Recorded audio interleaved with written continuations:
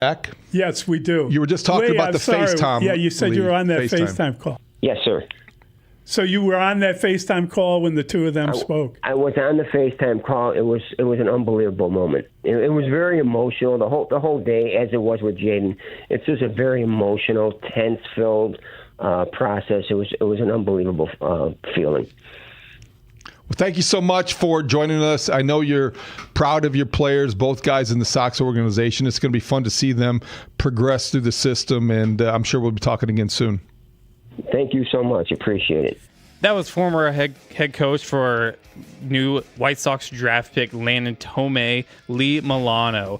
Once again, our guest for today, 7:25, Barry Bloom from the Chicago Sun-Times. 8 o'clock, former manager for the White Sox, Ozzie Guillen. 8:45, former Blackhawk Chris Chelios, and 9 o'clock, Ruthie Polinsky will be joining us in studios. They join us on the Plumbers 911 hotline. Plumbing emergency? Call 1-833-PLUM-911. Local 130 plumbers get the job done right the first time. That wraps up the Mully Haugh pregame show. Let's get things started with Mully and Haugh.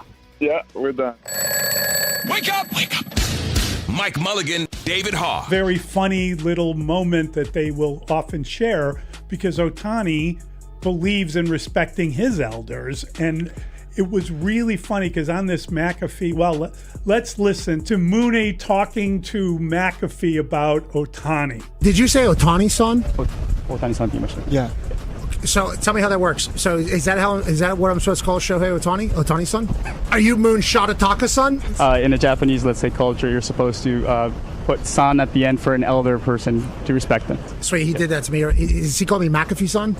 McAfee son. That's a funny interview. Yeah, it was very fun. It definitely. It was super cool. Also, let's look at almost a semi-quasi local story. He signed yesterday with Jordan Brand. A couple former White Sox getting together. That's all it is. Deal. The ceiling is the roof. Start your mornings with Mully and Haugh, 5:30 till 10 a.m. on 104.3 The Score. Thank you, Mully son, for bringing that up. I'm always here. Would you prefer Mr. Davidson or would you prefer Haugh-son? Let's go.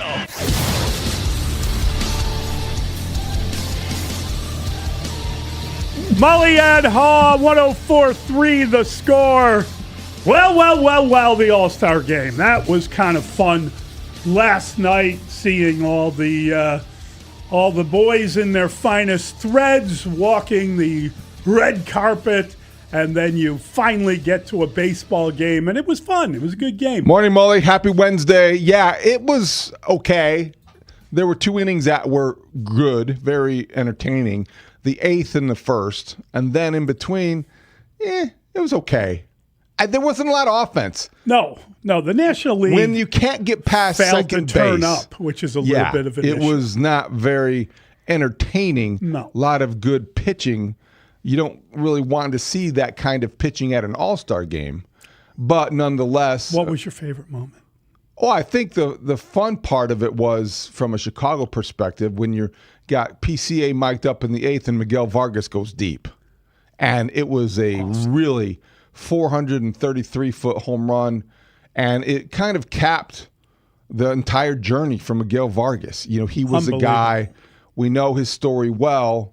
He seemed to, like every Chicago participant, get the most out of the experience. He was just going to soak it all in.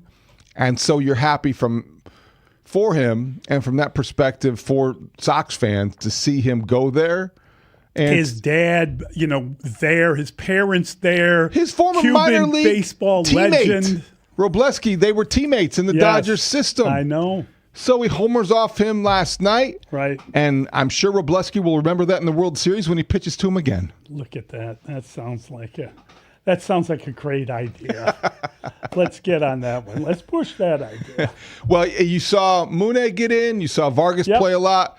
The only negative thing, I guess, if you want to, do we know the latest on Junior Caminero? Because that was ugly. Yeah, he came in to replace him. You feel bad about that. For any team, for any player, it's an exhibition. It's supposed to be fun. And then he went down like somebody who knew he was injured, and it looked like one of those types of situations that could turn ugly or you hope it's not bad news.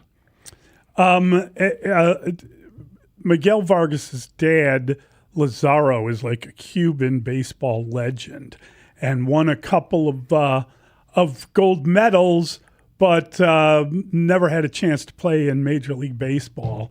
And it was so cool to hear Miguel Vargas talk about his father, how he wears his number, how he wears his name, and how the two of them are like he represents the two of them. It was just this. His father couldn't stop crying when they got the news. It's beautiful. So then to have that capped by that moment in a home run on that stage. Incredible. Nobody got more out of the All-Star experience than Miguel Vargas. No doubt about it. And incredible. Did you see the story about Tristan Peters?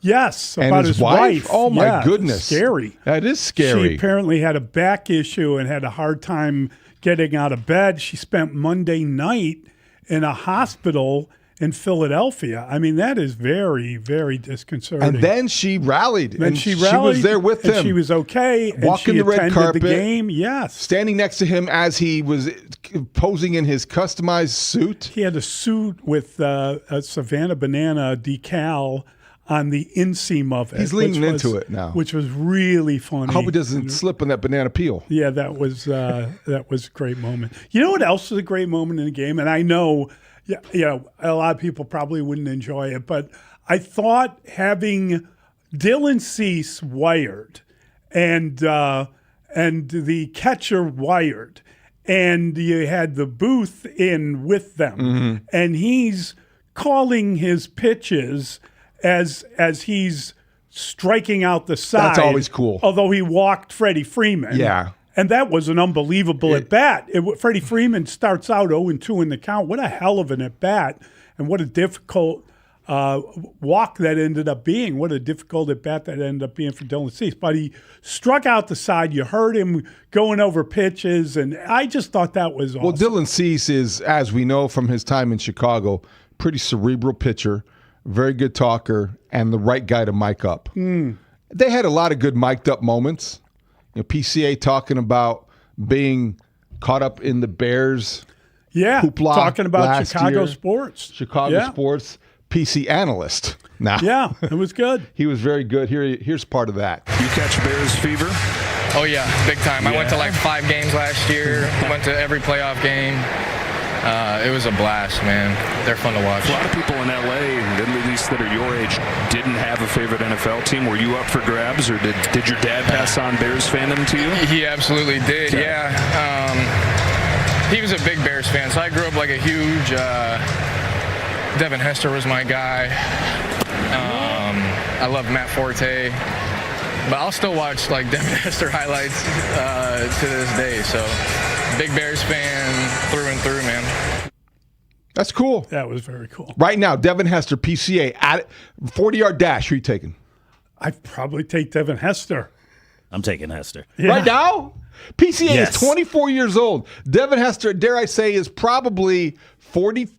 I'd say, okay. In his 40s? I'll say this. Back in the day, yes, PCA against Devin Hester, Hester beats him running backwards. But right now, PCA. Backpedaling.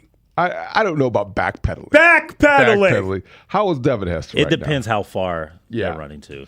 43 years old. With the backpedal? 43-year-old Devin Hester against 24-year-old PCA. Oh, come on. But you know what? Hester does have that gear.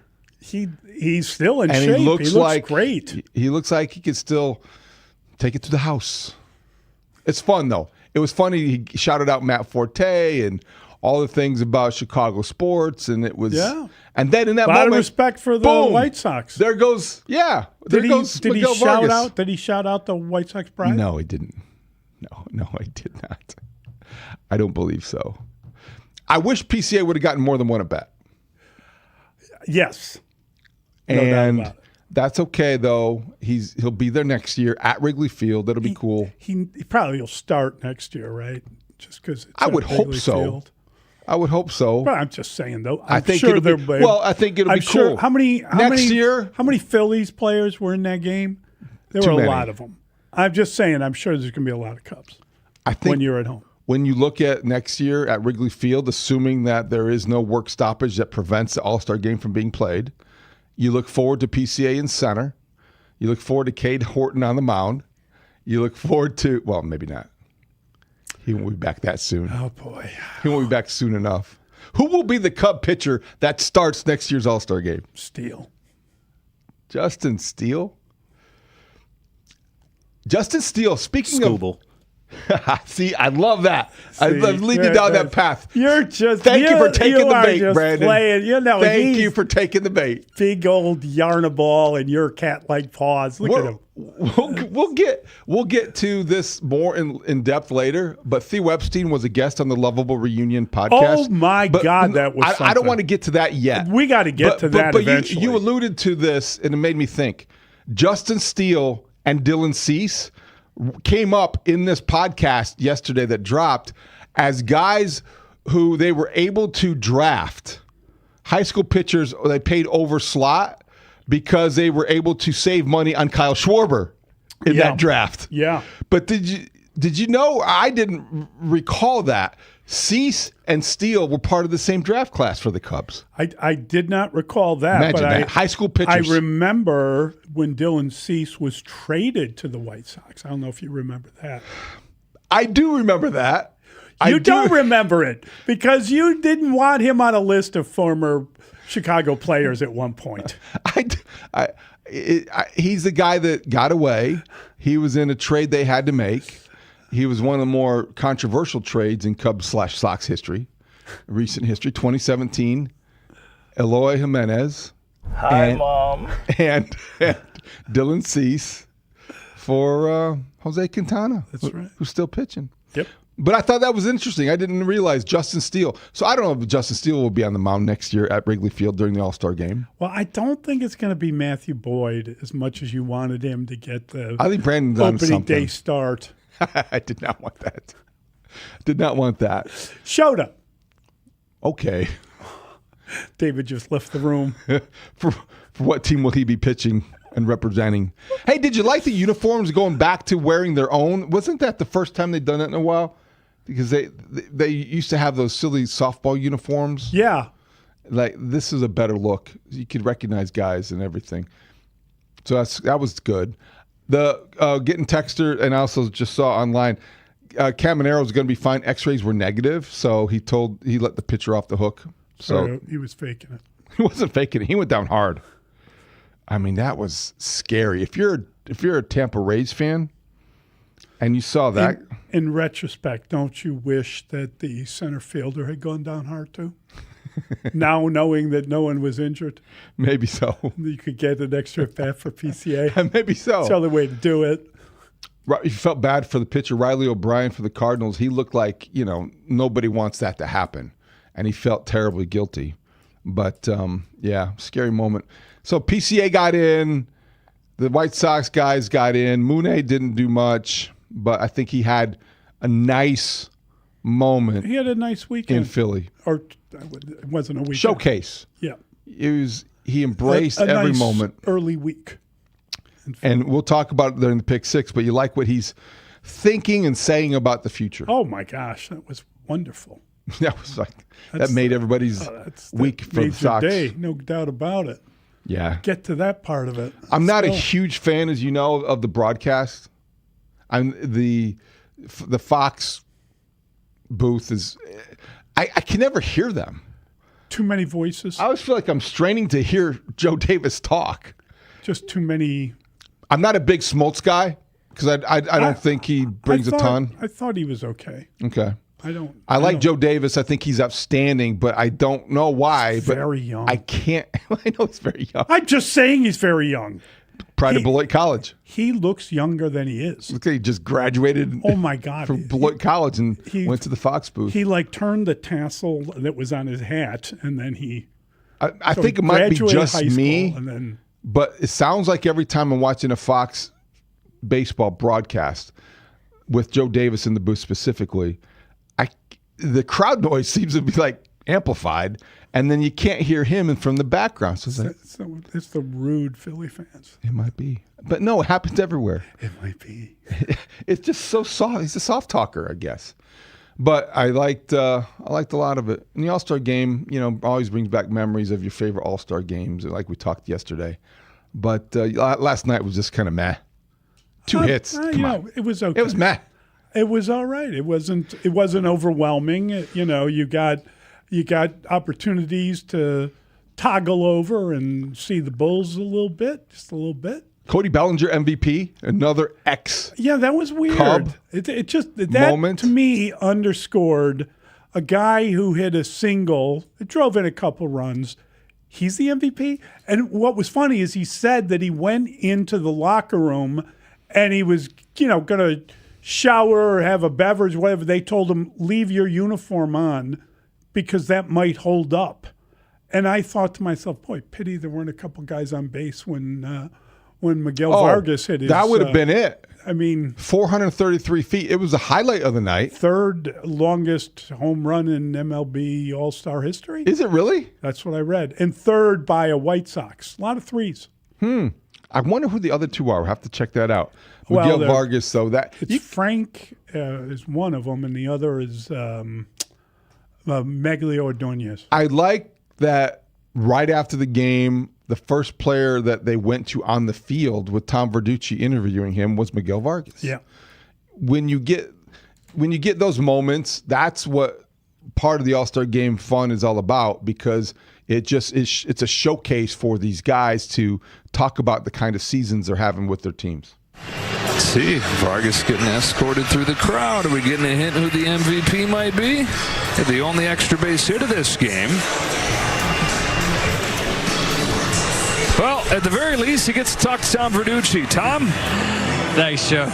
Miguel, this was a night dominated by pitching, but you hit 2 balls 104 miles an hour and harder. One caught by your buddy, Andy Pages in center field. The other a home run off your former minor league teammate, Justin Robleski. Tell me what it felt like running around the bases after that home run. I don't have a word for describe that moment, man. Kind of feel like when I made my debut kind of moment. It's an unbelievable experience. I have no word for describe, but I'm glad to be here and being around all these superstars and spend the time today here. Miguel, you're one of 36 first-time All-Stars at this game. What has this entire experience been like for you? Great, man, great. This couple years ago, I was watching all these superstars being an All-Star, and now, for me being here in the same clubhouse and learning from them is a lot. So I'm just trying to absorb everything today and enjoy it the most I can. What a great, classy answer. What a great way to handle that. It was great that they thought he was going to be the MVP because, of course, he had the only extra base. Do you think he was disappointed in thinking that too? I don't know. I'm glad he didn't hear that. I'm glad he didn't hear that. Yeah. You build it up. The audience is disappointed enough. Oh, well, he's being escorted to the field. Miguel Vargas, the MVP. Cody Bellinger? Really? What did he do? Oh, a single in the first inning? Oh yeah, that was cool. Well, he didn't shower. Oh, well, yeah. He stuck around. Oh yeah, Cody kept his uniform on. He should get an award for keeping his uniform on for 8 innings. Vargas hit the bomb. Did you happen to see the story of all the Dodgers talking about Vargas? I saw Freddie Freeman talking about Vargas. Yeah, I thought that was very cool. James Spiegel wrote a story. He talked to Andy Pages, who is like, they still keep in touch. They're like really close buddies, and talked to all sorts of people from the Dodgers, and they were all saying like how they knew he'd be there, how they knew how good he was. Freddie Freeman was fantastic. His personality seems to be somewhat yes of an infectious thing that people always remember or mention. Yes. It also, I think the funniest thing about Miguel Vargas, the detail I always remember, is that while in the Dodger system, he befriended Michael Bush, and Michael Bush was also blocked. And then in one off season, the minor league teammates, Miguel Vargas went home with Michael Bush to Minnesota. Became a Viking fan. I know. I love that story. He turned him into a Vikings fan. So here's Miguel Vargas, son of Cuba. Yeah. Here, where they don't exactly follow the Cuban NFL. Players that were there. Yeah. Great moment, great season. Great moment. And you hope he can relax now, come back and start hitting bombs again Friday. No question about it. And then face the Robleski again in the World Series. Oh, I love it. 1959 redone. Now you're making sense. Go Sox. Go White Sox. You're buying in. It seems. Well, have I been reluctant? Oh, of course. No. I think the Sox are in the midst of a really fun season. I think they have every chance to take advantage of it in the second half. If they trade everybody. That's your attitude. Well, not anybody on the major league team. Okay. Everybody else. Everybody else. It's great that Rock got that money. Move him. What? No. Only place I want Rock to move is to North Carolina. You know, this season this Sox season reminds me of kind of similar to the Bears season that just happened. Just so many special moments have been happening right now. Right. It's just a really fun season. It's like you're playing with house money. So the PCA now, breaking it down. Last weekend was awesome. Yeah, you're right. There were a lot of good moments. It is. So you got the Bears, people are excited about. The Sox certainly caught us by surprise. The Cubs are where they should be. The Summer League team, people getting excited about. Caleb Wilson. He good. He looks like a guy who's going to. I don't want to overact this summer league because I sound like you guys, but I sound like you guys. You guys are so into summer league. You're not excited about Caleb Wilson? I mean, yes, I am excited about Caleb Wilson, be? but I don't look at the Bulls. This isn't the Bulls. This is Caleb Wilson and a bunch of other rookies. Okay. I look at Caleb Wilson as a guy that could not only be the best summer league player on the Bulls, but the best player on the Bulls. I think he's going to be the best player on the Bulls this year. And that's becoming evident in 3 summer league games. And more I'm following for what he's saying after these games. Like, I wanted to see what it was like to play the back-to-back. People come from all over the world to see me. I want to play. Come on. Oh, there's you got to love that stuff. There's very little not to love. I mean, between him and Jalen Sellers, they've done a great job. They've done a great job. It cracks me up that you're breaking down Jalen Sellers' game. He's the only other guy who can play on the summer league team. No, come on. They got another first-round draft pick, Dalen Swain. Like 0 for 16 or something. I said who can play. Dalen Swain's 0 for 16? Oh, he was 0 for 7 yesterday. Yes. Yes. Another 0 for. Yeah. Wow. Yeah. Jalen Sellers, I believe, led them with 24 points. Not that I'm following. Not that I'm getting carried away. Don't get excited. Not at all. 7 of 12 shooting. Not at all. Including his... I'm liking 19 points in 24 minutes, 8 boards and 2 assists. Caleb Wilson is the real deal. He's fantastic. He's been great. You know. Why didn't DeBonta play? They did not want. It's weird. It's like they're trying not to have guys play every game of the summer league. They're trying to rest them until they get into a regular season. It's why Peterson didn't play. Frankly, they were telling Caleb not to play, and there was a talk of him not playing last night, and he kind of insisted that he was going to play. He hadn't played in so long. He'd been out for months, so they let him play. But there were rumors he wasn't going to play in that game. He made an impression. There's no doubt he made an impression on more than just us. He's definitely made a statement about what to expect his rookie season. Brandon, you heard the summer league rumors that he wasn't going to play yesterday. I did hear those. Around this time, too, after 2 games, I think it's only 4 real games, and then it gets into tournament style or something like that. So after 2, once you know what you got, I mean, I'm good with Wilson right now shutting it down. I know. Okay. Yeah, they got the Lakers. Shut it when down. do they play the Lakers? That's Thursday, tomorrow. And then depending on the result, they might have a 5th game. Correct. But they're now 1-2. They won last. They go against Robbie Nerd. Oh yeah, maybe if he plays. Kareem Abdul-Jabbar. Maybe. So did they douse their coach with some sort of post-game celebration in the locker room because he won a game? So you're concluding Splitter can't win. That's what you just said. I think after 2 games of the new coach not winning, they switch gears. They also apparently switched assistants, but let's not get into that. That's a little premature.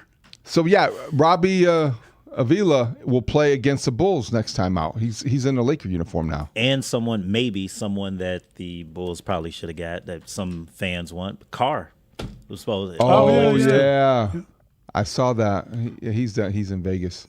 What about Bronny? Bronny's waiting to be traded to. Bronny got paid. He's good. He's waiting to Cleveland or wherever LeBron goes.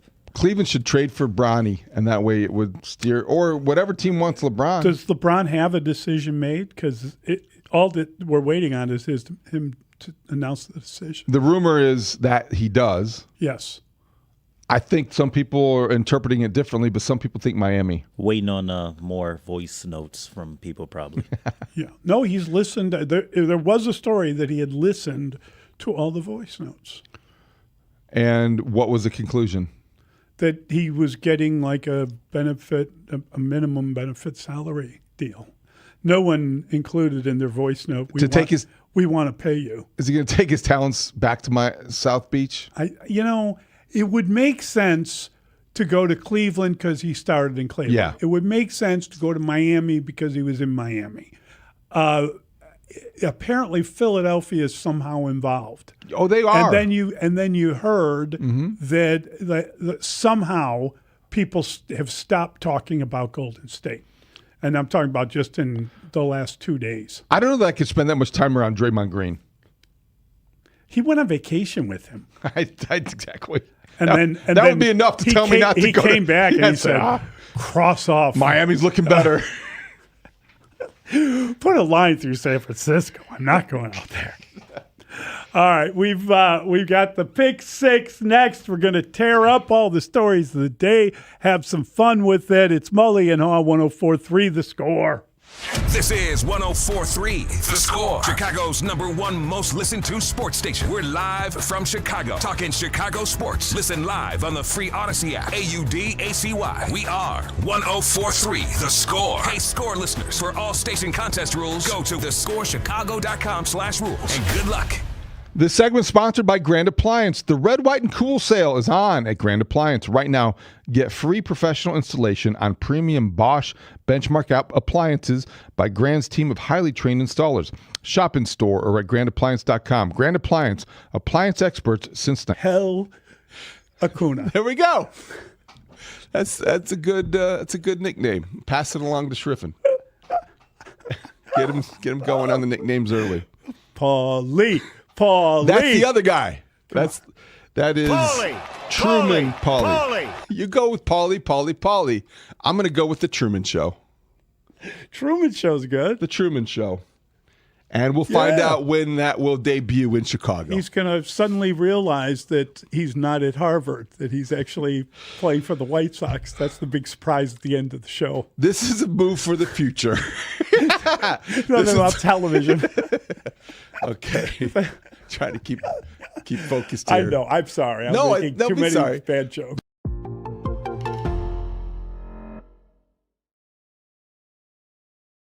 Matt Snyder's with us from CBS Sports. Damn good hat wall behind you. Really impressive. Yeah, we need to talk about I've got that. the championship one right above my head, if you can see it. Right folks are watching you on Twitch and on YouTube, so I've got some questions about this. Good, me too. Is this form or function? Like, do you actually pull caps from there, or is this your set for when you come on and hang out with people like us? It's a great first question. It's the set. Okay. It's just there. I don't really wear hats. So yeah, it's just the set. I pretty much you can see a bunch of the World Series ones. Yes. I buy them when I go to the World Series there. And I went to Indiana University. So this one is new and it's my pride and joy right now. Yeah. For anybody who can't see, there's 8 rows of baseball caps and there's a lot of Cubs hats. The entire row on the left, other than a Twins hat for some reason. Well, there's the White Sox Batterman. The White Sox Batterman cap is my question, Lawrence. The Homestead Grays. Yeah, well, is beautiful. Well, it was my wife actually at an insurance seminar got it autographed by Jason Benetti. You can see the autograph. The White Sox hat? Yes. Yeah. See, that's what we're wondering. You're an avowed Cub fan, an open and comfortable Cub fan with a White Sox hat on your wall. I was going to ask you to explain yourself. I don't hate the White Sox that much. Good for you. Yeah. I hate the Cardinals. You won't see any Cardinals stuff anywhere. See, this is where I feel like White Sox fans and Cubs fans can shake hands. They can. And be like, you know what? I don't like them neither. What, the Cardinals? Yeah. But the Cardinals Cardinals fans try to attach themselves to the White Sox, and they're like, hey, we don't like the Cubs either. And we're like, no, our neighbors are fine. Get out of here, hayseed. We're all Bears fans, so we can just talk about football then, and that's Yeah. There's a Bears hat on the bottom of row 7, as a matter of fact. But There's a couple behind me, too. I echo the fact. I have a couple of those World Series destination hats, or You like do? certain rivalry. Yeah, I mean, there's the 2 that I've been to that in the stands. The Red Sox Dodgers in 20. What year was 18. that? Yeah, 18, and the Cubs Cleveland one in 2016. But those are good commemorative hats. I have like Stanley Cup hats from like being able to be at Blackhawks Stanley Cup hats. Those are excellent buys. So what's the bacon cap?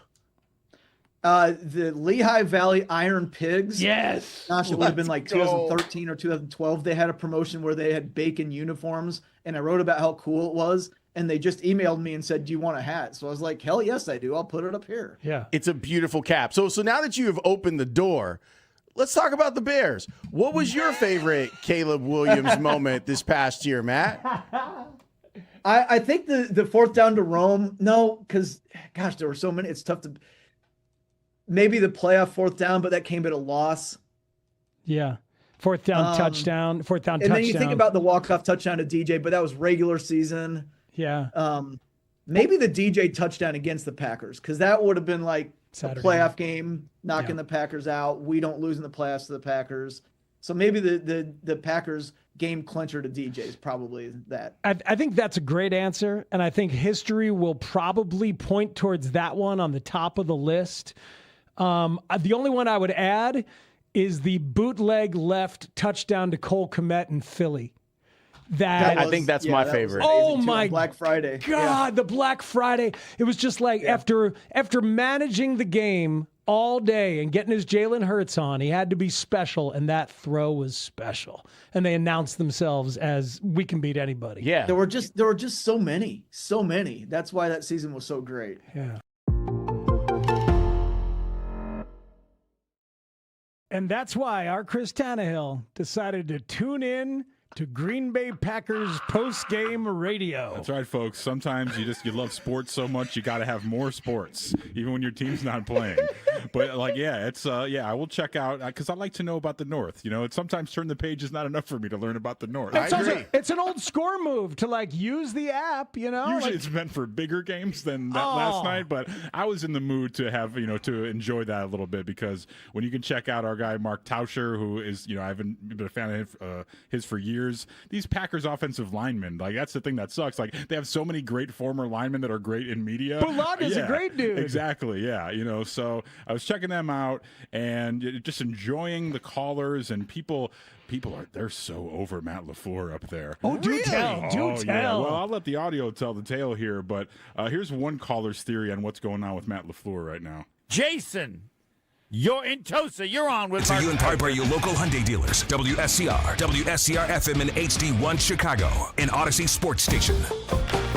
The Score! This segment is brought to you by AlmostFreeTeeth.com because confidence should never cost a fortune. And this hour is brought to you by Goldilocks. Protect your home or business with Goldilocks. Doors, locks, and security. GoldilocksInc.com. It's Pick Six with Mully and Haugh, where we debate the top 6 sports stories of the day and then open it up to you, the Chicago sports fan. Call us at 312-644-6767, or you can tweet your thoughts at Mully Haugh. Pick Six with Mully and Haugh starts now.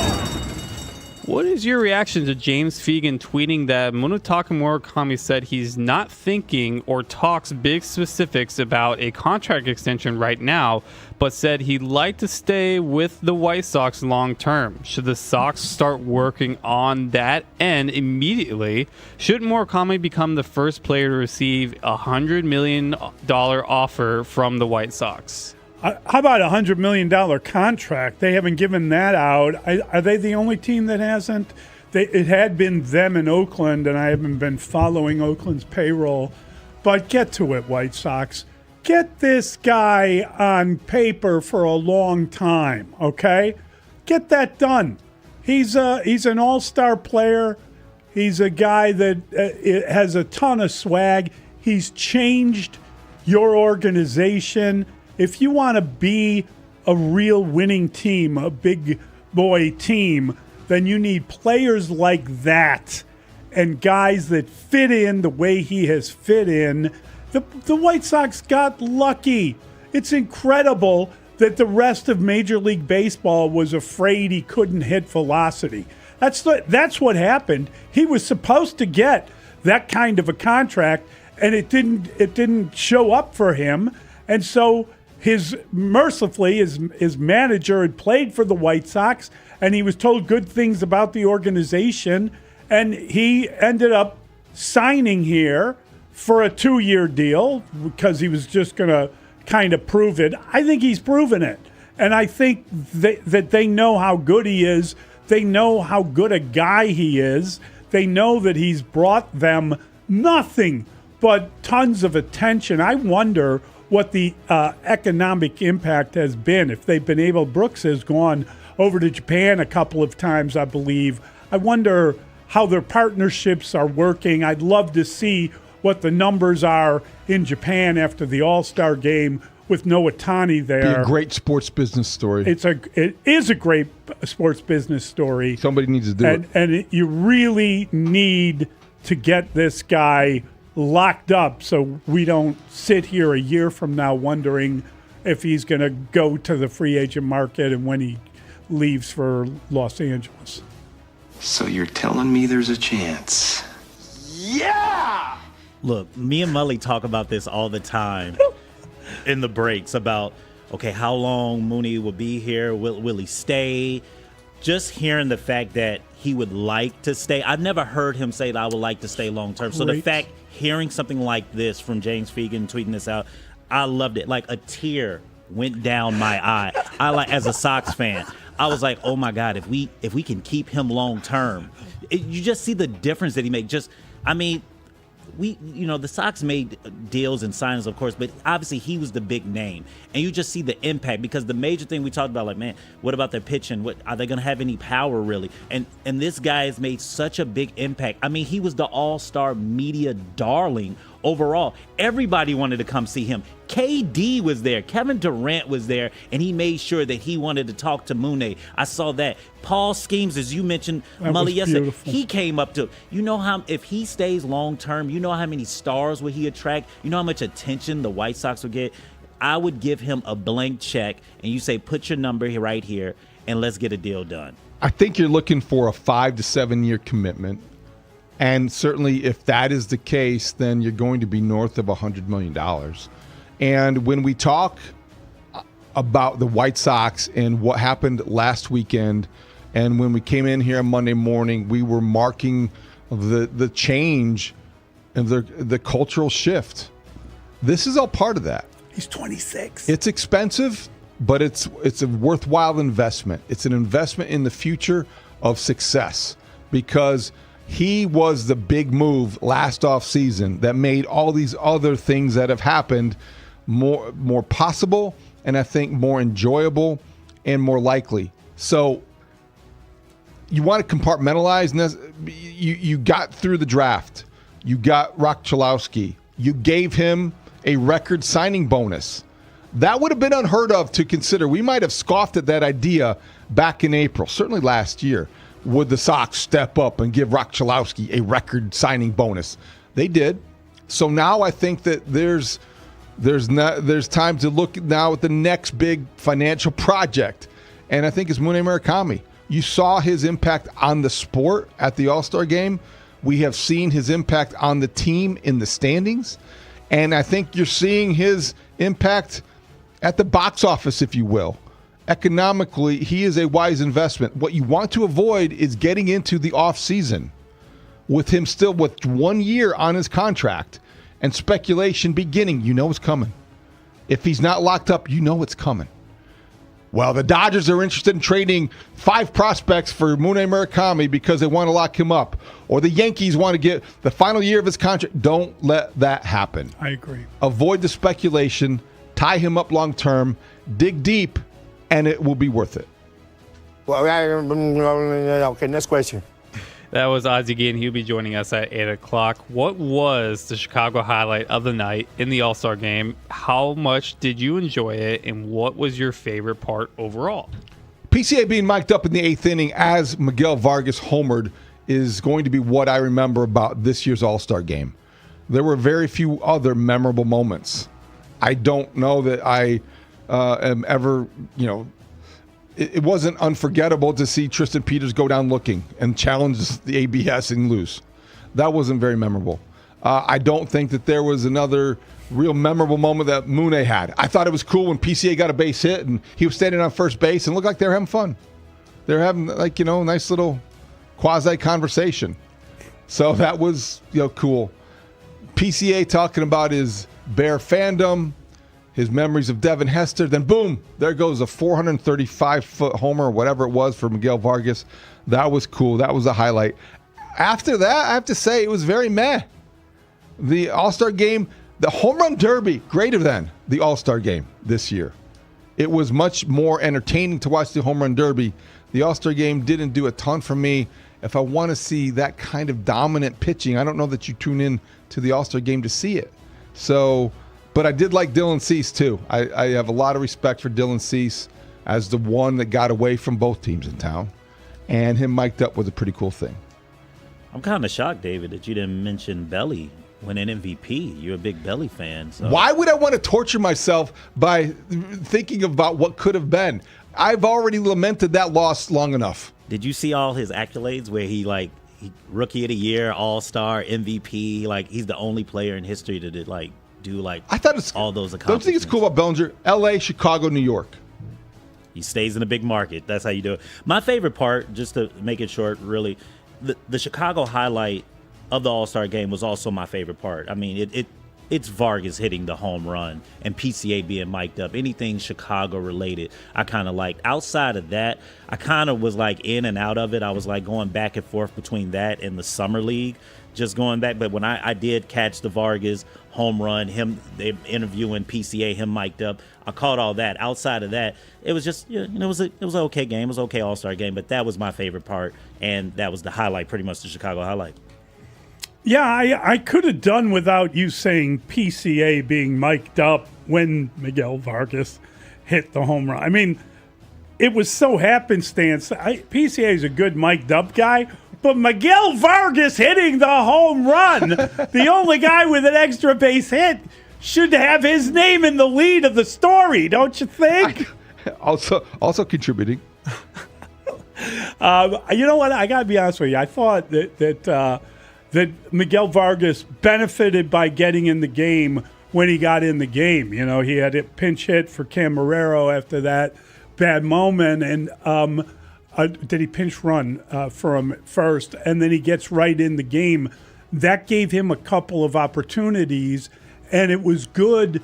It reminded me of many games that I've seen him this year, where he's got 21 homers, but man, he's got this kind of he's got these shots that go out where it's he's right there, and then the second one, boom, goes the dynamite. So pretty swing. It was really cool to have Major League Baseball see something that's been going on all year long with the White Sox. In other words, the long ball has been their friend, and he's done a great job of providing a lot of those babies when, especially when Mully was out. So he's got 21 home runs in the first half, and I've seen a lot of warning track power from him as well. So he had a nice deep shot, and then boom, he hits the home run again. So I really thought that would have helped all the Chicago guys if they had gotten more time in that game, and you never do. So it's great to see that happen. As I mentioned, I loved that whole thing with Dylan Cease kind of walking you through his strikeouts. I thought it was super cool that he struck out the first two guys. Then he runs afoul of Freddie Freeman. He can't finish him off, so he walks him, and then he comes right back with another strikeout. I just thought it was a real sort of benefit to be able to listen in. We've heard that stuff before, but I just thought it was really super cool because the player that's involved in it, and it was good that there are so many kind of Chicago happenings. That's the best thing that I liked from PCA, where he was talking about just kind of the Chicago sports scene itself, because I too was toggling over to see some Caleb Wilson, and we know that we're a couple of months away from the Bears getting back, and it's just a couple weeks away from the Bears starting camp, so it's just fun. Got a lot of questions about him this offseason. That's the voice of All-Star Pete Crow Armstrong. What do you think of PCA's answer when asked about dethroning Shohei Ohtani as MVP, when PCA said he'd have to make himself a closer in the offseason? And here's a quote when he was asked about winning the MVP over Ohtani. Quote, "I was telling a few of the guys earlier, man, I would love to dethrone him, but I don't know how you do it unless I go to a pitching lab in the offseason. I'll go be a closer or something and see how that helps my odds." Barring injury, is the MVP going to anyone but Ohtani? And is there any honor in finishing second in the race, kind of like a wild card MVP? I mean, the barring injury is a big thing to keep in mind.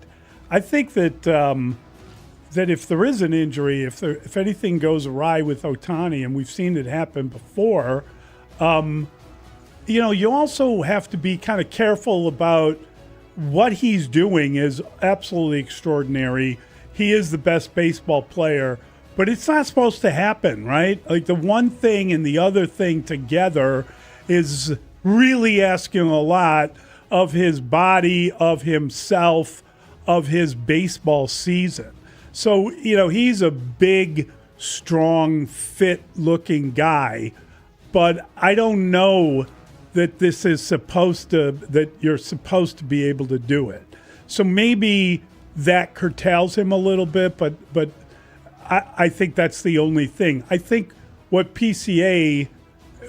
extraordinary about him is that he is able to produce, it's the 5 tools. He's able to produce offense while being the best defensive player in baseball. He really is that good with that many moments that are,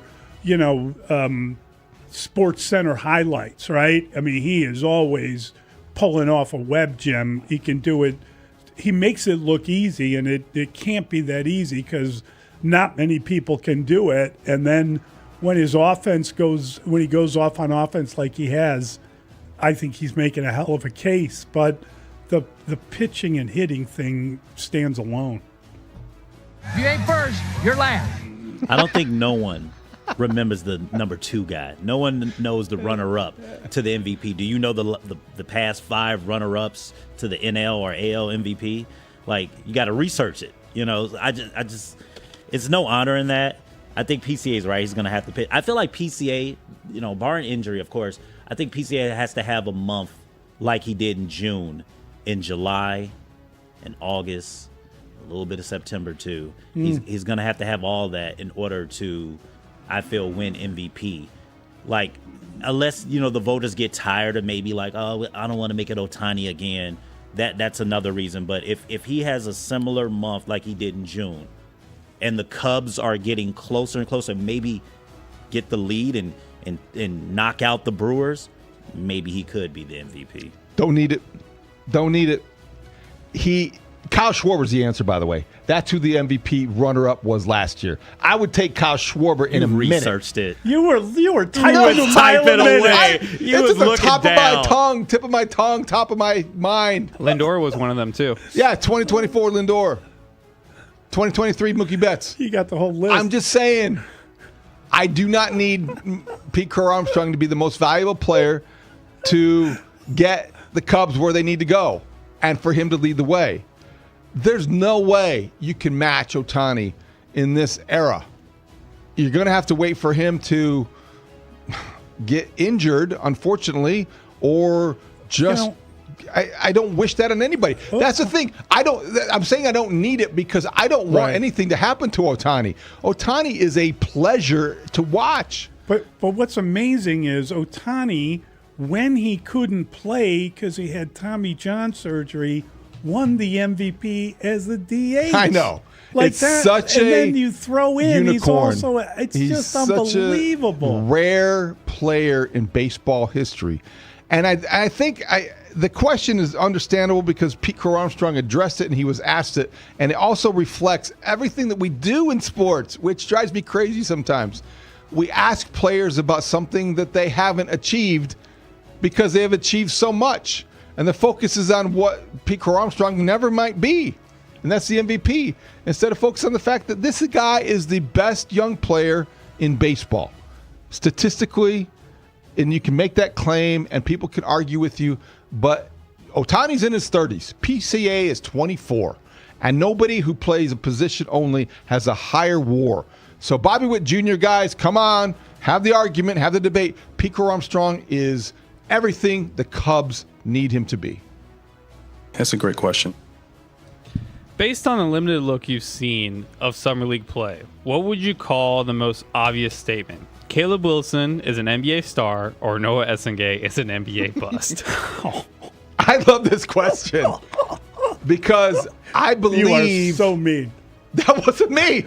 Listen, if there's a Summer League question submitted, going deep into the woods here, I don't think it would be me submitting it. I think the two things are true. Caleb Wilson has revealed himself to be a star. He's going to be that guy. He's going to be, he's a rare combination of talent, tenacity, focus, and versatility, all of those things. He is a winner.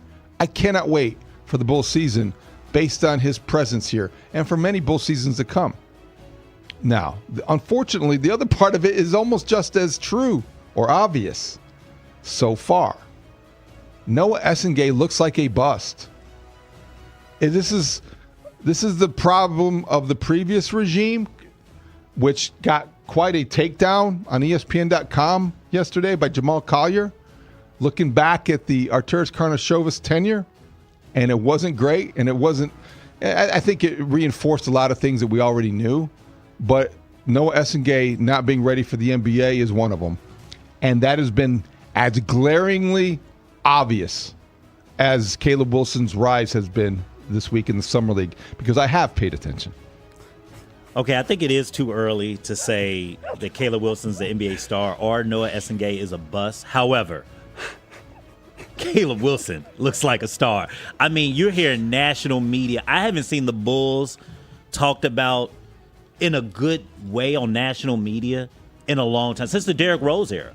Like, and that was probably the MVP. Well, that 38 games that were special when Lonzo Ball before that. I don't know if they was getting talked about this much. The 38-game era. I don't even think they was getting talked about this much. But Caleb Wilson's he's showing you it all. Like, I mean, where you said where his weakness is or his three-point shooting, he's shooting threes. I mean, he looks like a baby young, he looks like a rookie year KG to me. I'm starting to see it. I'm not just trying to go into the Draymond Green stuff, but I see it. I see it. He's so athletic. He's a good help defender. Now with Noah Essengay, I think there's still time. He's still growing into his body. He's still young. He's 19. Honestly, this is his rookie season. Let's just be honest. This is his rookie season. And then I saw a little bit. I saw some flashes on the defensive side with Noah Essengay. He's a really good help defender. He just got to work on his offensive skills. But it's too early on the Essengay being a bust. But Caleb Wilson's a star. He's got to learn how to play basketball. I mean, he just looks miles away, Noah Essengay. I would never give up on a guy that young because you just don't know, but he doesn't look like he's played nearly enough basketball.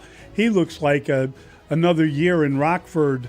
Well, he didn't even have a year in Rockford. He had surgery on his shoulder. It looks like he needs a year of development before he could even be considered whether or not he's an NBA player. I'll tell you what, and I'll just say this. I think that Caleb Wilson has shown more in 3 Summer League games than Patrick Williams has shown in his career. And I'm not taking gratuitous shots but I mean, you had a guy you drafted 4th, you weren't sure what was going to happen. Should we pay him? Oh, yeah, he's going to break through. Yeah, let's pay him. This kid, this is what an NBA player is. You take a look at him, the bounce he has, the size he has, the way he can play basketball. He's a sky boy. He could live around the rim if that's what you wanted. His shot looks good. It doesn't look like he's a guy that has just learned to shoot. It looks like a guy who has worked on it and knows what the hell he's doing. I mean, I'm telling you, he has shown more than a lot of players can ever show in their career. And it's still very new. But when you watch the guy play 1 or 2, or in this case 3 games, and you say he's going to be their best player, that's because he's showing you something. I used to always say this, that like if the man from Mars landed and went to a game that Michael Jordan was playing in, he would be like, well, who's that guy? That guy's the best player. That's how he looks right now.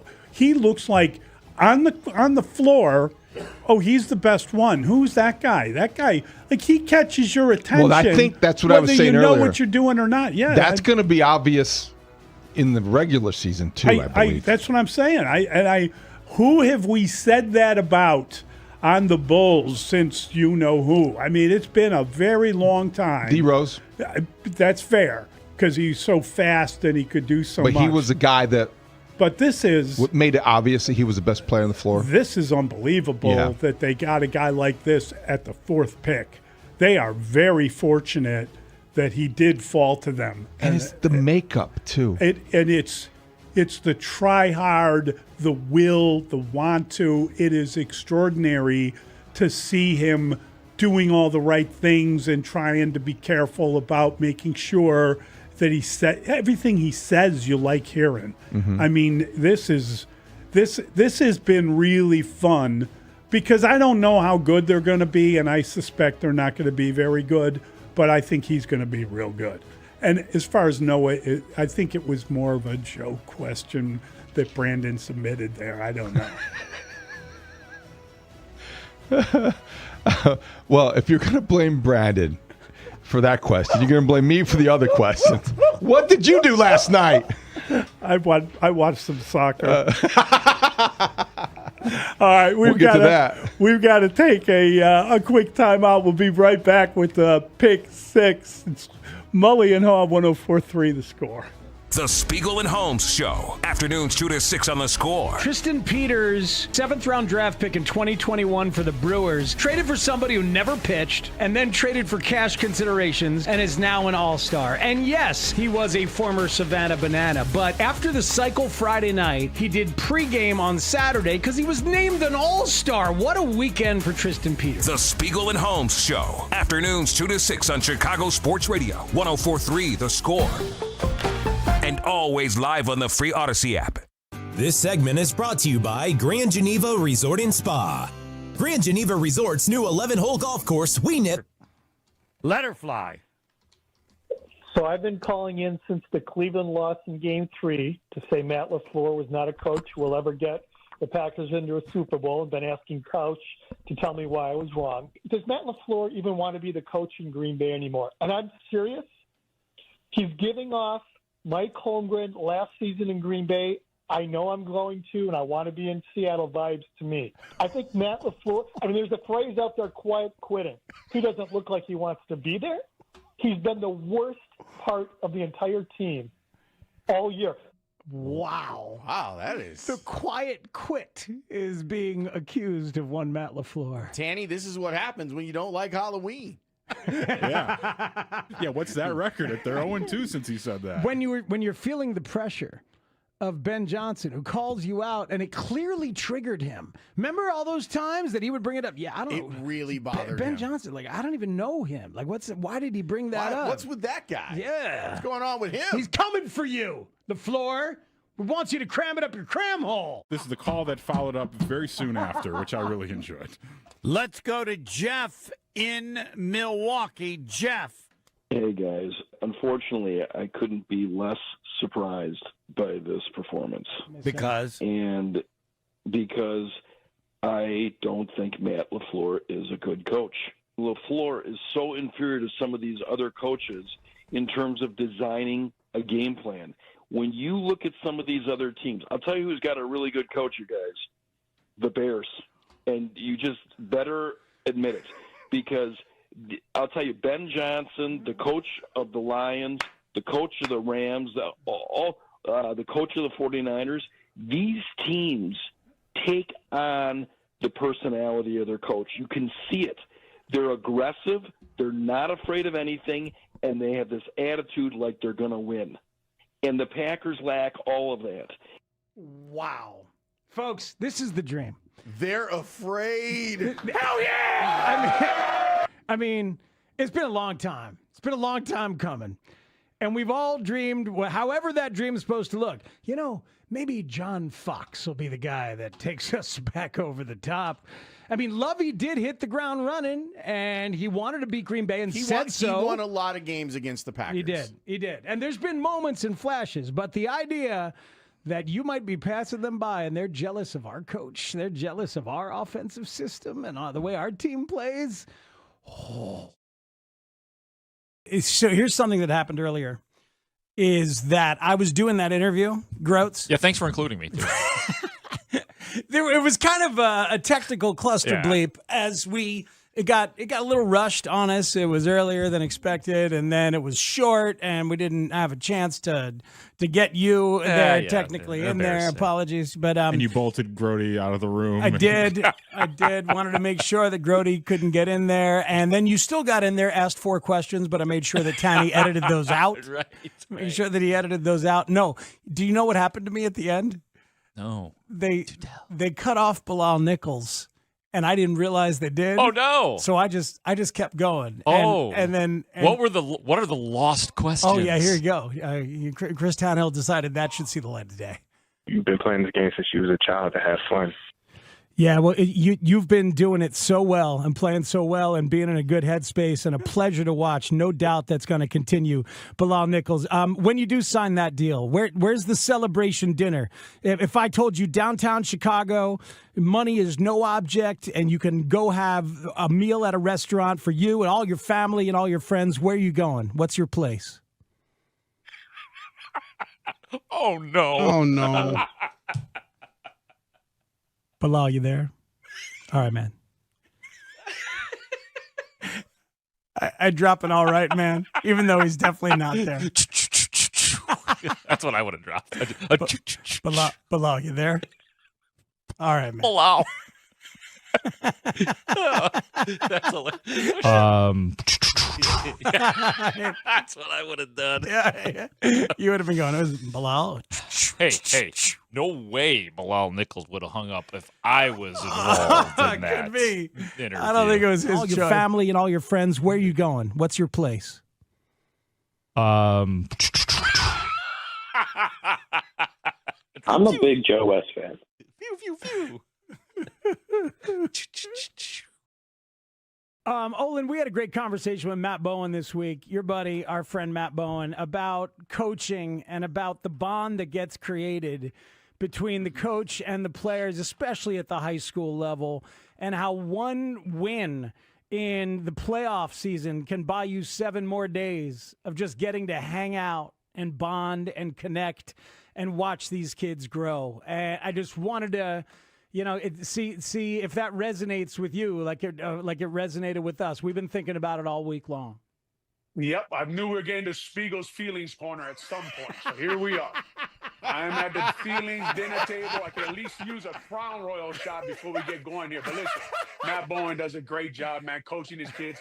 You help these guys through this, and you use football really to teach life, and that's it for my Spiegel's feeling corner. Hey, man, give yourself a shot of Crown as soon as the segment is done. You earned it. You earned it yourself. I'm going to need it. Oh, we appreciate you, man. Have a great weekend, sir. Lawrence, how do you deal with all those feelings? The Score in the Odyssey and iHeartRadio app. It's a good question. That was the voice of Chris Chelios. He'll be joining us at 8:45. Now that the All-Star Game is over, the countdown is on for the 2027 Midsummer Classic at Wrigley Field. How confident are you that there will actually be an All-Star Game next year? And is Clark and Addison becoming the center of the baseball universe for a couple days something you look forward to or dread? Oh, I think you look forward to it. I think that, I don't know how many people have been to Philly, been to a baseball game in Philly, walked around Philly. that is kind of a hellhole. I'm going to be brutally honest about it. That is not really? That's not a very nice area. That's not a nice place. Those people aren't very kind. You know, if you have the opportunity to go to the north side of Chicago, to go to a Cubs game, to walk around the neighborhood, to see the places nearby, the number of bars, the whole kind of, you know, the people, there's like a thing in Chicago where you get to a certain age, you graduate, then you go live on the north side, and you're around all that bread and circus. It's phenomenal. It's not good. There's like world-class spots. The streets are phenomenal. Every time you go there, it's like been built up more and it looks better. This honest to God, Chicago is going to shine, and you're going to have people coming here that are going to realize what a great town we have and how great things we have going here. I had a friend who was a football executive who came to Chicago years ago for the playoffs back in the days of Mark Pryor and that whole year, and he like drove to my place. We walked. I was living near Wrigley at the time. We walked to the game, and we stood in Murphy's. He had tickets, and I wouldn't go in because I didn't want to. I thought it was unfair for me to use a ticket of that, you know, big a game. And now I said to him, get a Cubs fan, get somebody who wouldn't have a chance to go to the game if you didn't bring them. Like, you don't bring someone like me. I won't appreciate it enough. I'm a sports guy. I might have been able to get a ticket on my own. I just refused to do it. But we had a couple of drinks while we were waiting, and he was looking around. And he's like, do you have any idea how great this is? Do you have any idea? Do you go to places around? I'm like, yeah, I've been to a lot of places. He's like, this is as nice as anywhere I've been. And this is before things really took off. And I think there is that vibe around Wrigley. I think that it's going to be phenomenal. I think Wrigley Field was made to host an all-star game. It really is the perfect venue because of the way the ballpark looks, the way it was built, the way the neighborhood is grown into it. And I think it's going to be it's going to be a sensational event, and everybody should try to be a part of it. And the other thing is, like, because we are Chicago, there is like a general politeness. There is not, people aren't as mean, they're not as vicious, and we're not going to be booing everybody. I think it's going to be a wonderful event. Wow, I don't know about that. I really do. I think it's going to be – I'm looking forward to it. I do like Wrigley Field. I love going there. It feels like baseball to me. The question is, I don't know if there's going to be a season. That's the thing that I dread. Just hearing all the all-star players pretty much talking about the salary cap and everybody was like against it. I'm just hoping that there will be a season, or are they going to push this all-star game maybe next year? I don't know how it's going to work if there is like a lockout. Yeah, that's the fear, and that's the thing that hangs over every conversation about the 2027 All-Star Game. I think Wrigley Field fans are capable of booing people. I think that they're going to boo people if they deserve it or if they feel like they will. But Wrigley Field will be, the best backdrop you can imagine. They've been preparing for this for years. They've wanted this to happen sooner than 2027, but here it is. The Cubs are next, and that's going to be a lot of fun. From the home run derby through the game, if they in fact are playing it, and if they in fact are able to stage all of the events surrounding the game. The Cubs, this is what they do well. It was, that area, Rickettsville now, that has been transformed, and it is as nice of a experience for a baseball fan as any in the majors. As you can pick any kind of destination, plan any kind of excursion, and I wouldn't hesitate to think that you're not going to get any better of an experience than you'll get at Wrigley Field. So this is going to be fun, and it's going to be a great neighborhood to walk around. Just ask Rock Chalowski. Ooh, That's a great question. That's the voice of Ruthie Polinsky. She'll be joining us in studio at 9 o'clock. What was your take on Spain beating France 2-0 to advance to the World Cup final? Which team do you want to see win today between England and Argentina? Do you believe Spain played their way into the tournament or was largely underappreciated before yesterday? Not by me. I think there's one person in this room that picked Spain to beat France, and it was me. No, you picked Spain. Picked Netherlands. I picked Spain on Monday. Oh, but you didn't pick when the tournament began? Oh, when it began? No. But that wasn't the question. When it got down to Final Four, we had to reset in Final Four. Who were the two teams I bet on? You said that France would beat Spain. I bet on Spain, and I bet on Argentina to open the tournament. But I think you picked France on Monday. I remember did that. On Monday, yep. Brandon, do you remember that? I do remember. I think you picked France, too. I did pick Who France. picked Spain? That would be me. The Netherlands guy. That would be the soccer guy. I am the soccer guy. And so I think they were largely unappreciated before yesterday. Now we can all appreciate all of the things that Spain brings to this final. And I hope that it's Argentina. I do not want to cry for Argentina. And I hope that Messi plays as long as possible. And even though I picked Spain, it wouldn't kill me. I think the world would have enjoyed Messi one final moment like that, but I do think I'm going to stick with my pick. Go Spain. I'll be quick here. I did not pick Spain. I had France and Argentina. That's what I want. But now, since Spain did win, I kind of want to reverse it, and I want to be Spain and England, and just That'd because be a better game. Yep. It'd be more entertaining. And then I kind of want England to lose. I want Spain to win the whole thing now, since I just kind of want that now. You're welcome. Spain holds the ball. They really do. And they are the reigning European champion. They won the Euros. They have the European Championship every 4 years between them, and they won the European Championship. And they beat France 5-4. And so I think for me, I thought that France had too many game winners, and Lamine Yamal had not played his way into the tournament yet. And while Spain had, I think, conceded just one goal, I thought that they needed Nico Williams to be a counterpart to the other player. And I just didn't think they would win that game. But they got a early penalty, and then they just hold the ball the whole damn game. You can't get the ball, hard to score. France really let themselves down, though. And it was because Spain was so good. So I think Spain wins the World Cup. As far as today is concerned, this is the first time in 21 years that England played Argentina. That, of course, the hand of God goal, and the English furious that Maradona punched the ball in with his hand, and that's how they lost.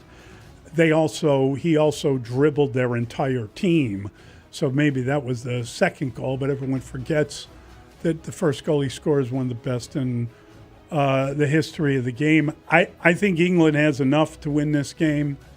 I think that Argentina has enough to win the game, and I think Johnny Infantino probably wants Messi in the World Cup final. I got a feeling it could be England, and that would be a better game, but it might be Argentina today. But I am holding a ticket on Spain, if that matters to you, David. It doesn't. I know. It doesn't matter to me either. I wanted France. All right, Extra Point is next. It's Mully and Haugh on The Score.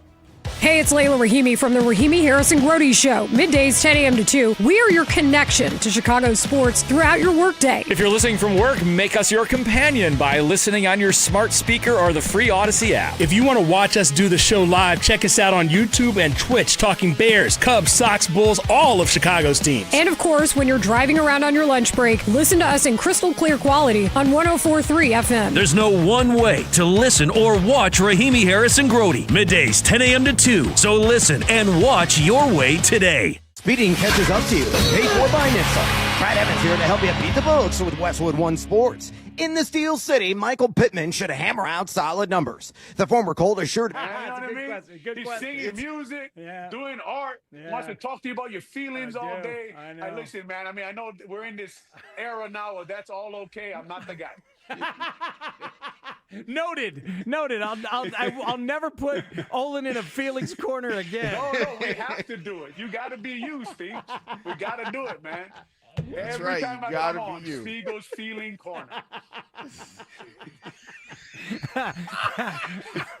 Hey, man, you get to critique my center technique, you know? And then you got to come into the feelings corner. It's like it's a little give, a little take. One day we'll do karaoke too, and I'll sing La Bamba for you. That's my karaoke Yeah, song. let's go. That's a great. Let's That's go. a great one. Now we're getting Oh somewhere. yeah, La Bamba. You just scream it, man. You don't even got to sing it well.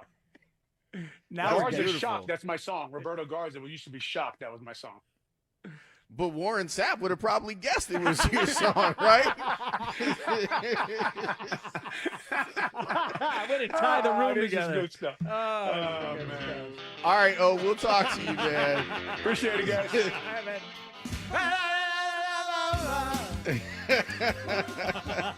Yeah, Olin, you've referenced it a couple times. 2 weeks ago, you called me out for putting you in a corner, for putting you in Spiegel's feelings corner. And then last week, you said... I didn't call you out. I just named it. I just named what you do to everybody. Thank you. All right, that's noted.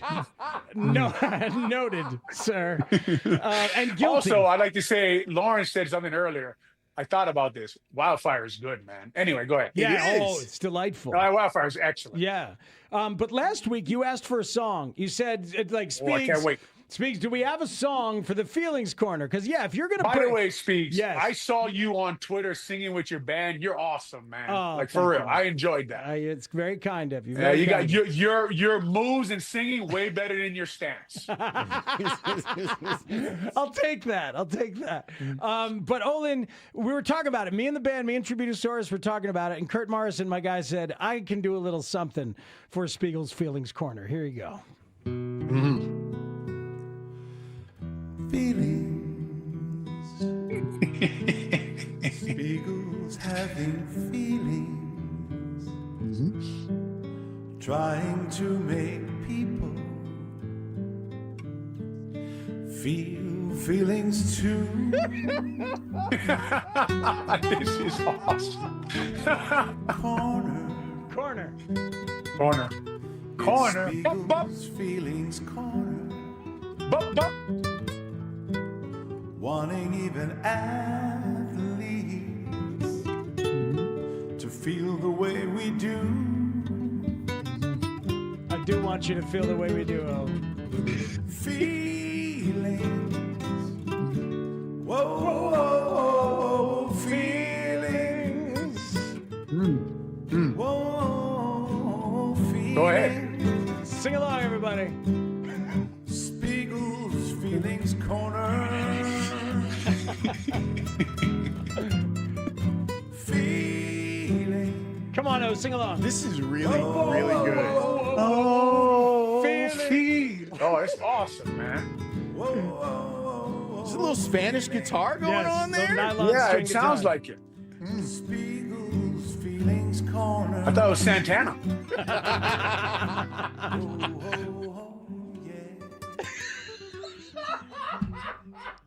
The great Kurt Morrison. The great Kurt That's Morrison. awesome, man. That really is awesome, Speaks. I appreciate that. Hey, man, thanks for branding a segment. Now we for sure. We're gonna do there, and Lawrence can leave if he needs to. You know? Well, now we just got to get a sponsor. no. We got to get some sponsorship, and I think maybe Wildfire might be the perfect opportunity for Spiegel's Feelings Corner with Olin. Get our guy paid, get him fed, all of that good stuff.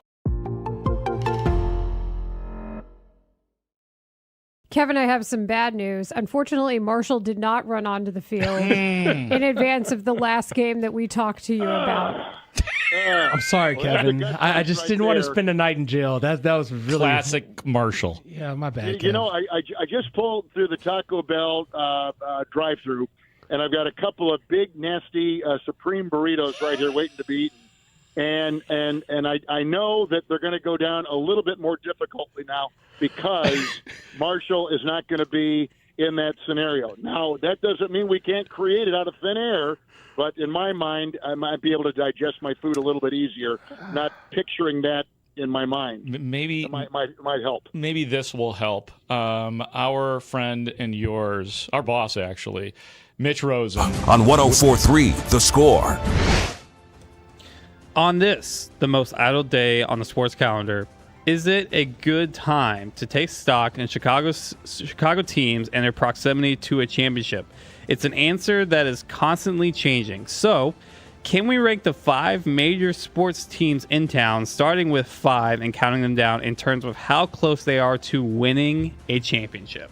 Okay, so people might have thoughts on this. If they want to, they can bring it to us next segment. 312-644-6767. At the bottom is either the Hawks or the Bulls. The Bulls have announced a rebuild, and they are in year 1, so let's say it's the Bulls. Then it's the Hawks. Connor Bedard, when's he coming back? Have we ever gotten any clarity about what's wrong with his shoulder? He's been out a week. The announcement came a week ago. What shoulder? It's a big joint. It's a part of your body. What's wrong? Do we know any details? Anyway, they're far away. They're 4th. The Sox are 3rd. They're on the way. They're closer than anybody ever would have thought at the All-Star break to a World Series championship. The Cubs still ahead because of their ability to go out at the deadline and maybe get something done to put them back in the mix to compete for a pennant, which is the way the season started. And dare I say the Bears are the closest to a championship because it is the NFL, and in the NFL, you need a master play caller and a franchise quarterback. And then everything else can fall into place. You know what the Bears have? A master play caller and a franchise quarterback. So they right now in Chicago, they are the closest to a parade. The Bears. I have the same list as you, David. However, I'll put a disclaimer. If Mully signs a long-term deal with the Sox, I'm going to switch the Sox and the Cubs. So I will have Hawks, Bulls, right now Sox, Cubs, Bears. But like I said, if Mully signs a long-term deal, I'm switching, and I'll go Sox too because I like more of their long-term talent. I like the prospects. I like what they're building over there. The Cubs got some stuff. They got PCA. I like Mully. I like Rock coming in. You look like we get some money coming in, too. What if the Cubs trade for Skubal? We'll see. Or what if the Sox sign Skubal? A lot of disclaimers. Okay, I'm confused as to how we do this. Are we doing a countdown? Is that the idea? 5, 4, 3, 2, 1. 5, 4, 3, 2, 1. So the Bulls are just starting off, okay? I don't even know when they're going to make the playoffs. If it happens in 6 years and you get to a title, are you happy with that? That's the wrong hypothetical. Okay. Thanks, Bryson. I didn't like that one anyway, Okay. and I rejected it. But I would say, starting from the bottom, they've already announced they're not going to be any good. And they got a player, and it's a 5-man game, so they're on the way. But I would say the Bulls. Next up is Hawks. I am disappointed in the Blackhawks because I still haven't heard how they're going to handle things or how long things are going to take or what's going on. And I feel like this is a year they really got to start making an impact. They need to get to the playoffs, but are they going to be able to do that if their best player is unavailable? Do you know what's wrong with the shoulder? How long? We had surgery on it. Do you know what part of the shoulder? Yeah, I don't. It was the upper body. Okay, part. doctor. Yeah. No, he's.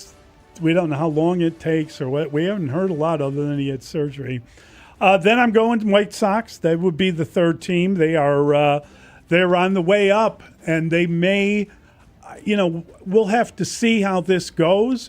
But I like a lot about what's going on with the White Sox. I mean, it's pretty cool that they're a little bit ahead of schedule in terms of the guys they have right now, and the fact that they just got a number 1 overall draft pick is huge moving forward in the next year or two. I think the Sox are I think of them differently than I did. I think of the Sox much more positively than I did when they were losing 100 games a year over 3 years. Now I've become more positive about them. I would hope so. The Cubs are next, and I think the Cubs, if they had not had the injuries to their pitching, if Kate Horton were healthy and were going to be healthy, I would think of them differently. I'd think of their future differently.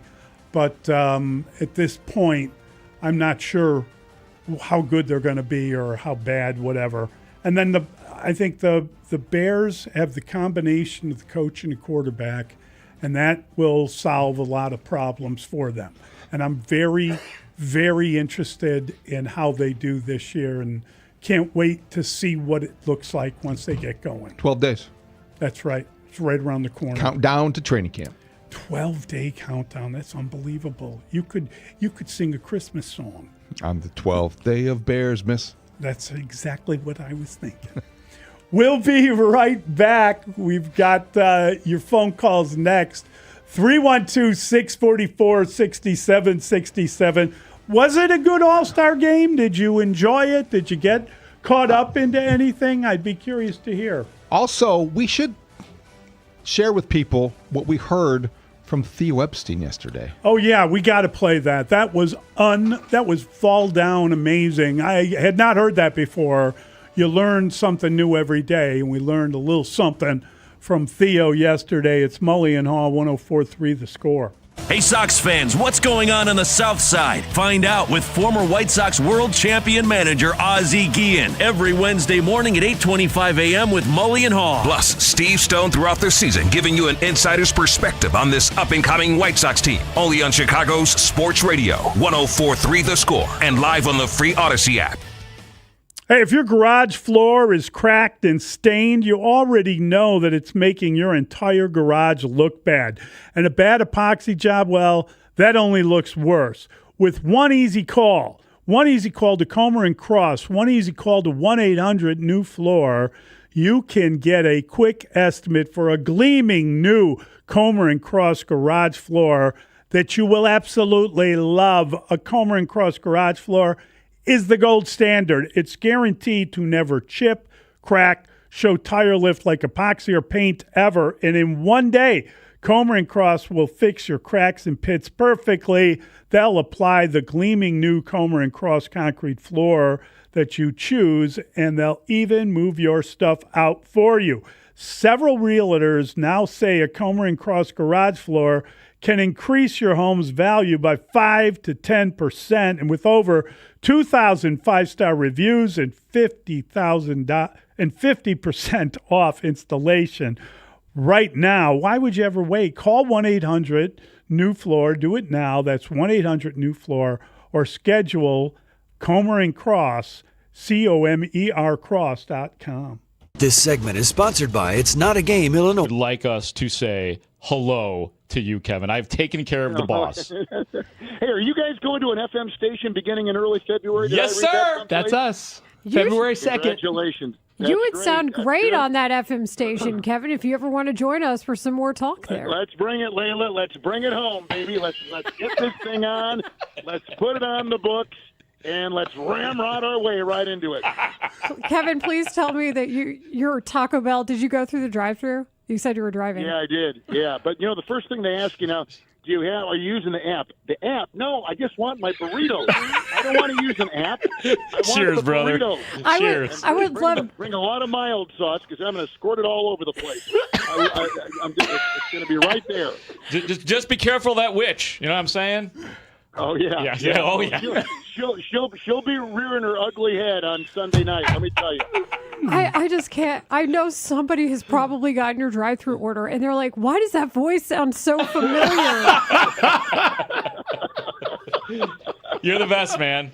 Is that the default order? Is the burrito, Kevin? I have to know. What's that? Is that the default order? Is the burrito for you? Everybody has a default Taco Bell.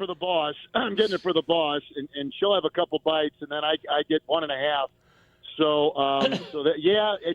it's easier because sometimes you give the order and they mess it up. You get home and you open it and go, what? They got the wrong thing in there. So it's on the menu. It's right there. It's easily understood. and you get a couple of those in you, and you're set for the day. And you just kind of wonder where the wind's going to blow. I know one direction it's going to blow. Yeah, it's going to blow right in our booth on Sunday night. Seriously.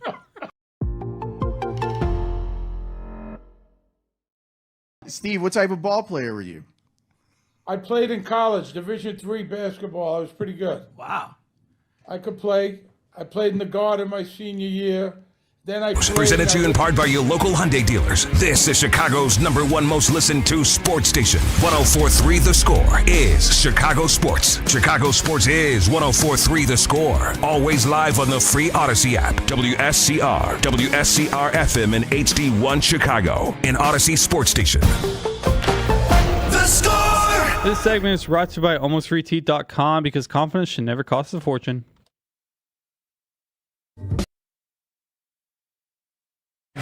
Oh, God. Wow, that ball is absolutely destroyed by Miguel Vargas into the second deck. Vargas, a first-time All-Star, one of the biggest surprises on the biggest surprise in the sport. And the Chicago White Sox tees off and makes it 4-0. Mully and Haugh, 104.3 The Score. What a moment for Miguel Vargas. At one point, Fox seemed to think he was the MVP. Maybe he should have been. But there was no one on base. It was nonetheless, they were leading 3-0, and that was the fourth run, and they won the game 4-0. And that home run was like one from the home run derby. Yes, it was one of those second tier. He admired it. It was one to behold, and it was a beauty. And it gave the American League a little bit of a cushion. Now, they didn't need it. The National League only managed a meager 2 hits. It was an offensive snooze fest, and Miguel Vargas easily could have been the most valuable player. And that would have been great. It looked like a guy who had hit his share of home runs at the rate, and this is why he was there. And so fun to savor that moment for Miguel Vargas. He handled himself like a pro. From the pregame walk on the red carpet. Oh, he looked sharp. He looked like a...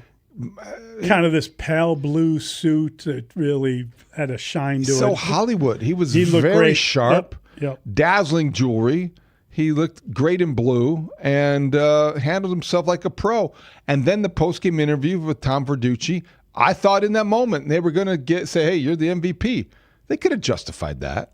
It was a good enough homer. Nobody's going to remember Cody Bellinger's 2-run single. Just because the box score looks better because Belly had 2 runs batted in, nobody's going to remember a single. You know, I mean, honestly, when you think about it, if the goofy National League would have just shown up. Yeah, just shown up. Maybe that home run could have been a game decider. Well, maybe they would have shown up if they'd have gotten PCA more at-bats. One at-bat? Come on. Come on, Dave Roberts. I can't wait. Do you think that Dave Roberts is going to let a left-hander face Vargas in the World Series? No. There's no way Robleski's going to face him again in the late innings. He's going to learn his lesson, and then we're going to remember this moment in October or maybe early November when the Sox and the Dodgers are playing Game 6 at Dodger Stadium. I know you're joking around, but we just had a conversation about who's closest to a championship. But be careful with people's emotions. I'm just saying. There may be people bursting out in tears. Dodgers, White Sox. Talking about Brandon. Vargas at the plate against his former team. What a great moment that would be. Oh, my God. I know. You're not going to get me. See, it is one of those things that... Well, we know... last year would have sounded outrageous. No, we know... This year just a little less outrageous. We know if the Sox get there, the tendency is to sweep. The last time they were in the World Series, it ended in a sweep. And the Cubs World Series didn't end in a sweep. They went all 7 games. Nice segue, because we've got a great segue. You are a master. Come on, you are a pro. Not your first rodeo. So let's fast forward, or maybe go back. It's 2016. It's Game 7. the game between the Cleveland Indians at the time and the Cubs is in a rain delay. Show of hands, how many people of us among here were there? Mr. I was there. David. Yes. I was sweating out the rain delay. Only you. I was waiting for the rain delay to finish because I had a deadline to meet. Oh, my God. And I was looking at it from that context. Now, 10 years later, being able to look at it through the prism of as a Cub fan and remembering all of those things that had to happen. And I have loved the Lovable Reunion podcast. You know Yes. that. Oh, yeah. But yesterday I learned something for the first time.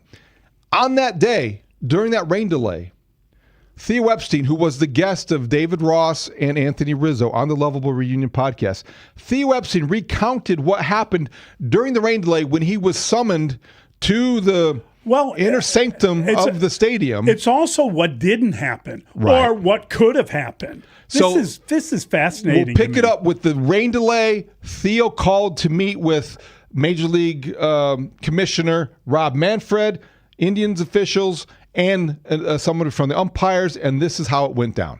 Called down for a meeting to talk about the rain delay. So, the first cool thing is, as I'm cutting through our clubhouse to get to the meeting, because it's in like the umpires room, so the quickest way down is cutting through our clubhouse. And I look around our clubhouse, I'm like, where the is everybody? I'm like, normally everyone's at their locker, getting dry clothes on or whatever, in a rain delay, looking at their phones. I'm like, where is everyone? I remember like asking around, where's everyone? They're like, they're in the weight room. And I looked, and you could just see like the blue jerseys all like gathering together. And I didn't go in, but I like peeked in, and I'm just like, oh, this is awesome. Like our guys are rallying. It was awesome. You guys can tell the story of what happened. I've heard it from each of you guys, but so proud that like all the stuff about winning and connectedness that we talked about, I felt like we'd already won. Like when I saw you guys, that your instinct after blowing that lead and having rain delay in the World Series, instead of sitting at your lockers or like moping or getting involved in your own on your own phones, you had the instinct to come together. It was like, felt like, man, we already won this game, or we're already winners. Anyway. But then I go to the little room with Commissioner Manfred and Chris Antonetti and like the meteorologists and all the officials, and they were looking at the radar. We don't think it's going to be too long. I remember Antonetti, Chris and I looked at each other, and we just like man, this is an unbelievable game. I'm exhausted. Can you believe we're here in a rain delay? Someone has to lose, someone has to win. But then the commissioner got a call, and he takes it, and I'm kind of listening in. I'm like, that can't be what I think it was. And he hangs up. He was like, you won't believe who that was, or who. He's like, that's the head of Fox.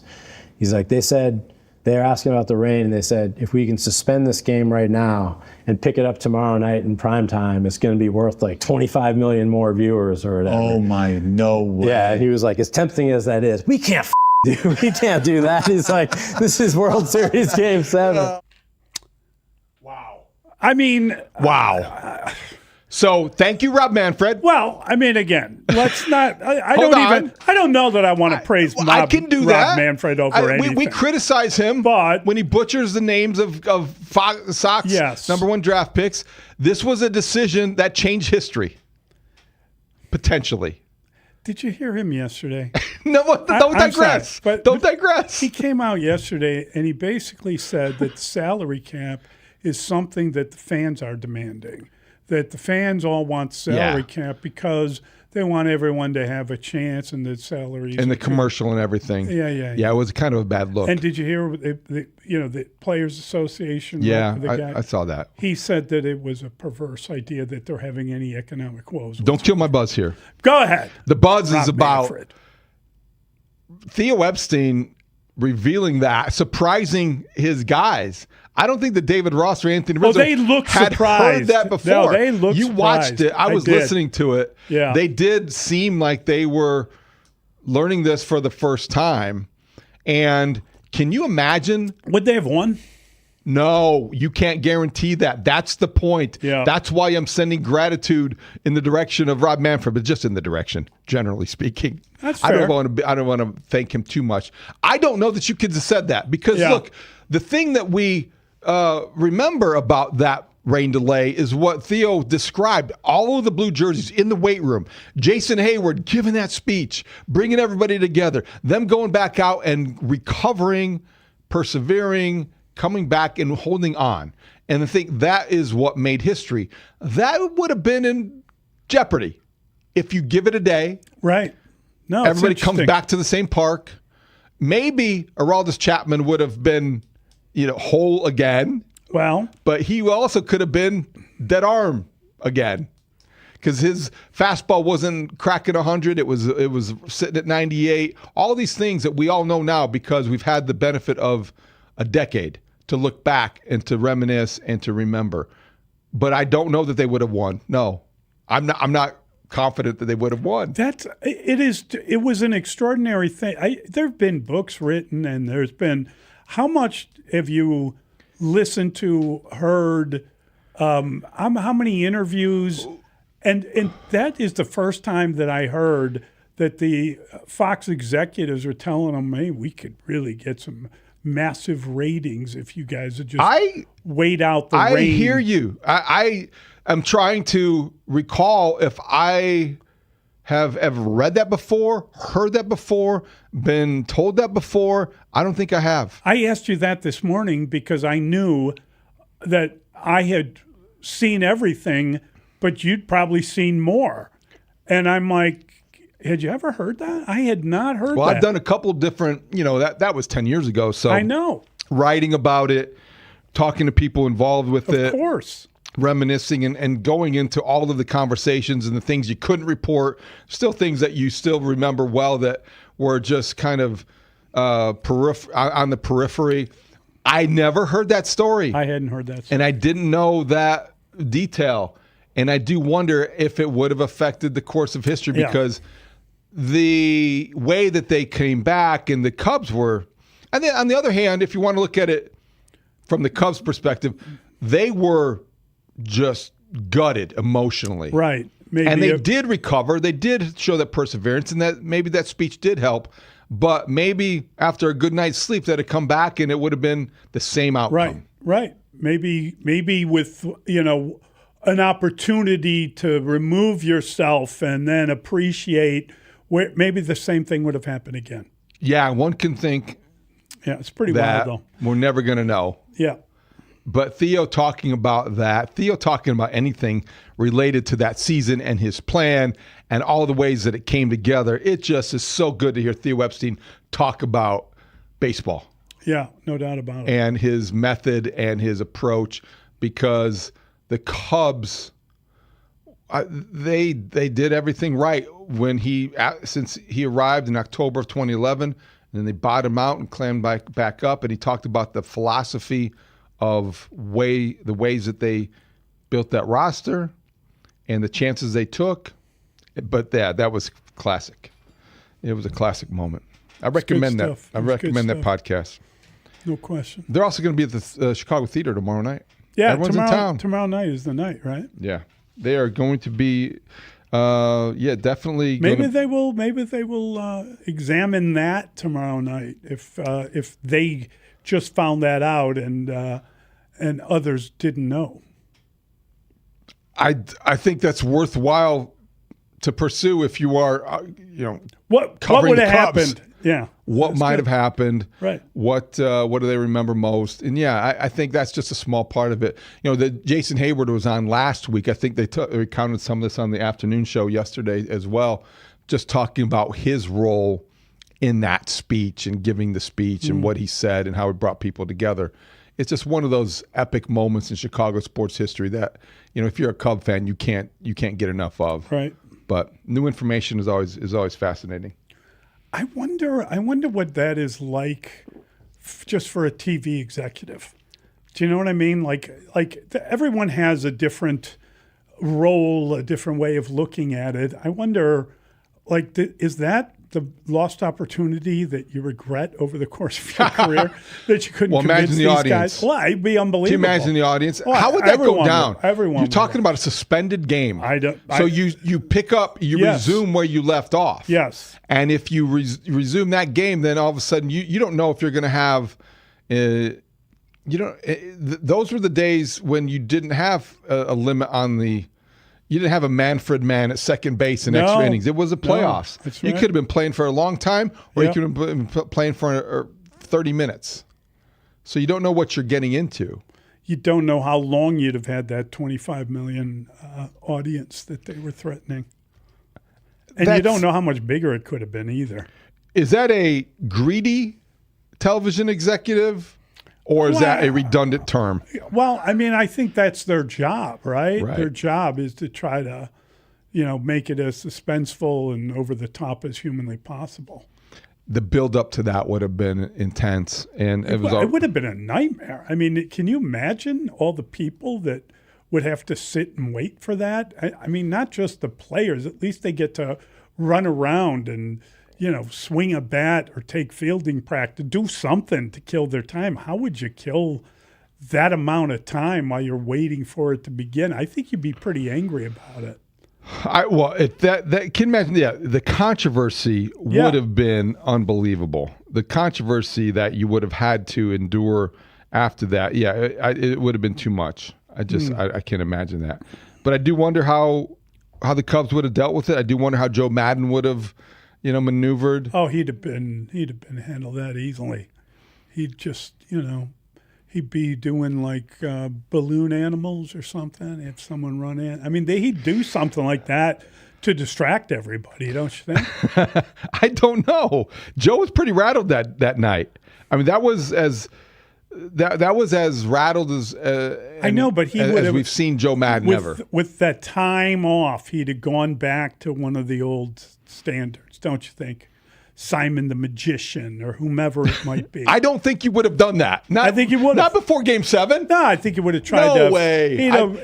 His instinct would be relax everybody. How are we going to relax everybody? Yeah, I think he probably would have tried to do that, but I don't think he would have gone to gimmicks. I think he just would have gone to the interpersonal approach, the way that he had this disarming quality about him. No. None of that stuff. That would have been. There's no time for that stuff in Game 7. The game was tied 6-6. Have you ever seen anyone that can make like a really good balloon animal? I mean, that is an extraordinary thing to witness. There's a calming effect of how they pull the thing. And 815. The rain delay was the MVP in that game. The Cubs were done. Yeah, well, that's interesting. If there was no rain delay, what would have happened? The rain delay worked, so that's why you want to keep it. Yeah, but you want you wanted a 17-minute rain delay, not a 24-hour rain delay, right. or a 20-hour rain delay. You wanted to be in a position to where you could do things. And that's the thing. Like when Theo says that, when you really stop and think about it, he says they looked at the radar, they knew it was ending, and then they find out that Fox wants to shift it. So it's probably just a little different. But I'd never heard that. It was really a fun thing to hear, and it's a fun thing to kind of think about. Yeah, no doubt about it. It was more entertaining than the podcast was a little more entertaining than the All-Star game. Even though I did like that moment for Miguel Vargas. Yeah, that was a great moment. Yeah, and they had at one point in time Justin Verlander, Jacob Mizorowski, and Cam Schlittler from the Yankees mic'd up talking pitching. That was okay. I didn't mind that. Some of these mic'd up moments were good. I think they had to do something like that. The broadcast it was a dud of a riveted. game. I mean, when you went into that game, you're thinking, look at the standings. The National League has got all these winning teams, and the American League has 4 or 5 teams that actually have a winning record. How was it? And you look at the lineup and you're like, wow, look at that murderer's row. And how was it that the American League won that game as easily as they did? They score 3 runs and that's it. That's all they need. Miguel Vargas gets his big moment late and hits the home run, which is fantastic.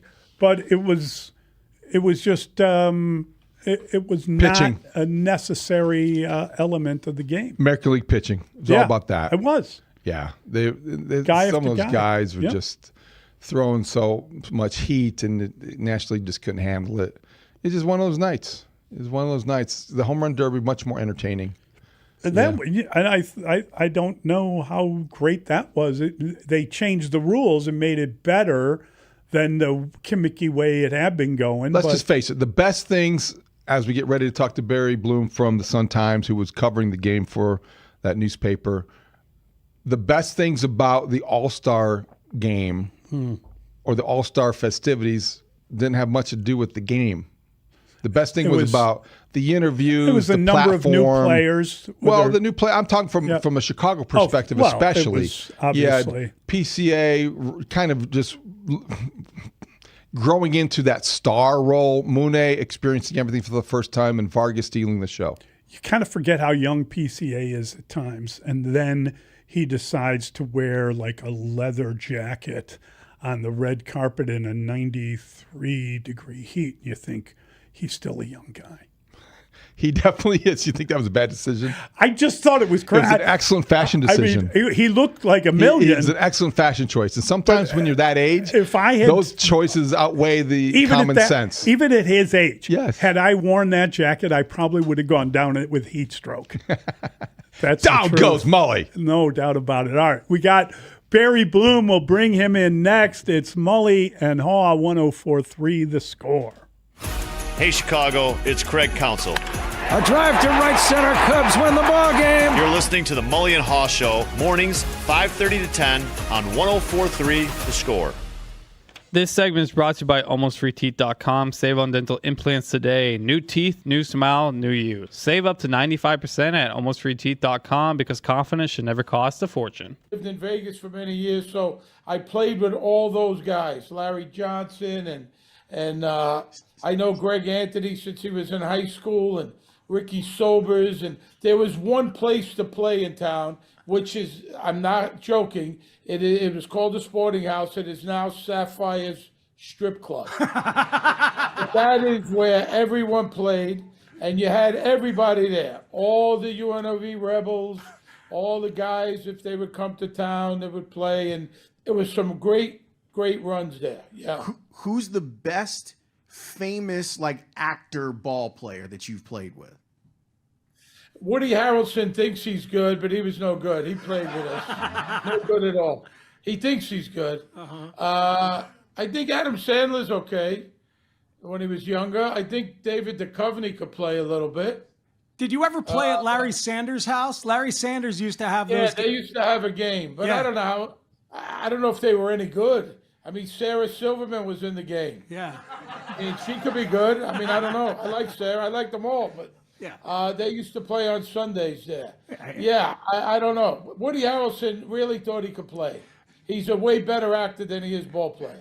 And of course, I meant Gary Shandling, who played Larry Sanders. But yeah, those were legendary games. So we're going to Vegas in a couple of weeks. Our good friends at Circa are bringing us to Vegas, and I didn't realize you were the talent booker at the Riviera for a long time. Is that true? That's insane. Who's some of the big acts that you booked at the Riviera at the time? Dennis Leary, Bill Maher, Richard Belzer, Rosie O'Donnell. That piece of garbage, Ellen DeGeneres, David Spade, Rob Schneider, George Lopez. We could go down the line. Ray Romano, Kevin James, Drew Carey. Wow.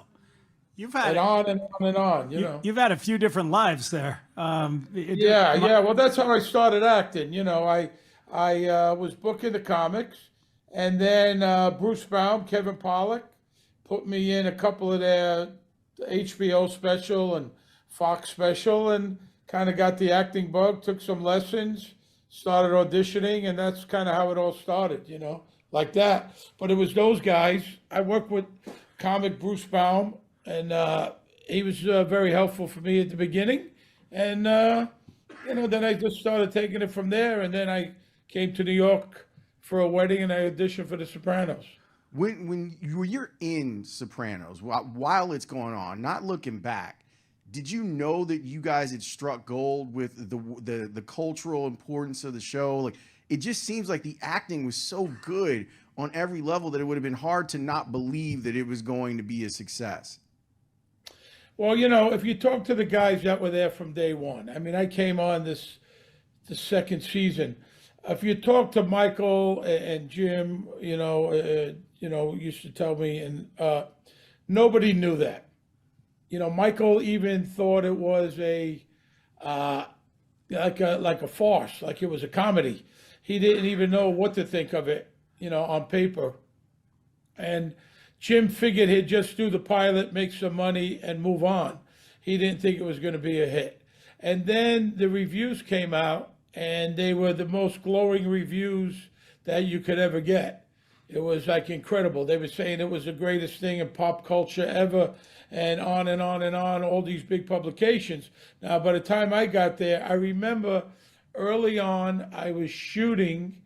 I happened to be shooting that day, and that's the day they were the first cable show to be nominated. 16 Emmy nominations. It was the first cable show, and it got nominated for 16 shows, and that kind of took it to a whole nother level, you know? And so as you're doing it, you know it's really good stuff, really good material.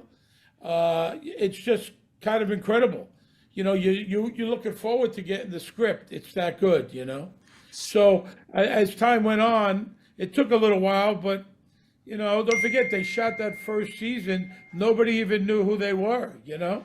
It's amazing. They're shooting on the streets and nobody knew who they were. It really like kind of kicks off this entire era of prestige TV on cable and on HBO, and the whole concept of the anti-hero, which was not like a brand new thing, but really building a show around it. Because then you get Breaking Bad, you get even shows like The Shield, and like other shows started to pop up where the anti-hero was the thing. You're a sports fan, you're a sports guy. Do you root for the anti-heroes? You root for the bad guys who are great, or do you root for the good guys who are nice and clean, seemingly? Bad guys in what way? Poor performers or bad people? Bad people. Like they're human. Dennis Rodman. Their human flaws. Their frailty is obvious, like Tony's was. You know what I mean? Do you root for those people? Listen, I think Tony Soprano. He didn't look like a TV star at all, right? Here he is, the star of the biggest show. He doesn't look like that. Usually it's a slick, good-looking guy. Here's an overweight, balding guy, looks much older than what he is, but yet he's a tremendous actor. He's a terrible, Tony Soprano is a terrible person. He does everything under the sun. He kills people, he steals, he does drugs, he gambles, he, cheats on his wife, et cetera, et cetera, et cetera. Yet we want this guy to succeed. We root for this guy. We love this guy. And I think that's mostly in the performance, of course, and the writing. I guess what I'm asking is if you're an Aaron Rodgers fan. You know what? Believe it or not, I'm not a football fan. I'm a big Yankee fan, a big Knick fan. I don't follow football. I just don't. Even though I got a movie coming out in December, Hallmark movie with the Buffalo Bills. We shot in Highmark Stadium. How was the decision you made to go to the White Sox? 今もシーズン半ばまで来てる中でいろいろ経験されてると思いますけど、今になってシカゴホワイトソックスを選んだっていうところを振り返ってどう思いますか？いやもう最高の選択だと思ってますし、はい、僕たちは勝つ集団なのでこれからもはいもっともっと勝てるように頑張りたいなと思ってます。It was the best decision I ever made. So we're a winning squad, so we're just going to keep continuing with it. Is it a place you want to stay long term at this point? ずっと長くいたいような場所であります。いやもちろんはい。Yes, very much.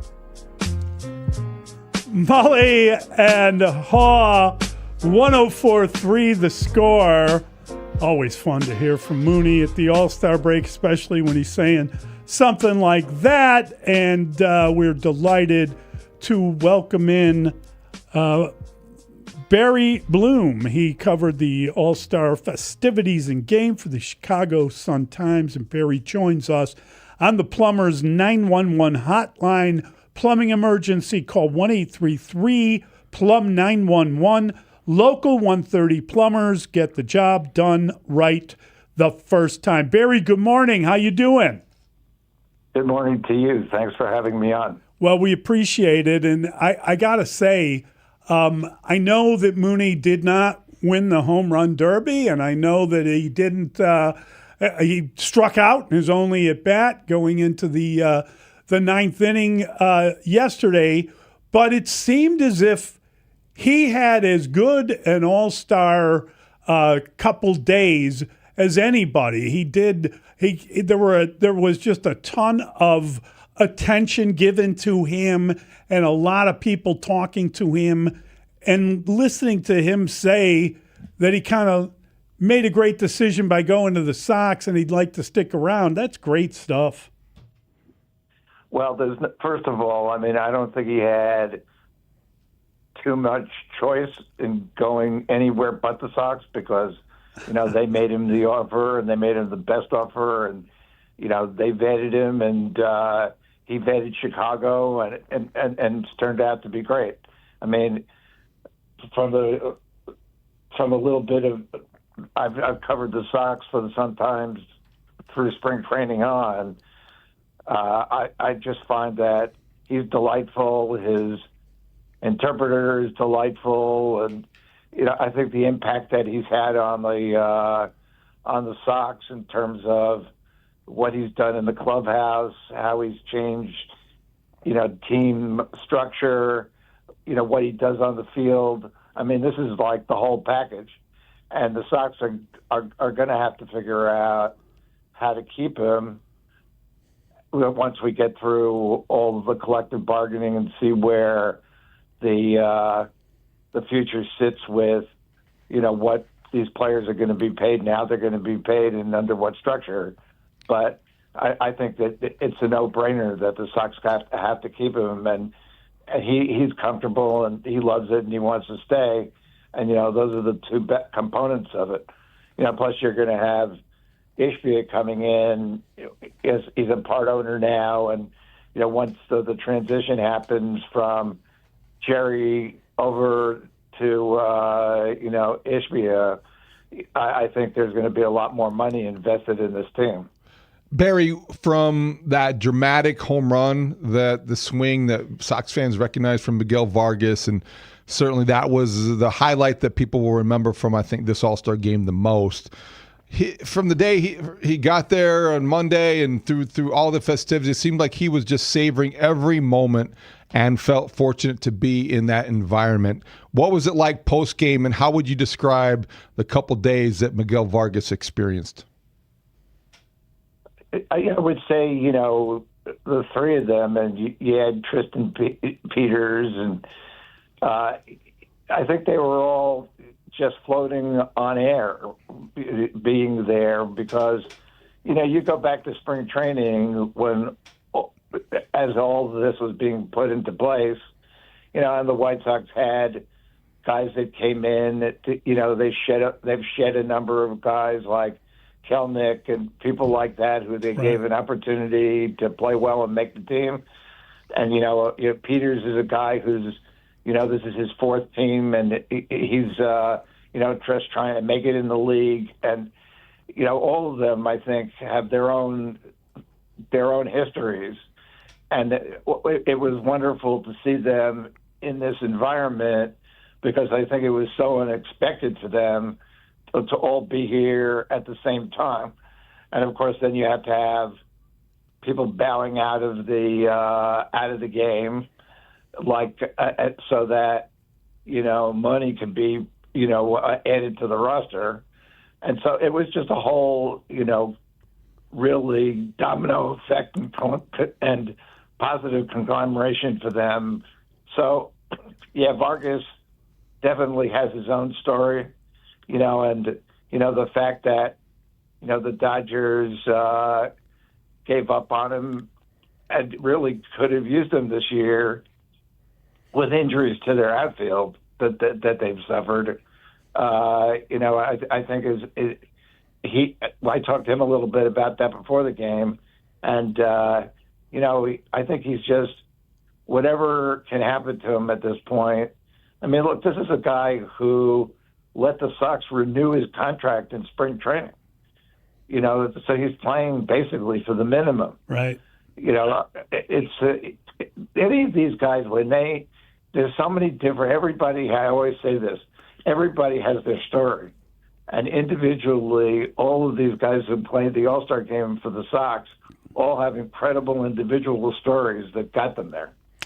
And it's wild that Vargas, his dad Lazaro was a famous Cuban player and won a couple of Olympic medals with the Cuban national team, and Miguel talked about having his father's name and his number on the back of his jersey and how he's representing his family. Like it was a really, his dad and mom were there. It was a really emotional moment for him. And it was a really big time kind of tribute to his dad. It was this beautiful story. And, all of the Sox players, you got, Miguel from born in Havana, Cuba. You got, Mune, obviously from Japan. And you got a guy in Tristan Peters that had played for the Savannah Bananas and talked about the history of that ball club. And then earlier in the week, his wife was taken ill and her back went out and she was hospitalized, overnight and was, healthy enough to be able to go to the game with their child. And I felt like each guy went through like this unbelievable story that unfolded in front of us.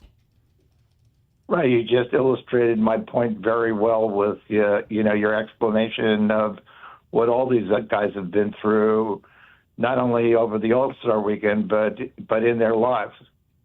Look, Mooney, people forget about this. He played for the Japan team, the last two WBCs, and in the Olympic gold medal game, and back in the Tokyo Olympics.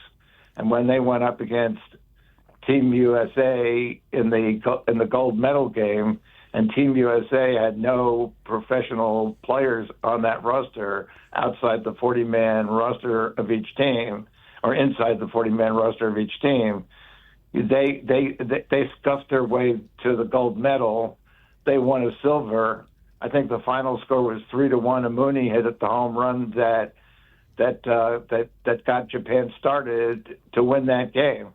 And then he was a huge part, although, in the previous WBC to this one, last one, Mooney played very well. And he, even though Ohtani got most of the exposure in that Olympics because specifically him striking out Trout to end the game and the series and win the gold medal there for Japan. Right. Mooney hit a home run in that game to help them decide and win that game. The guy is a gamer.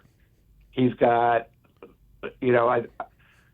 again, the flaw in the system of Major League Baseball scouting in terms of, why they didn't value Mooney.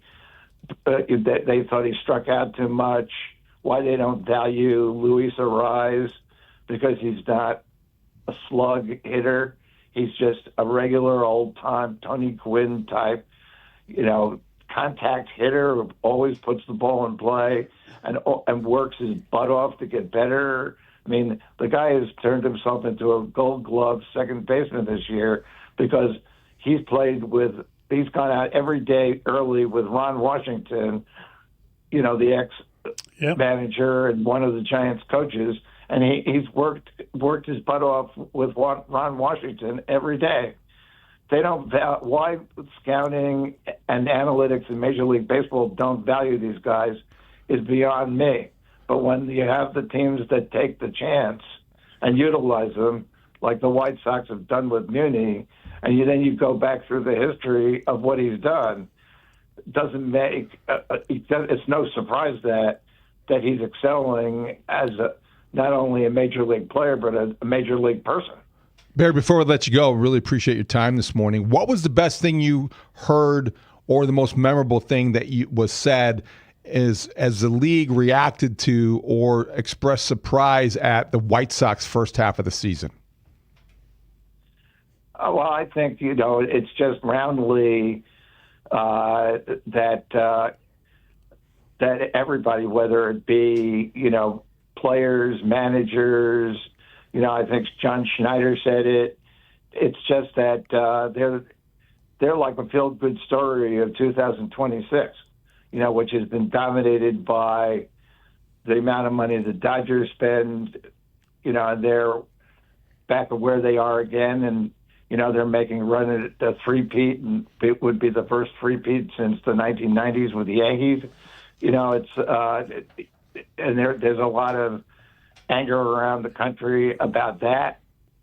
You go through everything that's happening in Major League Baseball, but I think the two stories which I'd look at in the American League and which you constantly hear about is that, look at what the Rays and the White Sox are doing. And the Rays are coming back from that horrible season they had to spend at Steinbrenner Field last year and outside the dome. And now they're home, and there's a huge transition in that roster, coming off of last season, and they're leading the American League. And then you have the White Sox, who 2 years ago set the record for most losses with 121, and they're tied for first place going into the break in the AL Central. And so, even if you look at comparatively with the Mets, which was that team that the White Sox broke that record of 1962 with 120 losses, it took them 7 years to play winning baseball, and then the Miracle Mets won the World Series and beat the Orioles in 1969. So that wasn't an overnight flip. They were bad for a while, but the White Sox had a 100-loss season last year, made up 21 games. And what Chris Getz and what those guys have done internally, look, Venable, I've known Venable and Barfield. I've been covering the Padres my whole life. So, those kids came up in the Padre organization, and I've known them since they were little kids and came into the major leagues. And they are quality people. And Getz, as a former player too, is a quality person. And it's all showing in how the White Sox are rebuilding. And so you're not going to get anybody who's not going to admire them for what they've done, this season. Look, the Cubs, with the money they spend and who they are, they're expected to win. But the White Sox were not expected to do this at all. And what I constantly hear from the White Sox players when I'm around is, hey, we thought we were capable of doing this. And Vargas said that last night. I go, really? He said, yeah, we thought in spring training that we had the capability of doing this. And I go, really? Back in spring training when there was no form to the team at all? And he said, yeah, there was a feeling here, and Mooney said it. When I got here, there was a feeling here that we had a winning attitude and we were going to do what we're doing. I'm not surprised. So the people internally are not surprised, and the people externally are very surprised because they haven't been around to see it, formulate. Great stuff, Barry. Thanks a ton. Really appreciate your time. Thanks, Barry. You're welcome. Thanks you, and thanks for the recognition. I appreciate it. Absolutely. That is Barry Bloom. Does a great job covering the Sox. Fantastic stuff when you think about the storyline. And, really the White Sox took off last year. Well, it's great to see a local story celebrated on a national stage. That's right. No doubt about it. We'll be right back. Mully and Haugh, 104.3 The Score. Right now, you're listening to Mully and Haugh on your way to work. And what should you do once you get to the office? It's a very difficult question. It's a very difficult one to ask. Tune into Mully and Haugh on your smart speaker or the Odyssey app, or watch the show on YouTube or Twitch. And keep listening to Chicago's #1 sports station all day long. We are Sports Radio 104.3 The Score. Are you using chat to research your... But I don't know. Aaron Rodgers is kind of an ass, right? I don't know. Nailed it. That's what I read. Nailed it. Way to play to the Chicago crowd, Steve. You nailed that. Killed it. Listen.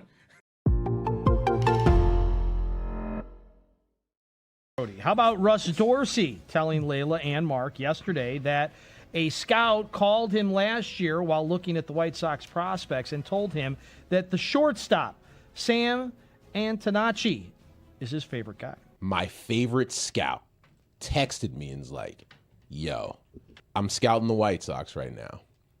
And the kid that everybody needs to keep their eye on is not one of their big boys. He's like, it's not Colson Montgomery. It's not Caro.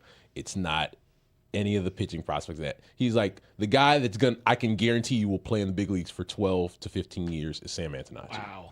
Sam Antonacci, a 12 to 15-year big leaguer. Come on the south side? Guaranteed. Guaranteed. That goes back to one of my other pet peeves, and you'll love this, Dustin. Like, when we predict success for prospects, what can we just kind of 5 to 7 is fine. I'll take 5 good years, man. I'll take 5 good years. This isn't a prediction, David. Okay. It's a guarantee from an unnamed scout. Think about what he just said. 12 to 15 years. In the year, where are we now? Okay, in the year 2041, Sam Antonacci is going to be waving to a crowd wherever the Sox are playing at that time, in the 78 or in Hammond or wherever, and it's going to be like a standing O for Sam Antonacci. What? Okay, here's where I want to take a deep breath. Sam Antonacci is exactly who Russ Dorsey described him as. He's one of the best prospects in White Sox camp right now. So he has a chance to contribute this year. I would love to see him. I know you'll hate this. I would love to see him converted to an outfielder so he can play left field and they can find a spot for him.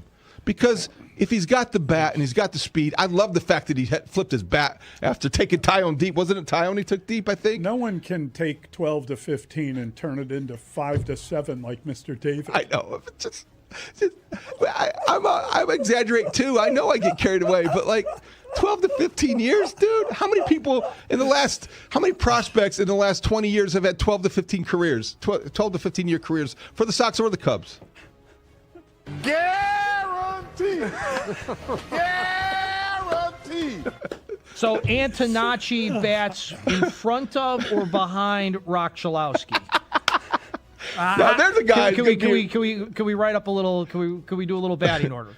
How many shortstops can the White Sox have? And does one end up playing shortstop, one plays third, one plays second? Don't you dare forget Billy the Kid Conrad. That's right. There you go. He's the best defensive shortstop of all of them. He's going to be there for 12 to 15 years, He's going to be there for 18 years.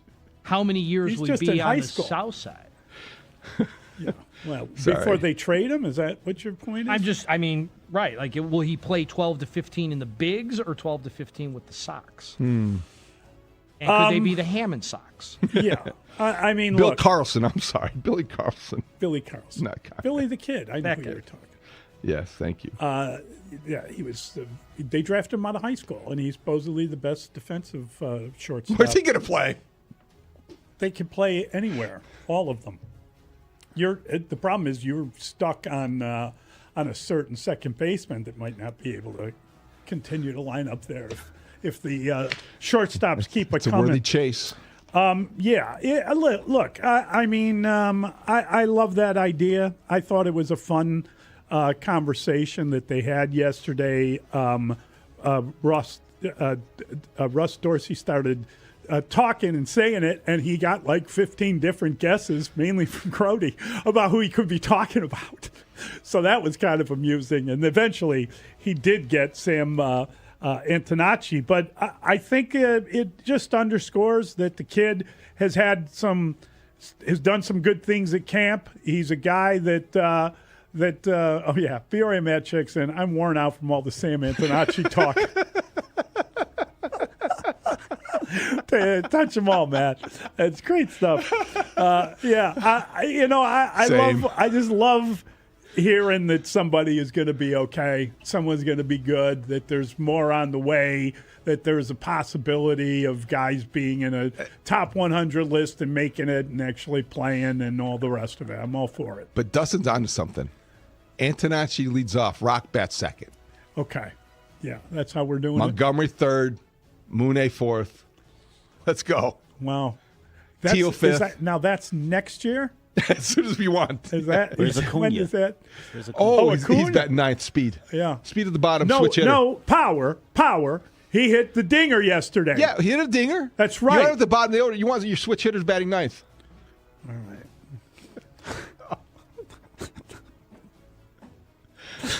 Okay, we got to take a break. This is exhausting all of us.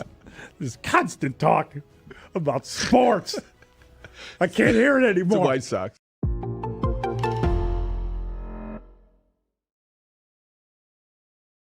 But you know what my issue with the story is? That I'm tired of hearing about the environmental study. I'm tired of it, Lawrence. I mean, what are we doing? What are we doing? I know we have to talk about it, but what are we doing? And here's some other things as to why this is the worst story ever, okay? It is distracting us from a legitimately interesting and largely optimistic Bears offseason. It is distracting us from that. And two compelling baseball teams. How about the Bulls having the 4th pick and a loaded draft? We haven't even mentioned that in like 3 weeks because we got to talk about this worst story of all time. Every time that there's a headline for this story, everyone thinks that the story is over. Right. But the story's not over. It's never over. I don't think it's ever. And it's never even close to over. I would say it's 80% close to being over. I don't think it's ever going to be over. Highest upside of all these incredible rookies. But when you look at Wilson, his length, his athleticism, his energy, his motor, his ability to impact the game offensively and defensively. But look right there. Look where he takes off from. He is outside of the lane line. But now his ability to knock down a 3. Look, he's not going to go 7 for 11 each and every night. But you know what he can do? He can put it on the floor, create separation, shoots it well enough to set up his ability to do drive closeouts. But it's his energy, it's his passion. To me, the best play in the Summer League might have been the behind-the-back turnover and the rundown down the other end. So if you look at upside, someone's potential, not right now, but 2-3 years from now, he has the greatest upside of all these rookies. Mully and Haugh, 104.3 the score.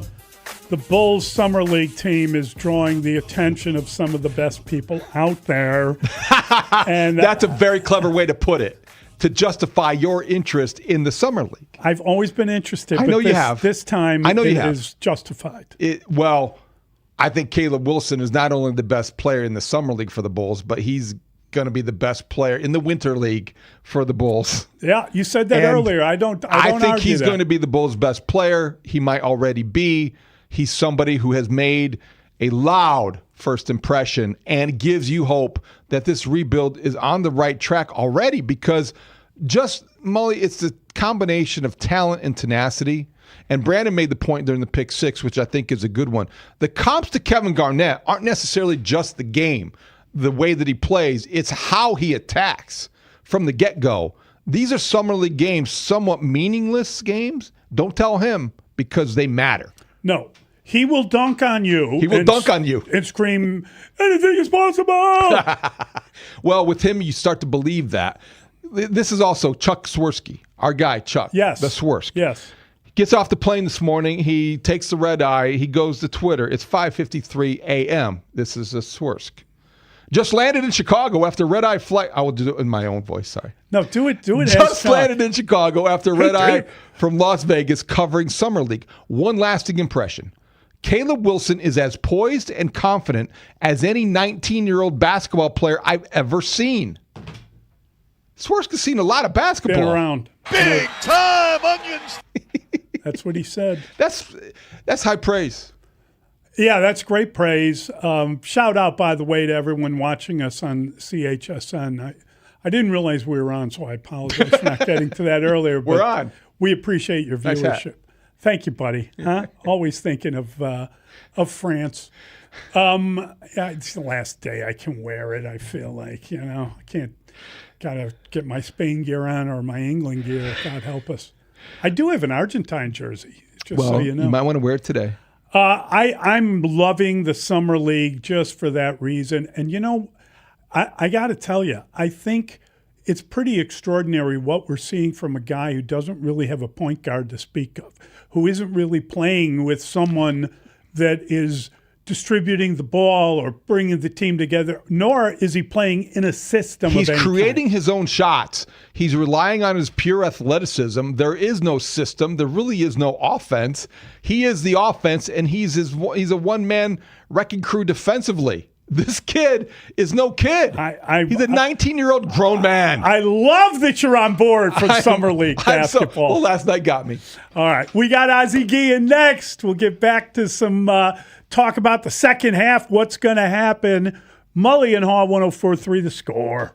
Cubs fans Saturday at 10 a.m. Be a part of history when the Cubs unveil the all-new Champions Gate at Gallagher Way outside Wrigley Field, honoring the 2016 World Series team during their 10th anniversary celebration. And the Chicago Cubs win the World Series. Featuring live appearances from Tom Ricketts, Joe Madden, and members from that historic championship team. I wish all of you could be right here at this moment. Plus, join inside the clubhouse as David Haugh and Bruce Levine broadcast live from Gallagher Way from 9 a.m. to 12:45. And the celebration begins. Don't miss the unveiling of Champions Gate at Gallagher Way, Saturday at 10 a.m. Heard live on Sports Radio 104.3 The Score, official radio home of the Cubs.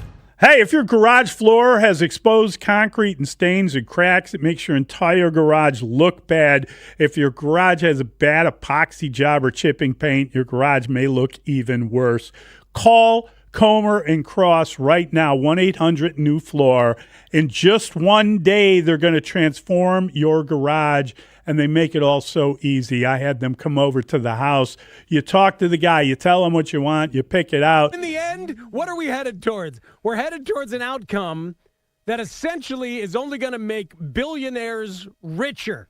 Like, that's what's going to happen. There'll be an elevated, an exciting experience for some fans to go to the new place, but a lot of fans are going to miss Soldier Field and the lakefront. So it's not even like that's a big win. There's no win here. It's just the worst story ever. Here's the crazy part, and I expect that Caleb Williams will have a long, successful career, will make a huge second contract that'll probably be $500 million. But it's possible he's not your quarterback when this thing is built. Caleb's going to be wearing the gold jacket, like breaking ground at the site. He's going to have gray in his hair. After a couple of Super Bowls and all of the Pro Bowls and all pros that he's won in his 10-year career, he's calling it quits. After he gets his ownership stake that he wanted, right? And the ground is breaking in Kenosha, Wisconsin. Caleb's going to be the coach at USC, and his son is going to be playing quarterback. You know? Do we all agree, whether you're on one side of the political spectrum or the other, that if we just allowed Ben Johnson to be in charge of this, it would be done? 100%. It would be over. And to the texters who were saying that the Penn State story is worse than the Bears, I would argue this. At the end of that story, the righteous indignation and power of the media deposed that guy, Paterno, and made sure that dude, Sandusky, went to freaking prison. Like, there was an end game to that story. And we are hopeful that there will be some people who end up in prison after this story's over. Yeah, I mean, you understand that there's a bit of hyperbole that's going on here. We're not talking about crimes. No. Like, we're talking about actual stories that we've had to cover that have to do more with Chicago that have been more laborious than this. There aren't any. But I've said before, like, when the freight train of hate and indignation, when Boers and Bernstein leaned in on Penn State, it was phenomenal radio. It was tremendous. It was brilliant. It was journalistic. It was angry. It was healing vital for many people who had gone through abuse themselves. Yeah. Yes. It was real. It was meaningful. This is not meaningful. There's nothing that's even close to meaningful or even thoughtful. That's why we have to laugh at slag heaps. And most of it is not real. Most of it is not real. It's not real. I will give a lot of credit because I think that Thomas McDermott is a very compelling listen and a good advocate for his city. And the fact that he was able to laugh at the concept of having the Indiana Bears T-shirt on underneath his Chicago Bears jersey. Oh, God. That was funny to me. Yes. Like that was like that to me. That was someone who gets the bit. But the other thing is they haven't figured out a site. And even him, like, he was on with Mully and them boys earlier today, and he's like, yeah, well, there's another site actually. Like, there's another place that we might be thinking about presenting to the Bears as a place where they might want to build their place. That's currently occupied.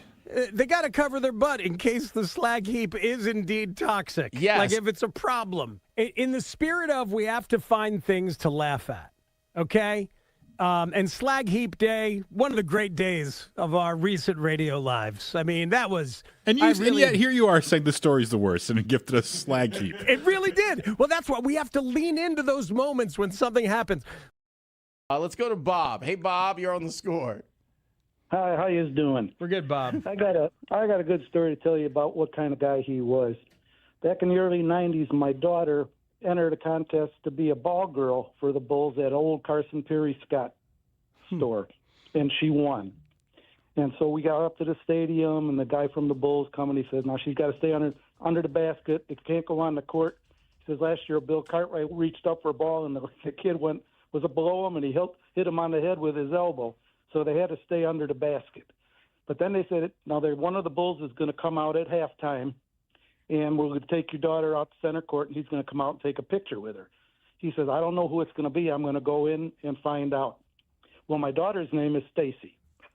And so he come out to me, and he says, I went into the locker room. I says, well, we got a little girl named Stacy. And he said, Stacy King jumped up and says, oh, no, that's me. I'm going out there. I've got to take this picture with Stacy. And he ran out, this mountain of a man, picked her up, gave her a hug, and shook her hand. And to this day, that was really, I probably remember it more than my daughter does. But that's the kind of guy he was. He didn't have to do that. But he says, oh, man, she's a Stacy. I got to do it. Oh, that's tremendous, Bob. Beautiful. That's beautiful. That's the goods right there. And like that moment of niceness and kindness. My 8-month-old daughter, she was in a body cast. Of course, I thought of that. One of the greatest non things ever. sequiturs. Oh, one of the greatest things ever. Now you got to play the whole thing. This is when Mike in his truck says here you got a Hamp story you want to tell us. Mr. Hampton, it's an honor to talk to you, sir. I met you with my 8-month-old daughter about, got to be 26 years ago at the Old Navy Pier, and she was in a body cast. The only thing free from her were her hands and her legs, and you were talking to me, and she put her arms up deep for you, and you picked her up, and she put her arms around your neck and gave you a kiss on the cheek. Them in HD1 Chicago, an Odyssey sports station. The Score! This segment is brought to you by AlmostFreeTeeth.com because confidence should never cost a fortune. And this hour is brought to you by Menards. Save big money at Menards.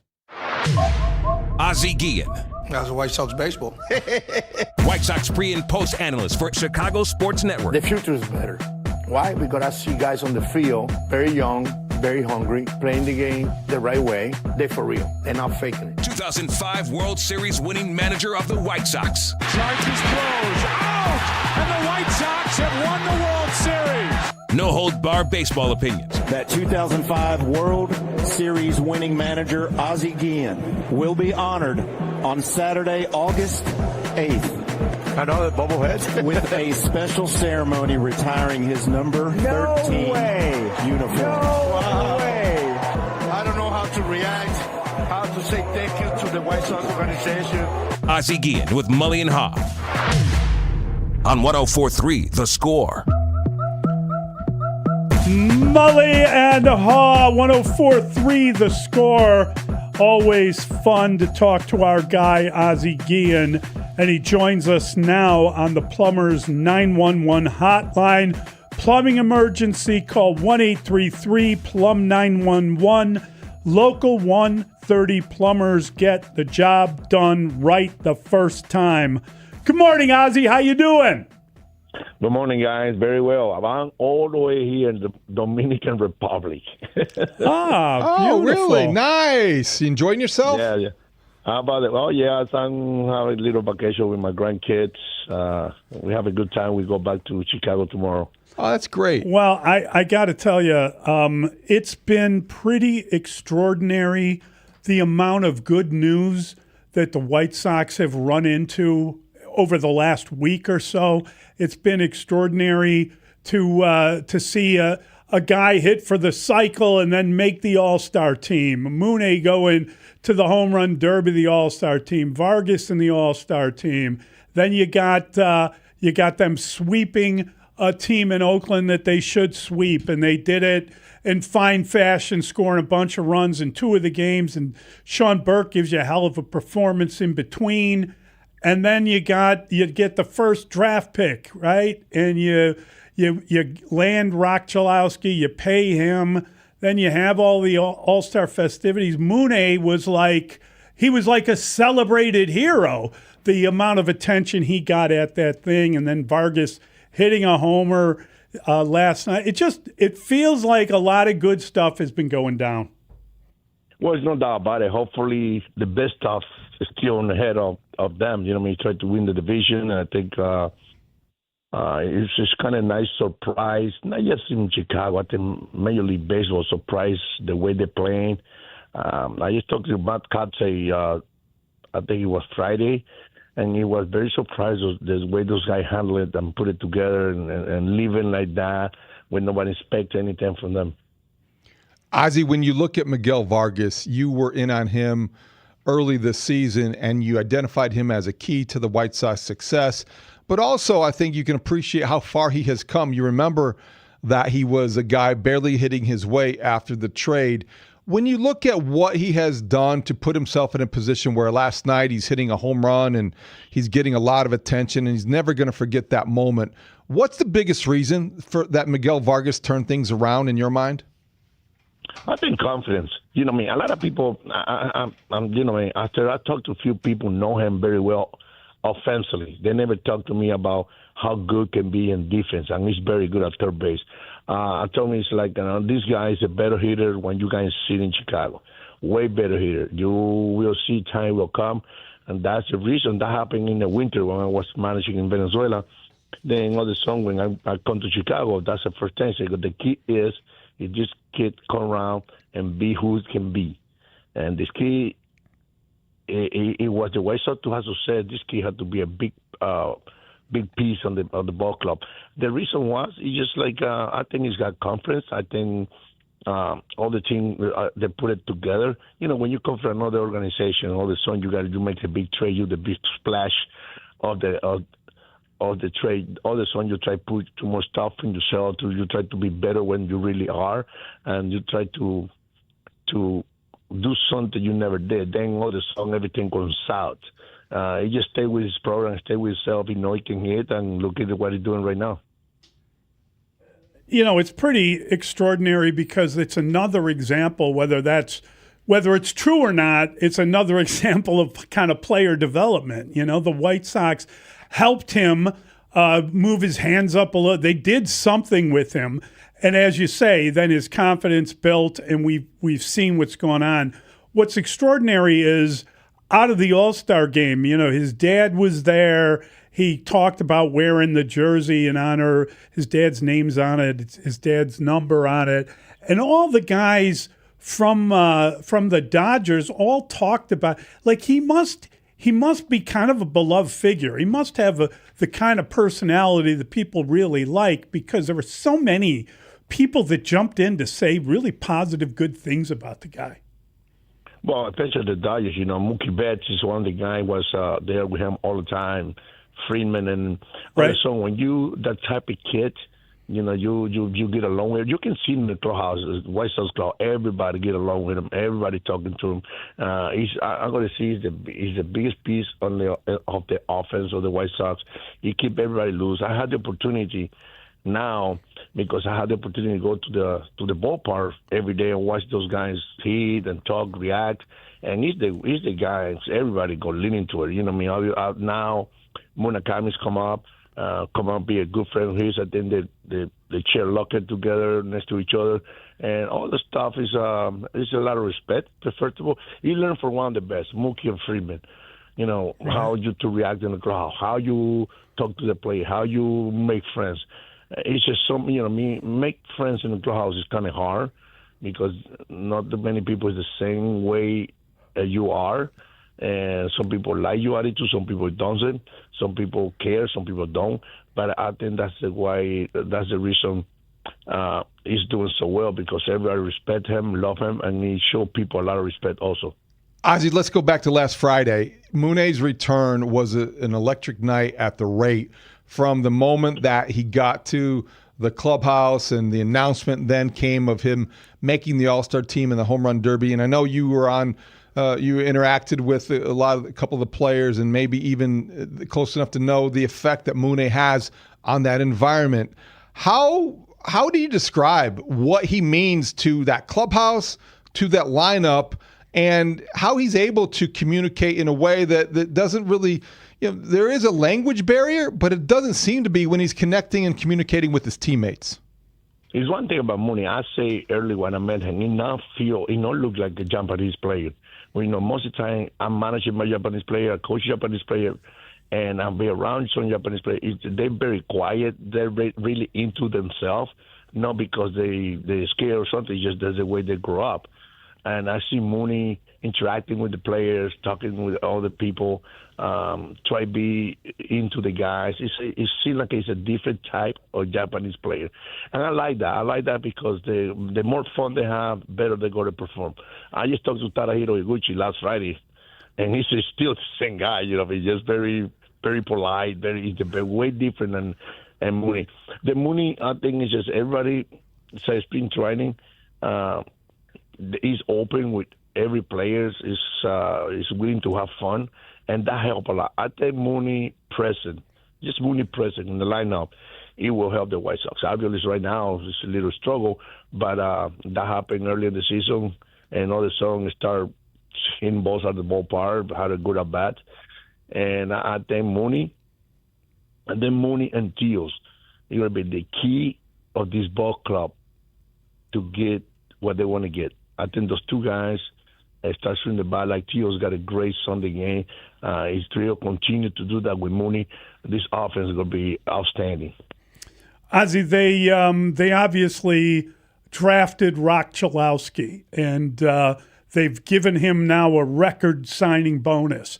I thought the coolest thing about the whole draft and everything that happened is the kid was weeping when he was taken because he'd been waiting the whole year to be that player, waited a few years, I suppose, while playing college baseball. But he said that he came in and he was visiting during the Braden Montgomery walk-off game, and he was in the locker room and he got to watch the team and get the vibe of everybody.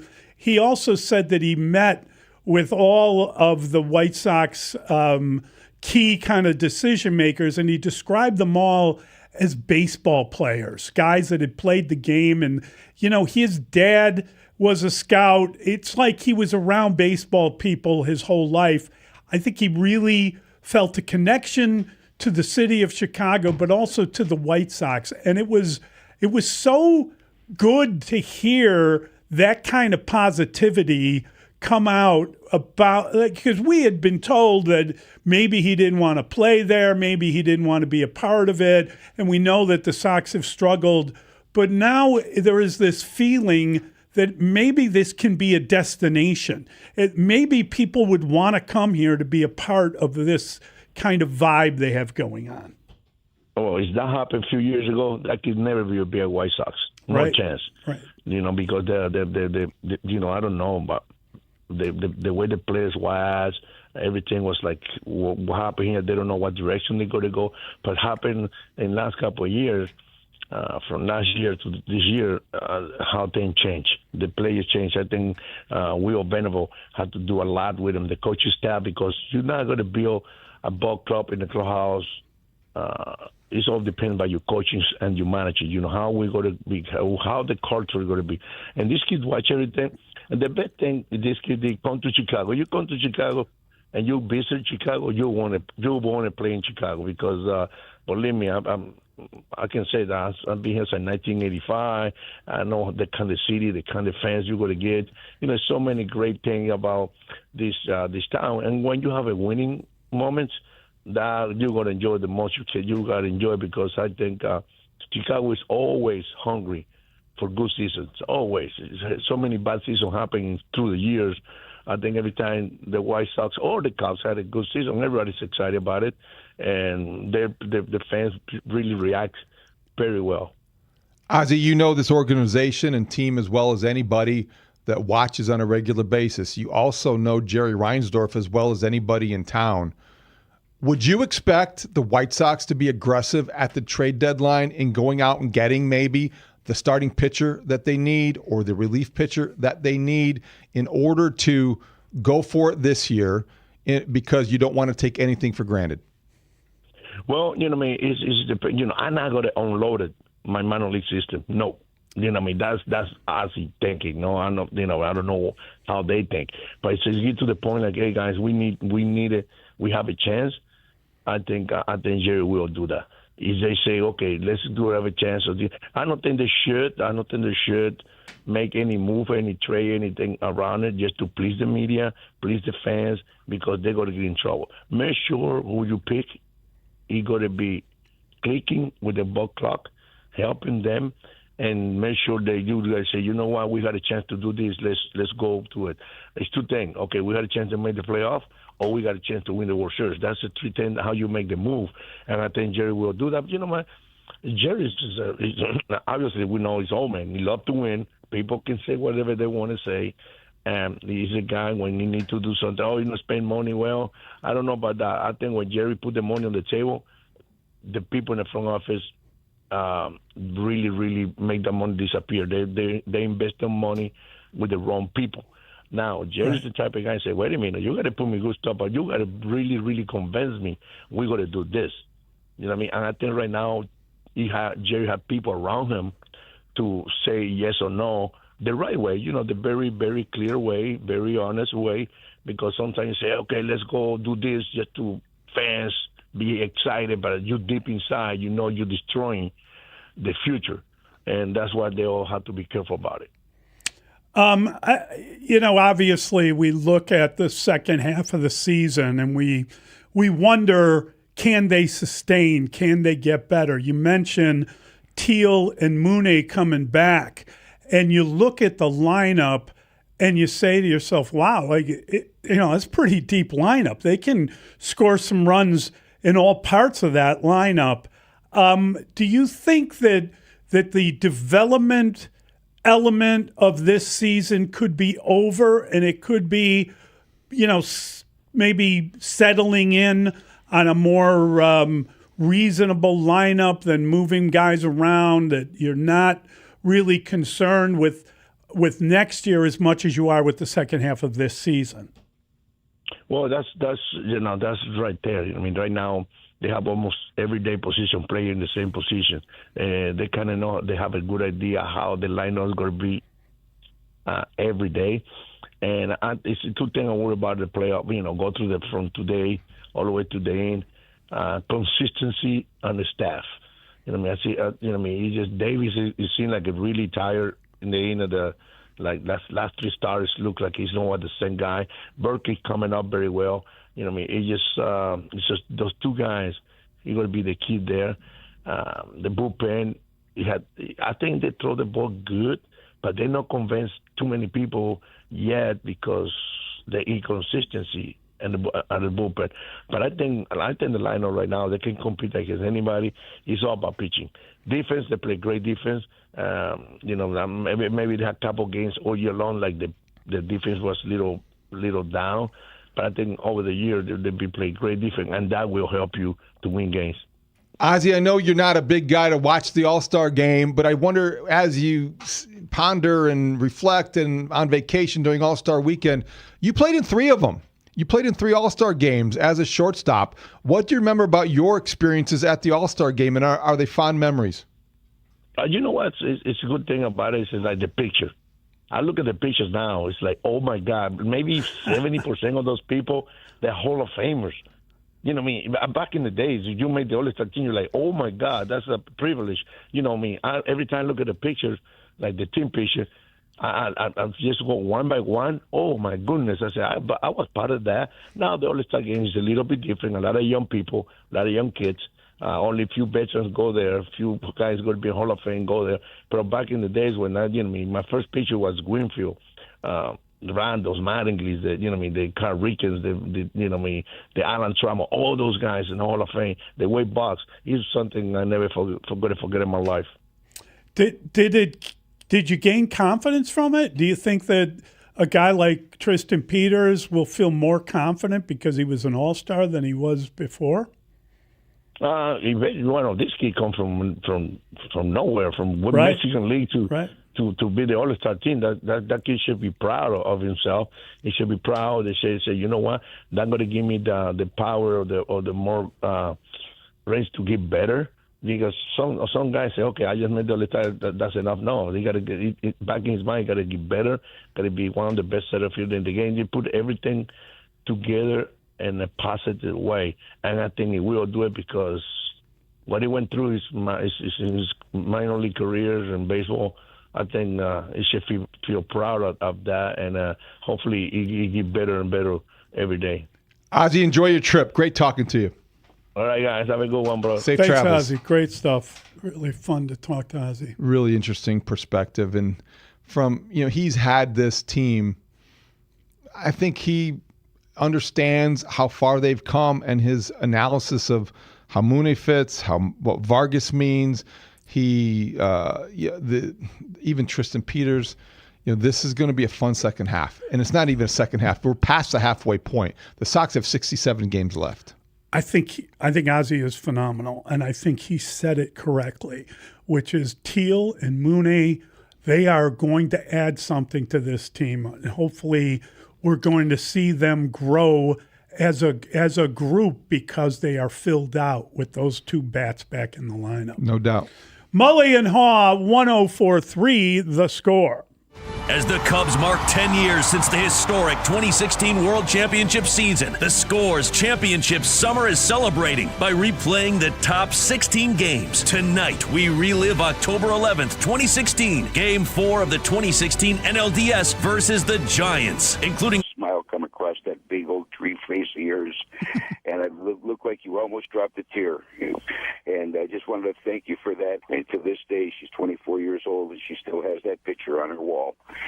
And my question to you is, why do the Bears want to keep Jay Cutler in a pocket when, to me, it seems like he's much better when he's on the move? Oh, my God. That is the perfect encapsulation of scoreness and bearsness. Oh, God. That is so perfect. Yeah, the alien time capsule, just put that in there. Try to explain sports radio and the Score. If you'd like to understand why this station has been what it is for 34 years, here you go. This is it. That's an all-timer, man.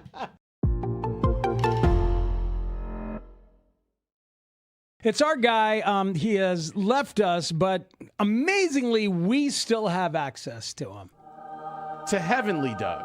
We are the only show in town, the only media entity anywhere that has access to Heavenly Doug. And what a thrill it is to welcome him to the Zoom. He's on Zoom, too, which is incredible. Yeah, we never thought that. Heavenly Doug knows how to use Zoom. We're gone? Or are we good to go? We're good. Are we back? We're back. We're live from 6 Heavenly at 6 Heavenly, The Score. I know we're not supposed to call it that when you guys 104.96 or I don't know. Go to the calls all the same. It still works if I'm pushing. Oh, I dropped it. I dropped your Zoom. Stop yourself, Matt. I see you, little pal, laughing at me. You think I know how to do technology? No. I know how to talk to men like they're boys and make boys act like men. Well, go ahead. And I'm happy to do it. Do that. Go ahead and do that. Do whatever you want. Well, I'll tell you. Okay. All right. I got in a hell of a fight 2 nights ago with Brett Favre's dad and Paul Horning up here because they want to tell me that they still got something over on the Bears. I'm going to tell you right now, you got none, zero, nada, nothing. Okay? Are there post-game shows in heaven? Doug, you deserve I'm running them right up here. Majestic third star to the left and straight on till morning. Brought to you by Black Poles Gentlemen's Club, or Black Cats, or Pole Jacks. Something like that. I figured, hey, if you want to take some calls, go ahead. You go right for it. It's your show. Let's go to Eric in Wakanda. Eric, are you on? No. Sorry. Sorry about that. Hey, that's fine. We'll We'll go to Steven in Milwaukee. Let's see if somebody with half a brain cell moved north of the border. I'm going to tell you something else, too, about these Chicago Bears. I'm going to tell you the same thing I told Jerry Angelo, okay? You can call yourself anything you want, but you can't call yourself likable. That's what other people call you. You got to earn that. Why did Jerry... I'm confused. Oh, Did he no. hang up? I guess Steven in Milwaukee hung up. Yeah, Let's go to Donna on the 355 extension. Donna, I'm going to answer your question before you answer it. I'm going to tell you this. I still don't know why we signed Mano Money Luna, Manamaniolo, whatever his name was. That guy was a waste of money and cash. Give me that and a half a sack of garbage, and I'll buy some soup that we can all drink out of a can. Doug, you spent a lot of years in Rensselaer, Indiana, doing camp. How would you feel if the Bears went to Indiana? Oh, it's a good question. Don't care where the Bears go. First of all, half the people living in Portage say they live in this city anyway, and they can't afford to even do the coat check at Gibson's, but they're more than welcome want to claim the city. And if any other Packers fan wants to come at me who lives in Illinois and say, how dare you, your team crosses state lines, all of a sudden you care about a state line and whether or not you can be a fan of that team? Because I see you on the way to Rockford driving between two lanes and I got to go in the shoulder to get around you with your Packers decal. That doesn't stop you from having an Illinois plate. So I don't care where the Bears go. I'm going to follow them. Now, if you want to make them the New Orleans Bears, maybe I'm not as much of a fan, but when I go to New Orleans, I'll be wearing a big C when I'm walking around the Big Easy. Okay, that's my team, no matter where I am or they are.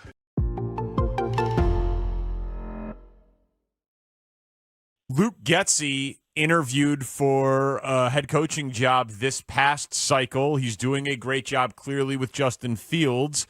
I am worried, Boomer, about Getsy taking a head coaching job, so much so that yesterday I suggested I would fire Eberflus to keep Getsy for continuity for Fields. People hated that. Yeah, they hated that take. That didn't go well for him. I hate that too, Danny. Yeah. I hate that too. That's a Narpian take, just so you know. Narpian? Yes, yeah, non-athletic regular person. Yeah, well, that's exactly who I am. That's exactly so what I am. good. I've been calling him. He's also an anti-defensive coachite. You know what I mean? Like he doesn't. Narpian rolls better off the tongue. Sure, maybe, but you can be both. But like he didn't give Pete Carroll any credit before or now. Really, it's all about Geno Smith. Bill Belichick's a defensive coach. Yeah, look what he's doing without Brady. See? I don't know. He just passed Papa Bear Hallis for second all time. I don't know what to tell you. I think it's pretty good stuff. Yeah, he's fine. Narpian is outstanding. That's just. Look I at call Tom my without guys that I work Roethlisberger. with in the morning. I call my guys in the morning that I work with a bunch of narps. And sometimes their take on things like Danny's is Narpian. So, and I think that's a very Narpian take on your behalf there, Danny. Roy, I got to ask you, and I know that you have talked about this on stage. I've seen you talk about it in interviews, but for the Score audience, can you please share the story of your dad and Don Cornelius? Oh, you did some homework. So my dad moved to Chicago when he was 5 and eventually worked his way up and ended up back in the city. So it's fun, isn't it, Pete, when the city of Chicago is into baseball the way that it is right now? You got both teams at the top of the standings. Yeah, no doubt. I mean, that's just good for the city. It really is. And I they're such a fun young team. Venable's doing a killer job over there. And then you throw the Bears in the mix. Chicago's just in a really nice place sports-wise, and it's fun to be a part of, man. You catch Bears fever? Oh, yeah, big time. I went to like 5 games last year, went to every playoff game. It was a blast, man. They're fun to watch. Mully and Haugh, 104.3 The Score. That, of course, is the voice of Pete Crow Armstrong. He was mic'd up yesterday. 8th inning. And he was All-Star there game. for the home run. Center that Miguel field. Vargas Yes, hit. he's mic'd up talking with Joe Davis, John Smoltz. And in the midst of it all, as he's giving America a rundown of the Chicago sports landscape right now, you got to love the Bears. Boom goes the dynamite. Great place to be if you're a baseball fan. Best baseball city in America right now. Both teams in playoff spots at the All-Star break for the first time since 2008. It's a long time. I remember 2008. That was a long time ago. I think I blocked it out. Did you really? Well, did you black it out? Because that was the blackout year, right? Yeah, I think I had to block out everything that's happened of late. Past few years are garbled. A little cloudy. So Pete Crow Armstrong, presence of mind to bring Chicago into the conversation, big picture it. I like that. I like that he's got the presence of mind. He's very comfortable. Yeah. We've heard him mic'd up before. We've heard him when he maybe didn't want to be mic'd up. And so all of that is part of the PCA experience and how far he's come. Yeah. Yeah, I think it was great. Great platform for Chicago sports. I find it amusing that you preferred his mic'd up to the actual home run that was hit. No, I didn't say that. Well, you led with I think that it was the eighth inning was the inning. If you were going to pick one, that's the one you wanted.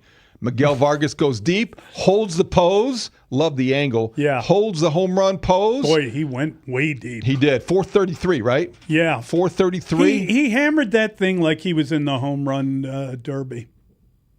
Oh, God. Wow, that ball is absolutely destroyed by Miguel Vargas into the second deck. Vargas, the first-time All-Star, one of the biggest surprises on the biggest surprise in the sport. And the Chicago White Sox tees off and makes it 4-0. We interrupt this Cubby conversation to bring you a White Sox winner. That was a nice blast.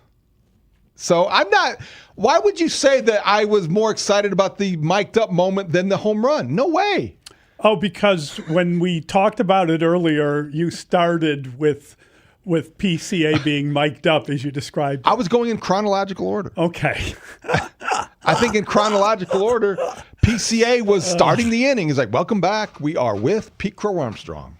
And you know that you were in for something because he does deliver. He's got that kind of personality. He's got that star power.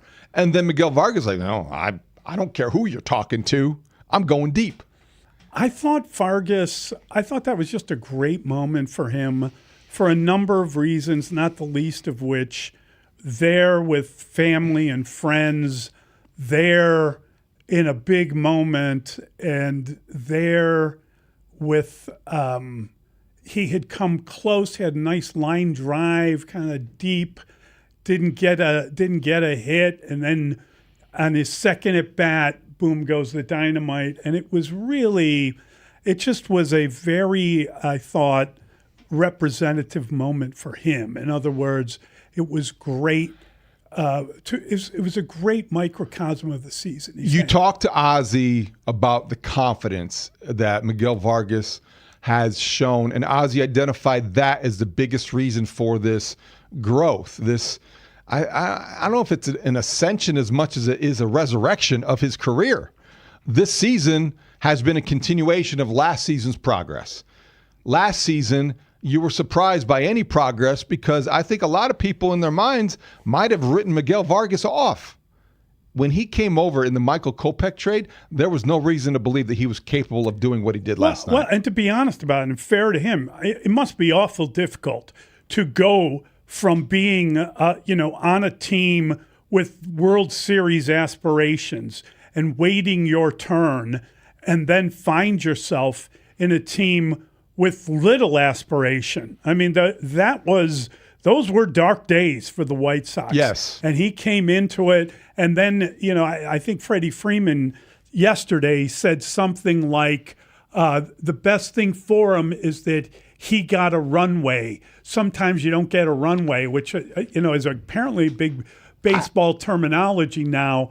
But at the time, I'm not sure he wanted a runway on the south side of Chicago. I think he wanted a runway only if it meant he was going to a plane and taking him out of town. Yeah, I think he wanted to run away. Oh, yeah. I think maybe that was suddenly Cuba wasn't sounding so bad.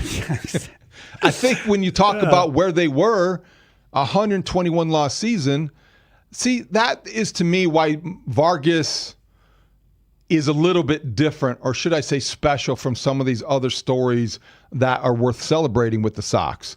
And why this chemistry and this clubhouse camaraderie is so special, Mully. You've got the new guys that galvanize the enthusiasm, like Mooney. Chase Mydroth got here in the trade. You look at Colson Montgomery, he's a draft pick that came up through the system. Braden Montgomery, Antonacci, these are guys that are rookies, right? That enthusiasm. Tristan Peters got here 5 minutes ago for cash considerations. Miguel Vargas was here when things were at their darkest. Yes. He can appreciate, and he is a link to that dark past, or he is a link to that bad season, that history that nobody wanted to make. And now they're like, that's why he's having so much fun. These other guys are just kind of like, they're kids having the times of their lives. But Miguel Vargas, I think, is appreciating it. And sometimes when he talks, he's very thoughtful during these interviews. Oh, he's great. And I think that's really probably why he's reflecting at how far he has come. And frankly, it's a metaphor, or it's also how far the Sox have come as a franchise. It really is. Now, correct me if I'm wrong, because as I said earlier, and I mean this sincerely, I've tried to block out a lot of those seasons. But in 2024, their all-star, everyone gets them, was Garrett Crochet. Is that accurate? Mm-hmm. So they think about you had to trade him, and then you what do you have there? Well, they ended up getting 3 players that are currently a part of this team, and we don't know what's going to happen with Wikelman Gonzalez if he could come up and help in the bullpen. Still in a position to contribute. But you got Teal, as we talked about with Ozzie. You got Braden Montgomery, who hit the home run that made the impression on one Rock Chalowski. And you've got Chase Mydroth, who you've had the pleasure of interviewing on Saturdays, and you won't let talk during the week. But I think it's a lot of fun that they lost a player of that caliber, but brought back 3 big pieces of what's currently going on the south side of Chicago. Okay, this is the All-Star break, so you can zoom out. And so let's zoom out. That was the one big trade. The other was the Luis Robert Jr. trade, because of what it freed up in terms of resources to allow Chris Getz to go out and make other moves and to acquire other players as a result of that $20 million in resources that he suddenly had. And so he didn't waste it. He didn't squander that opportunity. You bring in guys, and those 2 deals are why this White Sox roster looks the way it is. And I think why, if this continues, Chris Getz will be the executive of the year. Because when you look at the way this roster was put together, it was done so, yes, every trade you make represents some risk, but the rewards are now paying off. You mentioned that trade. We mentioned the Robert trade. There are other sneaky good moves that they have made. And as a result, Sox are sitting here first place at the All-Star break. It's really, did you not say earlier, and I missed this detail, that the gold chain that Vargas is wearing was a gift from Luis Robert? I heard that he referenced that during one of his red carpet interviews, that it was something from his brother, Luis Robert Jr., that I think who he probably still keeps in touch with, I would imagine. They both are from Cuba, obviously. Yes, of They're course. former teammates. My sense is that they got to be very good friends during their time together in Chicago. And it seems like that, he might have been sporting some jewelry last night as he walked the runway, and he looked sharp in that blue suit. Yeah, he did. He looked good. That was a good look for Miguel Vargas. Do you Vargas. like sneakers with a blue suit? No. I know that's the trend. It is a trend. I know that's the thing. I thought he pulled it off. Kids love it. I think you can pull it off. I know people who pull it off regularly. I don't have any problem with anyone trying to pull it off. I just don't think I would try to pull it off. Yeah, I don't know. I don't. It's not a look that I would necessarily. Yeah, it's fun though. It's active. It's active formal wear. What about Mooney had like a white jacket on, a black tie, white shirt, and kind of like not just jeans, but maybe kind of beat up jeans, like ripped jeans kind of look. Not quite sure what look that he was going for there. But he was half from the waist up. He looked like he was ready to, be on Dancing with the Stars, and then from the bottom down, he looked like he was kind of just walking the streets. Yeah, I saw that. I think everyone saw that. He's a star. He's a star. I'm sure he's getting fashion advice. They're getting tips from Kenzo or from somebody. I don't know about Kenzo's That's role a in joke. that. I love Kenzo. I think if Kenzo is interpreting his fashion statements now too, so that would be part of the job. Also, I think that Tristan Peters, to finish off your White Sox fashion report. But we talked also about PCA in the leather jacket. So we're talking about cool. everyone. That's kind of his thing. Yeah, he looked good. It's his second All-Star game. But Tristan Peters, I liked the nod he made to the Savannah Bananas. That was hysterical. Because I think that a lot of people are unsure about whether or not that's a part of his past that he wants to embrace. He was a dancing banana. He did say that it's much more choreographed now than it was when he was there, but he did have the banana, the banana ball symbol inside his jacket, and he had the jacket open and he was kind of showing it. So that was a moment for him on the red carpet, a tribute to, even if you are a man who's not only playing baseball, but playing choreographed baseball. I liked it. You can still be I liked it a lot. An all-star. Tristan Peters, one of the best stories in the majors this year. No doubt about it. So, Great and he story. looked like a million. Yeah. And all three of those guys, 26 years old. Isn't that an oddity? Sox have a good young core. And I believe that I think they're not making much money, and they're pre-arbitration, so they're arbitration eligible maybe after the year. I just wonder how they're going to handle paying everybody as this continues, hopefully. It's the inflation of winning. Playoff. Every team that win and I love and grow, go through it. It's a great problem to have. Yeah. Much better than how are they going to not lose 100 games next year?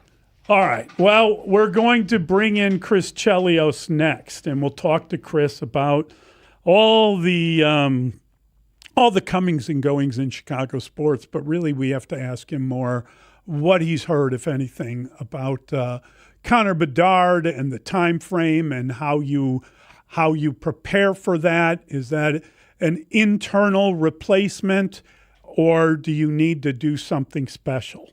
We'll talk to Chris next. It's Mully and Haugh on 104.3 The Score. Rahimi, Harris, and Grote. Middays 10 a.m. till 2 on The Score. But to see Mooney, even the votes that he got despite missing 35 games, the popularity is building and the respect for the White Sox nationally is coming with it right now. Not just fun to watch. I think what we're seeing is an ascension of a program I didn't think it was going to come this quick, and to have the respect follow it and have people know who Mooney is internationally and nationally, that's something that I didn't expect. Rahimi, Harris, and Grote. Middays 10 a.m. till 2 on Chicago's Sports Radio 104. WVON in the 60s. And he gets pulled over one day for running through a stop sign, and the cop gives him a ticket, and my pops goes, "Yo, you have a really nice voice. You should come work for me," which is not how you get out of a ticket. The cop's name was Don Cornelius. And so Don Cornelius eventually, after about a year, quit Chicago PD, looked up my pops, called him and got a job as a news reporter at WVON. And that started Don Cornelius' immersion into the world of media. Wow. And eventually into television. Speaks, it gets better. Well, Don Cornelius, for anybody who doesn't know, founded the Soul Train. Yes. Okay. That's where we're going. Okay, So I just want to make sure we filled in that context. Go ahead. So there's American Bandstand with Dick Clark, and it's a pretty successful show. And Don Cornelius gets it in his head that, yo, man, there's no black version of this. They don't put black artists on Dick Clark enough. We have good musicians. We should have a show where black people dance and celebrate things. And this is an important backstory. My father was a civil rights journalist. He only covered conflict. He never covered a regular local news story. He covered civil wars in South Africa, in Zimbabwe, in Vietnam. He covered every riot, every every civil right, anything with a dog and a fire hose and a Klan. That's what my pops covered. That's important context. So Don Cornelius comes to my pops and he goes, "Hey man, I'm getting money from people to shoot a pilot for a show. I think it'll be moving and grooving like a train of soul where it just never stops. Would you like to be a part of it?" And my pops was one of the people who loaned Don Cornelius some of the money to shoot the pilot for Soul Train. Oh my God. But it gets better. Long. Yes. Takes Don Cornelius too long to sell the pilot. So my pops, one of the investors, "I need my money back. I give you like $1,000. To which Don Cornelius says, "Hey, Roy, dig this. Instead of me giving you your money back, how about you just stay on as a producer and you can be a part of the train of soul when it leaves the station?" To which my father looked Don Cornelius in the eyes and said, "Hey, man, nobody wants to watch black people dance for an hour. Give me back my money. It is a terrible idea." And with that, my father signed away any piece that he was entitled to of the Soul Train empire. But you have to understand, there was no show this black and this happy on TV at the time. It didn't exist. So this man who has done nothing but cover war and death and struggle and injustice, and then some Afro nerd comes walking in, "Hey, dig it, baby, cat daddy, shake it down. We're going to be dancing, and we're going to have a scramble board and figure out sentences. Get your ass out my office.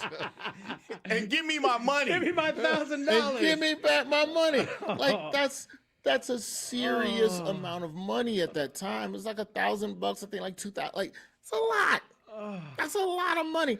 And yeah, man, like I was never allowed to watch Soul Train growing up. I don't know if I ever told you that. I could watch Solid Gold. Wait, your dad actively was like, "You can't watch this show that I didn't Turn that invest off. in." Turn that monkey-ish off. Like, openly hate it. You know how Sundays it's cartoons and then it's like Glow or roller derby. You get Gorgeous Ladies of Wrestling or Worldwide of Sports, or you get Twib. This Week in Baseball, baby. That's right. Yeah. And then Soul Train would come on before college football. And my pops would be like, "Turn that monkey-ish off." Just a hater. And I love it. That's how you should be. I want you to fail.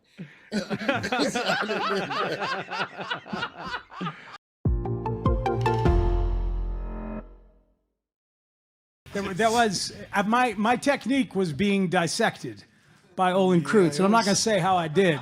It was something. Hopefully, never see it again.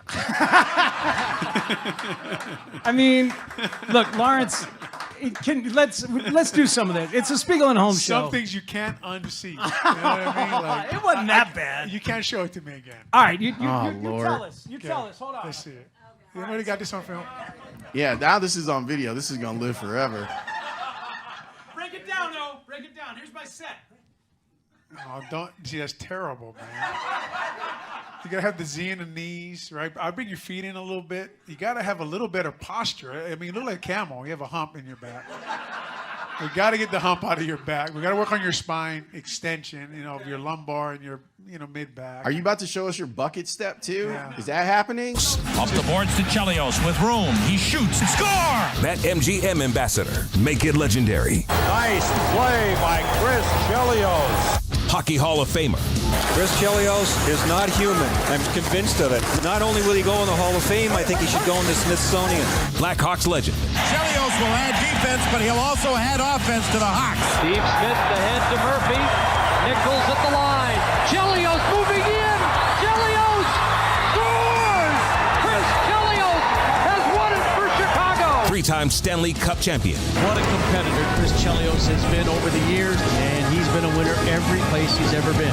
Chris Chelios with Mully and Haugh on 104.3 The Score.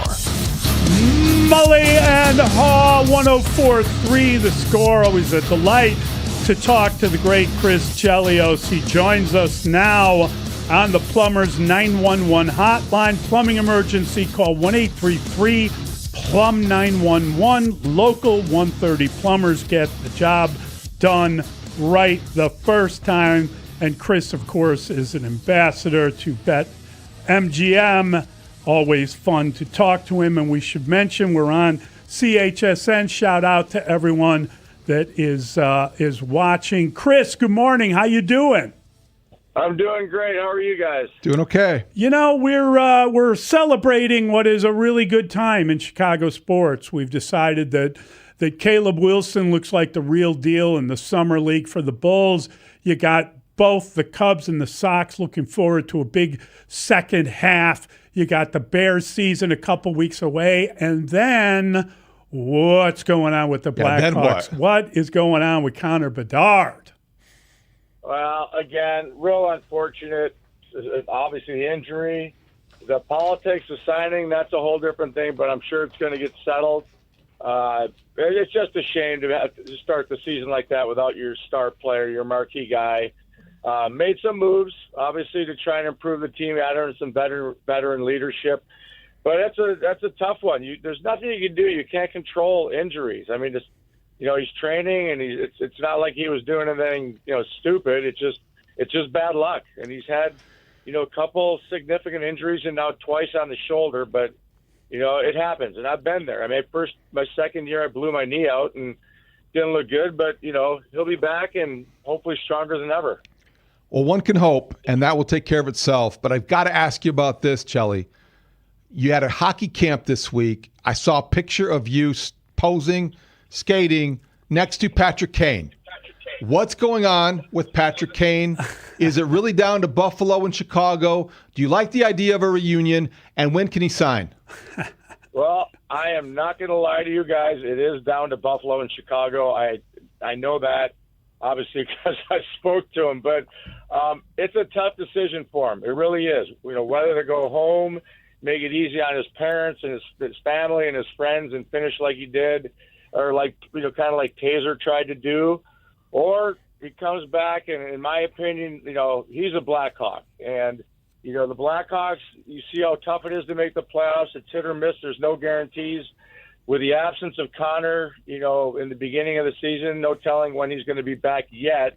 How great would that be? You saw the reception he got a couple years ago during the jersey retirement. He's so beloved in Chicago. So I'm hoping he leans, and I think he's going to make his decision, pretty quick now. It's time, but it's a tough decision for sure.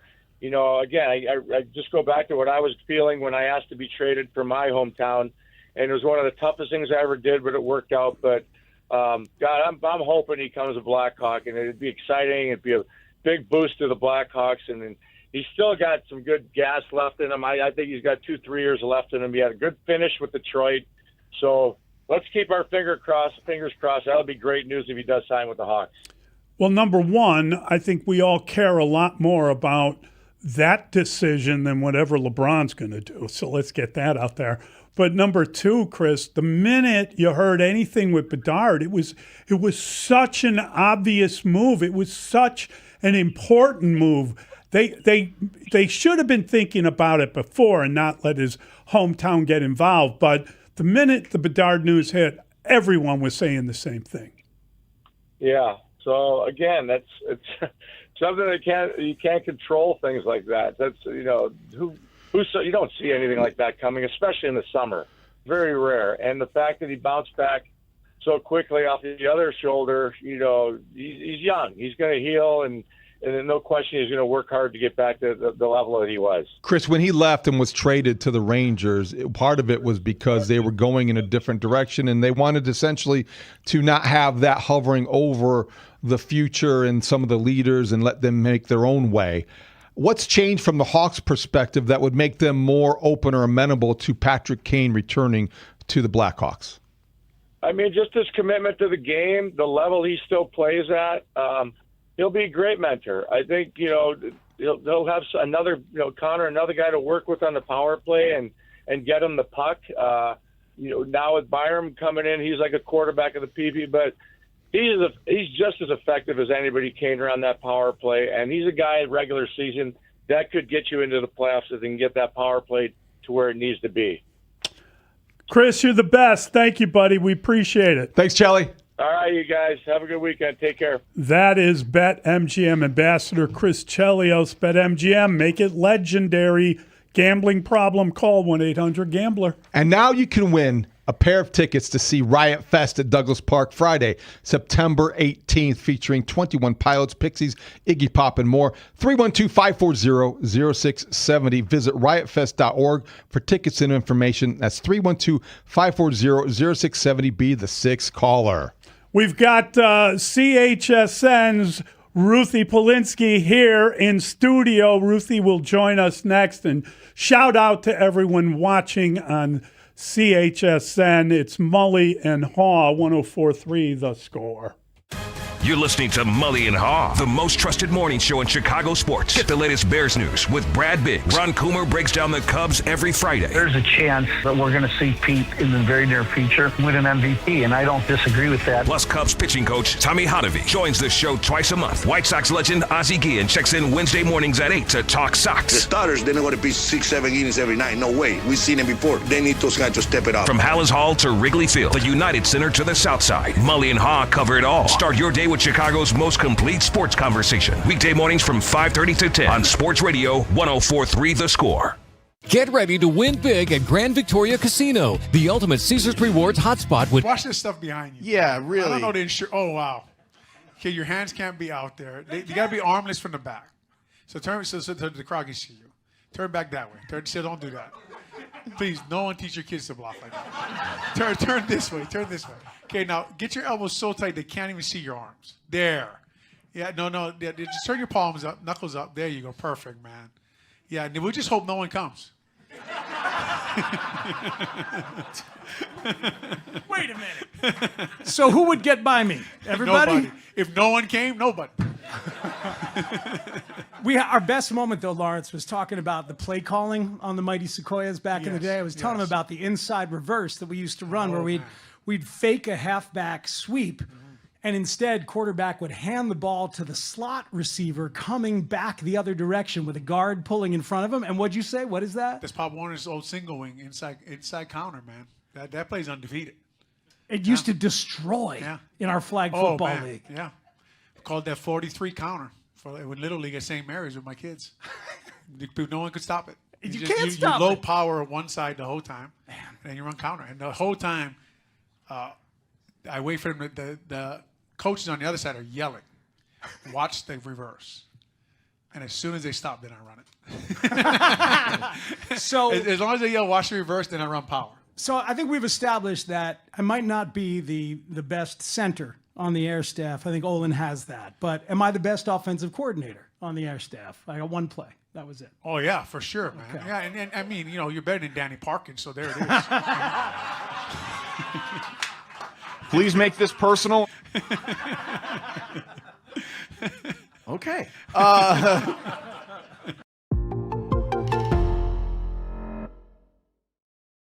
Freddie Gibbs is joining us here on The Score. Freddie, thank you so much for blessing the show by coming through, man. We appreciate it. Bear down, bro. Bear down. That's all I can say. That's all I got to say. How about it? How about it? So how much fun are you having with this team and this season? It's like it's emotional and psychological, healthy to live this thing, isn't it? I mean, it's just an emotional thing being a Bears fan, and we've been going through so many dog years, man. I was so frustrated with the team the past 3 years with Eberflus. I just felt like we wasn't making any strides to get where we needed to be. And I'm so thankful for Ben Johnson, man, because he has a mentality, not only the game planning, but just the mentality that we need. Like, he hate the Packers like we hate them. We love Ben Johnson. It's funny that you say that, because we were actually talking about that in the last segment, that the other coaches that have come through since Ditka, they all were saying, like, hey, we want to beat the Packers. But there's a difference between I want to beat the Packers and F the Packers. And that's... No, you can't. You have to hate the Packers to be with us. You can't. Like, I've seen a picture of Eberflus at a basketball game with Matt LaFleur. You can't do that. That's why I said we had to get him out. I'm so glad he's gone. And now Dallas let him go. Just let you know, man. We just needed a change of, scenery around here, and I love Coach Johnson, man. Love him to death, man. Yeah, they were sitting next to each other at a Marquette basketball game. Looked like both of them had like a vodka tonic or something with a lime and a straw in it. A lot of kikiing going on there on the sideline. Right. Get him out of here, man. Yeah, there's no way in hell Ben would spit in that drink and walk away. And it's football. Yes. We need that in our lives. So who were you with? Who were you with on Saturday? Paint us a picture. You went with our friend Spice Adams. Is that correct? I went with one of my good friend, Anthony Adams. That is my dog. Shout out to Spice. I love you, Spice. That's one of my close friends. He always comes support me. So, we share this mutual love for the Bears. So we definitely gonna go to the game. I'll be there Sunday too. Oh, that's outstanding. And then there was a picture with you and Spike Lee together on the sidelines. Did we see that? You know what? I said, you know what? This is how I know that the Bears, we are America's team now because we have Spike Lee at our game. I said, Spike, I looked at Spike. I said, why are you here? And I love Spike Lee. I made some jokes about him a long time ago. It was just funny, but, we love Spike Lee, one of probably the greatest black director of all time. But why he was at a Bears game still boggles me. But that lets me know that we are America's team now. We're taking it over. Roger Goodell was there. I was like, all right, we in there. We in there. When Spike come to the games, then it's America's team. Well, Spike was there because the Giants and the Jets suck. That's why. For sure. Definitely. What they get, like 6 wins combined this year? Or? Not even. He was definitely trying to catch the vibe. Like, there's no doubt about it. I tell people, we got room on this bandwagon. We not tripping. If y'all want to jump on the bandwagon and push the Bears, it's all good. You know what I mean? We America's team now. I love hearing you say that. You were rocking the Peyton jersey on the sideline. Is that a McKinnon that you're rocking now? Nah, this is a Gibbs jersey. I made this. This got my name on it. That's what I like. Well, how many classic jerseys do you have? I probably have at least 45 Bears jerseys alone. Whoa! I'm about to go buy DJ. I need a DJ Moore. I need a Caleb for sure. I'm about to. Hopefully, I get a Caleb jersey and I can frame it. Me and I love Caleb. Caleb 18. We got the guy. He's gonna be one of the GOATs, one of the greatest of all time. I love him. He just followed me back on Instagram. I'm definitely gonna rock with Caleb. I love Caleb. I'm gonna make a shrine to Caleb in my new house that I'm building. 18, baby. 18. Walk me 18 through. is the one. Walk me through all the jerseys. Like, who you got? Who were the people you were like, I have to have this jersey. I have to get the Devin Hester jersey. I gotta get the Urlacher jersey. Which are the ones that Definitely you had got to a have? Devin Hester, Mike Singletary.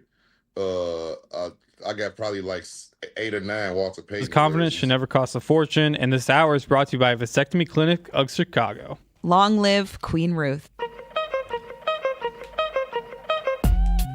Mully and Haugh, 104.3 The Score. What a delight to have Queen Ruth in our presence. The takeover has begun. When did I say that? When haven't you said that? Whatever you say, Brandon is paying attention. Yeah, and he's got I don't a know whole when you list said of that. it. Love that. You must have said that one of the times that you were on. No one hypes themselves up more than I do. I don't know about that. Welcome to Ruthie Polinsky from CHSN. Absolutely. Thanks Great for having to me, see guys. you. For this hour. Listen, you got Ozzie Guillen, Chris Chelios, Ruthie Polinsky. Before we Big get day. into Bears and Bulls, which you were here to talk about, can we take a moment to digest what Chris Chelios just told us? Incredible. David was jumping up and down in this. I was in the control room. I'm watching David jumping around in here. I think we need to recap because it was breaking news. Well, that's breaking news. Okay, so we have talked since Connor Bedard, since he had that weird fall, and then you find out he needed surgery. We have talked about, well, what the heck are the Blackhawks going to do? Literally the day after the surgery came out, we're like, why don't they bring Kaner back? Kaner's still out there. It just makes sense to bring in a guy that can be a centerman for you while you wait for your guy to come back. And we don't know how long that will take. We were told that he would be back. There are contrary reports, but you figure he could miss as much as 2 months. just being honest about it, because you got a certain amount of layoff and then you got to get yourself back up in shape. It could be late October. It could be early November. But how about having a resource like Chris Chelios to tell us? He just Love talked that. to Kaner. It's down to Buffalo and Chicago. I mean, that is awesome. It's so exciting. Great news that they've been in touch with them and they know they're seeing what everyone else is seeing. That's great news. But the fact that he is contemplating it, and Chris explained it pretty well. His parents are in Buffalo.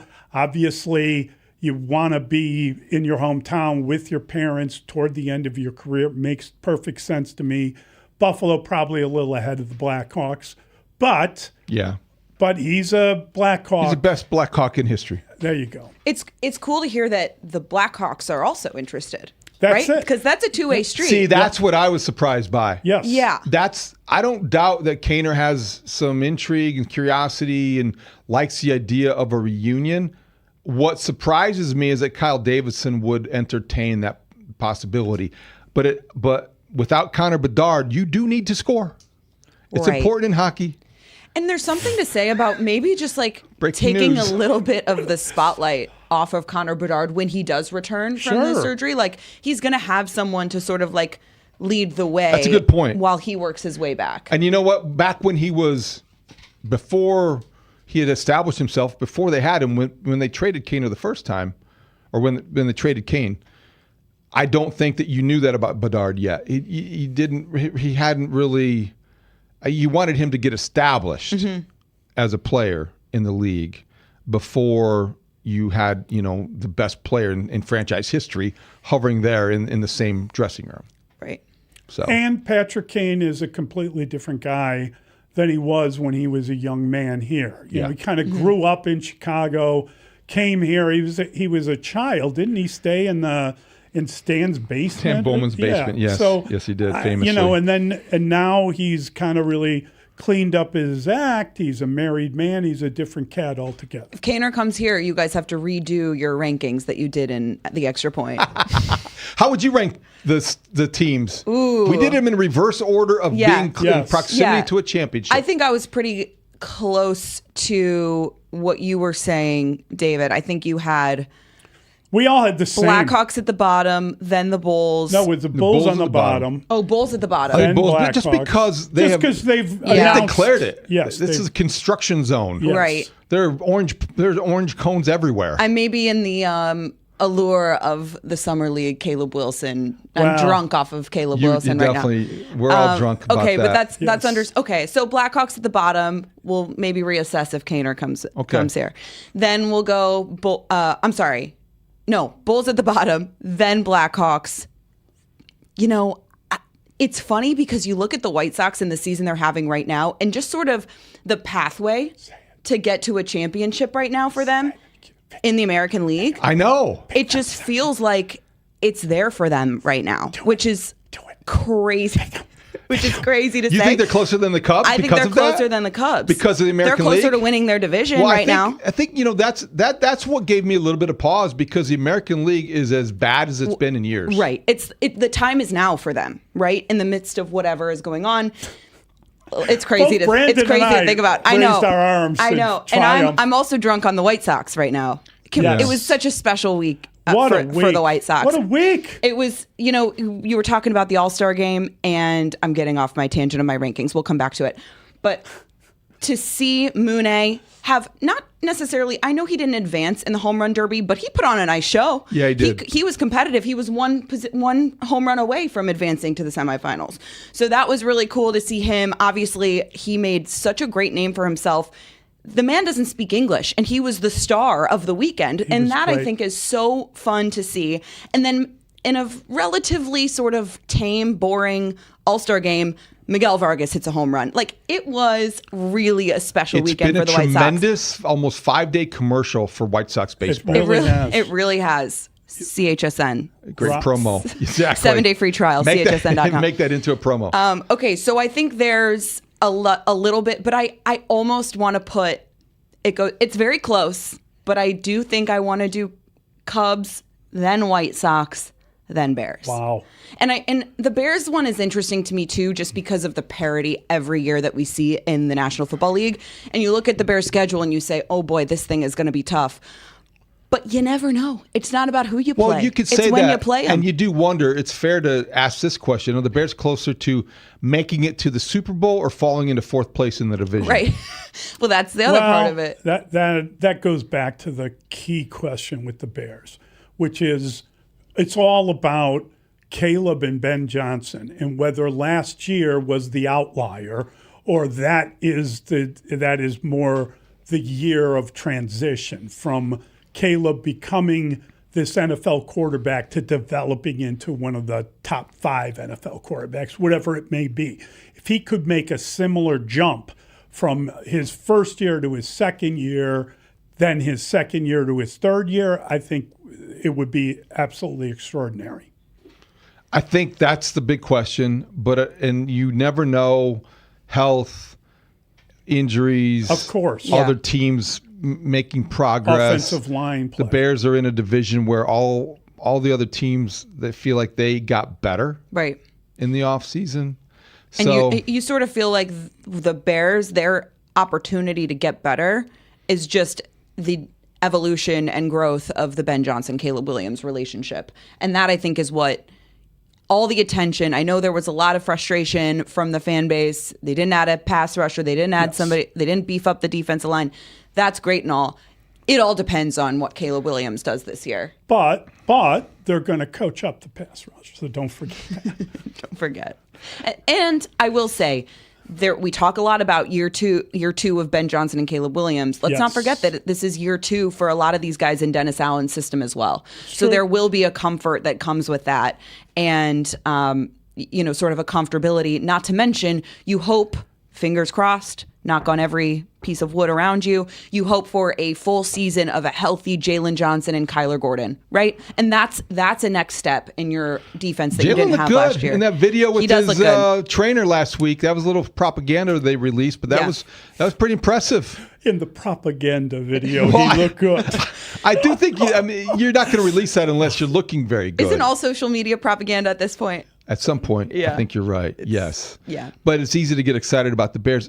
12 days away from veterans reporting? 27th, is it? Oh, gosh. Can you believe it? Yeah. I sort of get a little, butterflies, and I don't know if that's, summer slowdown or if that's, okay, I'm so excited and ready for football. I think I'll soak in the next 12 days, whatever that brings. I do love the idea of the continued development of Caleb Williams, a.k.a. their Rock Chalowski. Or you Mully, think this is a big week for you. Rock Chalowski is their Caleb Williams. Oh, I will take it either way. Either way. I like to turn it around sometimes. Mully, this is so great. I got to tell you the story. I was in New Buffalo this past weekend. My first time there, lovely, visiting some friends. Yeah. And my friend's dad is a big listener to The Score. Loves you guys. Okay. Big listener. So we're sitting on the beach and we're like, oh my gosh, the draft. Who did the Sox take? So we check our phones and we're like, it's Rock Chalowski. Oh my gosh. The man's first words were, Mully is going to be so happy. That was his first word. He knew you were just be thrilled. That's funny. That's Big like listener. Hawk. That's Hawk. That's Hawk. Mully's happy. Yeah, that's in the Hawk voice. Yeah. Southsider, grew up here. Yeah. Is he a South? Oh, yeah. It's funny you say that, New Buffalo. Obviously, half the South Side has a house there. I know so many people. It is so beautiful there. It's absolutely gorgeous. Oh my goodness. Couldn't believe it. My first time there. Summer. You know what I mean? We used to go there in the winter sometimes and stay in those houses. They're fantastic. You're a big ice fisher, right? You're a big ice fisherman. No. Yeah. I'm a big stay in the house and build a fire guy. Let me read a book while I'm sitting over here. Another snifter of brandy, please. Well, Mully was very happy. Everyone should be over Rock Chalowski. He is their Caleb Williams, first overall pick in the draft. I think his runway will be a little bit longer because, Caleb started from day one. That's the best thing about Caleb Williams as we get back to the Bears and the lists and all the things. His durability. The fact that he's on all of these lists, everywhere from 3rd for Colin Cowherd to 10th, according to ESPN. The biggest thing is the fact that he shows up every Sunday. He does. I think what is interesting about Caleb Williams and all the lists he's on and everyone talking about how great he can be or not be is that everyone's talking about him, right? Last year it was, who is Caleb Williams? This year, he's not sneaking up on anybody. Right. Everyone knows what he can do. And I think, David and I have had this conversation about who do you fear, right, as the opposition. People fear Caleb Williams and going up against him because he is Houdini and because he is escapable and because he can extend plays and because he shows up in the fourth quarter and makes incredible throws. But do you fear him quarters 1 through 3 right now? That is what we're talking about in terms of the development. And it is all about his ability to place the ball in the right spot. Mm-hmm. It's all about his accuracy as a passer. But I feel like he could be much less dramatic and still significantly better as a player. Like maybe if he becomes a more accurate, a better ball placement guy, he doesn't have to be Superman at the end of the game. You'd like for his games. It's great that he has that ability. Yes, it is. Well, you need that. Might not be necessary. You want him to be clutch. It's hard to coach or teach or expect, but you'd like the victories to be a little bit more methodical. Yeah, yes. I don't need 7 wins inside 2 minutes next year, comeback wins. Like you want them to have a comfortable lead in the fourth quarter in this next season. And I was wondering, thinking about this as I was driving in today. Let's say Caleb Williams' completion percentage is still pretty close to the bottom of the league, but they win 10 games, they get to the playoffs, and they win a playoff game. How do you feel about Caleb Williams? He's had a good year. If you don't see an improvement in that completion percentage. I don't really care as much about the completion percentage if they are winning games largely because of him or with him, or he's a big reason why. The numbers are overstated when you are a winning quarterback. I think the biggest thing for Caleb Williams is to get one step further than he did last year with his team, because that's how ultimately he's going to be evaluated. Yes, right. And that's what is going to be part of his legacy. I don't think that I don't going to get too caught up on if he's at 63% per completion percentage. Let me flip it to you. What if he completes 2/3 of his passes, 67%, but the Bears are 8-9? Yeah, that's no good. Is that a good season for Caleb Williams? No. But that's a great point. I got to say, I don't want anyone to ever mention that the Bears have never had a 4,000-yard passer. I mean, that offends Ben Johnson at some point, right? And I won't have you going after the coach over something. Well, Ruthie's a big coach killer. Yeah, that's me. All right, Ruthie, the coach killer. Here's the other big thing about it related to Caleb Williams, though. So, who's catching those passes? And when you look at, say, ESPN.com released this morning's Jeremy Fowler's top 10 wide receiver lists. Right. Mm-hmm. They list 26 names. After their top 10, they have an honorable mention and also receiving votes. 26 different receivers are mentioned in his list. Not a single Chicago Bear. DJ Moore gone. Yeah. Luther Burden, I think, ready to take that next step. I think he's going to be the breakout guy. You know how I feel about Rome Odunze. Little bit of cautious. I don't have as much belief as some people. Who's going to be the recipient of these passes from Caleb Williams, where he's going to improve his completion percentage, thrown to a bunch of guys who are largely unproven?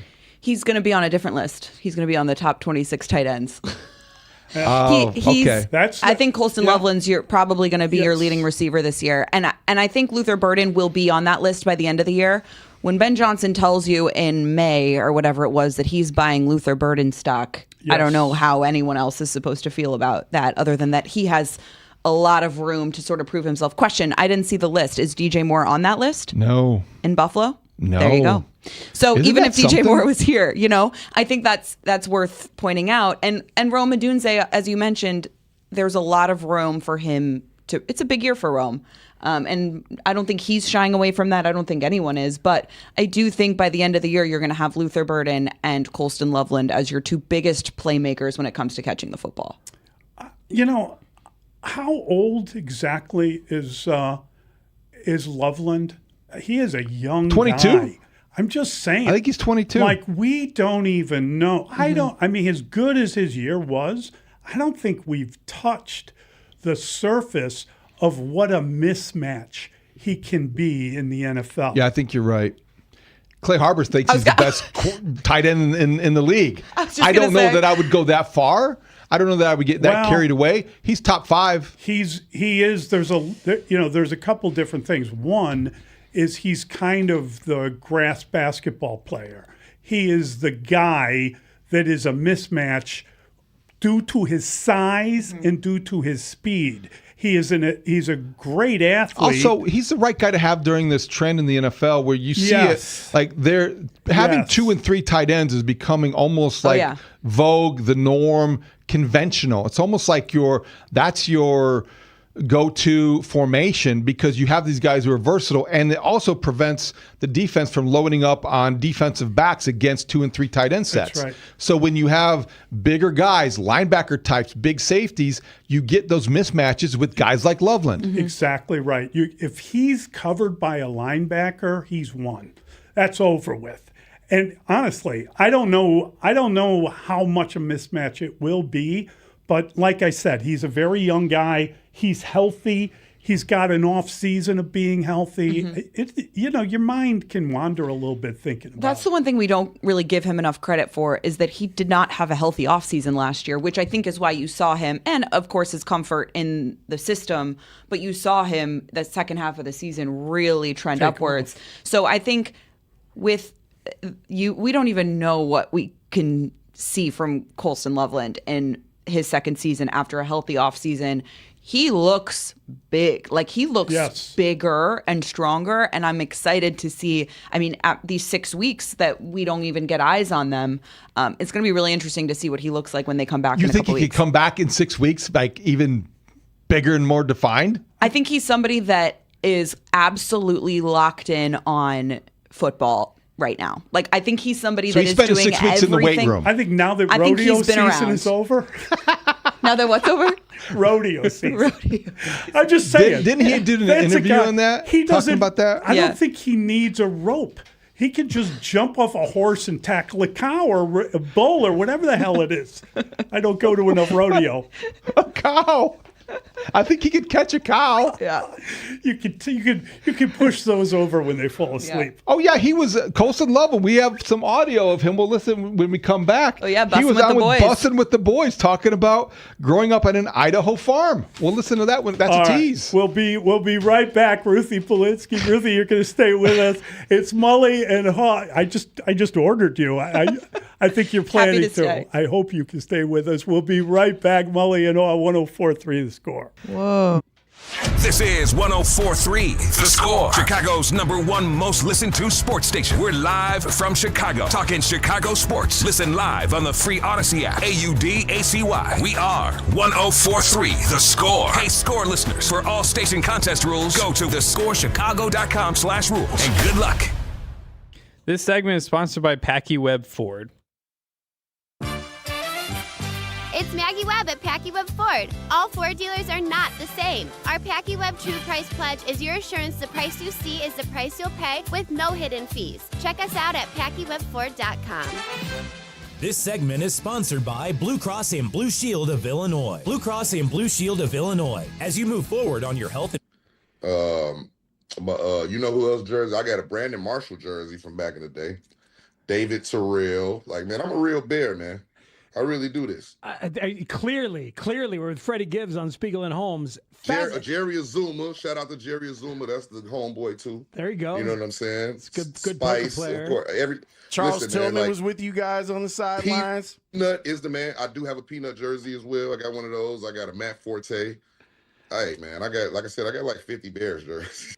I'm glad that you like Caleb. Like, I wondered whether Caleb's personality or some of the baggage that Caleb came here with had been an issue with, like, people you know, with friends you know, or whatever. Like, I think that's what I like about him. You know what I mean? I feel like he like me in a way. Like, he's a rebel. He do what he want to do. They can say what they want. His nails. I just got my nails done too. They came check it out. We both rocking. I'm rocking with 18. Did you see Lil Wayne? You know why 18? Because girls like your nails clean, man. Don't let them deter you, man. Hey, Freddie, and I'm not gonna lie, brother.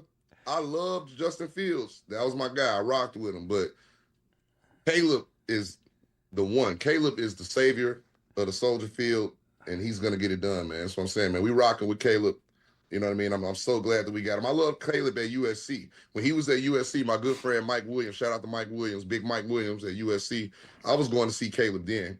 So I was like, man, if we can get a guy like that, a magician, a escape artist like that on the Bears, then shout out to the Carolina Panthers. When we get to where we going, we owe a lot to y'all. That trade solidified everything. We got DJ, we got Caleb. Hey, man. Thank y'all. Appreciate that. Did you see that Lil Wayne took a shot at Caleb with the nails on social media, and then Caleb shot back at him? I'm glad he did. But diss him. If you need some bars, I'll give it to you. Well, I actually kind of like the bar that Caleb is already throwing at haters on that. He simply is like, your girl love it though. Come on, 18, baby. We got it. I just came from the nail shop. We gotta keep our nails done.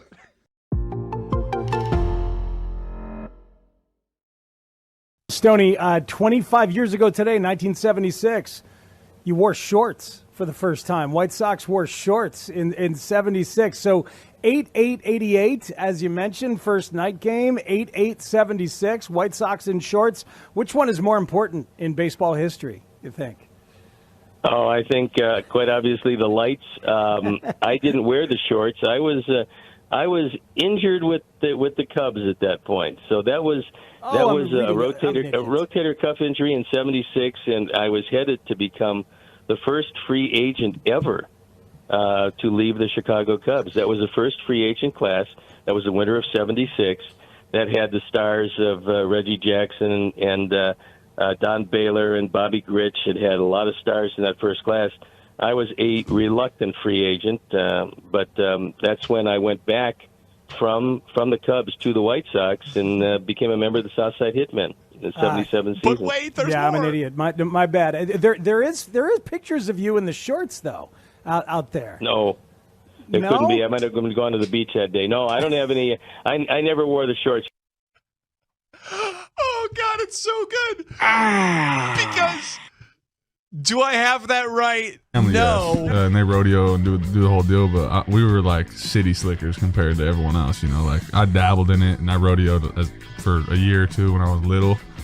And we always worked around the farm and stuff, but we were never in it like some people truly are. Did your parents want you to be like a cowboy rodeo guy? They honestly didn't. I mean, it was expensive. Horses, trailers. They're like, we're cool with you not doing that. So, no, it was a pretty quick decision. But they said if you want to do it, you got to go all in. And I was like, yeah, I'm not gonna do it.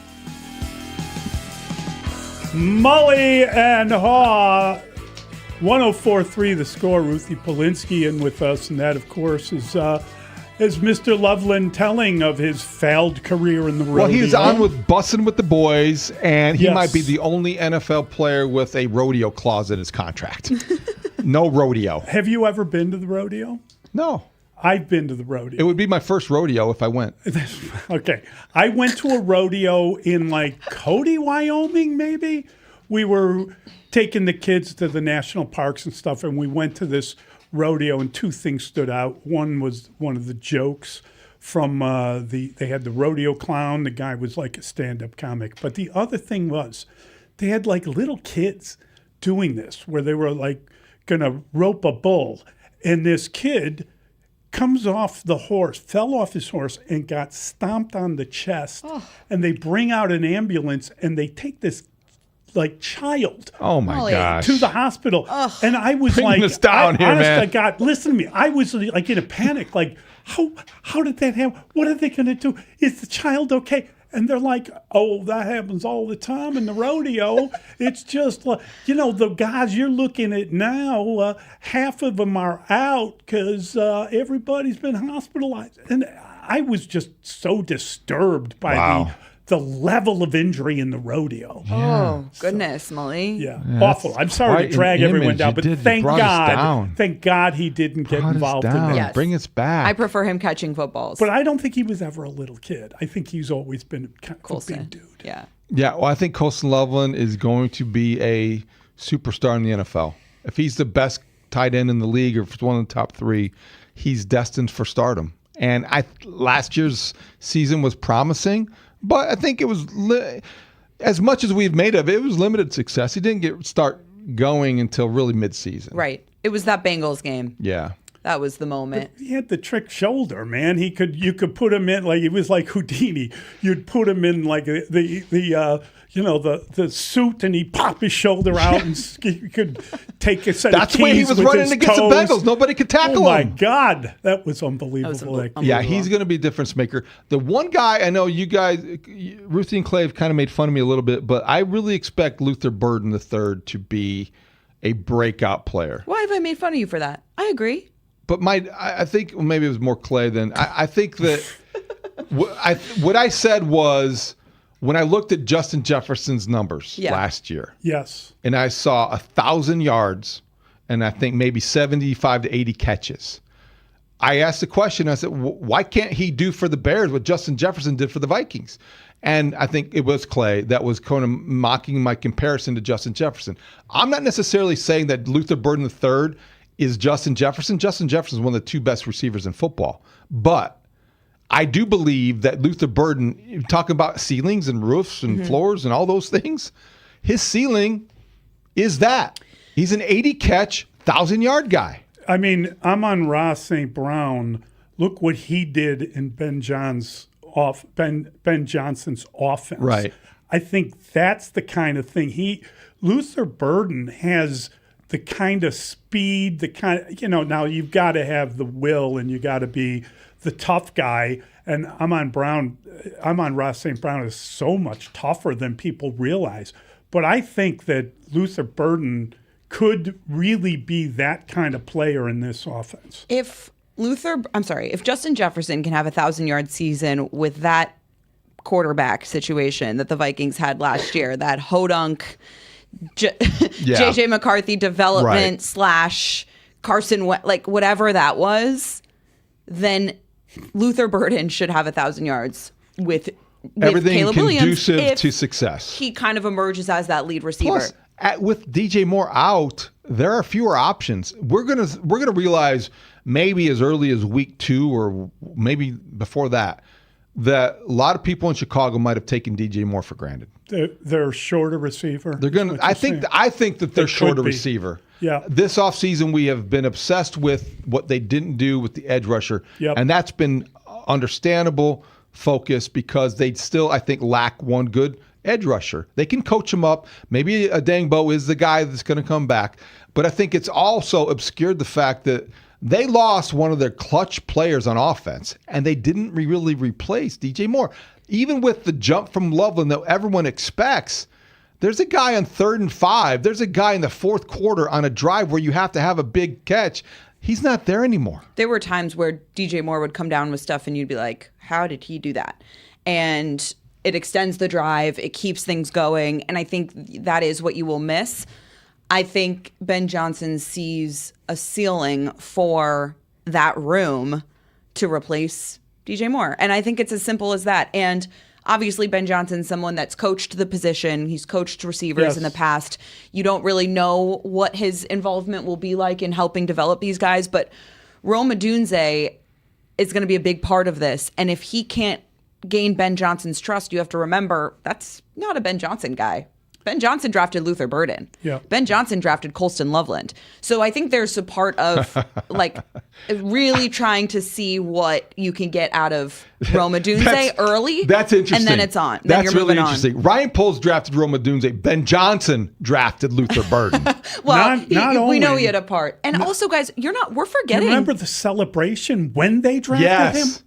Yes. We're cooking with hot grease. Guys, Is that what he said? Xavier Thomas has been out in LA with Caleb Williams. And that's someone that Clay and I, when we were out at Xavier Thomas. Fill me out on that. What's going on in L.A.? He's got a bunch of guys. There's a bunch out of guys there. out there. I've seen and I don't know when these photos are from or what it is, but Xavier Thomas is in a little group with, I think Kyle Monungai was out there with Luther Burden, Xavier Thomas. I'll go look. I'll pull up the Instagram post that I saw. But I think like there is a connection happening also. Don't forget about Xavier Thomas, whether or not he was drafted where people believe he should have been drafted. This is somebody that they went out and got and wanted in that room. Also, David, your guy, Scotty Miller, he could make the team. And also, guys, don't forget that Jade Walker came up in big moments last year. Yes. And that, I think, is something that you can't really coach. Is he sort of still that going clutch to live ability. with Caleb? I think that was only momentarily, wasn't it? But I'm just saying that's a good connection. But that's another guy that I think I've seen out in LA working out with those guys. So there's a connection, there's chemistry building, there's a group of receivers that I think that's going to reach another level, and these are guys that I think we started to learn about last year. You trust what you're saying because the offense is that good and the ability to scheme guys open is that trusted. And so, yeah, you don't dismiss any of that because it is conceivable. I think just out of habit almost, it's traditional to think of you need that veteran receiver that you can count on, and you look around the room and they don't really have that. But it's a leap of faith. Yeah. But it's one I think the confidence that they've earned. The thing that DJ Moore had that we are failing to appreciate is availability. Mm-hmm. DJ Moore, you would see him take a hit where he would get speared in the back or something and go down, and he was still on the field and still available to catch big passes in the fourth quarter. It's a great point, Mully, because I think that sets a tone for not just the wide receiver room, but for the team. And Caleb, I think, contributes to that as well. But DJ Moore was somebody that I remember Rome Odunze and I can't remember who else, but there were a couple guys that were being like, if DJ is out there, I got to be out there because that guy's banged up. You know, like there was an element of we're watching him. He was a leader by example, wasn't really a big vocal guy, but he was somebody that you followed his lead because he was just the ultimate professional and worked hard and, like you said, was on the field all the time. Do you consider it important? Do you think it's a matter of bookkeeping? What level of urgency exists with the Darnell Wright contract extension before training camp? I think it gets done. I think it's gets Are done. there any issues before training camp it. or as training camp arrives that concern you more than others? Any issues before training camp that concern me? Anybody's health, anybody's recovery, How about or Kyler Gordon better be out there. Well, that's a big one for me. Right. Yeah. That's a big one That's for a me. good I think he will be, but he better be out there. I'm curious. We didn't see much of Cam Lewis during OTAs. Also somebody that, like, if Kyler Gordon is as injury prone as he sort of showed us Free he agent is, addition. you Yeah. need someone to sort of fill in for him. Elijah Hicks was filling that role a little bit during OTAs. That's one. Who else? That's a good question. Kind of caught me off guard. I got to think about that one. Well, I have a question that is connected to that, just the health stuff. Do you believe that the tight end position becoming featured in the offense is strictly down to the fact that they took another tight end and 3 tight end sets will clear up? Or is that also connected to the fact that they are down a couple offensive linemen and they might not be able to protect as easily without using multiple tight ends to help with their offensive line? Like, how does the offensive line's health play into the things we're talking about the offense working? I think it's unrelated. Okay. I think the 3 tight ends trend is something that's picking up throughout the NFL, and that's something that Ben Johnson wants to do and use, and that's why they drafted Sam Roush, irrelevant of the health of the offensive line. Because in Ben Johnson's mind, he's thinking, I have 5 guys. They better do their job. And not to mention, you have somebody that could come in and jumbo package in Theo Benedette or whoever it may be to come in and help, which we know Ben Johnson loves to bring in that extra offensive lineman. So he's not afraid of doing that. And he wants to have those 3 tight ends on the field to create the mismatches and do all the things that you can do. But I'm introducing injured linemen to the conversation. I think you guys, because Braxton that leads Jones, to injured quarterbacks. Yeah, I think the Braxton Jones storyline is one to watch in training camp. When you ask about, okay, what are my eyes on? I think Braxton Jones, how he looks. But you got to remember, like, they brought him back. So they believe in him, and I think they believe in the development, and he's going to be healthy. They believe in the coach as well, and they believe in Dan Roush, and Dan Rochar, Sam Roush, yeah, Dan Rochar. Thank you. They believe in the offensive line coach and everything that they have going there too.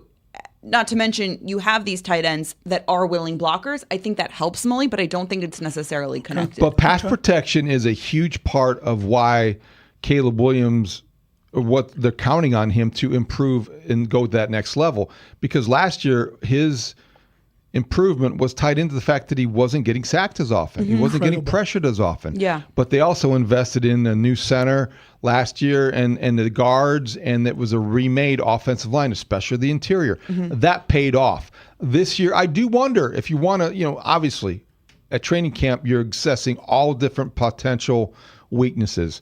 You do wonder about what the loss of Dahlman means. That's going to be that's the off-season story that still needs to be told. Him leaving triggered a series of events that you hope doesn't unravel their offense, because whoever replaces him, may or may not be up to standard. But you've got that to be concerned with, and he cannot be sacked 50 times again. Agreed. I think having the Jonah Jackson and, oh my God, Joe Thuney sandwich of that position is really important. That's something that I don't think can be really diagnosed or examined, but I do think there's an element of having those two guys next to you, not to mention the chemistry already between Garrett Bradbury and Joe Thuney, who played college football Who starts together. more games this year, Logan Jones or Garrett Bradbury? It's interesting. I keep wavering on this. I think Garrett Bradbury. I do. I think this is a developmental year for Logan Jones. So you think that playing next to Joe Thuney will make Garrett Bradbury better because of their connection and they've done it before, and that rapport will help? In that room, just having those guys in that room, it's a really smart room. Does that mean he moves to guard then when Thuney moves to left tackle? I was going to say, can Joe Thuney play center? No. Not until the playoffs. He plays everything. Only in the playoffs. He does whatever you need him to do. He can play quarterback too. The very fact they made that move in the playoffs speaks volumes about where they were at with that position. And really then, what they must believe in Braxton Jones and his ability to bounce back, or else they would have addressed that in a more aggressive way. I think so too. I think so too. Because they were down to, that was a desperate time that called for a desperate measure. And moving your protector of the year to left tackle for one game, that was the sign of desperation. Braxton Jones was coming back from a really serious injury last year, and I think that plays a part in his mentality of being an offensive lineman. There's a confidence that comes with having a healthy offseason. And I think they're leaning on that. And he looks bigger. He looks stronger. His legs are under him a hell of a lot more than they ever were at any time last year. But until they put the pads on and get out there, we have no idea. Right. Who leads the Bears in rushing this year? DeAndre Swift. Okay. I still think he's going to be your lead back. I think Kyle Monunga is going to have a big year. But I think they will do that sort of split sort of. They're very different players. I think, and that's what makes that room really exciting, is that you sort of have that, Sonic and Knuckles, dare I say, where you have I know, I just stole that from them. Can I do that? Probably not yet. No, I like it. But I think that DeAndre Swift, and I'm really excited about Eric Studesville being here. Somebody that I covered when I was with the Dolphins, who is a very long time running backs coach. He was the co-offensive coordinator at one point when I was there with the Dolphins. Somebody that is very different in terms of his coaching style from Eric Bieniemy, but I'm hearing some rumblings that he's very excited about DeAndre Swift and what he can do and in that room. Also, DeAndre Swift looked bigger, stronger when Clay and I were out there. What team in the division do you think is most ripe for regression? I have said, and we kind of had a good conversation, I think Dan Campbell has a lot on the line this year. Yeah. Because he's bringing in a new offensive coordinator, coming off a season that was largely disappointing. Because why? Well, because it was viewed that the genius had left the building. Yes. And he was no longer able to go down the hallway and say, okay, Ben, cook me up a game plan. Right. So there's a lot riding, I think, for Dan Campbell this season and his it's a big year for him. Viability as a head coach. I agree. I think last year, in moments of being lost in your offense, when he took over play calling, that didn't solve it. They sort of lost their grit, which is another term that they love to use.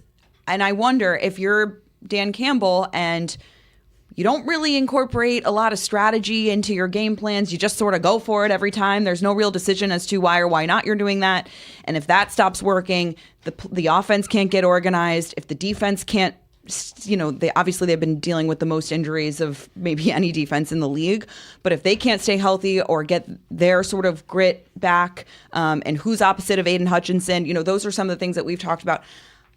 What are you doing, Dan? Like, what are you, if you're not there for the sort of strategy and the culture? He's got to be the multiplier. What are you doing? He's got to be the multiplier. He's got to get the most out of his guys, and all eyes are going to be on them for sure. Most regression, like who could fall back the farthest? I'm keeping my eyes on Green Bay. I know it's crazy to say that, but the Jordan Love experience is quite confusing to me. And I think you see him and he gets you to the playoffs every year and he looks really good for most of the year. And then you're the 7th seed and you lose every year. It's like, how do you take him to the next level? How does Jordan Love go? And remember, Matt LaFleur, like, it's a big year for him too. I know he got the extension, but like, he wasn't maybe gonna. But it sounds like, as I said the other day, and you told me to repeat this, you have fallen out of love with Jordan. It's such a good line. You said that off the air, and I was like, why did you use that? It was so good. Yeah, I think every year you're sort of like, okay, he has so much potential. Why does he get so much, like, these rankings? Why is he a top 10 guy? The coaching really hasn't done him any favors. And I know Matt LaFleur is, we kind of laugh about that rivalry here, but I'm very curious to see how Matt LaFleur handles his responsibilities as a head coach this season, because he's got nervous at the end of those games. And in a lot of ways the Bears won those games, but he didn't do them a ton of favors in the way that he managed the game as well. It's a fascinating idea because their pass rushers not rushing anybody for a while. First half of the season. He's probably going to come back week 5 against the Bears. I don't think so. I don't know, man. I think it's too soon. It might be. Although he may see Mahomes and be like, all right, yeah, I can do that.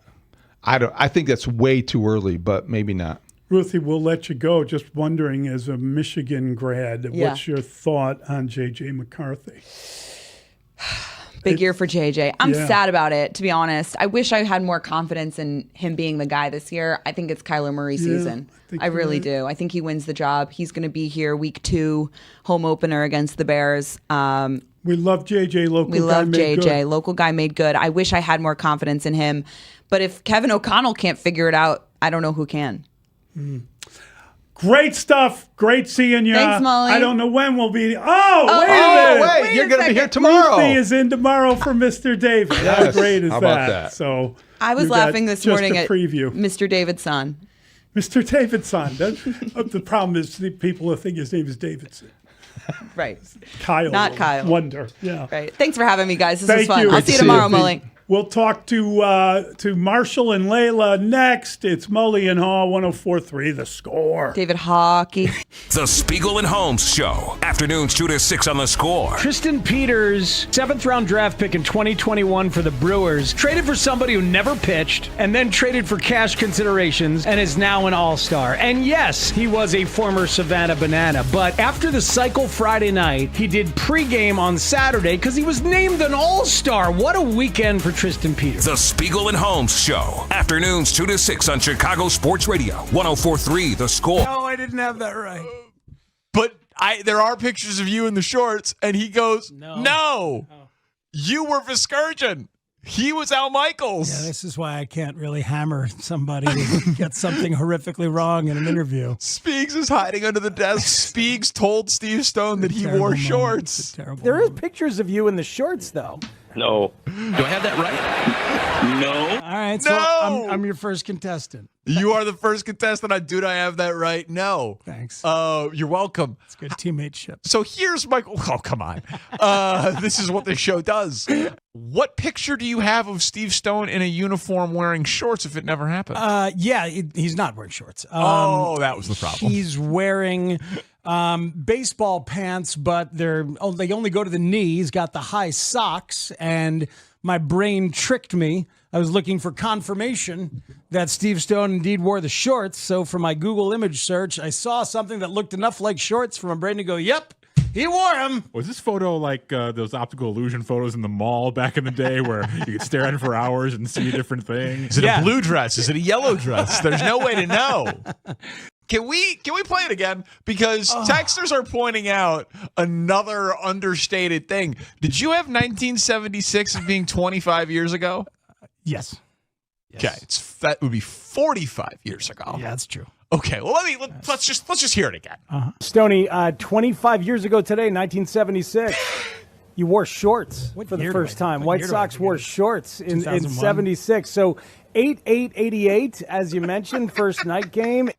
Oh man! And so you were so humiliated by it. You texted Steve Stone last night. I texted Stoney. Yeah. God, you are in your own head. I forgot about the Billy Hamilton, Brian Goodwin thing 2 seconds after it happened. But here's the thing: I texted him to thank him because that's not true, Danny. It's definitely not true. I was wearing a jersey at the ball game. I'm lying right now to cover up my insecurities. I've got really thick skin. Yeah. No, you're right. I just told a lie. I just told a huge lie. That's true. That is very true. Right? We all get up in our own heads about certain things. Of course. You know what I would have texted Brian Goodwin if I had his number. So I texted Stoney to thank him because if you hear, he saves my ass. He turns it into a good moment because he tells a story about leaving the Cubs as a free agent.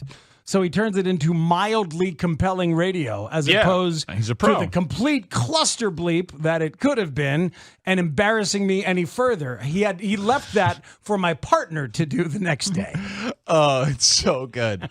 The thrust of the question, even if the premise was correct, was, what's more important, you wearing shorts or whites? Yeah, exactly. I miss a lot on Hit and Run. I should be tuned in more regularly. This show is great. Hey, man, I'm solo, just flying. I like it. Trying to land the plane every couple of minutes. That's really enjoyable. When did you get in? Okay. AKA, when did you get into spring training? Pat Hughes, Ron Coomer, take it away. 7th inning. Ron, I've been in Arizona now for a few days. I know you've been out here for a couple of weeks. But you always hear the similar questions when you first arrive.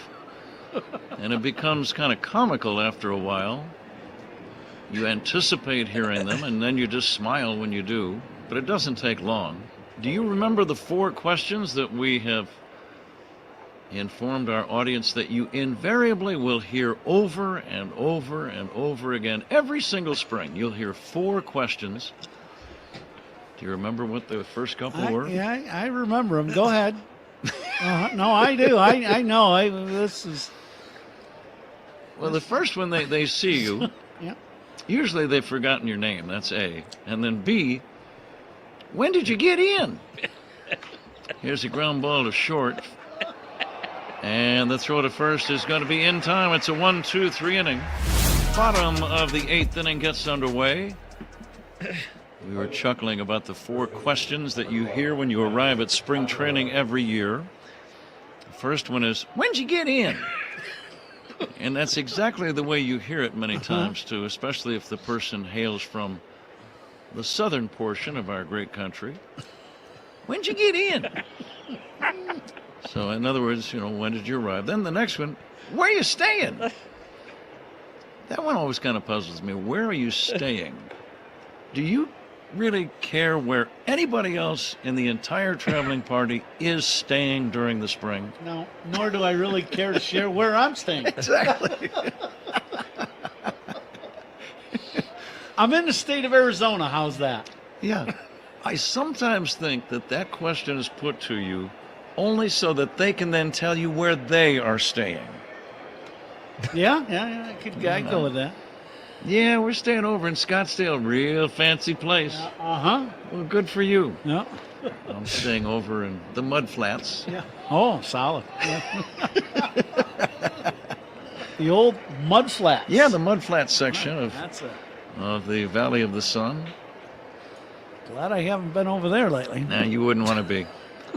And then those of us that arrive in spring training, did you have a good winter? And I'll tell you why it confuses me. How much detail do you want? Here's the pitch on the way, a swing and a chop foul. Most of the time, you just say, "Yeah, great, Yeah. good." Yeah. Sometimes you feel like discussing things in detail. Do you ever go into detail about your winter? Well, our dog got sick and had to put a bandage patch on him for a while. The last one is always, well, have you lost some weight? You look good. Have you lost some weight? I like to say no. Mully and Haugh, 104.3 The Score. We, of course, broadcast live from the Scores Hyundai Studios, brought to you by your local Hyundai dealers. Want to thank them for their contribution. Thanks to Jacob Stutz. He gets us up and twitching every morning. And thanks to everyone for calling and texting and emailing. Most of thank you for listening on this Thursday, the 15th of July.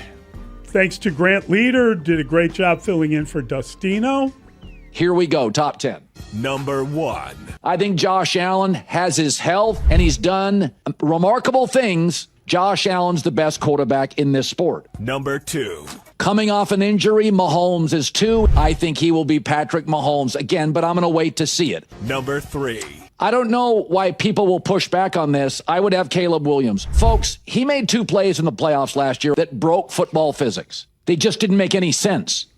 That is Colin Cowherd, and thank you, Brandon Fryer, for that. I mean, I feel like I'm different than all of them. Like, I can't say they don't enjoy basketball, but like I enjoy basketball. Like I love it. So, I mean, I'm going to play as much as I can, as much as my team will let me. I mean, I'm not the type to go away from a game because I don't feel like I feel good, because I know in the NBA I'm not going to feel good some games. And as long as I don't have an injury or something that's actually wrong with me, I'm going to play every time, because, you know, people come from all over the world to come see me play. So I don't want to let them down, too. That is the attitude of one Caleb Wilson, who Could not have played gone last night any better for and him. looked pretty good. I think we've decided Pretty good? best player in Bulls history. Didn't we No, just- no. Isn't that what you said? I think that's what you said. Oh, best player on the Bulls this year. I think he's the best player in the Bulls this year. I think that's he fair. will be, yes. And Layla Rahimi in the house. Layla! Good morning. This reminds me of the bit Austin Huff does on the US 99 Morning Show where he says, people are saying. That's always how he says it. Yeah. People are saying. Marshall Harris. Caleb Wilson is pretty good Gotta at like basketball. He's got a fan in anybody who has ever watched basketball. I think I'm equally Excellent. as impressed with his attitude as I am with his play on the court Yeah, as a rookie. that's the thing about great. I think he just turned 20, maybe. Yeah. But he is mature beyond his years, and when he says the types of things like he shows the self-awareness. People come to see him play. He takes that seriously. Where a lot of guys are already, starting to look at, well, should I play this game and that game? I like everything about him. Yeah, there's a lot of guys not playing in summer league, but he's one who is. Yeah. So absolutely. I wanted to say that like it was dramatic. He turns 20 on Saturday. Oh, okay. I knew there was a birthday coming soon. What are you So he's getting still him? 19. What are you going to get him? I don't know. He's definitely earned a birthday treat of some sort. He's out here running around. True. Did you hear his answer when he asked him about, taking some time off? He's like, man, October gets into her. What are you talking about? I got work to do. That man is on a mission. The Bulls are very lucky that he fell to them, and they are very lucky they took the guy that fell to them. That part too. Oh, man. If they had messed that up, there'd be language. I'm just glad that he has come through and made the summer league watchable. The summer league's always watchable, and we love it. Why do you hate the summer league, David? I do not. He now likes it. I don't. That's I like how it. good. Caleb Wilson converted him? Caleb Wilson converted me. What have we today, fellas? Well, I think we got to start with the question, how's Miguel Vargas not the All-Star Game MVP? That's one I have. Pete Armstrong was mic'd up. He also talked about the MVP discussion. And Munetaka Murakami had statements about his future in Chicago, and that hadn't been discussed recently. Mike Florio is at 11 o'clock. And also, Wilson Contreras, out of seemingly nowhere, finally resolved something that had been unresolved for years. Kyle Schwarber, also a part of the All-Star festivities yesterday. We'll talk about that, 11:25. 5 on it is at noon. It is a very healthy 5 on it. We've got some great topics. Danny Parkins is at 12:25. The Jamal Carlier article about the Bulls that came out yesterday. We have devoted the 1 o'clock segment to it because it is incendiary. And Alana Rizzo, the 7-time Emmy Award-winning sports journalist working for Foul Territory, was at the All-Star festivities. She joins us at 1:25. Have a great show. All right, guys. Becky Robinson, the Beast Semi Tour. I get excited about the idea of Scott. But I've gotten a little taller. I have. I'm working with a trainer and some real good stretching. And as a result, I'm actually much taller than I was a year ago. Thanks for asking. I didn't know at our age we could get taller. But it's a lot of stretching. Yeah, a lot of stretching. That's what it is. Yeah. I need to get one of those machines for the house. Mm-hmm. Very first day I got into camp, I wasn't thinking about your 4 questions, to be honest with you, but I got blasted with the first one really before I even got out of my car. When'd you get in? Right now. Because I pulled into the lot, saw somebody in it. That was the first question. And I'm like, well, I still got stuff in the back if you want to help. Sure. Yeah, right now. Yeah. And next year I'll send you my itinerary, so you'll be waiting for me. He's not wrong about the questions. It's not at all. Right? As somebody who's been to Arizona, those are generally, and they might be different variations of those 4 questions. That's great. When'd you get in is the best. When'd you get in? And did you notice Pat tried to be formal about it the first time? He said, when did you get in? And I'm like, nah, Pat. When did you get in? But then it became, when'd you get in? I don't necessarily ever remember it always being the Southern accent with the when did you get in part. I love that that's what it is because that really makes the whole bit. But I don't necessarily remember in my 3 years of covering spring training full time having an extra amount of Southern accents. The underrated one. The underrated question in there was, how was your winter? And it's usually, how was your off season? But that's a big question that people ask when I haven't seen you since the postseason. Yeah, the weight loss thing too is real. I definitely ask about the off season. See? I ask how people's off season. How was your off season? Yeah. Mm-hmm. Where are you staying? That's a safety concern. I don't know if I like that one. Huh? Yeah, don't tell him. I think Coon was on to something. It's like, I really don't want to tell you.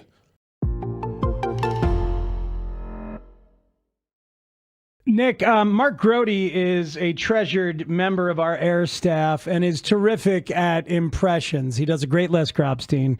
Of course, a phenomenal Harry Carey, but his Harrison Ford in The Fugitive is just remarkable. Today, during transition, we told him you were coming on, and he added to his roster. Nick Friedel is going to be on because if you have a Tibbs story, you are obligated. Let me tell you about Tibbs, Lawrence. Very good, Friedel. We're going in. Limited. Limited is what we go for. Tibbs. We just needed to be a little deeper, guys. That's all. I didn't realize I was that slow, though. Hey, Lawrence. Hey, Steve. What's happening? Yeah. It's crazy down here in Florida. I miss Chicago. Tibbs is a madman, but the Knicks made a big mistake. I mean, come on. Let's rev it up just a little bit. I got to say, I think Grote's Friedel might be better than your Nick Friedel. Tell you about Tibbs, Lawrence. Very good, Friedel. We're going in. Limited. Limited is what we go for. Tibbs.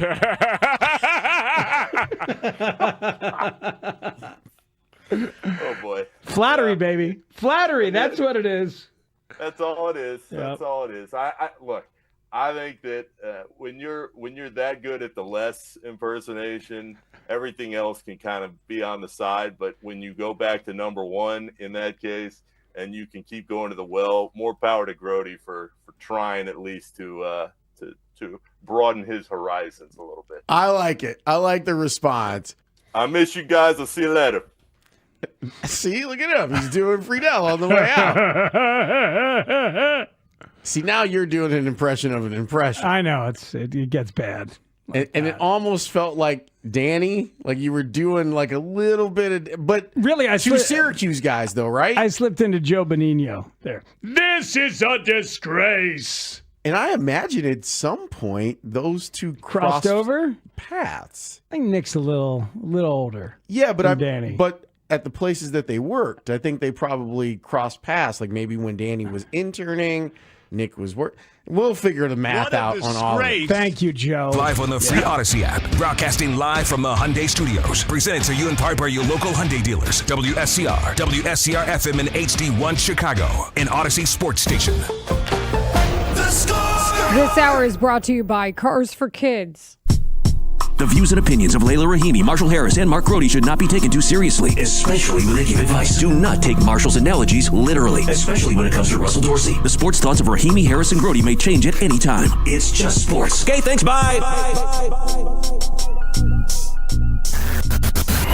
Rahimi, Harris, and Grote. 10 to 2 on 104.3 The Score. The popularity is building, and the respect for the White Sox nationally is coming with it right now. Let's listen to Pat McAfee, his appearance, talking about an inside joke that he let everybody else in on. What type of music you like? どんな音楽が好きですか？名前がわかんないですけど、ストローキングっていう歌。Stroking. I like stroking. Stroking to the east. It's stroking. I stroke you to the woman that I love. Stroking. Let's go. Yes. Not just anybody can walk onto that show and have that crew that quickly join in on this. The man doesn't even speak English, but that was the international language of love. Stroking. As in for the love of the game? No, that doesn't hit quite the way that I intended it maybe. You have a way with words, Marshall. Come on, Marshall. Nah. Bring it home, baby. We're ready for you. Now let's whiteboard this in case you don't know. Derek Showman, credit to the White Sox hitting coach for appearing on the podcast with Chuck Garfien that they do at CHSN to confess to now something that I think people like being in on the joke. I heard the song played by Clarence Carter when we were in Sacramento. It's a song I had heard years ago. I completely forgotten about it until I heard it. I remember the next day in the cage in Sac, and I started blasting it, and the guys came in and they loved it. This is kind of like our offense's song of the year, and we want this thing played at local bars after Sox wins. Well, after dinner, we're going to go back to the bar, and I have a special song prepared for you. I'm stroking! That's what I'm doing. I recall a little song taking shape in 2005. And it started off as an inside joke, and then the next thing you know, everybody's singing Don't Stop Believing. Don't stop. Stroking.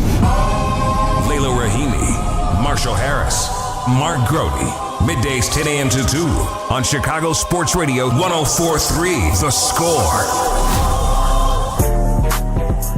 It was an all-star game where we saw a lot of White Sox appearances. We had some adventures in even getting to the game. A little bit more on that later.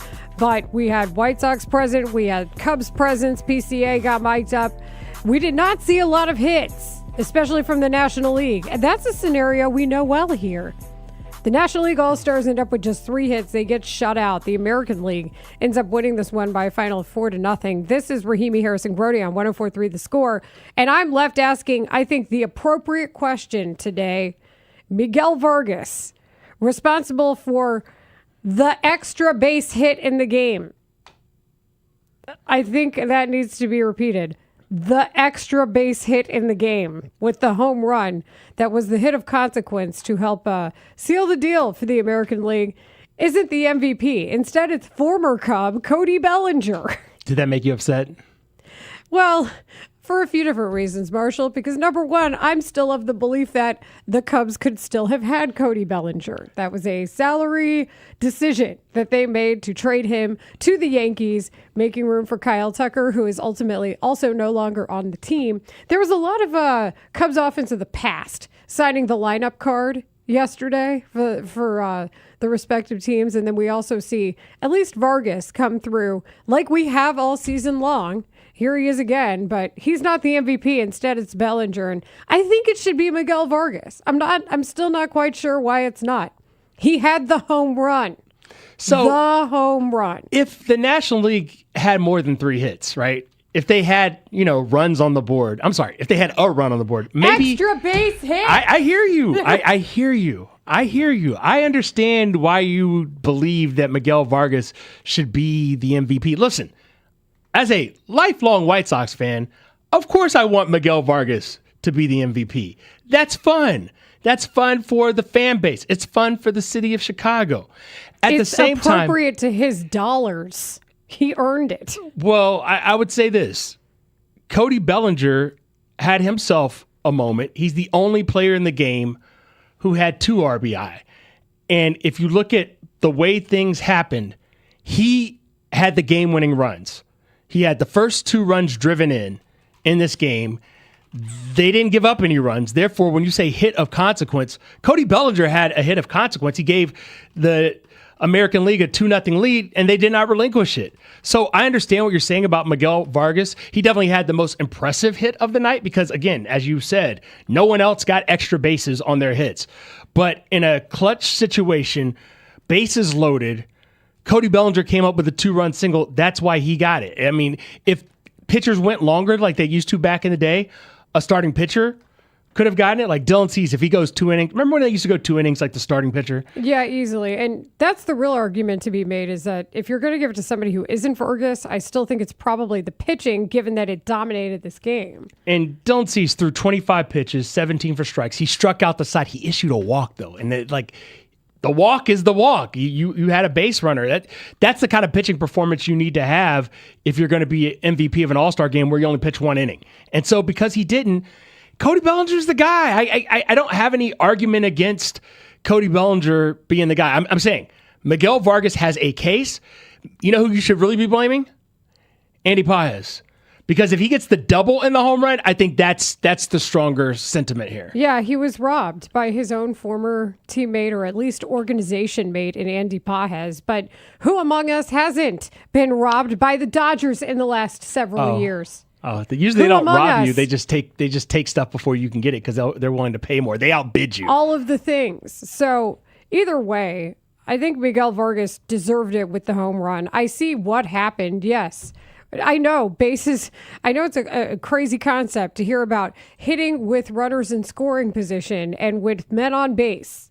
We don't always get to see that around here consistently. It's been better recently. Thank you guys. But in the meantime, Cody Bellinger, former Cub, gets the job done. Miguel Vargas, current White Sox, gets the job further done for the American League, who people try to make this argument, Marshall, and I'm not exactly with it when they're like, oh, well, did you see what they did in the All-Star game? Then the National League is not as superior as the American League. No, stop it. The talent is just way more spread out in the American League than it is concentrated on teams in the National League. And I think you even saw that when you see the guys walk out of the Liberty Bells to go sign the lineup card with a quill that looked like the Declaration of Independence that they were signing. That was a really nice touch. It was genius because I was like, wait, what's going on? Oh, they're signing the lineup card as if it's the Declaration of Independence. And I was like, that is ingenious. That is great. I thought they did a great job just all weekend long with 250th birthday of the nation. We are celebrating it with baseball's pastime. And they just did a good job with reminding people how important baseball is across this country. Whether it was the Sandlot style intro with the kids on the bikes, like them coming out and signing, it was just one of the creative things that I really appreciated about how this night went. Well, they did a nice job celebrating what people like, which is good baseball. Philadelphia, you can't walk more than 2 steps without getting a Ben Franklin reference or something referring to the birthplace of America. Rolling your ankle on cobblestone. Exactly. Yeah, history just slaps you in the face in Philly. Comes at you, whether or not you like it. And then if you don't acknowledge it, you're doomed to repeat it. But in the meantime, what we saw was a celebration of not only Philly, and it was really nice to see Citizens Bank Park just erupting the entire time and being on that stage, but then also seeing players that we know be consequential in that stage. You know, Piquet Armstrong gets mic'd up because they know he can handle it. And then there was the moment where he's talking, watching Miguel Vargas' home run go by. But you're seeing the stars emerge in a way that I, again, want to reiterate. Like, when James Spiegel says that Kevin Durant just dapped up Tristan Peters, what a world we are living in. Stars meeting stars. And we know Kevin Durant is a White Sox fan because he said so before, and it showed, right? You mentioned your biggest beef with last night's happenings, the naming of the All-Star MVP here on Rahimi, Harris, and Grote, and the fact that it was not Miguel Vargas, instead former Cub, now non-Dodger, but Yankee. I mean, you got to pick one or the other, right? Yankees or Dodgers. That's Cody Bellinger. He's a big market guy. He gets the MVP with the 2-run single. You know what my biggest beef was? Hey, Dave Roberts, do you want to win the game or not? Maybe you put PCA in quick. Maybe you put the best Dave Roberts did not care. He was just happy to be there. Did you see the dugout interviews? Yeah. Like Dave Roberts is just living life, man. He's out here just enjoying his time. Pete Crow Armstrong got one at bat. He got on base. I say that because, again, the National League had 3 base hits. They didn't have a single plate appearance where someone was in scoring position. It felt oddly familiar. And I just think Pete Crow Armstrong should have been utilized sooner, for longer. Yeah, and if we want to get into the details of the game, there were certainly a lot of Dodgers that seemed to pinch hit for other players as well. I'm looking in the direction of say, they were all starting too, like Andy Pages, and then you had Max Muncy. And Muncy absolutely deserved to start at third base, but just the amount of Dodgers that were even on the team was luxurious and rich. And then you had all the players. He didn't want to take his players out either. There was the depth, and then there was also the fact that he wants to probably go with his guys. Belly got 3 at bats though. Tristan Peters ended up subbing in for Belly. Well, Belly earned his extra at bats because he delivered the 2-run single. You deliver a 2-run single on your first at bat, they're going to keep you in there for a minute. Miguel Vargas had 2 at bats, and one was robbed, and then the other one was the hit of consequence that was for more than 1 base.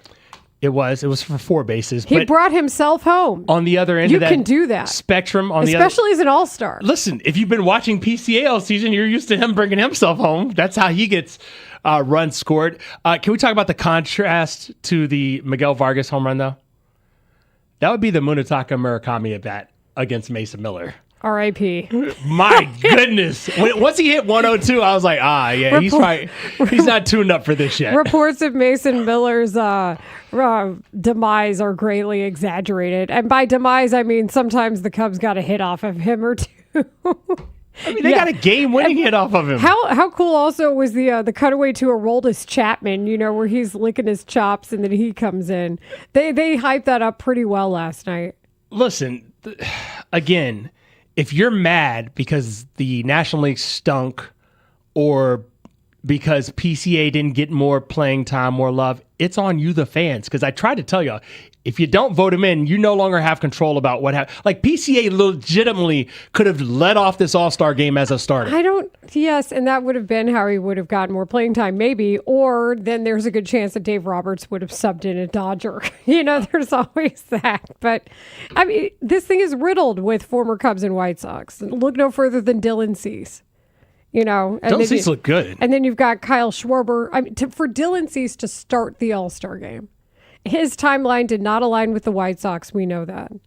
But the Quintana trade is still a flashpoint for a lot of people, just because Quintana wasn't as dominating as he had been when he was on the White Sox when he got moved to the Cubs. And we saw Dylan Cease not stay with the Cubs and then get traded over to the Padres. And you can look back at that trade and wonder if the White Sox got enough for him at the time. And now he's with the Blue Jays. Players that had a chance with their former teams. Wilson Contreras, obviously. Kyle Schwarber. We'll get into those two a little bit later. And then yet, here we are on the stage with the All-Star game, and there are so many connections where you could find yourself saying, is my team better or worse with this guy not on it, even if the timelines don't align? Either way, to see the White Sox representation, to see at least PCA get some time, this is still the showcase for baseball players to not only be known by you and me sitting in Chicago. It's not just for us. It's for everybody else to see who they are too. But, I've said this before. This is a team award for a lot of these guys. And when your team is doing better, you tend to have more players in the All-Star game. And that's what happened. Tristan Peters got himself an at-bat, some playing time in right field, and he actually used a challenge. It did not go his way. He strikes out. Game recognizes game. You're going to, at least the All-Star game was over 3 hours for many reasons. This was more a pitching showcase than anything. 27 strikeouts between the two teams. That's half the batters that came up to bat end up striking out. Like half the outs recorded were strikeouts. And 13 different National League players struck out. A total of 15 times. But that's crazy. 15 strikeouts by the American League pitching staff. Just pitching was on display. And if you like quality baseball and great all-star pitching, you probably were okay with this. But if you like offense, this was a little bit of a depression. Because think about it. Except for that Vargas home run, everything happened off the top, and then it was quiet. Which is why he should be the MVP. I hear you. I understand. Listen, you don't have to convince me that he has a claim to MVP. But of course, a player from the New York Yankees. Oh, you're going East Coast bias? A bit, of course. In baseball, I worked at MLB Network. In baseball, it is actually prevalent. You can allege East Coast bias and be correct. To be fair, Juan Soto got a hit. He got one of the two hits. He's a New York guy. But I can't put the East Coast bias on objectively saying, hey, this guy had a 2-run single that gave the American League the lead, which they did not relinquish. And again, if the NL scores some runs, then that home run means more for Miguel Vargas. It meant a lot as far as it was the biggest quote-unquote highlight of the night because he hit the snot out of that baseball. I love the catcher's angle of seeing the swing and just the lift. The catcher's angle was great. Woo! Or maybe it was the umpire with the yeah, it was the umpire angle. Yeah, you could absolutely behind the plate. Well, and to get the POV of just how well balls were hit, that was really cool. That was probably the best thing that Fox did all night last night. That's what they're known for, is creative camera angles, creative graphics, game production. That's always been their bread and butter, and that was part of, I think, one of the reasons I kept watching. Like I just kept watching the game. Time of game was 2:45, but the broadcast was over 3 hours. This is Rahimi, Harris, and Grote on 104.3 The Score. We've got a lot more all-star discussion because there's a Cubs angle to this that I think is really compelling. That'll be at 11:25. Pete Armstrong mic'd up. We're going to talk about next. And then additionally, our producers today are Ray Diaz, Tyler Buterbaugh, Brandon Fryer helping us out. We broadcast live from the Score's Hyundai Studios, brought to you by your local Hyundai dealers. Breaking news on The Score is sponsored by IDOT. Running late, speeding won't save you time. No need to speed. It's not a game. You can text us and call us 312-644-6767. You can also catch us on Twitch and YouTube. The Score Chicago is our address there. Our video producers are Connor O'Donnell, Jacob Stutz, Max Curtis, and Cody Westerland. So next, let's hear from Pete Armstrong, who also had some pretty interesting points when it came to addressing MVP talk. We'll do that next. We are Chicago's #1 and most listened to sports station. We're live from Chicago, talking Chicago sports. Listen on your radio, your laptop, mobile device through the Odyssey app, AUDACY, or tell your smart speaker to play 104.3 The Score. We're live and we're local. 104.3 The Score. Hey, Score listeners, for all station contest rules, go to thescorechicago.com/rules, and good luck. Have you ever heard Grote's Baby T impersonation? This is very inside, and I don't care, but it makes us laugh on this side. You guys Wait. Yes. Wait, is Tyler Farringoul impression? No. Yes. Really? What? It's Yeah. very I'm short. shocked he hasn't heard this. Let's do this. Hey, Grote, what's up? It's pretty good, That is Baby pretty T. good. Yeah, it's very inside. I don't think even Tyler Farringoul gets it. It's very inside. It's very limited also to this point. He's workshopping it, but I think we have a basis of a good impersonation. that's good. The day that happened, the next day, I was working with Baby T on the morning show, and there was only one cut left on our monitor from the night before, and he looks at it, he's like, wait, Grote did an impression of me? And I saw him listen. I saw him look at it, click on it, listen to his, and he's like, no. That is accurate, though. It's pretty. Hey, Grote, what's up? Get on the plane. We're heading to DC, and I'm not looking where we're going. We're sitting first class. I'm like, I got my headphones on. They didn't tell me to turn it off when we took off because I'm with my pops, and I'm just sitting there. We end up getting to DC and we get our bags and there's a black car waiting outside for us. And like 20 minutes after that, we show up at the White House and sitting there. And then about 10 minutes after that, it's just my dad and I sitting in the Oval Office and we're just sitting there. And next thing you know, the door opens up and H.W. Bush comes out and he's like, Wally. And I'm just like, what? And he gives my dad this huge hug. He gives him a huge hug. He's like, you must be Jared. Let me take you around my house. So we start walking around the White House. He's showing me all the rooms. And then he looks at me. He's like, it's lunchtime. He goes, what do you want to eat for lunch? And I said, man, hot dogs and pancakes. And my dad looked at me with this side eye, like, what are you doing? So they made me hot dogs and pancakes. Then we go outside. He's showing us the renovations that's going on in the White House. And then a little bit after that, we jump on Marine One and we go to a golf course and we're golfing. And it's somewhere in Baltimore. I don't know where it was, somewhere in Maryland. And next thing you know, it starts raining. So I'm driving around this golf cart. I'm like 11, 12 years old. I'm driving around this golf cart and it's raining out, Secret Service everywhere. And the president hits this ball on the side of this elevated green. And he jumps into my cart and he says, young man, take me to my ball. So I'm driving him and I get on the elevate, like on the side of the elevated green, and the cart starts to slip and the Secret Service jumps out and they grab the golf cart. My dad is trying not to yell at me, but he's giving me that look. And I get over by him. He goes, you are not driving anymore. No more. And the president looks at him and says, Wally, let him drive. So I didn't know who to think. You know, I'm talking about the leader of the free world or my pops, right? And my life was a movie. Crazy, crazy story. Where were you when you heard the big news, Wally? Oh, it's amazing. That's an all-timer. Don't call me Wally. Your dad did not let Mike Murphy call him Wally on the score. Dude, but HW has more pull gets than, to do it. Murph. Sometimes our old friend Doug is roused to share his anger and his thoughts on a horrific Bears law. Doug, is that you? We are live from 6 Heavenly and 6heavenlythescore.com. I'm your host, Doug Buffone, up here running around with a Ron Santo who's been clicking his heels all week because he's as mad as I am. Wait a minute. Santo has heels up there. Oh my you get your legs back when you get up here. That's not the point, boys. What is the point? I've had it.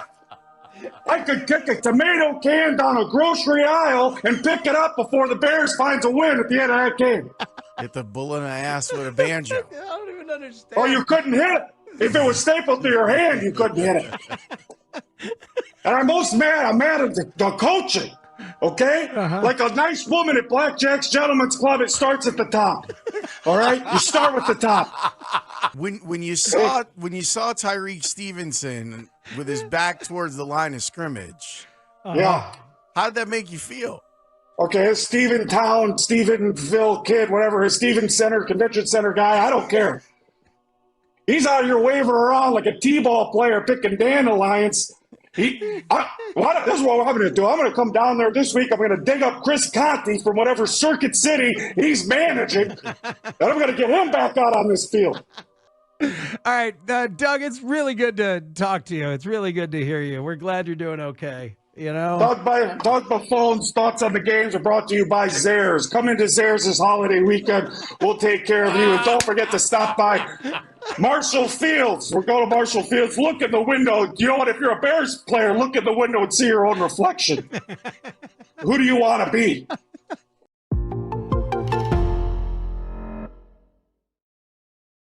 I actually go by Haugh nowadays. I don't know if you guys had heard that, but Haugh is what I like to be referred to as. Or Hall. Hall is good too. Not Mark Grote. Where's the K in there? I've had enough Mark Grote in my life. I got to tell you. Did you ever think about putting a little accent on it and make it Mark Grote? Oh my God! See now you don't even know what you just did, Marshall.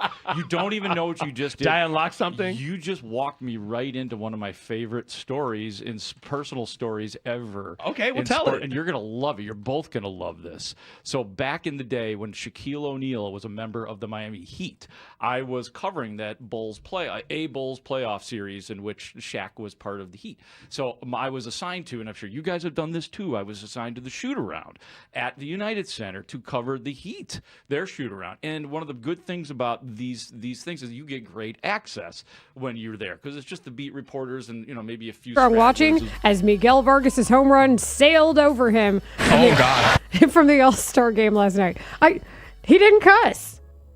That's kind of a growth step for him. What's crazy is every time he looks up, Miguel Vargas is homering off of the team that he's on. Remember the series earlier? 2 home runs. You go back to last year, they played a series. He hit 3 home runs in that series. So Pete Crow Armstrong was probably the least shocked person on the National League to watch that ball fly out of there. Well, at least everybody kept it family friendly yesterday. So I'd say that was some progress that was made. Unfortunately, friends, before we get to the Pete Crow Armstrong news, we have some Brewers news. Breaking news on the score is sponsored by IDOT. Running late, speeding won't save you time. No need to speed.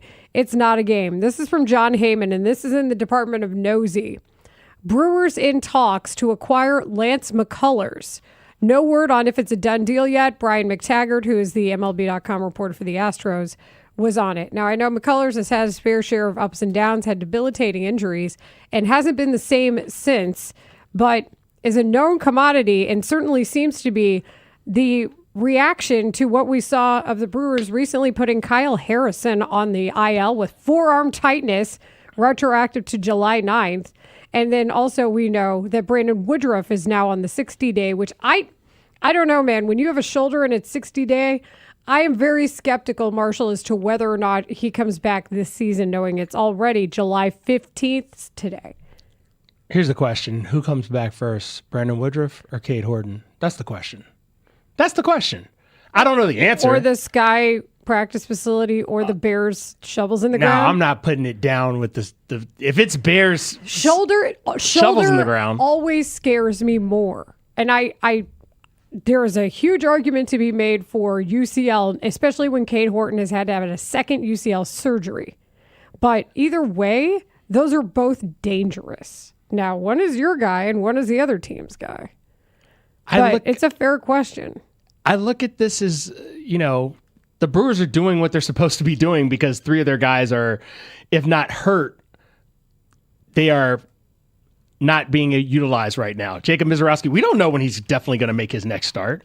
He got scratched in his last scheduled start against Paul Skeens before the All-Star game, obviously did not pitch in the All-Star game, and now we don't know the fates of the top 3 throwers on that staff in Woodruff, Harrison, and Mizorowski. This is the time where the Brewers have to find some answers, probably externally. I know you think they're just going to bring somebody up and fill in the gap and be good because that's what the Brewers him up. do. Yeah, just like put the reverse Ziggy on him like they did with Andrew Vaughn.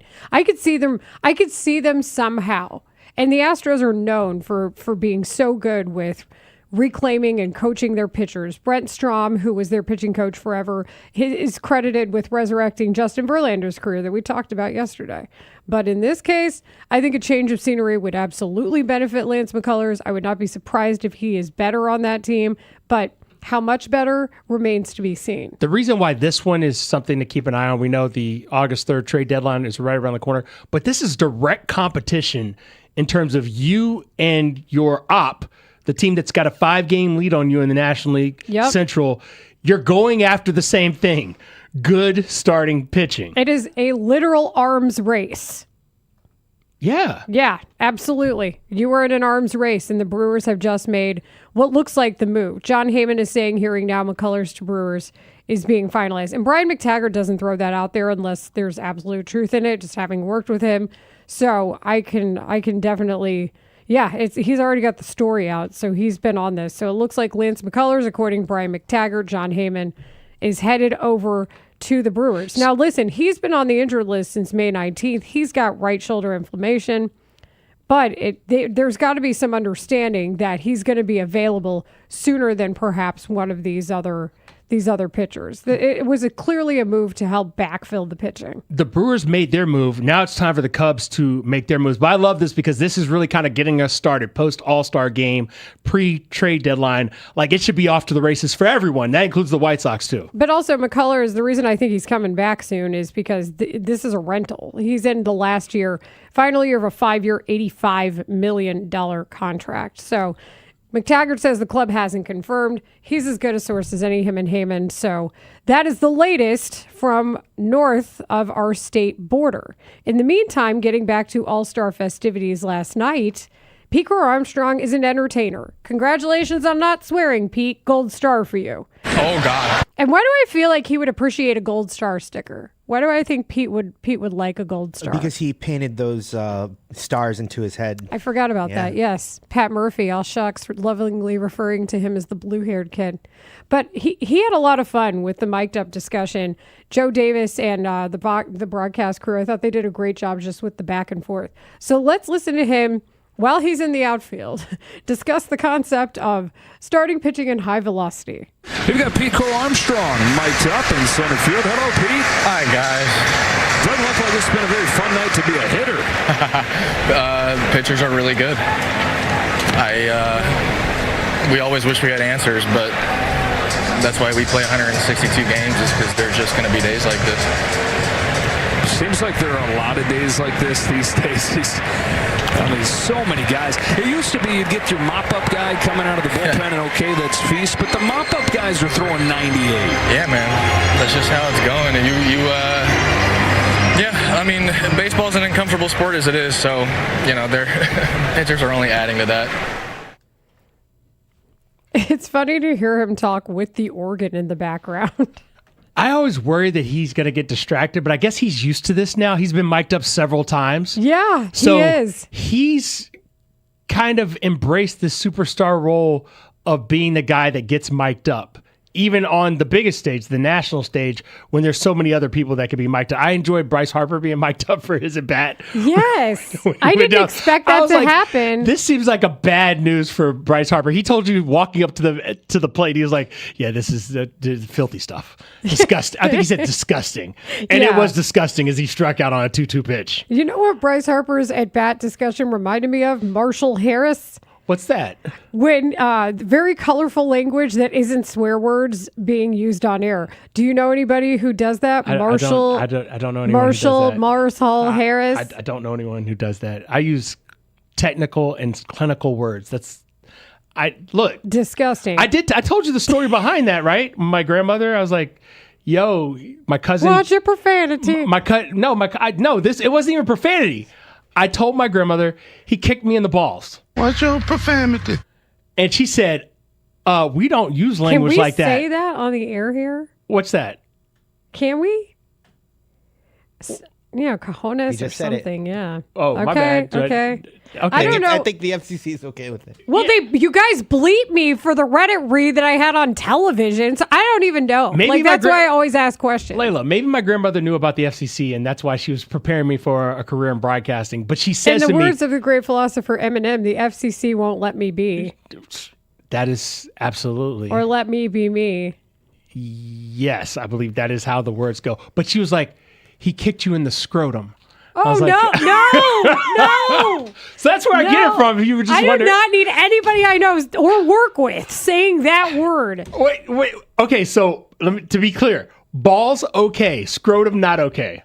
We're just going to not do it anymore. How about that? How about we move on? And frankly, I'm okay with stones because that also refers to histones. Mine are just internal.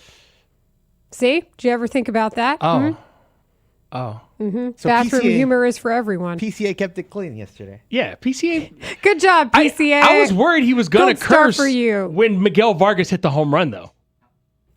That would have been the normal time where you would expect a bleep from PCA. I've heard him literally curse on our airwaves, so he apologized to Ray twice for that. He did. The Miguel Vargas home run in the All-Star game did not affect him as much as Sox Pride. Think about that. He also talked about his favorite center field to play in. Pete, this is John. What center field? I mean, you're comfortable in every center field. This one's a big one, but where's your favorite center field to play defense? Honestly, I love playing center at Dodger. It's just like it's a pretty simple layout, and I got a little tripped up in center field there this year, but I think I've had some fun moments. I've had some fun moments in that outfield, so I'd say there, Anaheim's great, St. Louis is great.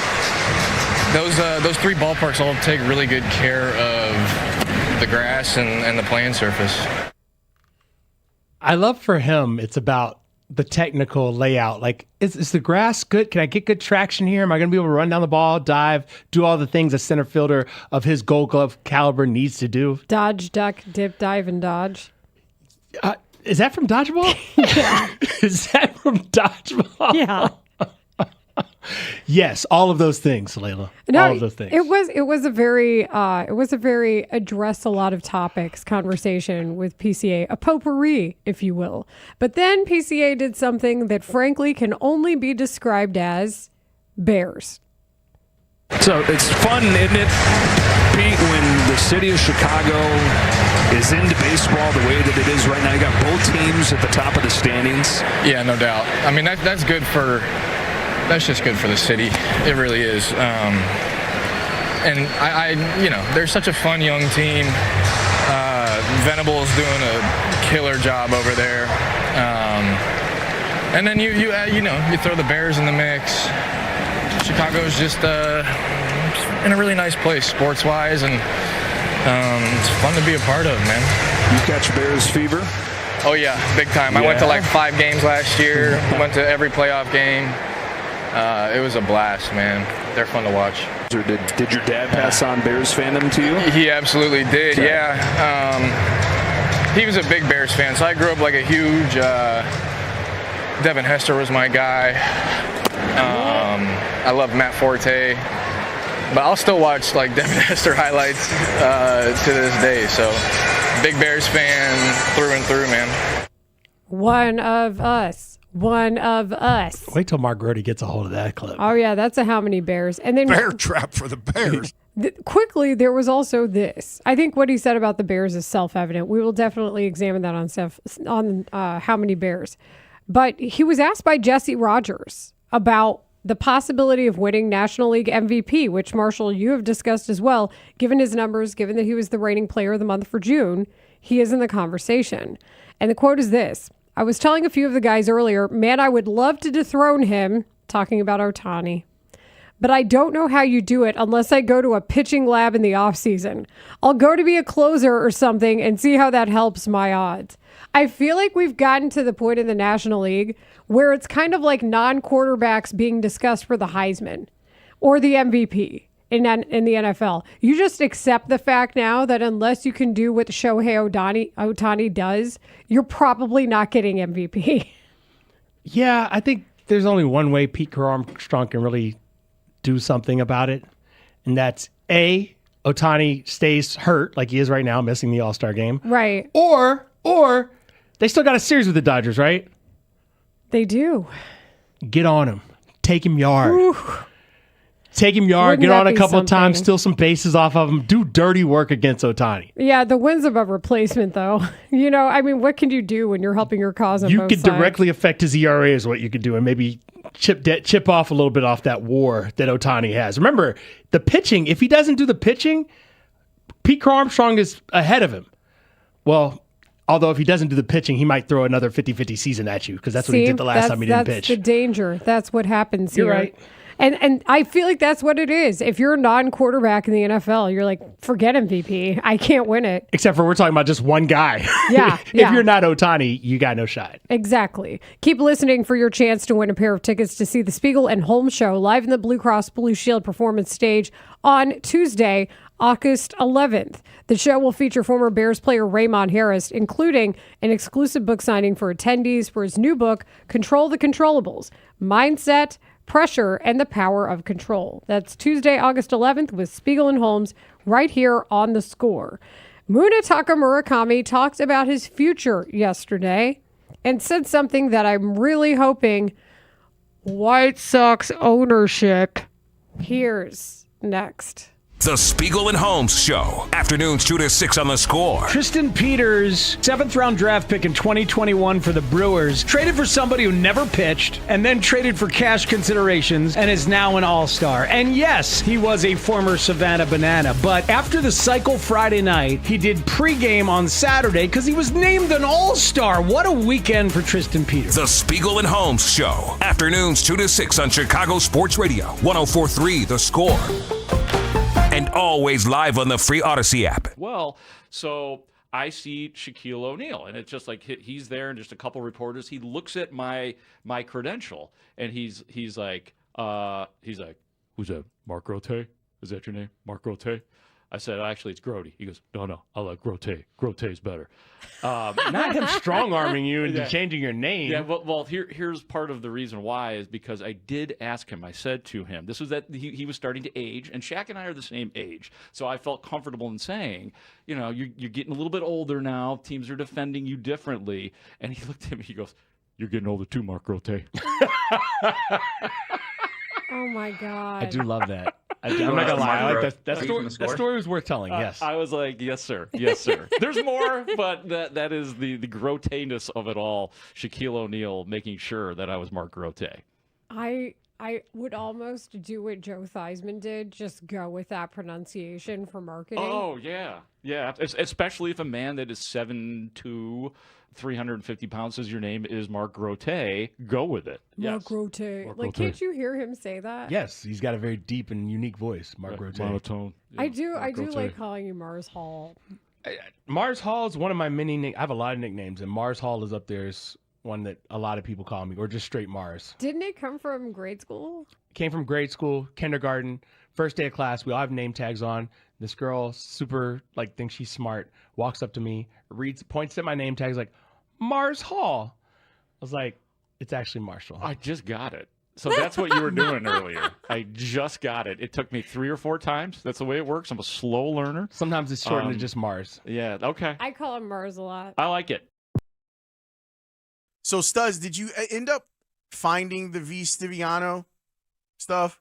Can you tell me what your relationship with Donald Sterling is? I'm Mr. Sterling's right-hand arm. Man. I'm Mr. Sterling everything. I'm his confidant, his best friend, his silly rabbit. His what? His silly rabbit. His silly rabbit? Yes. Is that what he calls you? No. That's I what call you- myself I that. see, okay. I joke around and I make him laugh.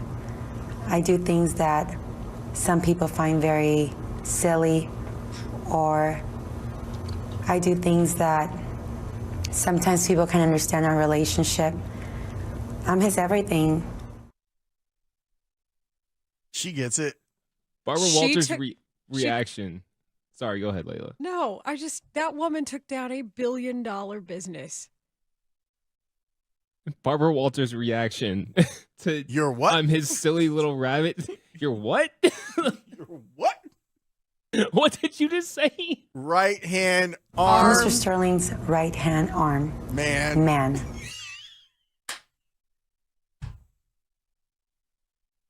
How is that not an obvious shirt? I'm Donald Sterling's right hand arm, and then a bunch of space, man. Man. Yeah, that's the problem, is the pause is really what sells it. You gotta I'm go Mr. Sterling's ellipses. right-hand arm. Man. Since we're talking about V. Stiviano, let us also make sure to mention that woman, although she did have the paparazzi following her around, she was walking around with that big visor thing. Yes. That was quite the scene. COVID. Way before COVID. When she was a trendsetter. Sterling's right-hand arm. Man. Man. But coming out of the football season, I was kind of just talking about a few different things. We were here in commercial break at one point, and we started talking some baseball, and a discussion that really fascinated me with the two of you and the entire crew when I was on the afternoon show broke out, and I felt like it was worth revisiting. I do have a quick question for Lawrence. I know we are getting short on time, but if Nico goes to San Francisco, do you think he'll still come on the show once a week? Grote? Not once a week, but I suspect he would still come on the show occasionally. I bet he would. Just who can you count on week in and week out to deliver? Now, It's PCA Nico. could turn into that. I think that he's capable of turning into that when you look at how good he was defensively, but he goes into these slumps where he doesn't hit the ball for a while. I doubt he'll ever be. I doubt PCA will ever be as consistent as Nico. Bregman is obviously incredible. I don't know that he's the level of multiplier. 10-2 on 104.3 The Score. This is Rahimi Harrison Grote on 104.3 The Score, and we are enjoying a very Chicago-filled All-Star. Whether it was on the National League with Pico Armstrong, the American League with Munetaka Murakami, Tristan Peters, and Miguel Vargas, there's a lot to discuss when it comes to the presence of the city in the Midsummer Classic. And Mooney was in the home run derby. We know he didn't do well. We know that he had one at bat in the All-Star game. I think the home run derby went a lot better than the at bat in the All-Star game. Fair enough. But at least he was in both. But that's not really what's necessarily important in all of this. What is the All-Star game is a time where players are available to talk about stuff you can't really always talk to them about during the season. People are focused on the game. They're focused on what they need to do for a plan for the next day. It's very much a day-to-day type of discussion, as you all know. So James Spiegel of Sox Machine got to talk to him about more than just that. This is a good time to reflect on what you did to earn the nod to get to the All-Star festivities. And then it's also something where, of course, you might be thinking about your future. So here's what he said through his interpreter, Kenzo Yagi, about his future with the team. What do you think right now of the decision you made to go to the White Sox? It was the best decision I ever made. So we're a winning squad, so we're just going to keep continuing. Is it a place you want to stay long term at this point? Yes, very much. Look, he answered that question with a quickness. There was no pondering. There was no mincing of words. Got the translation, heard what he heard, said what he said.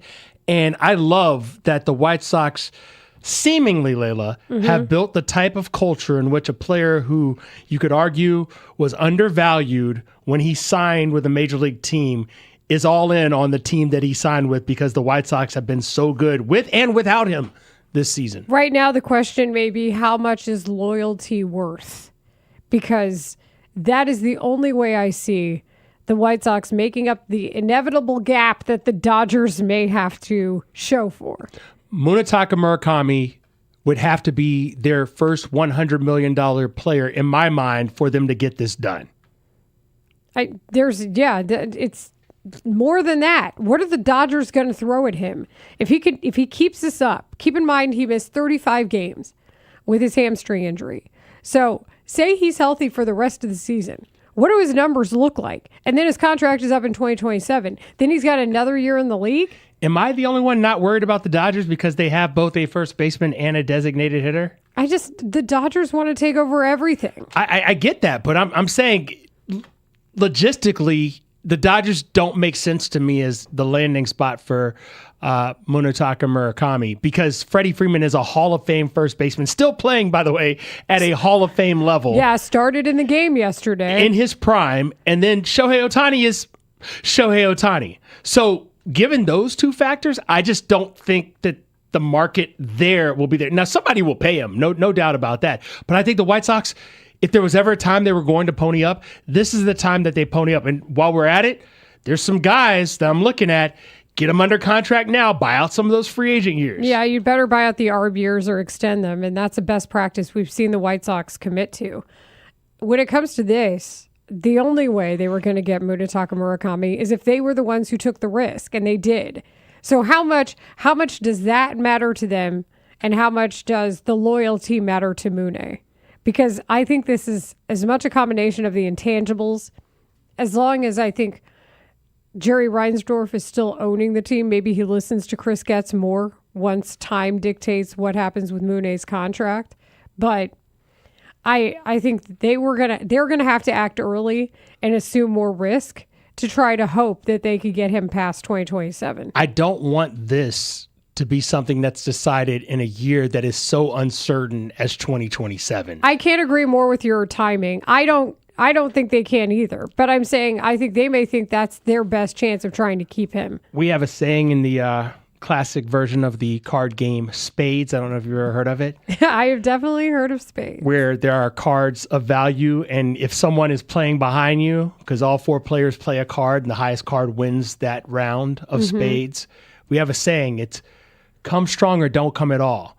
And that is the advice I am giving to Chris Getz and the White Sox when it comes to Mully. Come strong or don't come at all. The last thing you want to see is have a story about how, oh, well, they only offered this, and then whoever, whether it's a small market team or a big market team, went all in on Mully. Right. And I'm of the belief that if the Dodgers think that Munetaka Murakami improves their team, they're going to find a way to make it happen. Yeah, I hear you. I agree that that's what the Dodgers do. I just think this is a bad fit for the Dodgers. 312 says, when has an embarrassment of riches ever stopped the Dodgers from poaching a big free agent no matter the position? That's how I feel. Well put. That is exactly how I feel. He has to have somewhere to play is all I'm saying. He has to have somewhere to play. They're like a garage that has 25 cars. And they're like, see this other car? We don't even bring it out except for sometimes, but we got it. I think when it comes to pitching, that makes way more sense. When it comes to hitters, you only got 9 guys you can put in the lineup. Well, we've seen the White Sox break so many previous years of convention that I would hope that Mully may be who gets them across that. But no, I'm with you, Marshall. I'm not ready to extend Munetaka Murakami, or at least have a conversation. I'm not ready to do so until later, but I just worry that the timing may be an overwhelming benefit for the White Sox to try to keep him. I want those conversations, whatever they may be, to start yesterday. Yeah, I could see why that would matter to you. It's either way though, this is the most he's talked about it because he doesn't speak about it as much when he's day to day on the team. So, and he's been on the injured list for a long time, so the conversation has been more about his health than anything else. Exactly. But 2 years and $34 million. What a deal that looks like now. What do you think the AAV of that next deal could or would or should be? You take the pick of which of those UDs you want to use. I don't even know where to begin because of deferral money. You know, it's what you think it could be versus what the actual total would be. I mean, at least 34, right? At least 34. You're probably getting more than that if he keeps this up. There's no doubt. Slug is expensive. So if you look at Kyle Schwarber's latest deal, the 5-year 150, I think 30 is like the AAV. The 30 to 35 range is what you're looking at. Yeah, so 34 would be in the neighborhood. And given that contracts tend to go up, you know, that would probably be. So they got him for half price. So if they get him for 5 for 140 or 5 for 145 or 5 for 150, I was thinking 4 when I said this, when I started that, but something like 5 for 180, 5 for 175. I mean, that's it. Give him the Alex Bregman deal. You know how I feel about this, friends. Yesterday's price is not today's price. Coming up next here on Rahimi, Harris, and Grote on 104.3 The Score, let's talk NFL with Mike Florio. Time for his weekly visit. The creator and editor-in-chief of Pro Football Talk, next. The Cubs are now on 104.3 The Score and the Northwestern Medicine Cubs Radio Network. It's got a chance! Cubs win the ballgame! Northwestern Medicine, leading the way to better medicine. Learn more at nm.org. This segment is brought to you by AlmostFreeTeeth.com. Save on dental implants today. Adding him means get rid of maybe your best player as well. I don't think he multiplies you by, that exponential degree where losing Nico is worthy of the fact that you added Bregman just to avoid the tax. No. I don't think they're getting rid of Nico. I think this organization has shown themselves in recent seasons to try and operate. You think it's happening? Yes, dollar bet. Would you like to make a dollar bet? I'd love to. Yeah. You think this is happening? I don't think so. I think the Cubs have shown themselves to at least try to operate with a level of logic in their baseball decisions here. And it's sometimes flawed logic, sometimes less aggressive logic than we want. But I don't think they're getting rid of Nico. You want the logic to be greater than the value of $1. I think that's not happening with the Cubs. I'm the smartest man alive. Did we make a bet? Did we make the bet? You just heard it. What do you mean, did we make a I bet? didn't hear us agree on a bet. Yes. We did the make a answer bet? is yes. Yes. Okay, then I owe you there a was Tyler Buterbaugh put a little bit of a longer version together of that, but for timing purposes, we had to condense it a little bit. Hey, Ray. Can't break up with you Hey, if we were Ray. never in a relationship. Hold on, Layla. Did Ray, we make a bet? tell Ant the bad news, though, about him getting his money. I don't even know the bad news. What do you mean? I'm sorry. How many times have I come in that room today for something? Oh, that's right. This man, Marshall Harris, doesn't have his wallet You walking the streets today. without a wallet? Luckily for you. You grown adult walking the streets without a wallet? You better run that dollar, Marshall Harris. Run it. I think this is hilarious because, Ray, how torn up was I when I walked in today? Marshall was devastated today when he came to work because he couldn't find his wallet anywhere. I couldn't find my wallet at home, so I left.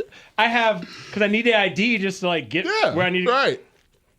passport. Okay. I don't have my wallet. I don't have my ID. I don't have a dollar. I don't have a dollar. You had a feeling this was coming. Like the I hairs on the didn't. back of your neck were standing up. Is that what we're talking about? Your ears was burning. Meanwhile, you something got was Layla. going on. She's digging through folders looking for $1. No, because I got one from the ground again, and I was like, this is Yo, guy you and your paying me streak- off Is there a all slice these of bets pizza I in there made. too?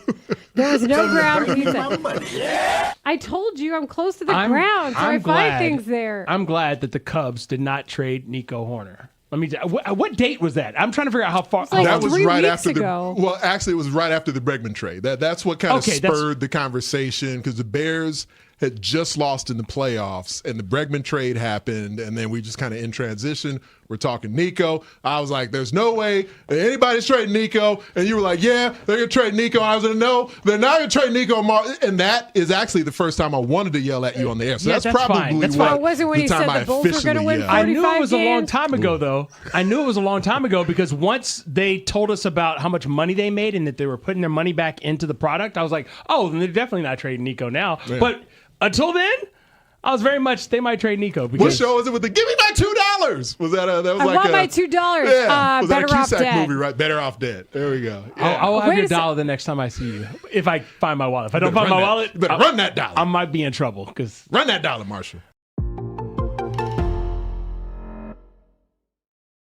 Austin Rivers said what he said about being bewildered, and then Draymond did, well, Draymond things.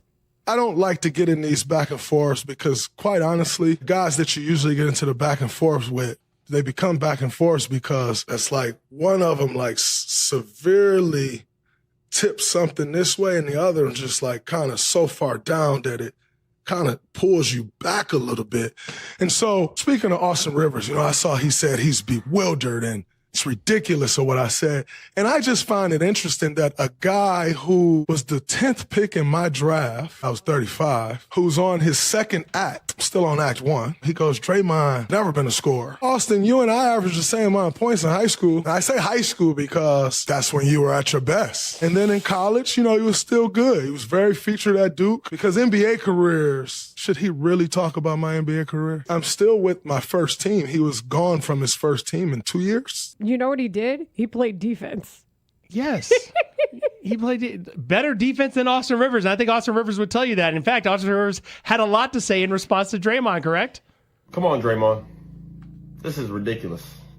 This is Chicago's #1 most listened to sports station. 104.3 The Score is Chicago Sports. Chicago Sports is 104.3 The Score. Always live on the free Odyssey app. WSCR, WSCR FM and HD1 Chicago. An Odyssey sports station.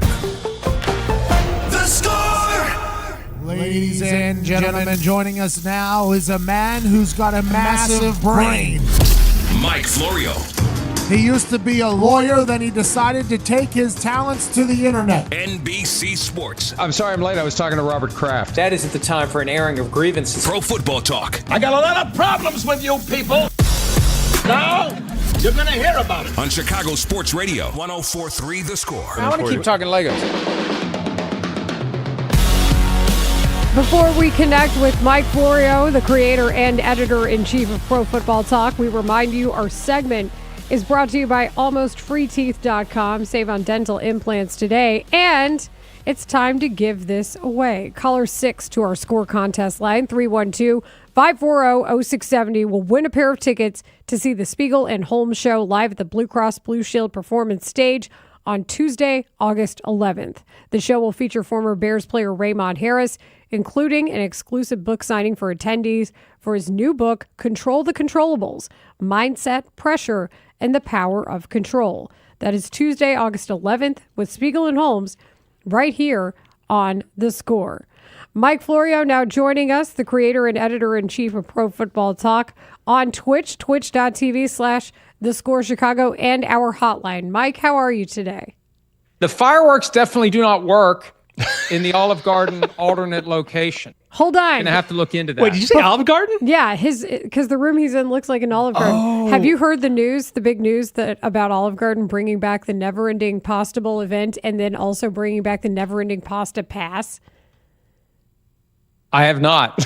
Apparently, you can spend $100 and they only have like 10,000 of them, and you get some sort of deal with the Never-Ending Pasta Bowl. You get pasta, unlimited, and of course the salad or soup with the breadsticks, of course, for 13 weeks, Mike. 13 weeks. Basically taking you up through Thanksgiving for $100.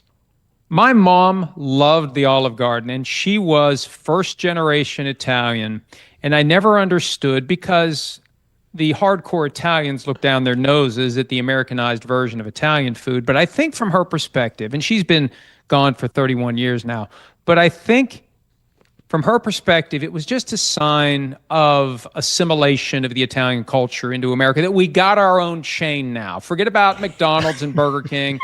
We got our own chain of Italian food in the Olive Garden. So she loved that place. I think that's as good of a reason to like the Olive Garden as any. Mike, we are happy to have you on.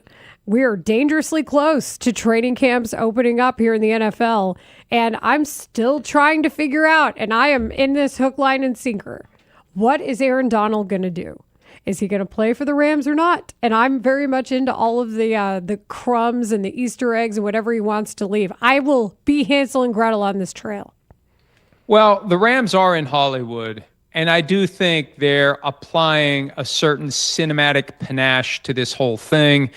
I think they're milking every bit of intrigue that they can out of it. I don't think people are paying enough attention to it, whether they've assumed he's not going to come back or they've just assumed he is.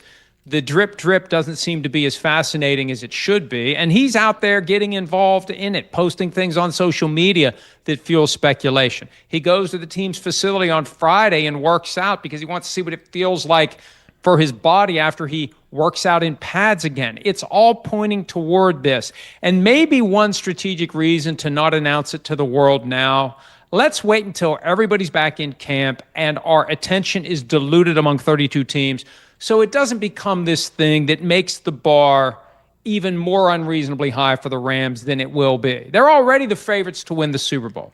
You bring Aaron Donald out of retirement, and I think that burden of expectation becomes almost impossible for the Rams to carry. They're going to be getting the A++ game out of everyone they face. They're going to be the team to beat, and they didn't even go to the Super Bowl last year. We see that every once in a while where it's some team other than the Super Bowl team that is everyone's darling. It was the Bills a couple of years ago. That's an annoyance for the coaching staff and the organization. You don't want to carry that burden of being the team to beat if you haven't gotten to a Super Bowl and won it. But that's where the Rams are if they get Aaron Donald to go along with Myles Garrett for 2026. Okay, see, that's what I was going to ask you. They know the target is on their backs. They have the MVP that's the result of good design. They know they play in the toughest division in the league, and they know who set the bar in the Seahawks. I don't know why they wouldn't want to play with the target. I feel like it already got there when they decided to trade for Myles Garrett. Well, and you've got to embrace it and find a way to use it to your advantage. It's very difficult to do that, though. It's very, very difficult. When you haven't climbed to the top of the mountain in the last 5 years, and think about the turnover on the roster over the past 5 years. When you haven't gotten there and everyone expects you to, it becomes a challenge from the coaching staff to press the buttons and motivate the guys to go do the thing that everybody expects them to do and to get them to not believe the hype. Hey, guys, we're in what Dennis Green used to call the valley of 0 and 0 with everyone else. We haven't done a damn thing. We've got to climb this mountain in competition with everyone else, and no one's going to give us anything, and they're going to be trying to drag us down at every turn. It really does complicate it. It's so much better to be disrespected, to be overlooked, because then you've got the double whammy. Number one, your players' heads aren't going to get too big, and you can use that to say, hey, nobody believes in us. That's easier to motivate your players. I think it's much harder to believe that you are destined to win and that you can get to the top of the mountain if you're perceived as the front runner. I think it's so much harder to motivate players. And it's a good problem to have when you have a great team. If your only issue is, how do I motivate these great players to go be great? I'm sure every coach would love to have that burden, but it is going to be a burden. Between Myles Garrett and Aaron Donald, they're going to be the team that everybody thinks is going to go wire to wire and get to the top of the mountain and win their second Super Bowl since they've moved back to LA. I predicted them to win the Super Bowl last year at the outset. I will not change my prediction, even though I was wrong last year because of everything you just said, Mike.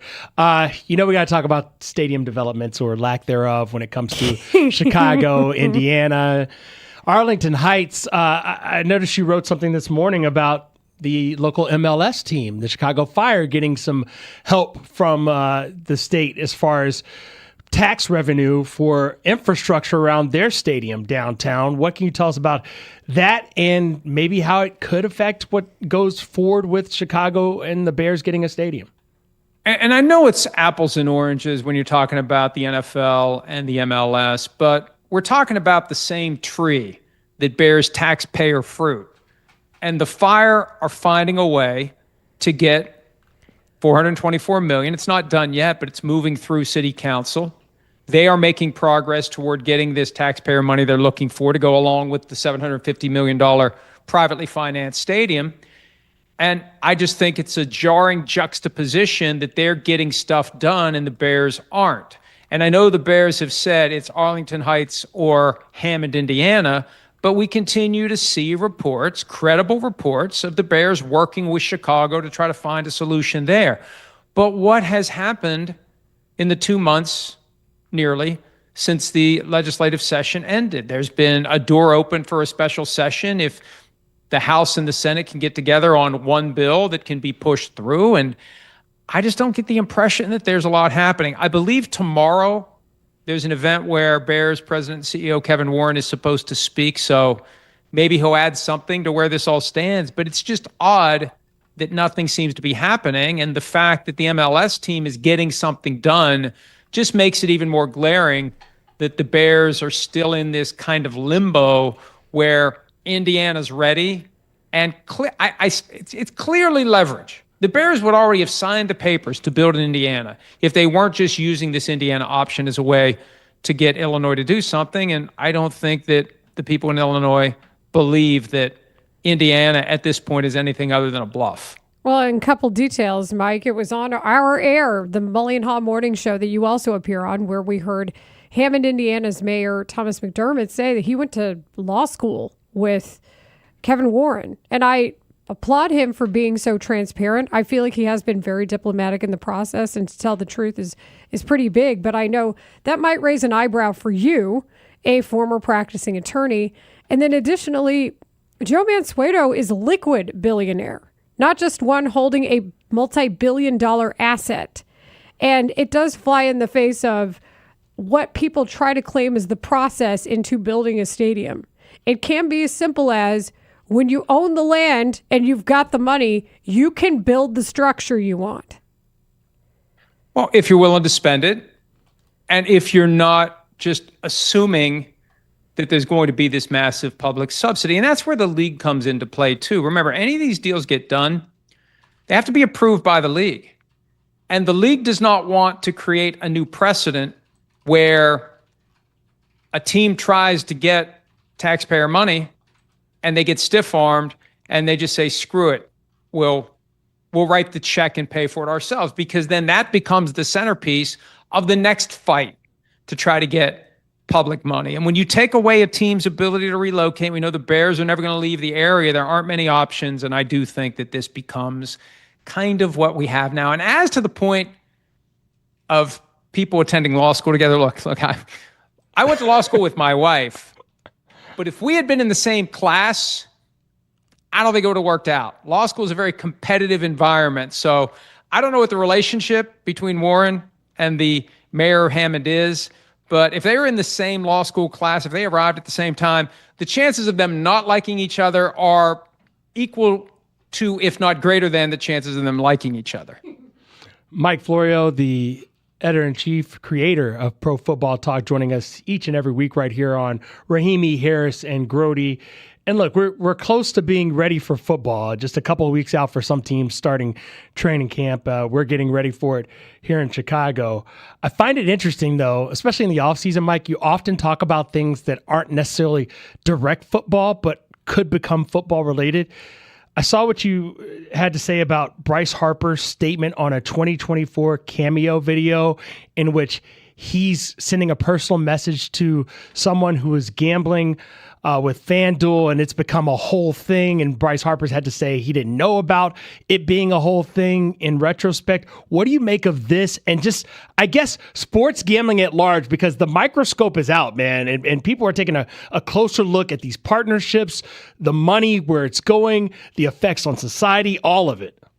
Well, that needs to happen. We're still in the Wild West phase of legalized and normalized gambling, where people see an opportunity to stuff their pockets with cash, so they're stuffing as much cash in their pockets as they can until the reckoning comes. The question is, when and how will the reckoning arrive? And through all of the stuff we've seen in recent months, the NFL's been very lucky that they've yet to be dragged into something like this. It just as easily could have been somebody from the Eagles who did that video as it was somebody from the Phillies. And first of all, when you've made the kind of money that Bryce Harper has made, why in the hell are you doing Cameo videos? That's one very important big picture observation. And secondly, I just don't buy his explanation. The script that he posted on social media makes it clear that the video came from Terry's FanDuel host. What does he think the FanDuel host is trying to do? And it is an example of what these sports books will do to keep losers losing. And I know we've always been aware of Las Vegas, and the bigger the suite, that means the bigger the loser you are in the casino, but that's always confined geographically. You have to go to Las Vegas. You got to be a guy who's got enough money that you can go and lose big, and they're going to put you in the nice suite. This is different because it feels like it preys upon the average person through the cell phone device that we carry around everywhere. And the things that we've heard about, the things we've seen reported and alleged about the efforts to keep a loser losing, that's part of what needs to be regulated. And eventually the regulation will come. There'll be something that happens that is big enough to spark real efforts to regulate. You look at other countries like England, where sports betting's been around for a while. The regulation has matured dramatically. We'll get there at some point. For now, it's make as much money as you can and ignore the consequences, because that's down the road. But down the road can't get here soon enough to protect the consumers. Well, and Mike, a note about Cameo, because I'm on it, you can deny anybody's request. If you don't feel comfortable saying something that they've asked you to say, you don't have to do it. And I know that there are a lot of, especially women Cameo creators, who exercise that very, very, very sternly. So I probably have denied more Cameo requests than I've gotten. So I know that I would assume with Bryce Harper, the same veto power is in place on a Cameo process. And how can he claim with a straight face that he didn't know FanDuel was going to use this for promotional purposes when the script says your host at FanDuel? What does he think the host at FanDuel is? And if he has any question about it, ask someone. But the word FanDuel in the script should have told him everything he needed to know to, at a minimum, look into this. So the whole thing is just a horrible look for him. It's a horrible look for MLB and the Phillies and the NFL yet again, whether it's Terry Rozier, whether it's the pitchers with the Guardians. All of these scandals that are popping up so far, they have avoided the NFL, but it just feels like a matter of time before the NFL finds itself in that kind of jackpot. My dad always called a bad thing a jackpot. I never understood that because I thought you wanted to win a jackpot. I thought a jackpot was good. But in this context, jackpot is bad, and the NFL has yet to find itself in one. I've heard that too. Yeah, your butt in the jackpot, so to speak, except they usually don't say that. Yes. Mike, with the season around the corner and closing in on us, I'm just curious if anything's happened this offseason that you feel like has gone under the radar that we as lay people following the sport of football should be paying more attention to? Well, a couple of things. There are more and more of these studies that are coming out, information coming out about the connection between football and long-term health risks. It's easy to understand the short-term injury risks. You can break a bone, tear a ligament, have a concussion, break your neck, lose a spleen like Chris Sims did. But the longer-term stuff with Chris Johnson, and there was a bit of a media fracas over the failure of Good Morning America to address the connection between ALS and football, and there is one.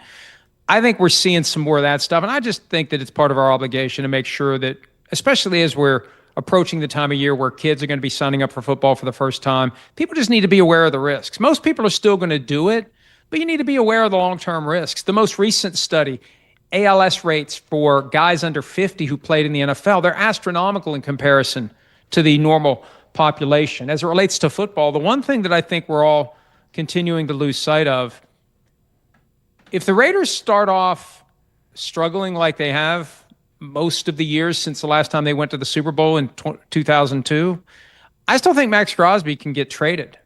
Once he's cleared to practice and play, and that concern that kept the Ravens from moving forward goes away, and once the Raiders stink if they do, I think this Max Crosby thing is going to come back to the front burner, and he's going to be a hot name as the trade deadline approaches. And I just feel like that's been completely forgotten. As everybody gets caught up in their lists, it's list season, top 10 quarterbacks, top 100 players, top 10 this, top 10 that. Hey, let's pay attention to some of the things that are kind of hiding in plain sight. I think Max Crosby still has a very good chance of being traded, even though he's now of a mindset that he'd like to stick around. I heard a tone there when you said quote unquote list season.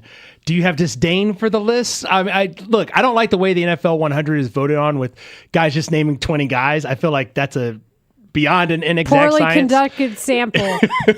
What do you think, Mike? Well, I'm not ready to call it clickbait. And I think the term clickbait gets misused all the time because when you're in this business, everything you post is clickbait because you want them to click on it and come and read your stuff. It becomes problematic when the title is misleading, when it's a bait and switch as to what you think you're going to get. That drives me crazy.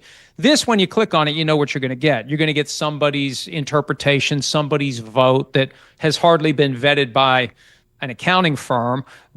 We rarely get the parameters of how this list was made, and it just feels, from a production standpoint, it feels lazy to me. And I know it's either that or nothing, but there's got to be something else that would be interesting to your audience than a list of some undetermined amount of unnamed coaches, scouts, and general managers. And ultimately, who cares? We prove it on the field. But I'll notice it when something strange happens, like this players list kicking out a final product that has Lamar Jackson falling 67 spots from last year, which is just asinine. But at least we can then talk about that. It gives us something to talk about. It's the reaction to the ludicrous outcomes from some of these lists. Well, you're my favorite attorney that also talks football and sprays to all fields and comes on our show every week. So you're number one on my list, Mike. Well, good. Thank you. Mike Florio, I'll take it. In that regard, I welcome list season.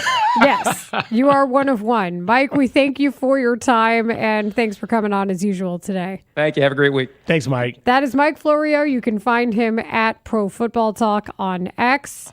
And, of course, thank you for joining us twice a week, as he does here on our station. I love Mike, but I also love him when Mike gets in his bag about, I've got a strong thought about something. It might not even be related to what we're actually talking about. Oh, no. We didn't even have time to ask him about the World Cup semifinal, which I would have liked to have done today because England and Argentina is a mixed bag of cheering efforts, really, when you consider history. Who are you cheering for? England. Oh. Yeah, I'm cheering for no one. I'm just let them play. Spain and France, I didn't really mind. Both had superstars. I didn't have a fight in it, but I think England today. I guess I'll watch. See, we should have asked Pro Football Talk instead of Pro Football Talk. Pro Football Talk? Pro Football Talk. In the meantime, we've talked about how many former Cubs, how many former White Sox have been present at this All-Star game. Then there was a comment that Wilson Contreras made to Megan Montemurro of the Chicago Tribune. It is worth your time. We'll do that next. The Spiegel and Holmes Show. Afternoons 2 to 6 on The Score. Andrea Tomey, novelist, photographer, longtime baseball wife, mother of Landon Tomey. When these scouts came to our house and they interviewed him, and when he launched into like his approach for left-handed versus right-handed, the scout left at the end of the first meeting and Jim just looked shell-shocked. And I said, I can't believe that. Like that just happened. The Spiegel and Holmes Show. Afternoons 2 to 6 on Chicago Sports Radio. 104.3 The Score. And always live on the free Odyssey app. Ridiculous, but you know what? I'm going to address it because you crossed the line and you were mad disrespectful for whatever reason. You've been around too long. We both were drafted in the same class.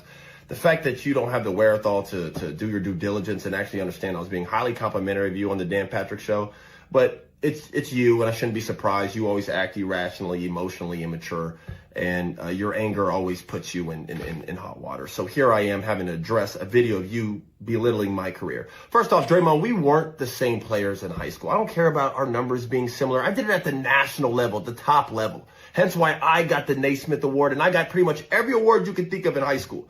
I was ranked number 1. You were ranked, I don't know. So cut it out. Next. College, you actually were you actually a really good college basketball player, but it's hard to compare because I was only there for 6 months, something you could never do. Talk about I was, one of the featured guys. No, I was the guy. I led my team in scoring. I was first team All-ACC, freshman player of the year, lottery pick. Stop. Next. The NBA, hey, man, you got it, Dre. I mean, listen, I played in the NBA for more than 10 years, more than a decade, but 11 years, but I'm not a Hall of Famer like you. So I'll give you that credit. All right? You got it. But let's peel back that onion and understand why. Easy, Tiger. Okay? You have the delusion, the non-wherewithal, the irony of you saying I'm part of the biggest bailout in NBA history. Draymond, you were the luckiest basketball player I think I've ever seen, especially in modern day history.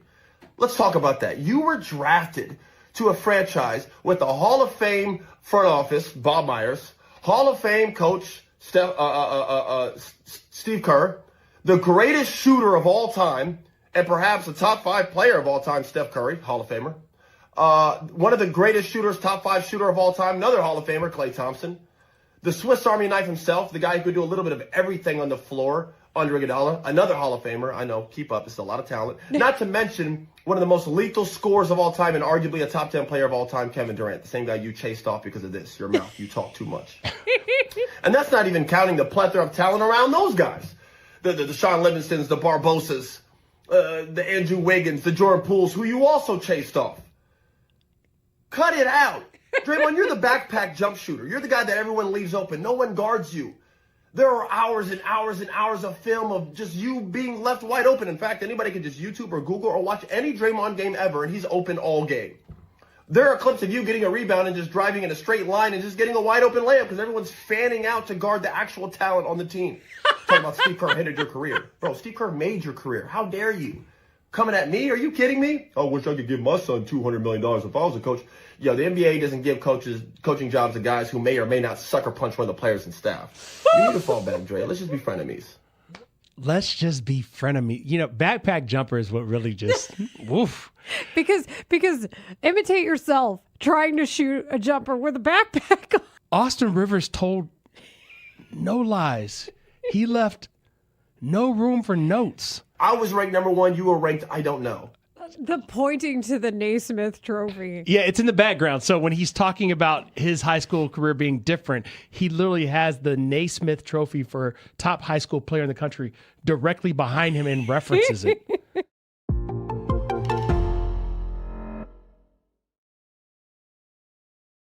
I mean, at the end of the day, I feel like God is in control of everything. When God has a plan for you, He gonna put you in the plan, and He gonna make you go through the ups and downs and the trials and tribulations. But when it's your time and He put you in position, you just got to go execute it and make the best of it. So that's what I plan on doing. Were you kind of shaking your head at God for a second, though? Nah, not really. Because, hell yeah! I mean, honestly, I've been in this situation a lot in my life. This is not my first rodeo. This is not my first go-around. I've been thrown in the fire plenty of times, and I've excelled. So, I mean, I'm taking the same approach, and I don't expect anything different. Mike Wallace Grote. Were you shaking your head at God? Just surrounded by heathens everywhere. Oh my everywhere. God! I heard that one, Grote. I heard that one. I was serious when I said you need to listen to this. I heard that one. I was walking out of Hallis Hall today. I'm walking out of Hallis. I knew the question was weird. Trust me, but I was kind of like, I had to do my work. Not weird. I had to get out of there, so I wasn't really like. I know other reporters were talking about it. I figured I walk out. There's Herb Howard. There's Herb Howard. You kind of shaking your head at God. You asked 4 questions in a row. There were other reporters around there? Oh, yeah. Hell yeah. Yeah. Were you shaking your head at God? Were there kind of shaking your head at God? Were there any Snickers? Yeah. Were there any? There were smiles when I said that, because it's a very weird thing to ask. What happened with Deontay's face when you posed that question? No, he was straight face, Very man. straight face. Yeah, absolutely. But I'm rushing out of Hallis Hall. I come up the stairs. I see Herb Howard and a bunch of his coworkers from the Bigs, and they're looking at me. They're shaking their head. I'm like, what? They're like, yeah, we're looking at you. They go, you better be careful driving home, man. Hands on the wheel. You are cursed. You talk about God like that. Oh my God! Right, looking out this window. I'm like, oh, okay. I guess that one did hit. Do we have Mooney? Yeah.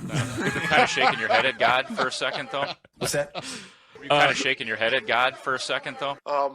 Meaning what? Kind of shaking. Rahimi, Harris, and Grote. I'm not a fan of any team. I'm just a fan of being right. Middays 10 to 2 on 104.3 The Score. He's got 4 swings left. He needs 3 homers to tie. This is tight. It is absolutely coming down to the wire here, folks. That was courtesy of Netflix. And man, if there is one thing Philadelphia sports fans know how to do, it is mass organize. You heard the coordinated boos over on Wilson Contreras and then cheering whenever he missed during the home run derby. This is Rahimi, Harris, and Grote on 104.3 The Score. And there was a great moment in that home run derby when Wilson Contreras went head-to-head with Kyle Schwarber, both part of the 2016 World Series team. The Cubs are getting ready to honor the 2016 team and the 10-year anniversary this weekend. And we're seeing a Lovable Reunion podcast go live tomorrow night. There's a lot that's happening surrounding that team.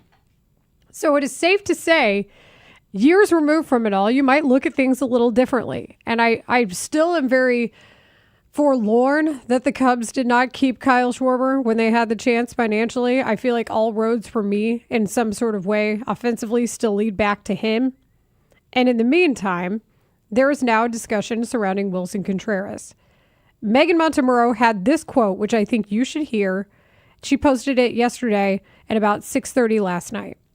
After Wilson Contreras embraced the boos and took on a villain role in the home run derby last night, I asked him today if he thought about what it would be like to participate in it again next year at Wrigley Field.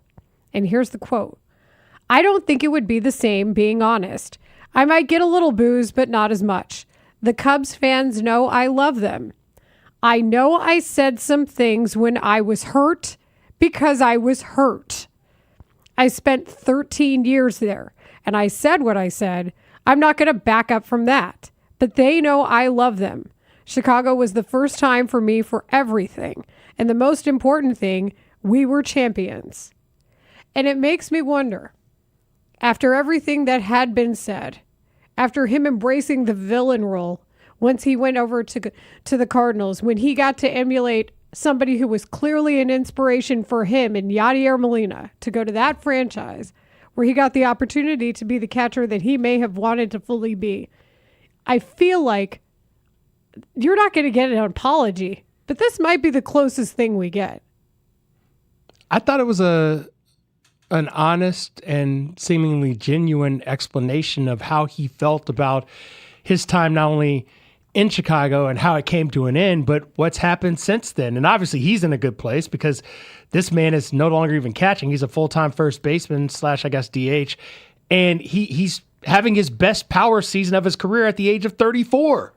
And again, maybe you'd like to see that slug come back here. But I think at the time we all knew it had come to an end. His time in Chicago, it had soured. He had a different manager. He was under David Ross, also a former catcher, versus Joe Madden, and a former teammate of his. And he was frustrated. It was pretty clear, I think, at the time that he was hurt. I know, Ray, you and I were talking about it a bit in our pre-show meeting. The impression was the relationship had run its course. And it did seem terse on both sides. How many times on the midday show were we examining something that either Wilson Contreras said or reportedly said or did in the season where it was his last one with the team?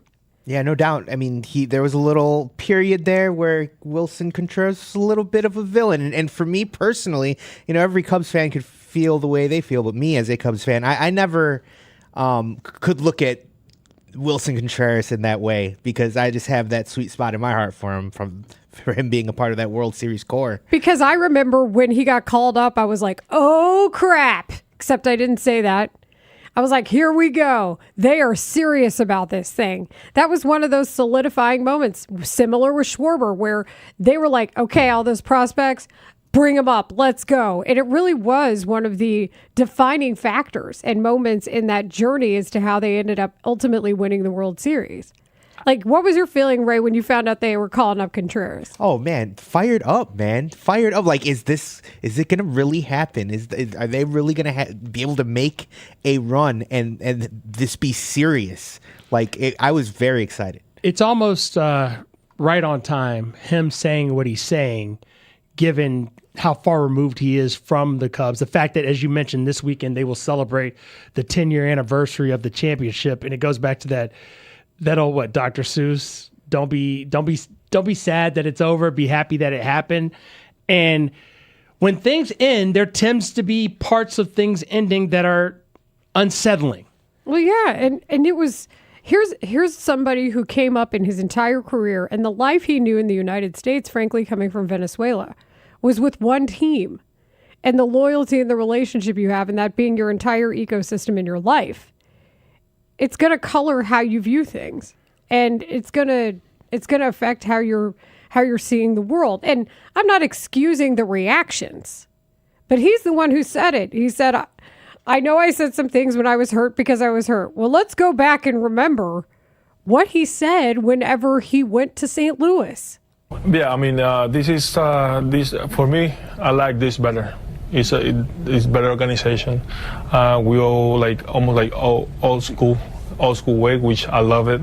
And that's something that I really like it. I already talked to the manager about it, like how was the culture here, and everything since I got here is being everything just one way, the cardinal way, and I have to adjust it. So it's not that hard. I mean, do everything right and respect each other. That's it. Man, listen, for him to say no, because it would be different if he was a team or two removed from the Cubs. But no, you left the Cubs to go there and immediately said, this organization is better than the organization that I won a World Series championship with? To their longest standing rival. That's crazy. It was crazy then. It's crazy even when we listen back now. But at least he's giving you, like you said, it wasn't an apology, but no, maybe added context to how he felt about his time coming to an end in Chicago. That's the best I can do with this. He is emotional.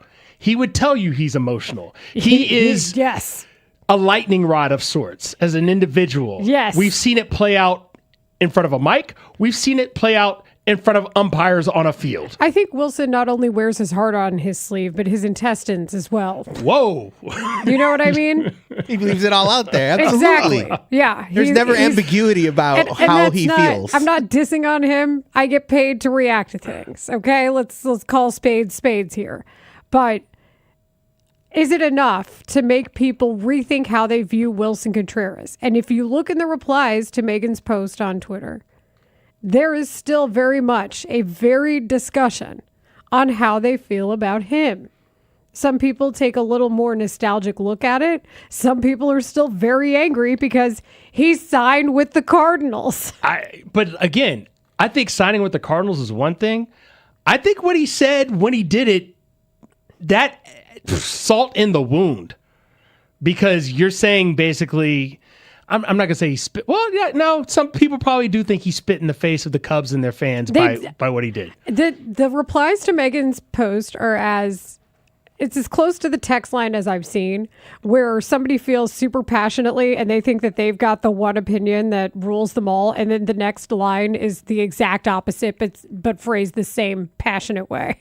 Like where it's like, loving this interview. This is the worst interview you've ever done. That's how I feel about the replies in Megan's post, and that's why I think it deserves more discussion. Is because I don't know that everybody's ready to be okay with that. So your comment about the intestines, you're saying he's got guts, is what you're saying. I'm just saying he's not just putting his heart on his sleeve. Like he will let you know how he feels in a given moment. I don't know that it's always the most productive, but I'm not saying that because I think I'm good at it either. I'm trying to empathize with Cubs fans at large here, and I understand both sides of those reactions that you're talking about, but because if someone left like my favorite team and talked as bad, like the best I can do right now in that situation is say, hey, I went to Mississippi State University, right? The transfer portal is a very real thing now. And if someone left Mississippi State University and went to the freaking University of Mississippi where they were waving the Confederate flag for most of my time there. Still are at times. Yes, depending on where you are. Yep. I would just be like, yo, I would have harsh words that the FCC would have to curb me on. I think what you just talked about, though, makes it different because of what you just mentioned, because of how you identified it. Oh, I see what you're saying. Like that should be a deal breaker. It's an extra that layer. That should be something that, this is why this is painful for people, you saying that. But even in the discussion when it can't simply be just sports, which it doesn't always get to be, as you just illustrated. I think what you see is there's a lot of hurt. People, mad is sad. I hate to be the one to explain that to people at times, but somebody had to tell me that. And you see it. Now we have some jokes, and I like that on our text line. 312-644-6767. This from 563. Most Cardinals fans were disgusted with the Contreras signing too, if it makes you feel better. Fair. That's Funny. fair. But then we have 630. I get why Contreras said what he said. And to be fair, the Cubs are not the organization they were in 2016. Post Theo, the Cubs were basically just trying to squeak into the playoffs. Pretty similar to what the Sox used to be. Blank Tom Ricketts is the reply. I don't know that I agree with that because they've spent a hell of a lot more money. I think a lot of Cubs fans, though, would tell you, or at least they should tell you, hey, if there's such a better organization, why'd you finish 71-91 in your first season there? Well, that's nothing to write home about. Well, why do they call themselves the best fans in baseball? I mean, sometimes reputations are something you create on your own and you tell people. A lot of times that was because they kept the ballpark full. Because guess what? They had a winning product, but we've seen in recent seasons the ballpark has been the opposite of full. But see, I think 630 nails it here. I think part of the Contreras thing is that he flat out said he wanted to stay a Cub. So I get where Contreras was coming from in being hurt. Yes. But is it enough to... You're never going to get everybody to agree. But I do wonder if enough time has passed and that statement he made makes people look back on it differently. I just don't think the Cardinals were definitely the better organization based on what's happened since he left. Like there's nothing that's happened. They won the one division title before the Brewers won, right? And then since then they've been not trash, but just bad. We have some callers. Jim in Lake Geneva, you're on the score. Hey, how are you guys today? Good. Good. Hey, I heard you guys talking about this, and I've had like this discussion a bunch of times, and I just wanted to kind of share where I am at as a longtime Cubs fan who owes, I feel like, that whole team a lot for winning a World Series, which I didn't know if I would ever see in my lifetime. And I'll just say this, like when he said those comments, they felt cheap because he did say he wanted to stay at Cubs. So to immediately go to another organization and immediately declare it better without even truly understanding the inner workings of it and having all of the frustrations he challenged there felt disingenuous and targeted. But at the same time, I was very happy for him to move over. And like every Cubs player on that team, I wish them well. But it's been, I think now close to 5 years since he's left. Yeah. I have never missed him. We've had way better defensive catchers who buy into the game that the Cubs want to play better. And I see his antics all the time on TV, and I still wish him well. I don't have ill will against him. But I'm just so glad he's not here and we're not having to defend this stupid stuff that he does on a daily basis. And, you know, he's entitled to his opinions, but it just, when I heard that comment last night, it felt like he was trying to walk back some of what he said without actually acknowledging maybe some of the intention behind what he said. Sure. And I do believe that he's a genuine person, but I felt like that was more trying to take a cheap shot at the Cubs. That's this is the most reasonable take I've heard on our radio station in a long time. So Jim, thanks for chiming in, but that's it. Yeah, it's I think this is one of those situations that requires a lot of context and nuance. And I don't know that people are wrong to be mad that he left, and I don't know that people are wrong to be mad he's not here. I can't wait until he's back here now, post these comments in specific, to see what kind of welcome he gets back the next time he's at Wrigley. I think what I can tell is he seems to be in a better place. Yes, I think I think by him saying what he said and Megan Montemurro taking in that statement, it lets you know that he's gotten to a point where he can address it in a way that he feels like gives it context. Yes. And yeah, I don't know that you ever really get an apology you ever want in these situations. But if you can get acknowledgement, that'll usually get you most of the way there. Coming up next on Rahimi, Harris, and Grote, a story that should upset you all. The way you said that. I have an unreasonable take about this, and it affects everyone. Next. Chicago wakes up with Mully and Haugh, the most trusted morning show in Chicago sports. Get the latest Bears news with Brad Biggs. Ron Coomer breaks down the Cubs every Friday. There's a chance that we're going to see Pete win an MVP, and I don't disagree with that. Plus, Cubs pitching coach Tommy Hotovy joins the show twice a month. White Sox legend Ozzie Guillen checks in Wednesday mornings at 8 to talk Sox. The starters, they're not going to pitch 6-7 innings every night. No way. We've seen it before. They need those guys to step it up. From Hallis Hall to Wrigley Field, the United Center to the South Side, Mully and Haugh cover it all. Start your day with Chicago's most complete sports conversation. Weekday mornings from 5:30 to 10 on Sports Radio 104.3 The Score. You're headed, God, for a second, though? Yeah, I'm not going to comment on that. Oh, it's so great. You gonna ask Flus a God question next time? Please do. I think I Please get one do. God question a year. No. Or I'd get it talking to. No, you know? work it in. Work it in. Yeah, I'll that see could what be I your can do. beat. They have a chapel at Hallis Hall, so maybe I need to spend some time there tomorrow. All us Yeah, God just- guys are accustomed to you types. We're used to it. We'll I deal with understand. Hey, look, you know, well, I'm not going to give you my church resume. Forget it. I stand by what I asked. Can you see us? Because we have some stuff in the studio here, Nico. Yeah, I can see you. All right, good. There's this picture of Pyomai right here from season 4 of The Sopranos. I can't believe that we have this. Yeah, we thought maybe you'd enjoy. No, yeah, not Pyomai. That's a sad death. Yeah. What happened was Spoiler alert. Yeah. Oh, yeah. Yeah, Seriously. spoiler alert. The horse dies, everybody.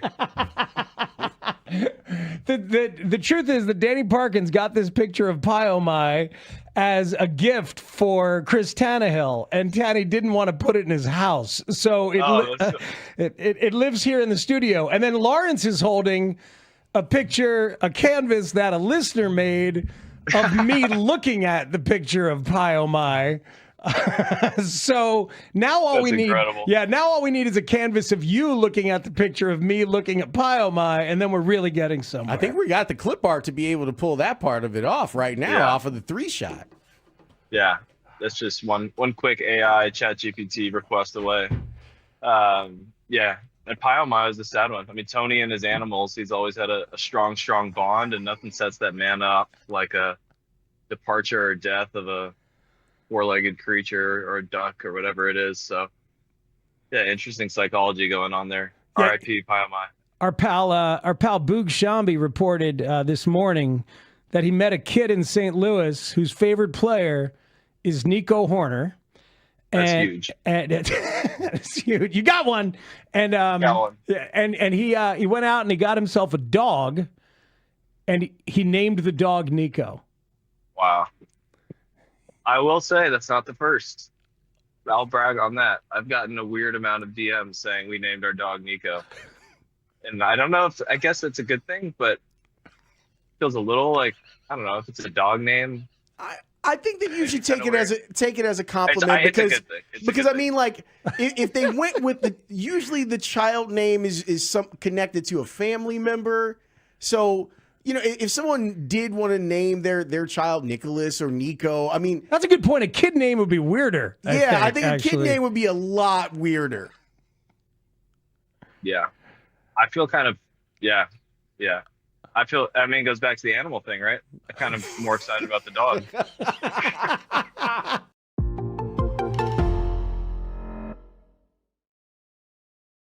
At what point do we have to bring in Malort so Dustin can chug it? Or I brought it up and I was accused of never making a wager. Dustin is showing. No, you that changed he's the got bets. this You said heart- I have to drink a half a bottle of Malort. No, it's 2 I shots. said I Two think shots. he said he was guzzling half a I bottle. think the 2 shots is fine, but it isn't something you're necessarily going to make that a memorable. I think I have a better. If Moises Ballesteros catches one more game, I think that Dustin's going to have to come in the next day and do the show tarps off. Oh, God. I love that one. I like like that. Anthony Rizzo. I'll look better than his friend with my shirt off. I'll tell you that. Carbs off, Riz. You know, How about that? I got to tell you, it was kind of wild to see him in the crowd just having a drink. Mm-hmm. But there was one point where they were showing him and he was taking a photo with some lady. She seemed delighted to be there. And some dude may have hit him or something. And he turned around and looked, and it was just a fan hey, you know. And he didn't look thrilled that the guy had you know what I mean?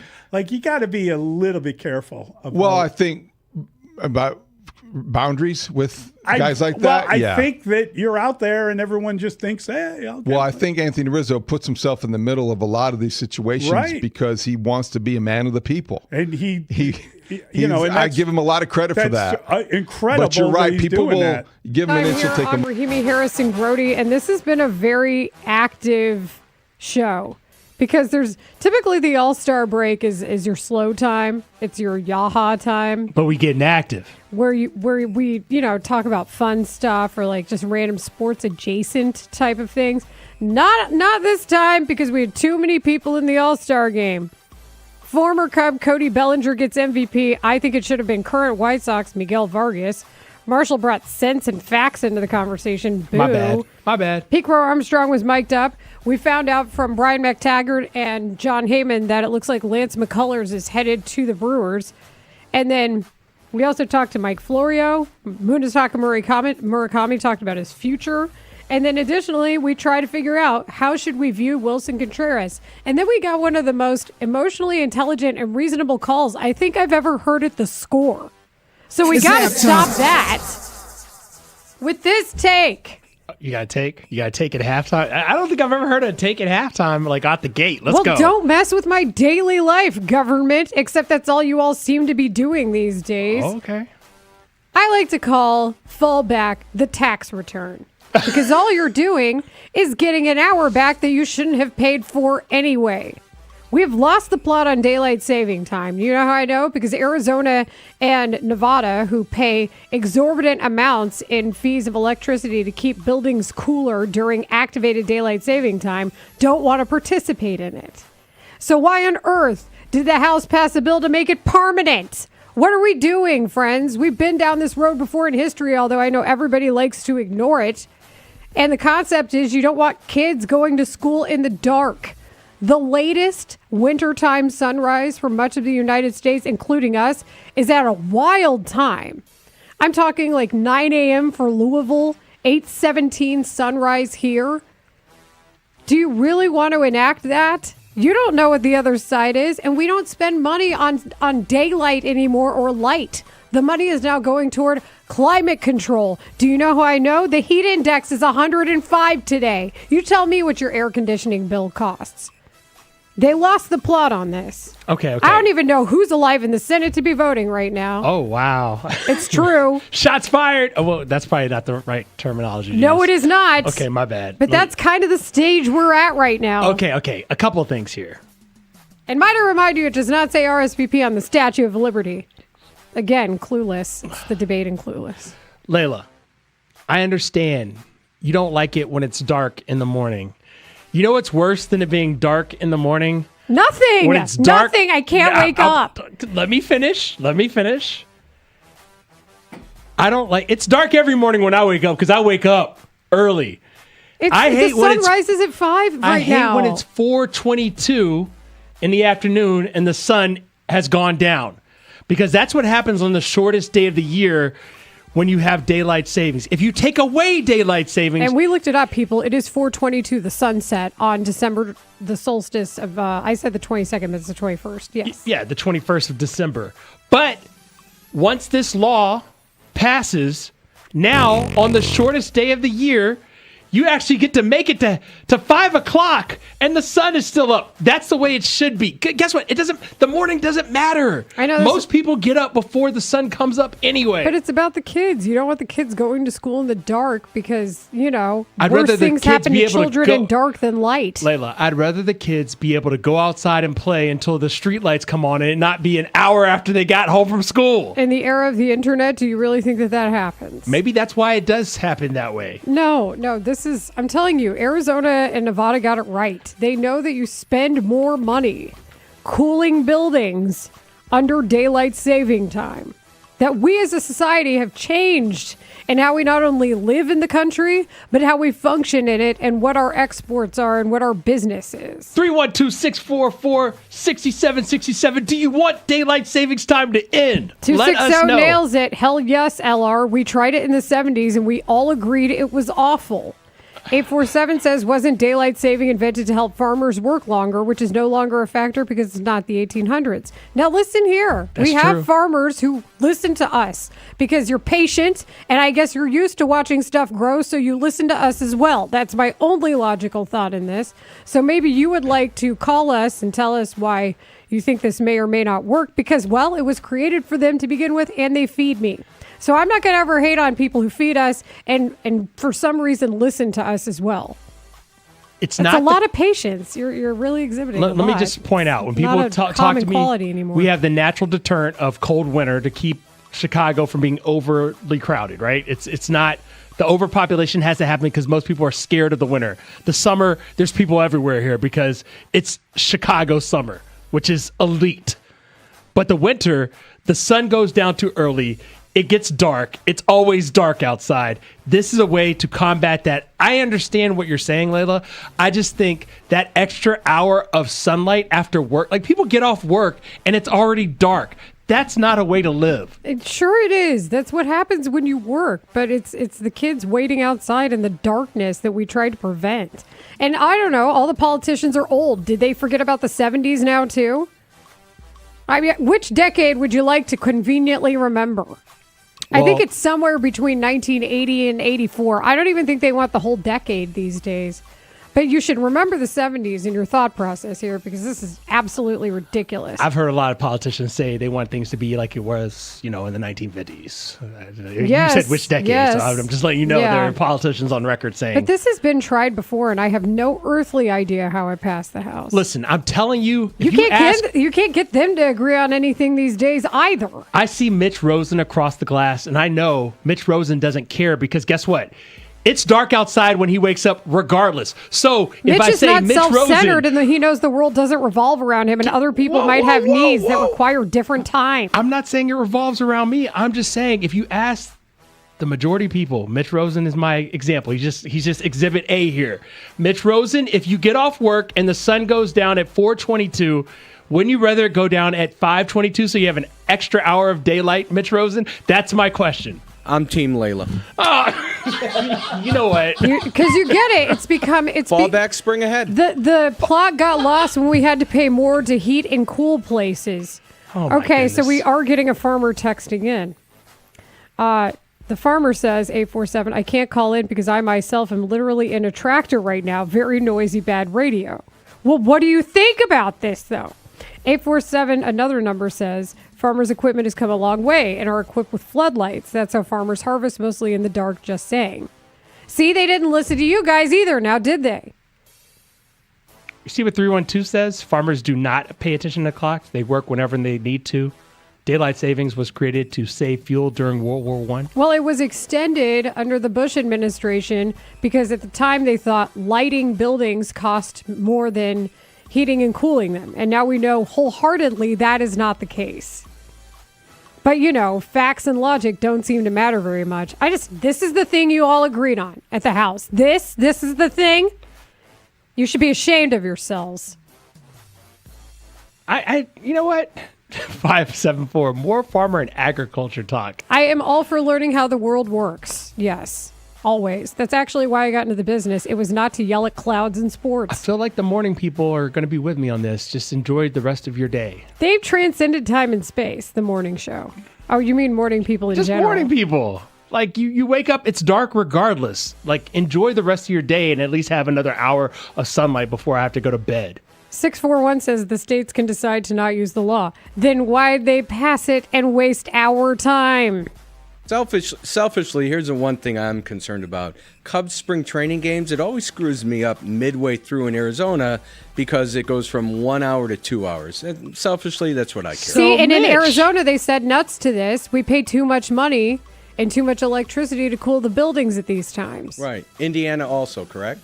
I believe parts of. I don't know. I think it's parts of. Yeah, Mitch, to I'm your not point, here to tell Indiana what to do. if we get rid of daylight savings time, we're just all in the same time year round. You don't have to have those conundrums anymore. Spring ahead, fall back. Would you like some inside baseball?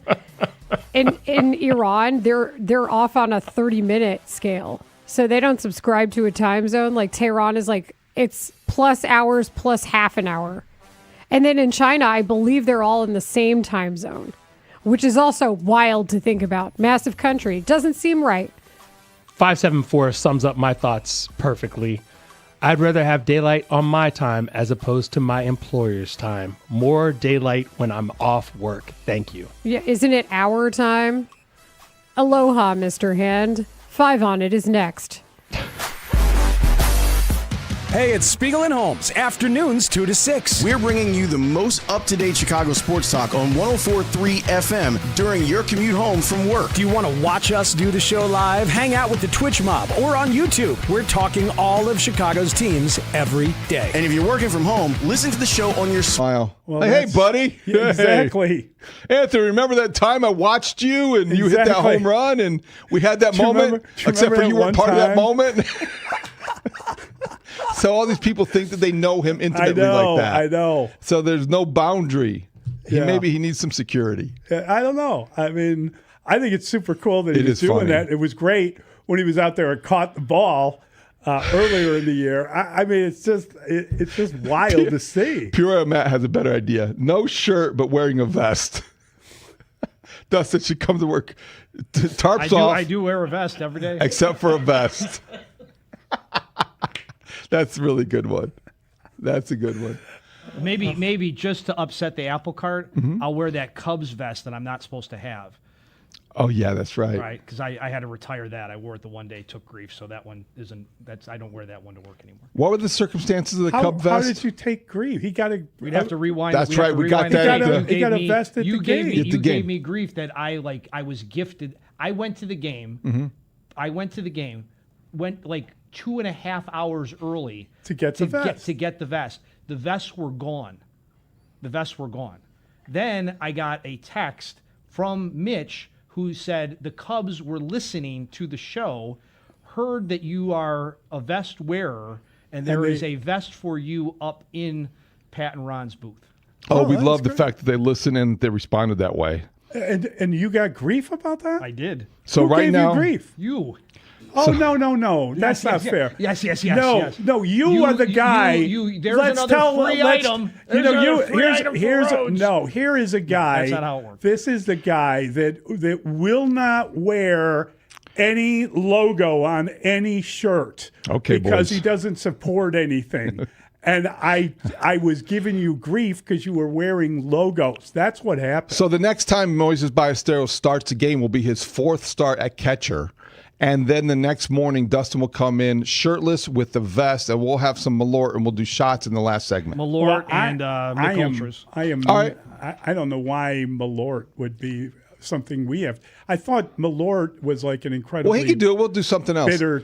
I thought you said you were going to bring in. I'll bring some Screwball. No, you said peanut butter whiskey. Yeah, peanut butter whiskey. I'll bring in that. The Spring Inn has already sponsored the bottle of Malort. We already Excellent. That's right. We're set. We're set for our next baller catching. Another stint. freebie for Rhodes. I will buy my Mick Ultra at the Jewels. Excellent. Did you pay for the Malort? I did not. Okay. Point taken. That's okay. Doesn't matter. The bottom line is if he can. Didn't ask them to sponsor it. Is the name Malort on it? Is it on the bottle? Yeah. There's a label. You going to wear it? No.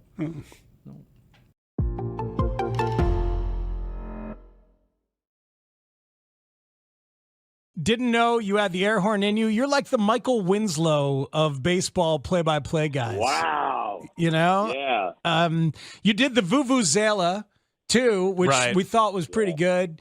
The air horn was okay. I thought the air horn was really good. Actually, my favorite thing about the air horn is JD's response. It's so dismissive. No. Yeah. There was affectionate approval of the air horn. He admitted. He said, "That's a pretty good air horn." That's good partnering, isn't it? From Jim DeShays right there. There's always good partnering from Jim DeShays, 100%. What other sound effects do you have in the arsenal? That's a good question. I feel like I could give a really good vuvuzela if just given just some time to warm up, and I also I do a decent one-line Sean Connery impersonation. That's kind of it. Well, hold on. Okay, no, it's a good point. Please. Give me a finger, Shelley. One thing only, please. He does these impersonations. Really I good. swear, you would think it was the real people. Yes. It's not bad. It's really good. May I suggest some Untouchables?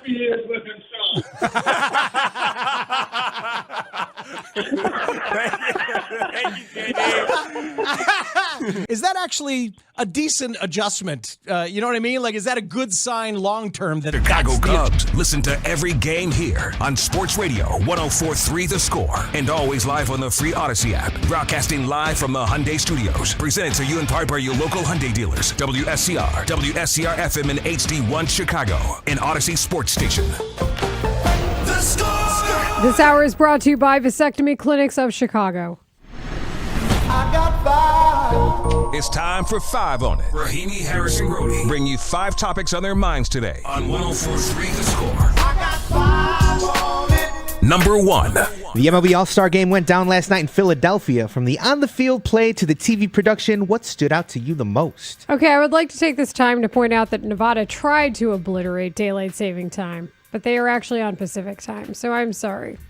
I forget if they aligned with Arizona on that or not, but the point is they tried. Good on you, Nevada. Okay, back to sports. 5 on it. Number 1. I think as far as the TV production, it was definitely the signing the lineup card, making it look like the Declaration of Independence after they emerged from Liberty Bells. I found all of that to be cute and not hokey. And I think the guys got a kick out of it. You could tell when they were signing with the pen and the quill. And then you really got to notice what signing a lineup card with a quill looks like if you're left-handed. And maybe that's way too inside baseball, but there was just something very obvious about when the lefties were signing. And I'm like, oh, this must have been really tough for left-handers who had to sign the Declaration of Independence.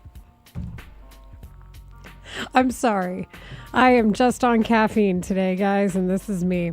As far as the on-the-field play, I stand by my reasoning that the guy who had the one extra base hit and tried for another in Miguel Vargas should have been the MVP. But instead it was former Cub Cody Bellinger. Pitching wins again. Curses, I am foiled. Shakes fist at cloud. I love that the song that should be our national anthem, America the Beautiful, played twice. Jennifer Hudson, pregame. But then Chicago Zone. But then the GOAT, in game, Ray Charles. How good was that? Night game. I gotta tell you, Sandlot. Let's ride. I cannot tell you guys the level of relief that washed over me throughout that broadcast. we were inundated with AI commercials from various companies, and I've got to tell you, I thought MLB was about to roll out an AI Ray Charles on this All-Star game, and I was going to be so disgusted. And I was very relieved that it was a replay of the actual performance from the playoffs in 2001, I believe. Would it be an AI worse? Would that be worse than like hologram Ray Charles? See, that's the question. It goes back to hologram Tupac. That's true. You were It all happy does. about hologram Tupac. Well, I don't know if but I then was. I I feel don't like think I it was went happy too about that. far. Because I think there were some people who thought that somehow it was AKA Machiavelli Tupac. There are people who still believe Tupac is alive. And Dave Chappelle being one of them. No, but Ray Charles, man, that's my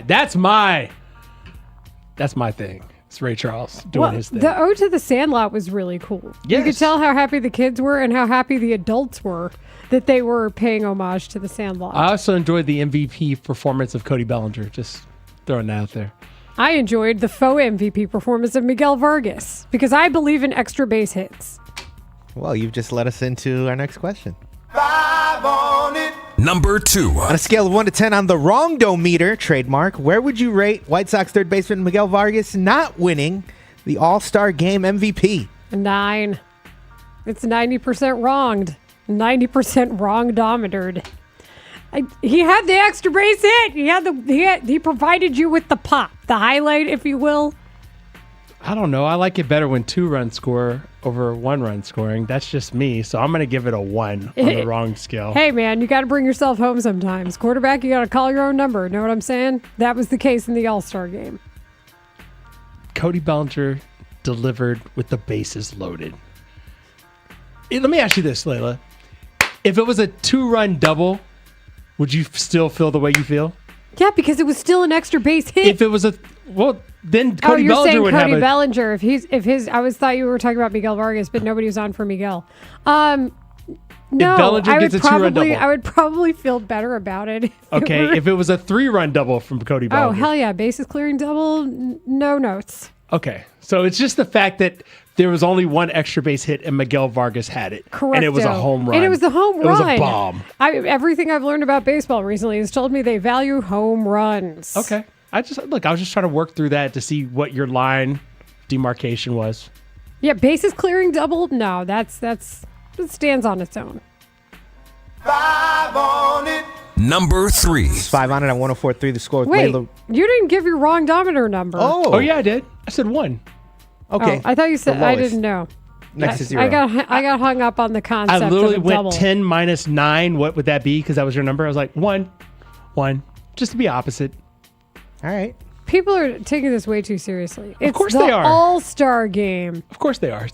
Are you saying it's just an exhibition and the winner does not get home field advantage in the World Series? Oh God! I was hoping for a swing for off. the love of everything holy, do not bring up the 2011 season to me. Here's why I was hoping for the swing off, because I just wanted to see who left early. Because let me tell you something: at an All-Star game, when a player leaves the game, they leave town.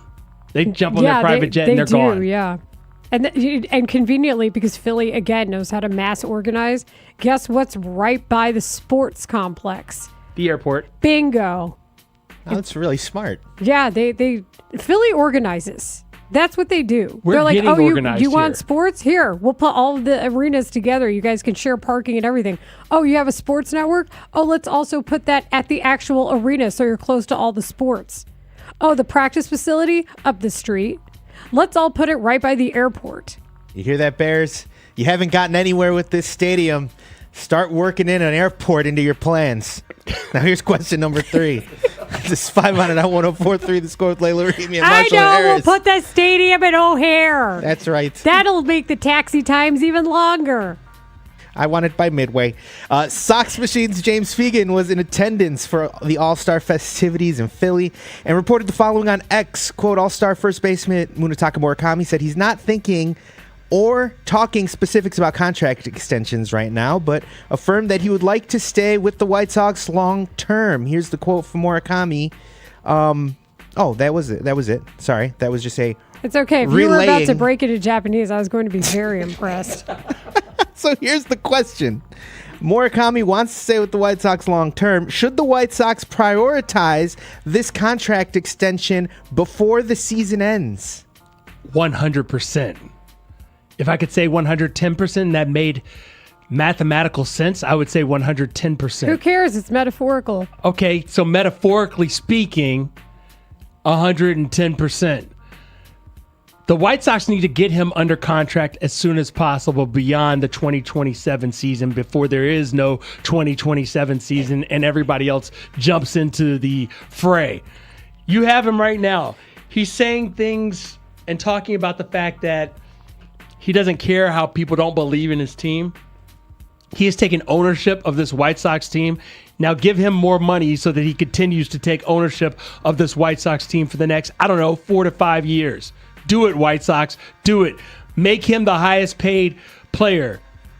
Do it. Stroking. Inappropriate. I think it's appropriate. He strokes.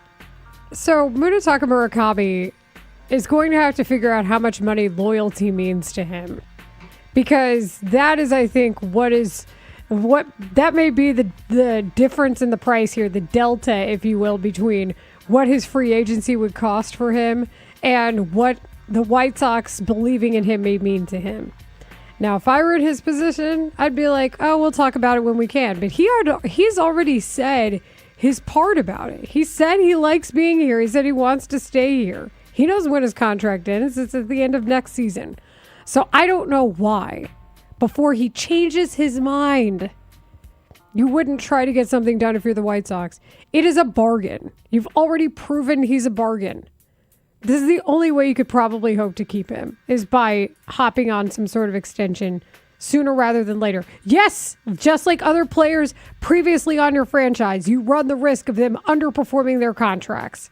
But do you care that much? 5 for $175. It's not my money. 5 for $175. That's an AAV of $35 per year if you're not doing the math at home. Money well spent. Money well spent. I mean, the guy said this is where he wants to be. Before he changes his mind, put a ring on it, so to speak, and lock him down. Number 4. After the Bulls' 99-87 win in last night's Summer League exhibition over the Wizards, rookie Caleb Wilson was asked this question by CHSN's Casey Johnson. Why was it so important for you to play that second game of back-to-back? I mean, I feel like I'm different than all of them. Like, I can't say they don't enjoy basketball, but like I enjoy basketball. Like I love it.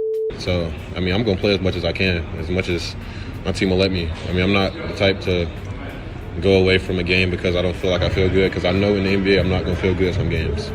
And as long as I don't have an injury or something that's actually wrong with me, I'm gonna play every time. Because people come from all over the world to come see me play, so I don't want to let them down too.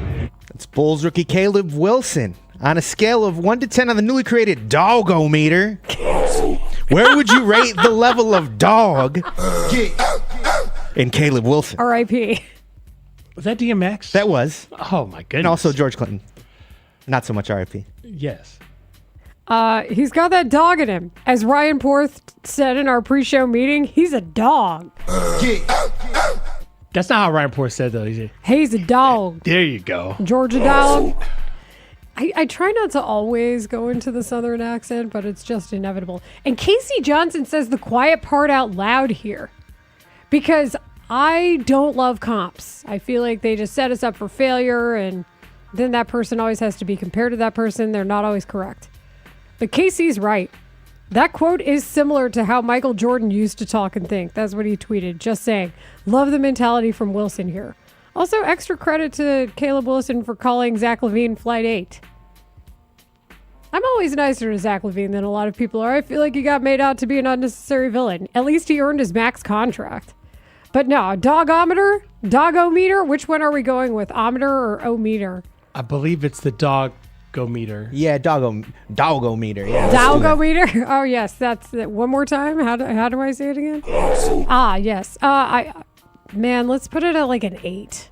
8. Okay. I feel like that's what we got. And you know what else proved that he's got that dog in him? What'd he do at the free throw line? He shot 100%. Yes, he did. I'm just gonna make it happen. I'm a dog. Now he only had one attempt, but did he sink it? Yes. Was it worth 3 points? Absolutely. There it is. So previously it had been 2 for 12, in case you were counting at home. It was pretty bad. Yeah, including an 0 for 6 performance against the Jazz, which led him to leaving 14 points on the proverbial table. Could have had back-to-back 30-point games. And if you're wondering, well, why didn't he score more than the 19 points? Why didn't he look quite as good in Game 2 as he did look in Game 1? He admitted after yesterday's game, Layla, that when Darren Peterson didn't suit up for the Jazz, it affected his literal mindset. He took that personally. Because he was like, I want to play. Listen to this quote. I'm a real competitor, and I want to compete against the best players. Listen, when you ask me what number from 1 to 10 on the Dogometer, you did tell me that this is metaphorical, right? Mm-hmm. 100. Actually, scratch that. It's not 100. 100. 100. 100. Like the emoji that's written in like that fancy font in red. That's when you know it's official. Yes. This man is here to play. He stated after the game that his teammates actually saved his life. And that was before a question was even put in by Amazon Prime's sideline reporter, Christina Pink. He's like, he has a statement he would like to make. He's like, thank you, Donovan Atwell and Jalen Sellers, for saving my life, because they combined for 43 points. And that helped them get the win. Remember, he was upset he hadn't won a game. The reason he wanted to play so bad, and told Bryson Graham, he went straight to Bryson and said, I want to play. Can I play this game, please? Because he said he didn't want to wait till October to have that winning feeling. If you were watching this game, at the end of the game, as the final seconds run off, he's doing this little fist pump like, finally got that win. Finally got that win. And in everything he said after the win just cemented for me, Layla, that this dude, he can't wait to get after it. I also think that he's still bothered by the fact that the tournament shook out the way it did for North Carolina. He probably had more games in him that he wanted to play. Yeah, but the whole people come from all over the world to see me play, like that's one of those quotes. We're going to be running that one back, because it's going to be, yes, a lot of people came to Vegas to see a lot of different NBA prospects play, but when they come to the United Center and they're taking on some, like the team LeBron's not on next season, because we still don't know who LeBron's going to play for, but a mediocre team, which everybody the expects. Lakers. Yeah, like the Lakers. They put that graphic out there. The replies are just too funny. Yeah. Like our new big three. Oh, really? That's really, we're doing this? Who's the big three? In Los Angeles? Luka and Austin and who? Who's the third person in the big three? Did you not see the Is replies it to Walker? that? Tell me it's not Walker. I think I could just look up Lakers graphic at this point. So all I'm saying is Caleb Wilson has that dog in him. 100. Can't wait to see him play in the regular season. I can't wait to see him on the break with Josh Giddey and Modest Buzelis. What you gonna do? Our next question is a humdinger, and we are running out of time. Oh, go ahead. Sorry. It's 5 on 104.3. The score. Here's the final question: Is wearing Number 5 is wearing an Apple Watch in an engagement picture a bad look? Okay, so no, I didn't take engagement pictures. Do you know how that worked out for me? I didn't need them later once I got divorced. I think that this is a weird hill to die on. If somebody wants to wear a watch, does it really matter? Like, people complain about my outfits all the time. I'm wearing a white t-shirt. And when I tell you that people will complain about me wearing t-shirts, do you know what that's about? Not me. So I'm not going to sit here and care about what somebody wears. I've worn an Apple Watch to a wedding. Do you know what? I don't care, because I want to wear it. Do I care about what somebody else thinks about whether or not I'm wearing the watch? No. So that's why, if it's an engagement picture, it's supposed to be you guys as yourselves, right? Like the wedding picture is the wedding picture. Then who cares whether or not you're wearing an Apple Watch? Why is it that big of a deal to anybody? Because appearances mean everything to a certain section of our population. People who are shallow and only care about appearances? They want things to be of a certain formality level, and I get it. Had a discussion with a young lady that I was dating, and she said, you shouldn't wear Apple Watches to formal events. And I said, well, I'm going to go ahead and listen to my doctor, who tells me my Apple Watch literally could save my life, because there's this thing called AFib, atrial fibrillation, which I have suffered from. And the Apple Watch is freakishly accurate That's what I was told by the ER doctors that I had to go see when the watch told me I was in atrial fibrillation. And keeping it on seems like more important than looking cool, according to some woman or the woman I was dating at the time. So once I explained this, she was like, I guess you get a pass. What do you mean you guess I get a pass? What? You had a literal doctor tell you it essentially helps save your life. Now, what I will say is you can take the band off and put a more formal band on for your Apple Watch. Maybe that is the happy medium that we are in search for when we ask this question. But I don't think there's anything wrong with I think you're right to a point, Layla, where you say like you are who you are. You don't have to like change who you are for some freaking engagement photos. And like people say the weirdest crap to me when I check my DMs. And there was some guy who was like, I was at my brother's wedding and it's in a backyard and I had a watch on. He's like, that Apple Watch is Spy Kids. And I'm like, you know what we're doing, loser? Hide story. You don't get access to me if you say weird crap to me that doesn't make sense because you don't actually know me. Judge somebody you do know. I don't know any men I who have are hidden complaining about 1,300 people from my story. Layla, I don't know men complain about this. Every time I hear someone complain about this, I it's just a told woman. you I get complaints. No, I'm saying from that's men. the first time I've heard that. Usually it's women who are complaining about Apple Watches. The amount of men who complain about stuff I wear, as if it somehow matters to them. There was somebody who freaked out about me wearing a V-neck. Sir, you are the only person in the history of my life to make mountains out of molehills. Congratulations. You've clearly not seen a woman in years. Oh, that's cold. So the Apple Watch falls under that category. That's cold. Well, act Clearly like you've haven't been seen there a before, because clearly woman by in that reaction, you have not. I like that. I'm going to use that. Danny Parkins is next. Baseball coverage on The Score is presented by Xfinity. Score the most reliable Wi-Fi. One price, 5 years, guaranteed. Xfinity. Imagine that. This segment is brought to you by Grand Geneva Resort and Spa. Grand Geneva Resort's new 11-hole golf course, Wee Nip, is now open. It's a challenging yet relaxing quick round of golf that you'll love experiencing with your friends. Then cap the round off at the whiskey-inspired 12th hole. Book your tee time today at grandgeneva.com. Hey, Chicagoland. Get with a winning team, the all-new Toyota on Edens, one of Chicagoland's fastest-growing Toyota dealers. You'll find big savings in our lineup of 300 new Toyotas, and servicing your current Toyota has never been easier. With extended service hours, Uber pickup and drop-off, and every Saturday Toyota oil changes are only $29.95. The best way is right off the expressway.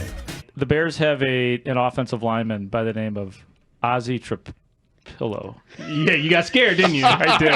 It's Ozzie Trampaio. So anyway, Anthony, honestly, like when I don't know a name, obviously there's a pronunciation guy, but I always go to a broadcaster, right? And I heard it two different ways. One of them, I shouldn't have trusted the podcaster. Well, yeah, why would you put that? I don't know. Because you podcast love. Right, I guess so. It's played out in real time, by the way, as well. They make the pick. We're live on the air. In real time, exactly. So basically, Anthony and I are going back and forth mispronouncing this guy's name. And then we had Chris Emma on, who was going to try to set us straight. And here's how it went down. We now, Big Ant, get to go out to Hallis Hall, Bears headquarters. That's where the war room is, and that's where we find the Scores. Chris Emma. Here, we literally had two different pronunciations given to us for Ozzie. Is it Trapillo or Trapillo? I didn't want to correct you, buddy, but it's a pillow. Okay. What? All right. Wait, huh? What? Oh, you said Zapillo. Jesus. Now we correct you. Radio magic right there. Church, let's go Chris, look at me. You and I know each other well enough. If I mess up a name, you know that pisses me off when I do that. You are allowed to correct me. So, again, it's Ozzie Trapillo, yes? Yes, you're in the meeting room tomorrow. I will see you tomorrow, my friend, and I will correct you the first thing when you walk in the door. Okay. That's amazing, actually. One more. He loaded up the gun. Shout out to Dan Zampillo, who used to work here at the Score. Where was that going? You keep using this name. Hey, You're not guys, thinking me. Grote, I don't want to correct you, but it's Zapillo. I didn't want to correct you, buddy, but it's a pillow. What do we call that? Loud wrong? I mean, I still love Max Rustopher. Like that's still one of my that was favorites. a Parkins special. Max Rustopher. And then Max Rustopher became a thing, as it should have. They call me Layler, and I love it. I think it's really cool. I like Layler. I was like, oh yes, Layler. I don't even know her. Oh!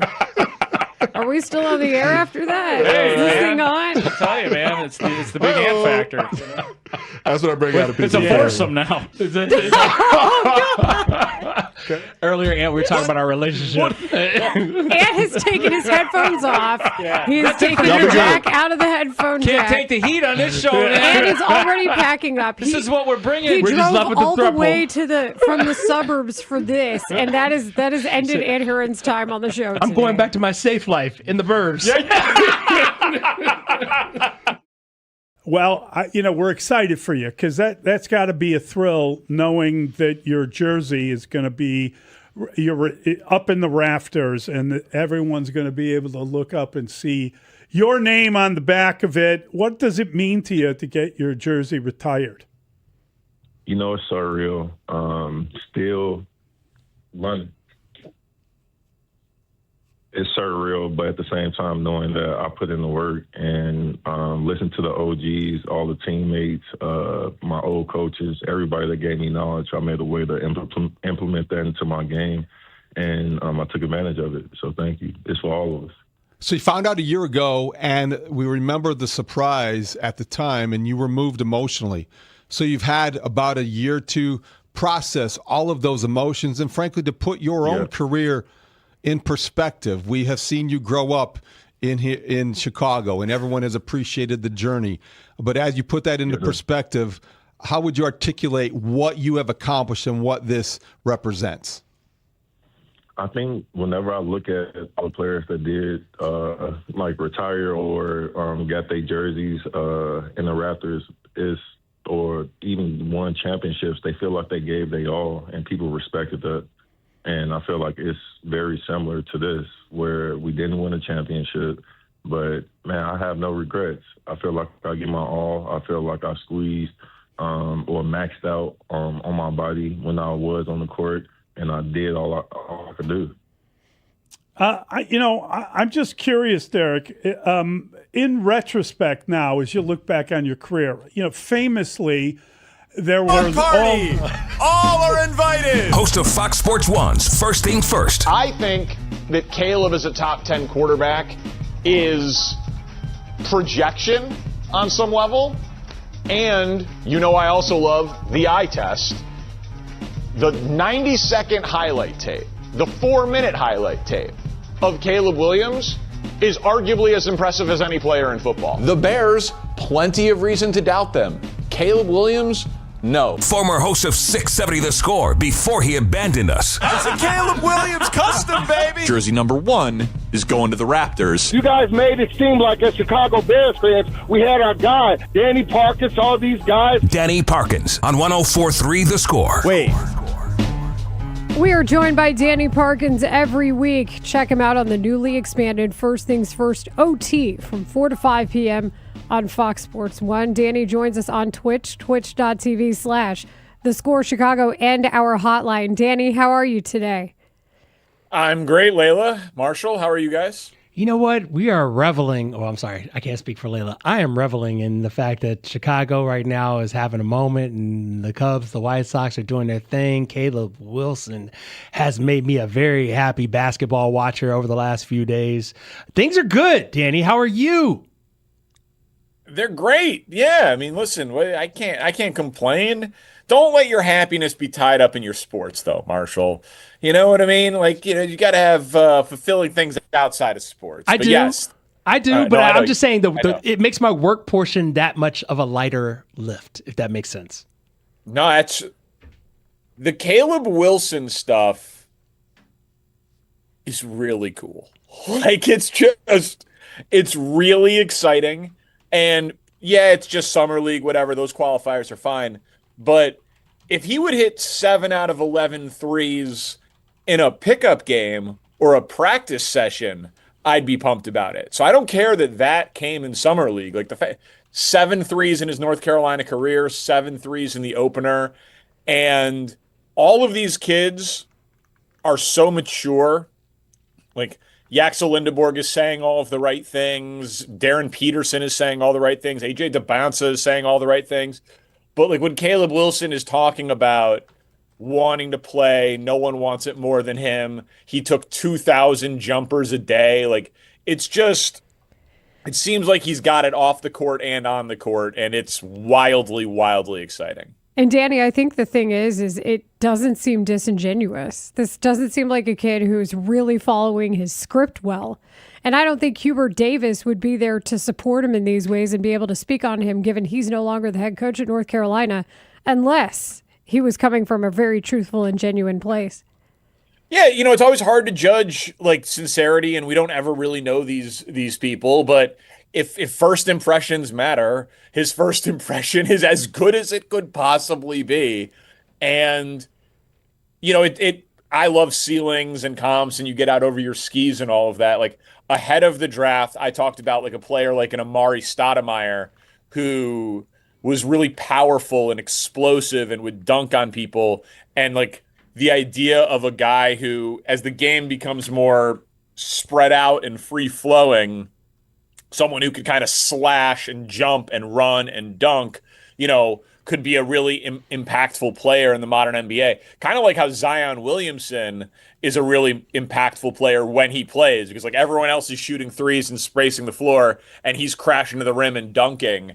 But like if you've got like Amari with a jumper, you know, Giannis with a jumper, like that's an unguardable basketball player. So it's a really exciting time. No, I'm interested to see him grow. And I think you make a good point, Danny, talking about how mature this entire class of stars on the come up seem to be in what they're talking. I think that's the thing for me. It's not even, and you're right, what Wilson's doing on the court is phenomenal, even though it is quote unquote summer league, because that's what it is.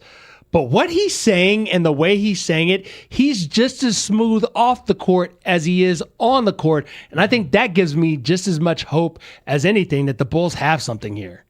Yeah, it's very exciting.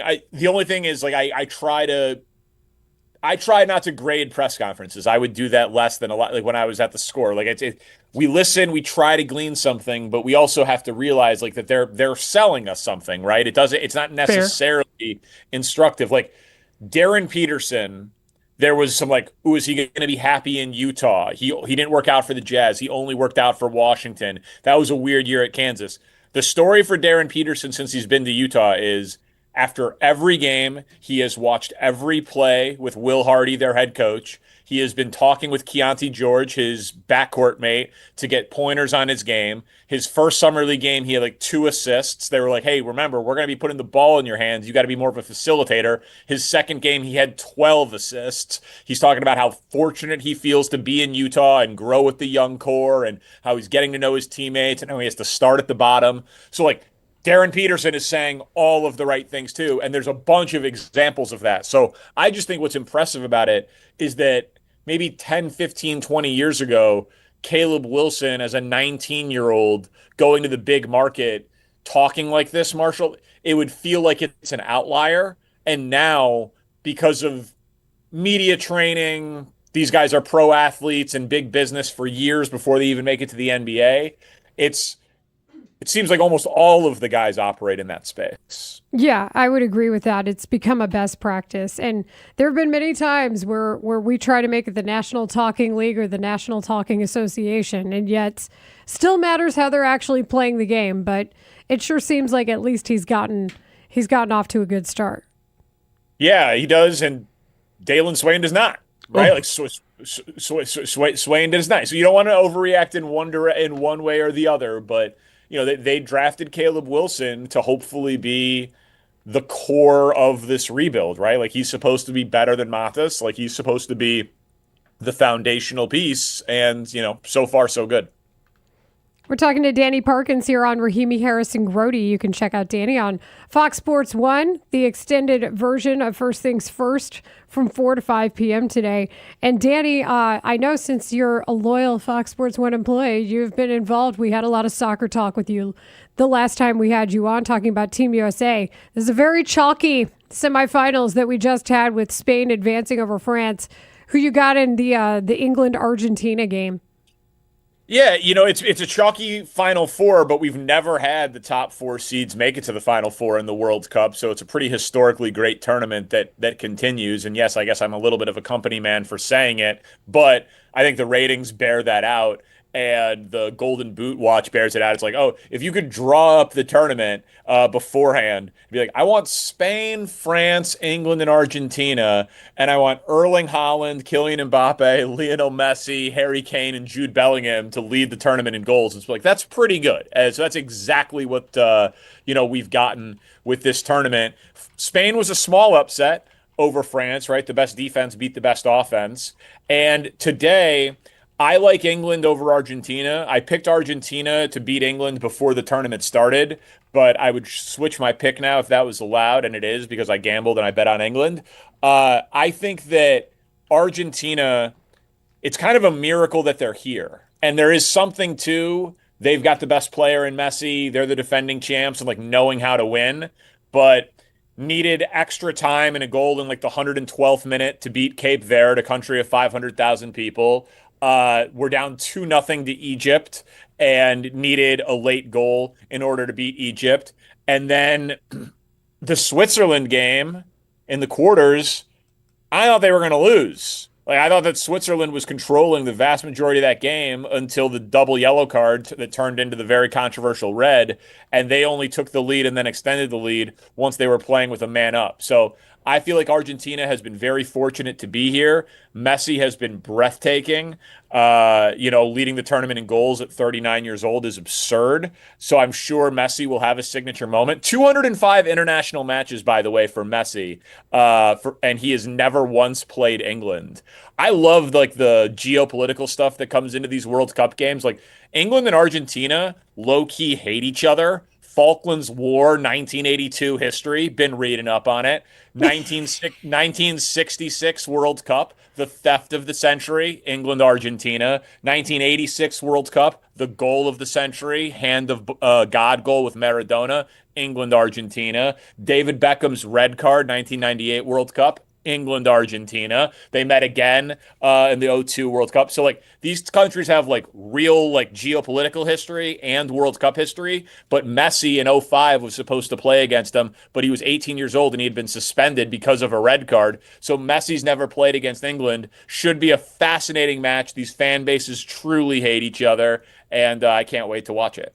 I love when people hate things because hate. It builds a certain sense of community, not a good community, but a community all the same. It's one of my favorite things, Marshall. I say less hate in the world, more hate in sports. Yeah, that's fair. Sports hate is a very natural thing. Like sports hate is good. You don't want there to be violence over your sports hatred, but just like a little bit of sports hate is okay. So polarizing figures get a lot of attention, even well past maybe the point of where they deserve it. Which brings me to my next question for you. LeBron watch is still happening. Is there a preferred destination in your mind for you and one that you think just makes the most sense for LeBron? For me, I would like to see him team up with Steph Curry and the Warriors. It doesn't look like that's going to happen. So him teaming up with Steph Curry and the Warriors would obviously be a fun basketball experiment. And if they would have been able to trade for Anthony Davis, I would have at least been able to talk myself into that team could win if everybody was healthy and fresh for the playoffs. I don't think I can do that with Porzingis instead of AD, and all reports are that Washington is not going to trade Anthony Davis. So, like, retiring to Florida to play golf and mahjong seems fun, but, like, I want to see LeBron try to win. And I don't think that Draymond, Steph, and LeBron can win anything of substance in Golden State. So I'd rather see him try to go win a 5th title. And so of the Eastern Conference teams, Philly feels like it's too much new all at once. Like these things take a lot of time to gel. And I wouldn't be able to count on Joel Embiid to be healthy for a playoff run. Miami, similarly, he'd have the ball in his hand. He'd probably have the best statistical numbers if he went to Miami, but integrating LeBron and Giannis in one offseason seems like a lot. I think Cleveland is where he's going, and I think Cleveland makes the most sense. And I think that Cleveland, while yes, they had a big new piece with Harden last year, adding just LeBron to the Cleveland mix and those guys getting some time together, I do think that makes sense. I think it's the easy bookend on the story, end it where it began. I think it'd be cool to win another one in Cleveland. So of the teams that seem realistic, I personally would lean Cleveland. I think he's leaning Cleveland. And if he just wants to win, he should go play for the minimum in San Antonio. Yeah. That's a good point. That is a very right, good point. Like if it's just about getting a 5th ring, like, and then Wemby's going to be the face of the league for the next 15 years, and he can be like, well, I got my first title with LeBron, and then LeBron's name still rings out in like relevant conversation when Wemby's talking about him in the year 2050. Like, I could see that, but it doesn't seem like that's terribly realistic. But they were on Rich Paul's whiteboard. Do you think Aaron Donald's coming back or no? Yes. I don't know much about exercise or how to condition myself like a professional athlete. Stop flexing because your metabolism is ridiculous. I know that's shocking. Listen, I might be skinny, but my arteries are clogged and it's all skeleton. I'm just a bone over here. I'm like one of those like wavy things outside of a used car dealership. We just talked about those today. We just had a reference to that earlier today. Oh man, I got to be more original. I don't even know what it was about. That is wild. No, you're psychic. Do you work out like that if you're not trying to be a professional athlete? He does, because he never stopped. We know a former professional athlete who works out like that. Clay. It just seems Devontae Adams is posting about it. He's being photographed at the practice facility on the field. He's posting workout videos. Myles Garrett's recruiting him. Like I think it's a when, not an if. I think he's coming back. But if I was him, I would try to do the Roger Clemens thing. I would just try to be like, listen, I'm going to be in shape, but I'm not doing training camp. And frankly, I don't really want to do September or October either. Like, you guys show me that you're going to be 7-2 and Stafford's going to be healthy, and then I'll come in and be the closer for this thing down the stretch. Because he probably has only so many great rushes left in him. But remember, he retired early. Like, he's only 35. And he was still an all-pro his last year in the NFL. So, like, he should have some left in the tank, and it will just make the already Super Bowl favorites that much more formidable. Danny Parkins, thank you for the time. Thank you for the takes. And, yeah, I'm with you. I think Aaron Donald comes back, too. So we'll wait and see and reassess with you when we can. Thanks, Danny. All right. Thanks, guys. Appreciate you. Have a good show. That is Danny Parkins. He is on the newly expanded First Things First OT from 4 to 5 on Fox Sports 1. Next, getting to your first All-Star game is an experience in and of itself. And then there's what Tristan Peters had to go through. So we will examine and discuss next. Hey, Chicago. This is Pete Crow. These guys gathering together. We know what happened in Miami. And people were like, Derek needs to recruit someone to come to Chicago. We need another star. Yeah. And it was almost like you were blamed for not recruiting. Did you consider that part of your job, or did you laugh at that idea? I kind of laughed at it, but in a way, maybe it was towards the end of my career with the Bulls, but I feel like I adapted, or I made an attempt. I forgot what the attempt was, but I did recruit in that way, not like how everybody else was at the time, but I felt like I was cool with my guys and showing loyalty to my teammates. If they would have heard me each year say that we needed somebody different, who was going to mess with me on the team? Or, like, it was a fake relationship, and that's something I never wanted with my teammates, and that's why we're, like, family to this day outside of basketball. Youngest MVP ever. We saw what you accomplished on the court and with those Bulls teams you're referencing. And then you came back, and your second act was impressive because you had the longevity. And I think a lot of people might have been surprised, Derek. Now that you have got your jersey retired and you just look ahead, is the Basketball Hall of Fame a goal of yours? Can you look at it that way? And do you think that your career was Hall of Fame worthy? I think it was, but once again, it's not up to me to decide that. It's up to the committee, and it's up to them to decide. But I would love to be in the Hall of Fame. Who wouldn't want to be in the Hall of Fame? And like I said, I'm not doing it for me, or I didn't play this way solely for me. It's the Chicago way of playing. Like, that's the way that I played. That's the way that every time I step on the floor, I always try to show a Chicago toughness or a Chicago aggressiveness in some fashion. And for that not to be in the Hall of Fame, it will hurt in a way. But at the same time, this moment right here is kind of like my Hall of Fame if I don't get in. Not to be mean, but I hate that shirt. Yeah, something like that. Not to be mean, but your nose is too big.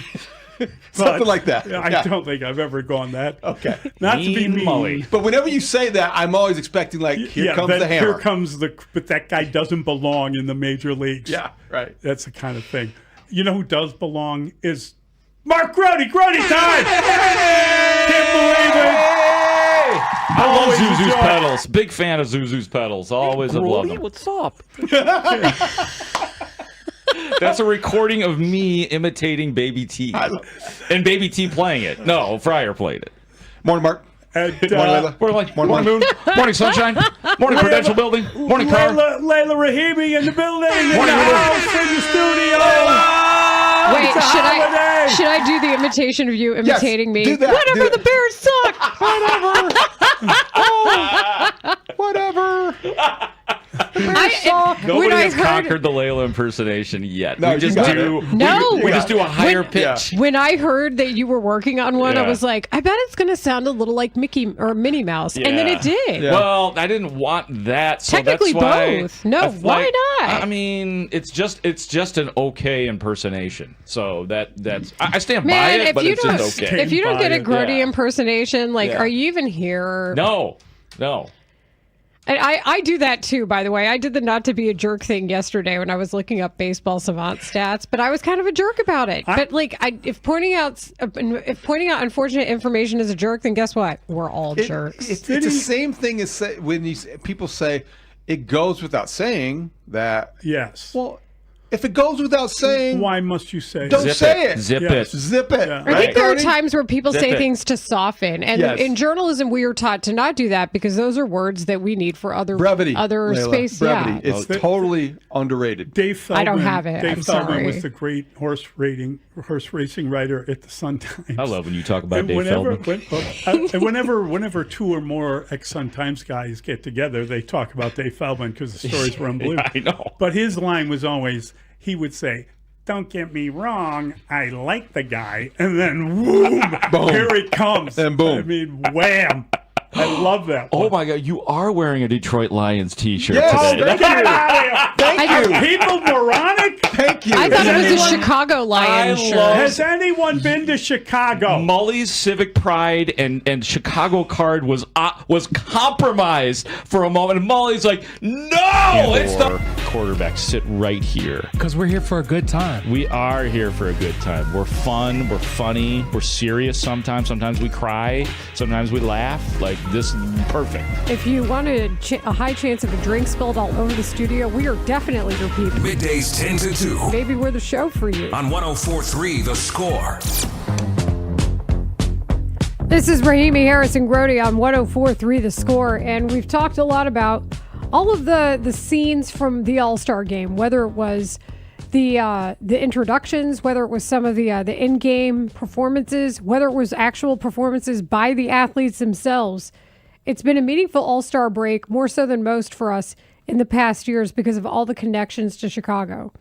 And you don't have to look any further than Tristan Peters, of course, who had a great picture on the red carpet, Marshall, of him opening up his suit jacket. He's there with his wife and his child, and you see the Savannah Bananas logo to pay homage to his former team, which is really part of what has been a great story for him this season. I love that specific note because I was like, this is a man not running away from his past as far as, what the Savannah Bananas were at that time. And yes, I was a part of it. I was in a kilt. I was dancing to Britney Spears, and it's all good because look at me now. I mean, I would love for at some point the Party Animals to really give the Savannah Bananas a fight, but I don't know, man. I think the Bananas are too strong. They've won some games, the Party Animals. Kind of the way that the New York Nationals and the Washington Generals have won some games against the Harlem Globetrotters over the years. They were due.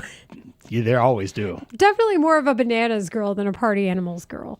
But it's been an incredible experience for him. But I don't think we understood how much so, how the events took place leading up to him being on that red carpet. So he's there with his wife, Erin, and his daughter, Elaine. But Bob Nightingale chronicles the story of what happened to him the night before his first All-Star game. And the lead is, while most of the All-Star players spent the evening Monday, so this is the night before the game, hanging out at parties, clubs, and restaurants after the home run derby, White Sox rookie center fielder Tristan Peters was stressed out at the local hospital. His wife, Erin, couldn't get up out of bed. She was in bed with her 4-month-old daughter, Elaine. She physically could not move. And he knew they had to get to a hospital. She underwent CAT scans. They were trying to figure out what was wrong. Thankfully, they say it's nothing serious and that it was debilitating stress. But to be in a position like that where you're supposed to be thinking about your child, your 4-month-old, you're trying to be a mom, you're trying to get your husband to where he needs to go and be part of what needs to take place for his first ever All-Star game, one of the highest moments of his career. I can't imagine the stress and the panic that they must have gone through. Thank goodness they had a hospital nearby and that things were worse. Yeah, and just to understand that Peter says they're probably going to still need an MRI just to double check and make sure everything is good. Absolutely. But the fact that his wife, Erin, still said, let's go walk the red carpet, and they actually did that as part of the festivities. So Tristan Peters gets to take that picture showing off his Bananas logo inside of his jacket. And it wasn't an easy walk, but they made it. And then they went back to the hotel, didn't even get to stay for the game. No, they spent the night in the hospital. They both took turns watching the baby. Each of them got about 3 hours sleep. That's what it says in the article. They went back to the hotel, and she felt just barely good enough to be able to walk and then to take those pictures. And I completely think an MRI is a good idea, because to have that happen where you physically cannot move, temporary paralysis. Tristan asked her, like, do you need me to stay at the hotel with you? And again, their 4-month-old daughter. And she insisted that they go ahead and do the thing. They're there for the All-Star game. They're going to do the thing. And so knowing how big of an accomplishment that is in his career, and this thing about being an All-Star, right? You don't know that you're necessarily going to get a return trip. So she wanted to make sure that Tristan made the most out of his. And I am not the professional in this scenario, but I have sought opinion and feedback. Your body is not the same after you give birth for quite some time. And the fact that it was still only 4 months, I wonder if that factored in, because they say it's back pain, that she had back pain that was so bad it immobilized her. And that's why she was in this position. And the quote from Peters is, I think it was all just the hustle and bustle of finding out I was an all-star. We were kind of rushing together. She was all by herself trying to get dressed and stuff like that while she was carrying the baby around. So it all kind of built up and then it got really bad. But I've talked to my friends. They say that they don't get their body back, if ever, until at least 2 years after they've had a child. So it's an amazing thing that happens. But I can understand why there's a lot that goes into knowing your body's not your own for a long time. And I wonder if that factored in some way, somehow as well. And the way he talks about the quote-unquote hustle and bustle, you kind of get it, because remember, this isn't a guy who found out when the reserves were named. He found out Saturday morning after hitting for the cycle, and it's not just him getting things together for his wife, his daughter, but also making the travel plans for relatives, 3 younger brothers that he got to the game, also the tickets. There's a whole thing, and I'm sure she was heavily involved, because this man was still playing baseball and making sure that the White Sox pulled off the sweep against the Athletics. Right, and he's still wondering how she was doing during the game as well. You know, when you have back pain, even sitting can be a really, really tough ask of somebody, and then not only that, but you're in charge of the baby. And so he said he was checking in with his wife while he was in the clubhouse, hoping she could attend the game, but he wasn't sure if sitting for 3 hours would be difficult either. So we knew that. And then he also gives her credit, which is really kind. He says, she's the reason I'm even here. She always had faith in me. She means everything to me. A 26-year-old rookie. Think about what they've been through. Again, he's on his fourth team. He saw very little time last year with Tampa Bay, and now he's an all-star, and they're on top of the world. And thankfully, they're out of a situation that seemed like it was probably very, very scary at the time. He only got 3 hours of sleep, and maybe that's why, when he plays in the game, he's maybe not as rested as he normally would be. No, I don't think anybody who has a 4-month-old at home is as rested as they could be. Fair. But this is just to go from such an amazing moment you hit for the cycle, one of the high points of your career, to then the next day you find out that you've made the All-Star game after being a Savannah Banana, and you know that's going to be a big story that circulates around the league and around the media. And then here you are trying to enjoy this experience, and your poor wife has a condition you don't understand, and you've got to go to the hospital, and then you make it to the game. So thoughts are definitely with Tristan Peters and his wife Erin and their family, because I hope everything's all right. And thankfully, we've got world-class facilities here that can be able to help detect things quickly and right away. Sounds like she might be making the trip to Toronto as they try to figure things out. But thankfully, he has some time off also on the back end to help figure things out. Yeah, that's the nice part about even having the game be later. The game's on Apple TV, by the way, if you didn't get that memo. The Sox game tomorrow night Friday night is going to be airing on Apple TV, just so you're aware in case you didn't know. And people wonder sometimes, why aren't they day games, or why don't you have the typical slate of early Friday games? And sometimes those few extra hours can really matter to somebody. You just never know. I love it for him. I love it for the White Sox. Can't wait to see what's next. Trying to keep that team in first place for as long as possible. Well, hopefully Erin is okay. And thankfully, at least they got to walk the red carpet and seemingly is feeling a little bit better. Coming up next here on Rahimi, Harris, and Grote on 104.3 The Score. I read an article yesterday that if you care about the Bulls at all, should infuriate you. I'll leave it at that. Next. Mully and Haugh, Chicago's #1 most listened to sports morning show, 5:30 till 10 a.m. Ozzie Guillen and Miguel Art Institute, you fool! I take pride in my lion. I know you should. That's a lion joke. Also, does White Lion Detroit Pride. Yes. Does Detroit get all the That's lions? a band, by the way. Pride of Lions. Do you remember the band? I don't know. They don't get all the lions. Not to be rude, but you're crazy. No offense. No offense is another one. No offense. No but offense. I hate your family. Yes! Got it. My Chuck night is on is fire. made. Dalen Thank you, Swain God. on fire. From the University of Texas. Oh, my God. Chuck Swirsky. Yes. Can we go to the He's gas batting station? nearly 1,000. I told you guys. That's Hey, crazy. I'm telling you Nearly right now, 1,000. this is a great first round. Tell me for the why. Bulls. Tell me why, Chuck. Because he's every slap. That's exactly what Bryson Graham has preached from day one. Unbelievable. Dalen Swain from the University of Texas. I love it. I flat out love it. The only major. Bryson Graham for mayor. This is it. Onions, baby. Onions. Dalen Swain in the building. Last year, second team All SEC. Oh, he's got Bill Duffy representing him. He's great. Okay. Like you said, listed as a guard there, but he's got size, right? 6'7". Yeah. Should be around 225 pounds when he reports for training That camp kid's a for the Bulls. stud. So this is like you said, staying in line. Already going to it, Chuck.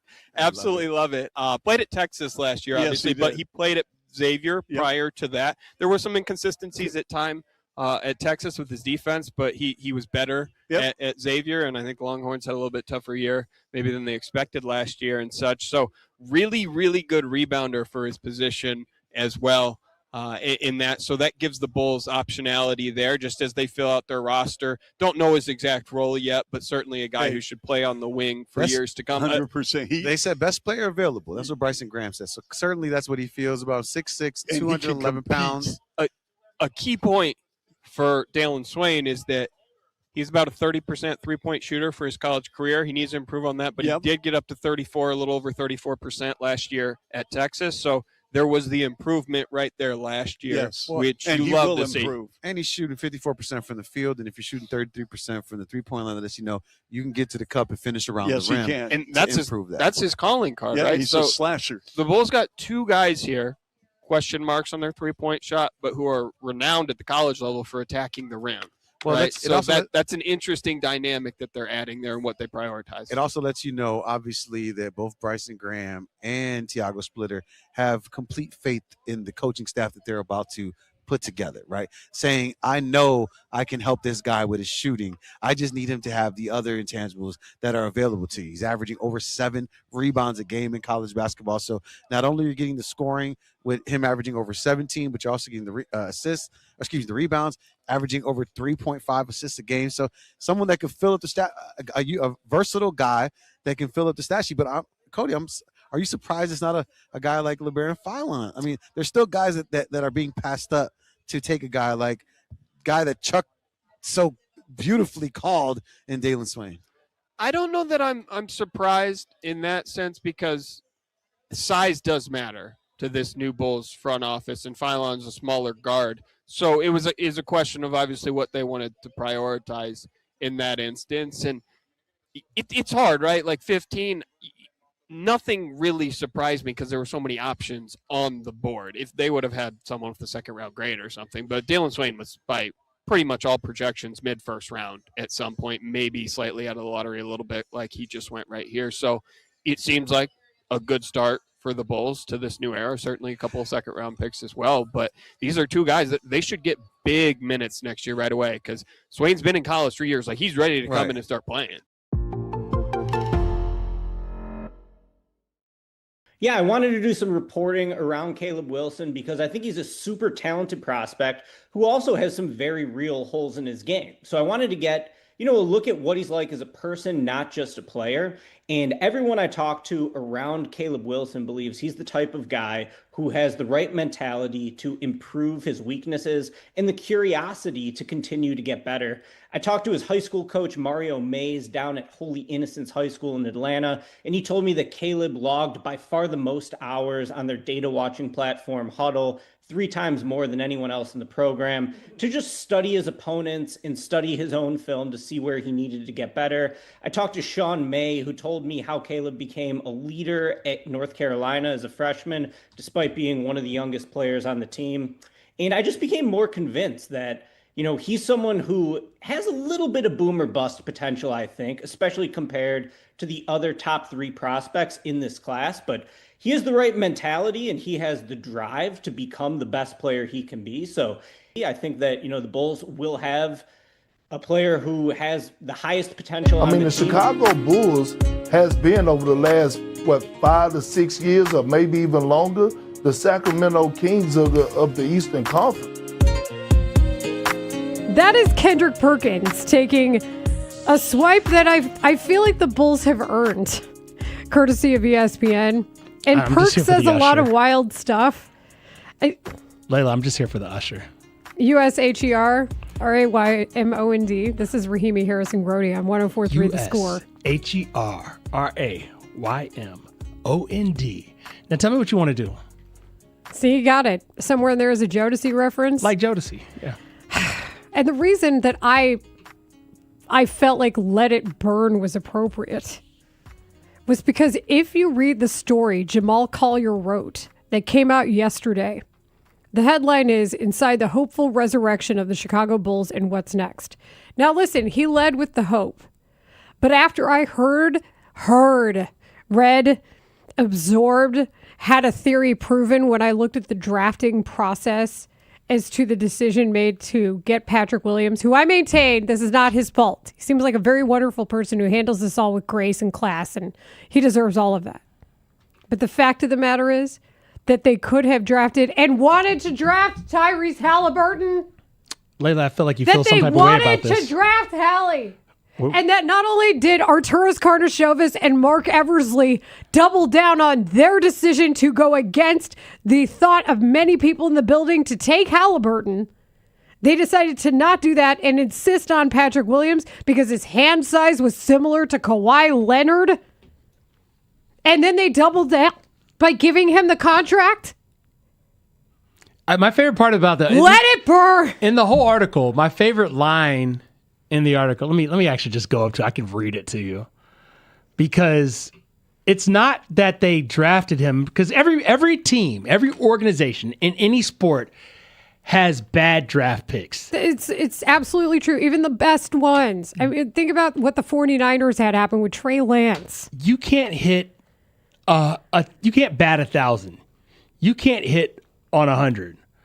But the fact that they not only drafted him, but they went out and they decided to pay this man an extension form. Again, I think I've said this, 100 times on the station? Absolutely. A restricted free agent did not make him go out and sign an offer sheet and see what other teams were willing to give him. They just said, here, take this 5-year, $90 million contract. That information is in the article. It's the next line, Layla. Several staffers said they were blindsided by the terms. Quote, it took probably 3 or 4 years for them to come off of the, well, he could be Kawhi statements. Could be Kawhi. Why don't you and I just get on a basketball court and somebody could say we could be somebody? Quote, those things continued to linger even after Patrick pretty demonstrably proved that he was not going to be Kawhi. And they quote the late, great Stacey King in here, pointing out that he dubbed Williams the Paw as a comparison to Kawhi Leonard's moniker, the Claw. And little did we know how truly accurate that was in the comparison. And you remember watching the games where Kawhi Leonard and Patrick Williams would be up against each other. That was the defensive assignment, and he would be guarding Kawhi. You always have hope in people. And I've said this before on this show. Show me a player, a professional athlete of any kind, and I will show you a scout who is in love with him. But the insistence and the absolute stubbornness to a massive fault of Arturas Karnisovas and Mark Eversley to not only be unwilling to admit you made a mistake, but to then double down by bidding against yourself to make yourselves feel better and give Patrick Williams this value, you and I would sign the contract in a heartbeat. There's not a doubt in my mind. But it's sometimes where front office's greatest enemy is the ego of the one in charge, damned and determined, thinking that they were going to be right when they weren't. And there are no stopgaps, and there are no safeguards, no checkpoints. And then we see how it very much, I think, stopped them from making any other decisions moving forward. The only team in the NBA for 3 years in a row to not make a deal at the trade deadline. This is juvenile behavior out of a front office. It truly is, when you consider how these decisions ended up hamstringing the franchise. It's, for me, the ultimate thinking, and we get people who, from the 20 people, remember, 20 people interviewed for this story by Jamal Collier, who will join us tomorrow to talk about this and other things. 11 o'clock, Ray? Is that when Jamal's going to join it? Yeah, 11 o'clock tomorrow. We'll talk to the author of this story. And Jamal, and literally, he's been working on this story for months. He has been. Like, this is some really incendiary information, and Jamal has absolutely sourced it. And that's why I feel comfortable enough reacting as strongly as I am. One ex-staffer explained the Bulls' issue bluntly, as Jamal puts it, quote, all of their actions have indicated that they're more comfortable with being good at the cost of great. If that's not the Bulls in a nutshell over the last, 5-6 years? And there's acknowledgement in this article about how ownership has they don't want to tank. You know, they didn't want to do that. That seemed to be the impression that they got. Like, it wasn't just Arturas Karnisovas and Mark Eversley acting on their own when it came to that concept, that they were averse to the idea of tanking. And the NBA has since changed their rules about it. So that time passed for everyone. But the bottom, and that's what I always think too, is everybody's got a boss. And I tried to give Acme the benefit of the doubt when it came to the thought process, but it just got so egregious. Jaden Ivey, the circumstances surrounding it were a fireable offense. And the last thing the Bulls, I think, want is to be used as a symbol in news stories that way. That is not what this team sets out to do, as an organization and as a symbol, as long as they have been worldwide for professional sports. But it certainly helps explain how they got to the point they did when you hear about the process of this front office. And even Michael Reinsdorf himself, Marshall, said that Arturas Karnisovas did not communicate. Well, if you don't communicate and you're not listening to the people you hired about established talent, and then you're also somewhat openly defying them when you decide to double down on your decision that you already knew was bad, which is probably why you're reacting as strongly as you are to it, then what good are you? What's interesting is, in the context of this story, Layla, going back to those Michael Reinsdorf conversations where he gets in front of a mic and talks about they definitely need someone who communicates better than Arturas Karnisovas did, right? When you hear that, it makes you think, oh, he didn't do a good enough job of communicating with ownership. But after reading this story, I feel like he was talking about maybe the complaints, whether it was exit interviews or whatever, about how AK and Mark Eversley communicated downstream to the people working underneath them. Because they talk about meetings that they had in terms of making big decisions, whether it was contract extensions. When you talk about what happened with DeMar DeRozan, talk about Nikola Vucevic getting extended. That's another big one. Yeah. I'll read this. This is what one ex-front office staffer told ESPN, quote, "We would come in for these supposed group meetings, and it was very obvious that the choices had already been made. You're not doing me any favors by having me sit in the passenger seat with my own fake steering wheel," end quote. That may have been the one that made me even the most angry, was the fake steering wheel analogy. Now, some team sources disputed that particular characterization. Quote, "It's just a fundamental structure of the company. People were obviously encouraged to voice their opinion and ideas, but there's a smaller group that can make a decision," end quote. That's from a team source to ESPN. But people outside the circle, they described that process of making decisions harshly. They didn't even know the terms of deals the bosses were making until the public knew. And that's absolutely ridiculous. When you don't trust the people you've hired, then that tells me a couple of things that are possibilities. Number one, you don't trust your own decisions because you hired these people. Number two, you might be threatened by them, which either means you're insecure or you did make the right hire, but now you're not okay with them doing their jobs. Or number three, you don't want to be held accountable in any way. And when you hear that, and Jamal does a good job of pointing out that there are similarities between this recent front office hire, a new first-time lead basketball executive, a new head coach, Tiago Splitter, not as experienced as Billy Donovan, and a number 4 overall pick. Now, I'm here to tell you right now, Caleb Wilson is not Patrick Williams. He was not a sixth man last year at North Carolina. He's had a lot more promise going back to his middle school and high school days than Patrick Williams has ever offered. Caleb Williams had a Caleb Wilson. Well, Caleb Williams had a pedigree too. Yes. Caleb Wilson had a pedigree. He had a resume, and he brought consensus. Caleb Wilson had consensus thought as overall 4th pick. Patrick Williams did not carry that opinion. Is the top thing for you the Tyrese Halliburton? Is that the top? Yeah, it's thing one you walk thing away because with? it's one thing for you and me to say if we're looking at the draft and we redraft it and say they could have had Hallie, and for them to reportedly, according to the story, care more about how he shot the jumper, and they didn't like his form, rather than ignore the result, which was it was made jumpers. What are we doing?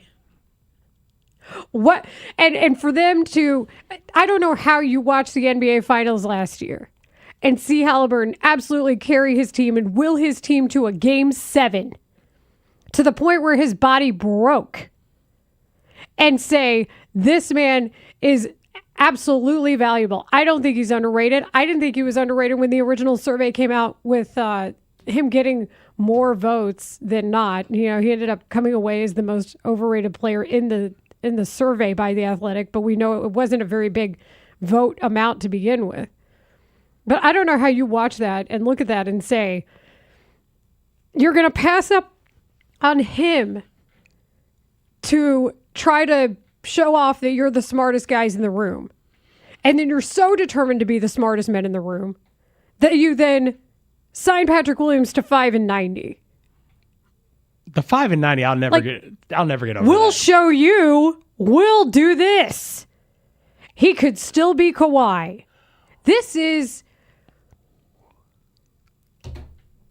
It's just so delusional. Maddening. It's delusion. It's something. Ego begets delusion. Tyrese Halliburton was drafted 12th overall by the Sacramento Kings in the 2020 draft. I don't know if funny is the right word. What's disturbing about it is somehow, before they got out of here, Acme, Arturas Karnisovas, Mark Eversley, did find a way to get not one in Patrick Williams, but 3 different players drafted above Tyrese Halliburton on the same roster. Which they had fallen in love with. Isaac Okoro was the 5th pick in that draft, directly Right. behind Patrick Williams. And then, of course, Jalen Smith, he was the 10th pick, drafted 2 spots ahead. And obviously, the Bulls didn't draft him. I just think it's interesting how they got 3 other players from that draft on the team. Yeah, they did a lot of scouting on that draft, and then once they found their men, they made sure to get them. Come hell or high water. But what you see is the NBA changing around you. And also what's criticized in here, for example, is appropriately the Alex Caruso trade to neg Josh Giddey. Where Alex Caruso, and again it is reiterated, and I knew it would be when I heard that Jamal Collier was interviewing 20 people for this story, that you could have gotten first-round picks in exchange for Alex Caruso. And they didn't want to do that either. Multiple first-round picks. Now, Josh Giddey... It says right here, that thinking led to acquiring point guard Josh Giddey for Alex Caruso in 2024 instead of trading Caruso for prior offers of multiple first-round picks. And more recently acquiring such players as Rob Dillingham and Jaden Ivey. Flatfoot is the number one way I would describe the previous front office. Too slow to react and not evolving with the times. My chief complaint about them was they didn't seem to understand the value of draft capital. You can say it's worth this, but if the other 29 teams are showing you it's worth something else, you should probably get on board with the trend of, I don't know, stocking up on assets known as draft capital. 630 says, would they have been able to develop Halliburton? I think hindsight is great, but they picked PW. I'm with you on the anger, but the former regime could not be trusted. Feels like a catch-22, except Peter Patton developed Kobe White and Ayo Dosunmu to the fact that they now have big contracts with the teams that they were traded to for second-round picks. They also got rid of Peter Patton. They did, because Peter Patton also will hold people accountable and question some things, as people with skills and adults tend to do. 770 on the text line. Patrick is our Bobby Bonilla. We set him up for life.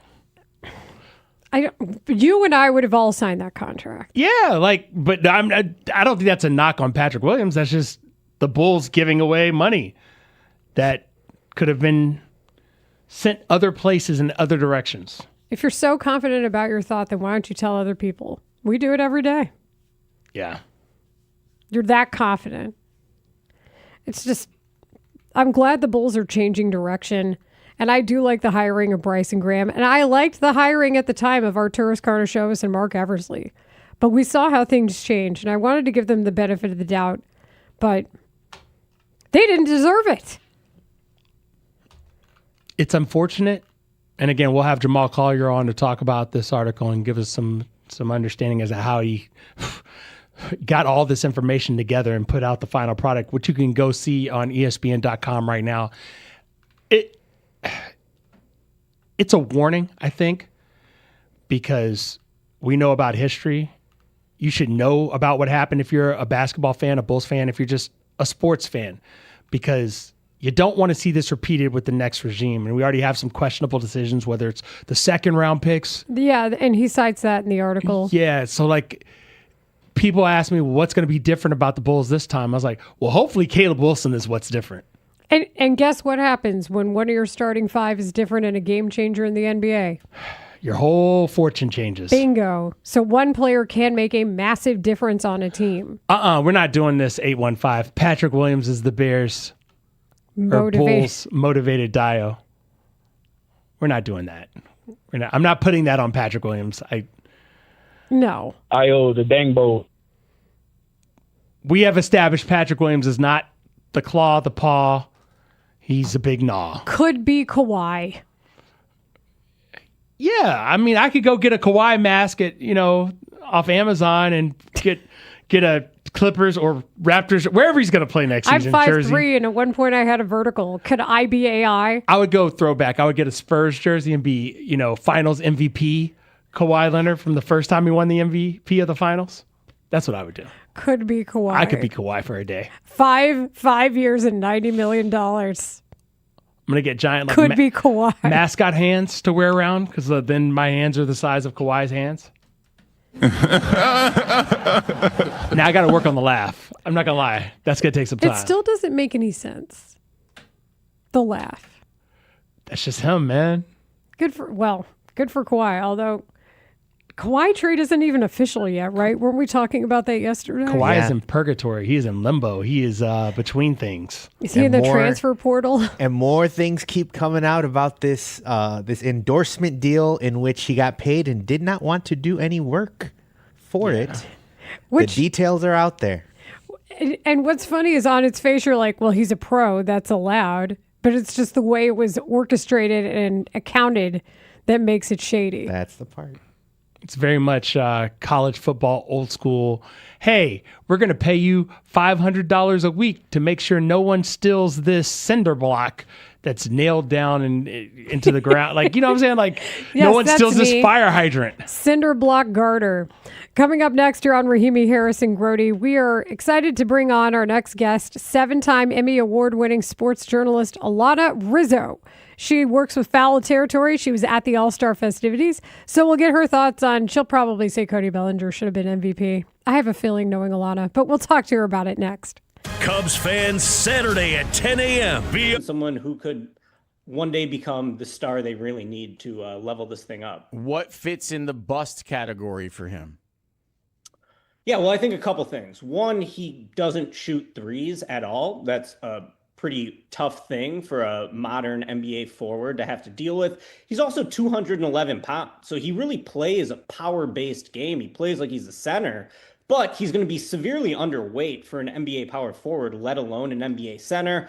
Also measured at a sub 7'1" wingspan. So, not a ton of length, not a ton of strength, and doesn't shoot. He's not someone who really was running pick and rolls as a ball handler at North Carolina. He didn't have a lot of opportunities in isolation. So he's a very unique player. And to me, it puts a lot of pressure on Tiago Splitter as the Bulls head coach. I think that you just have to use him in unique ways because he does have a lot of shot creation potential, but it's untraditional. You're not going to be able to let him be, your lead pick and roll ball handler. Instead, you got to put him in the middle of the floor. You have to surround him with shooting. And I think you got to let him work out of the post a bit, and you got to let him take some mid-range shots. That's not something the Bulls did last season. The Bulls were 30th in mid-range frequency under Billy Donovan. Who was number 29 in that stat? It was Tiago Splitter's Portland Trailblazers. But a good coach has to adjust to the talent they have. And Wilson is such a unique prospect. I think that it's worth it for the Bulls and for Splitter to sort of bend his philosophies to suit him as best he can. That's really interesting stuff because, we've heard the Kevin Garnett comp thrown out a lot on Caleb Wilson, which is asking a lot. But KG, not a guy with a superior handle who got offense through pick and rolls. He got offense in the post and through spotting up and rolling on those pick and rolls. And he was 7 feet tall. And he was 7 feet tall. That part can't be glossed over. Seems important.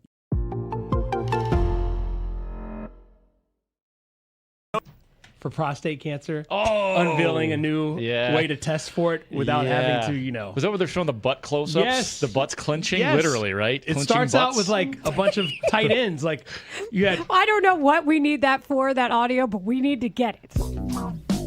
And get it, we did. Thank you, Tyler Buterbaugh. Thank you, Ray Diaz. Thanks, Brandon Fryer. Thanks to Connor O'Donnell. Thanks, Jacob Stutz. Thanks, Max Curtis. Thanks to everybody who joined us as listeners, as viewers. Thanks to Anthony Herron and Dan Wiederer. I'm Dolores Rahimi, signing off to Marshall Harris, Mark Grote, Thank you, Lawrence Dolores. Holmes, and Matt Spiegel. Thank you for your I contribution. thought when you said thanks, Max Curtis, you were really going to say thanks, Max Crosby, and I was there for it. I was like, yeah. Why are you Dolores? Oh, Because I accidentally called Dan Adam because I was reading an Adam Schefter tweet at the time. I'm checking the news. He said, it's okay, Dolores. And yeah, he said Dolores, and I was like, okay, I'm good with Dolores. And we were trying to think of like the top Doloreses, and the best one I came up with some help from the textures, quite frankly, Lawrence, was Dolores O'Riordan, who was the lead singer of the Cranberries. Yeah. Unfortunately, we lost her in the year 2018. So I don't know who's our best and most important Dolores. How about Dolores Claiborne, the Stephen King character from a book and a film? And the character from Seinfeld. That's right. Rhymes with. So then everybody sent us that, and I was howling laughing because if you look at our text line, it's pretty amusing right now. I don't know if I want to look. Yes, That's a lot funny. of people are reminding us of the female body part that they were describing. Proud of you all. Especially me, right? I didn't say it. I didn't do it. Well, hold on, Grote. Yeah. So the butts that you're talking about, Yeah.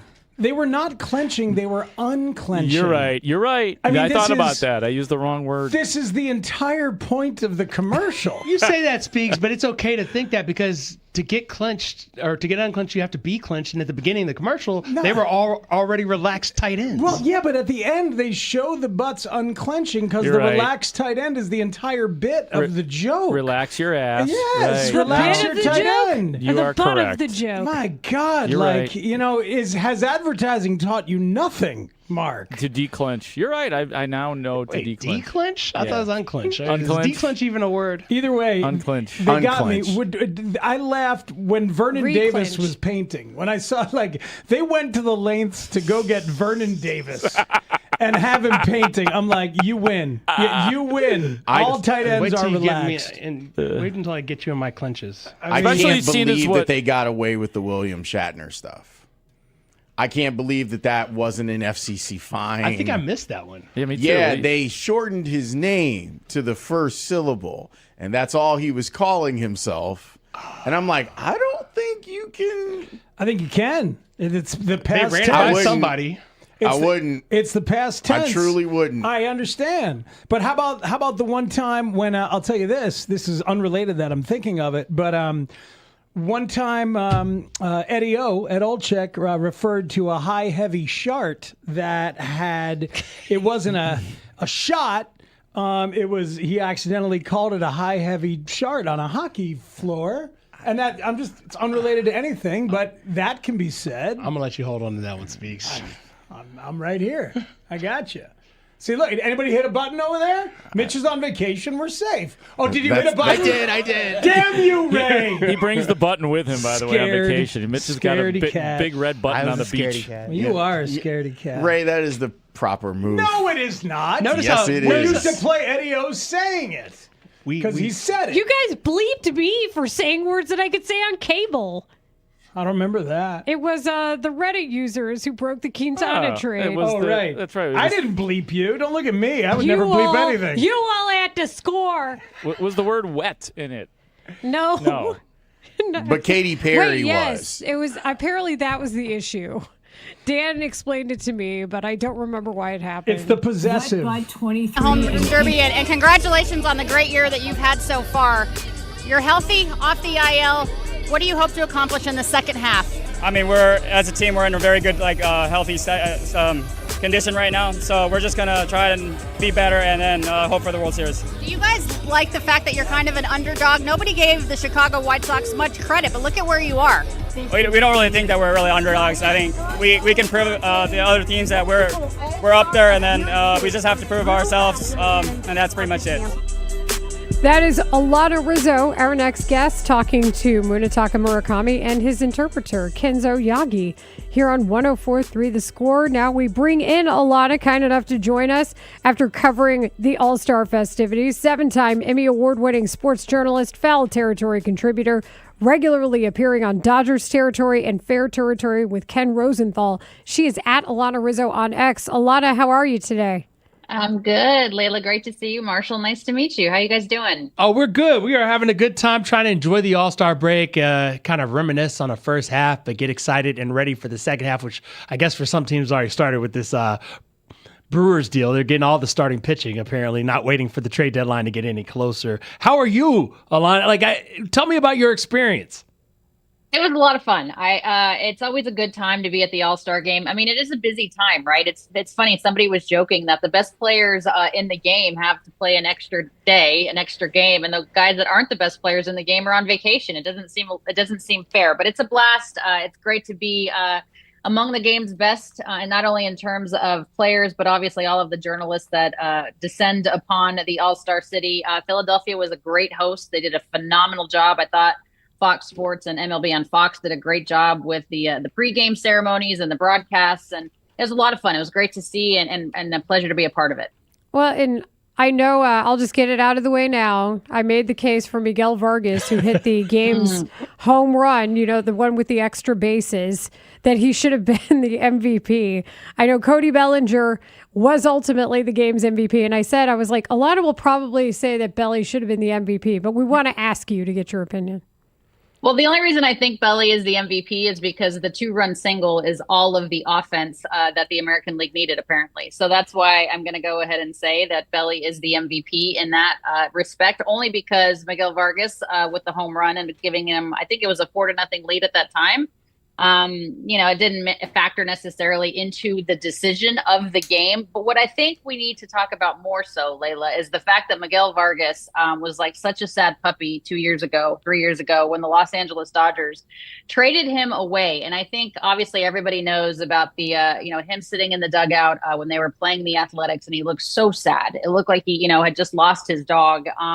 And from what he went through to become an all-star this season and kind of reinvented himself and proved to the world why they shouldn't have traded him away, I think is the bigger story. And I'm so grateful that he was able to find success in Chicago. I know that he was very proud to be named as an all-star, not only for the White Sox in terms of a representative, but also for his Cuban brothers. I think there were more Cuban players on the all-star roster this year than ever before. He's very close to Andy Pages, so that was really cool for him. Obviously, Aroldis Chapman holds Miguel Vargas in very high regard. So I'm happy for him. I'm proud of him because obviously he got traded away. The Dodgers go on to win 2 more World Series, and he wasn't a part of that. But he's finding his way and he's finding his place in Chicago, and he's an all-star, and it was very deserved. I love that because of social media and the way that media day works, and even day of media availability works. I feel like this is one of the rare times we really get a peek at players that aren't in your region. Baseball, as you know, is a very regional sport. And I feel like I enjoyed things that were being said more than the actual game itself. Am I wrong for that, Alana? No, I think you're right. I think it's a lot of fun to get to know these other players that we don't necessarily cover on a daily basis. And I think if you ask any of the players themselves, that's what they enjoy the most. It's being in the same clubhouse, the same dugout with the best of the best guys that they don't necessarily get to play with or against that often. You'll often hear guys talk about how much they want to pick the brain of this guy or learn from this guy or watch the way that this guy goes about his business. And they're finally in the same room for a couple of days. And make no mistake about it, the All-Star break is not really a break. These guys are torn in a lot of different directions, and there's a lot of demands on them. And there's a lot of things that they need to do. But they can look around the room and be like, wow, I'm one of the elite. I too am an all-star. And you just get to figure out different perspectives from different guys that have played the game, guys that are at very different levels in their career. I mean, you have the Justin Verlanders of the world, and then you have the rookies of the world that are all in the same room. And it's a really cool experience, not only for the players, but certainly for the media that has a chance to talk to guys that they may not normally get to do. Well, and in a way, Alana, sometimes it's closure for people observing former teammates. You know, here we are watching Kyle Schwarber and Wilson Contreras go head to head, and still bummed that Kyle Schwarber is not on the Cubs. But then, you know, Megan Montemurro of the Chicago Tribune talks to Wilson Contreras. He's telling us about his feelings after leaving the franchise. A lot of times these guys are also willing to talk about stuff that maybe we needed closure on, and we just didn't know when it was going to happen. Yeah, it almost feels like a breakup, right? Where you have a guy that leaves the team, whether it's because he chooses to go away in free agency or he gets traded away, and there isn't necessarily that closure for fans. And that's sometimes when you see all these little kids crying when they find out that their favorite player, whether it's, you know, Paul Goldschmidt or Alex Bregman, or, you know, like you said, Kyle Schwarber gets traded away, Bryce Harper goes in free agency or whatever. And it is a little bit of closure. And I've had a lot of conversations now with Wilson Contreras, just because I also cover the Red Sox with NESN as I now live here in Massachusetts. And he's very happy in Boston. And I think it's good for him to be kind of the leader in that team. He's one of the only veteran players in that clubhouse, a clubhouse that is full of young guys that are very unproven right now. And he told the front office he is not interested in waiving his no trade clause. So whatever the Boston Red Sox are going to do at the trade deadline, and the team is forcing the issue to buy, right? They go into the break on a 9-game win streak. He doesn't want to be a part of any other team than the Red Sox. He's been in the league for over 10 years. He hit the 10-year service mark earlier this season. He's having a very good year. He's arguably the best hitter in the Red Sox lineup. So yeah, it is closure for some of these guys and for some of the fans. And it just keeps it in perspective, and it shows you how hard it is for a guy to stay in the same uniform his entire career. It's few and far between that happens anymore. Alana Rizzo joining us to talk about baseball. She was all over the All-Star experience in Philadelphia here on Rahimi, Harris, and Grote. And I know Shohei Ohtani did not participate.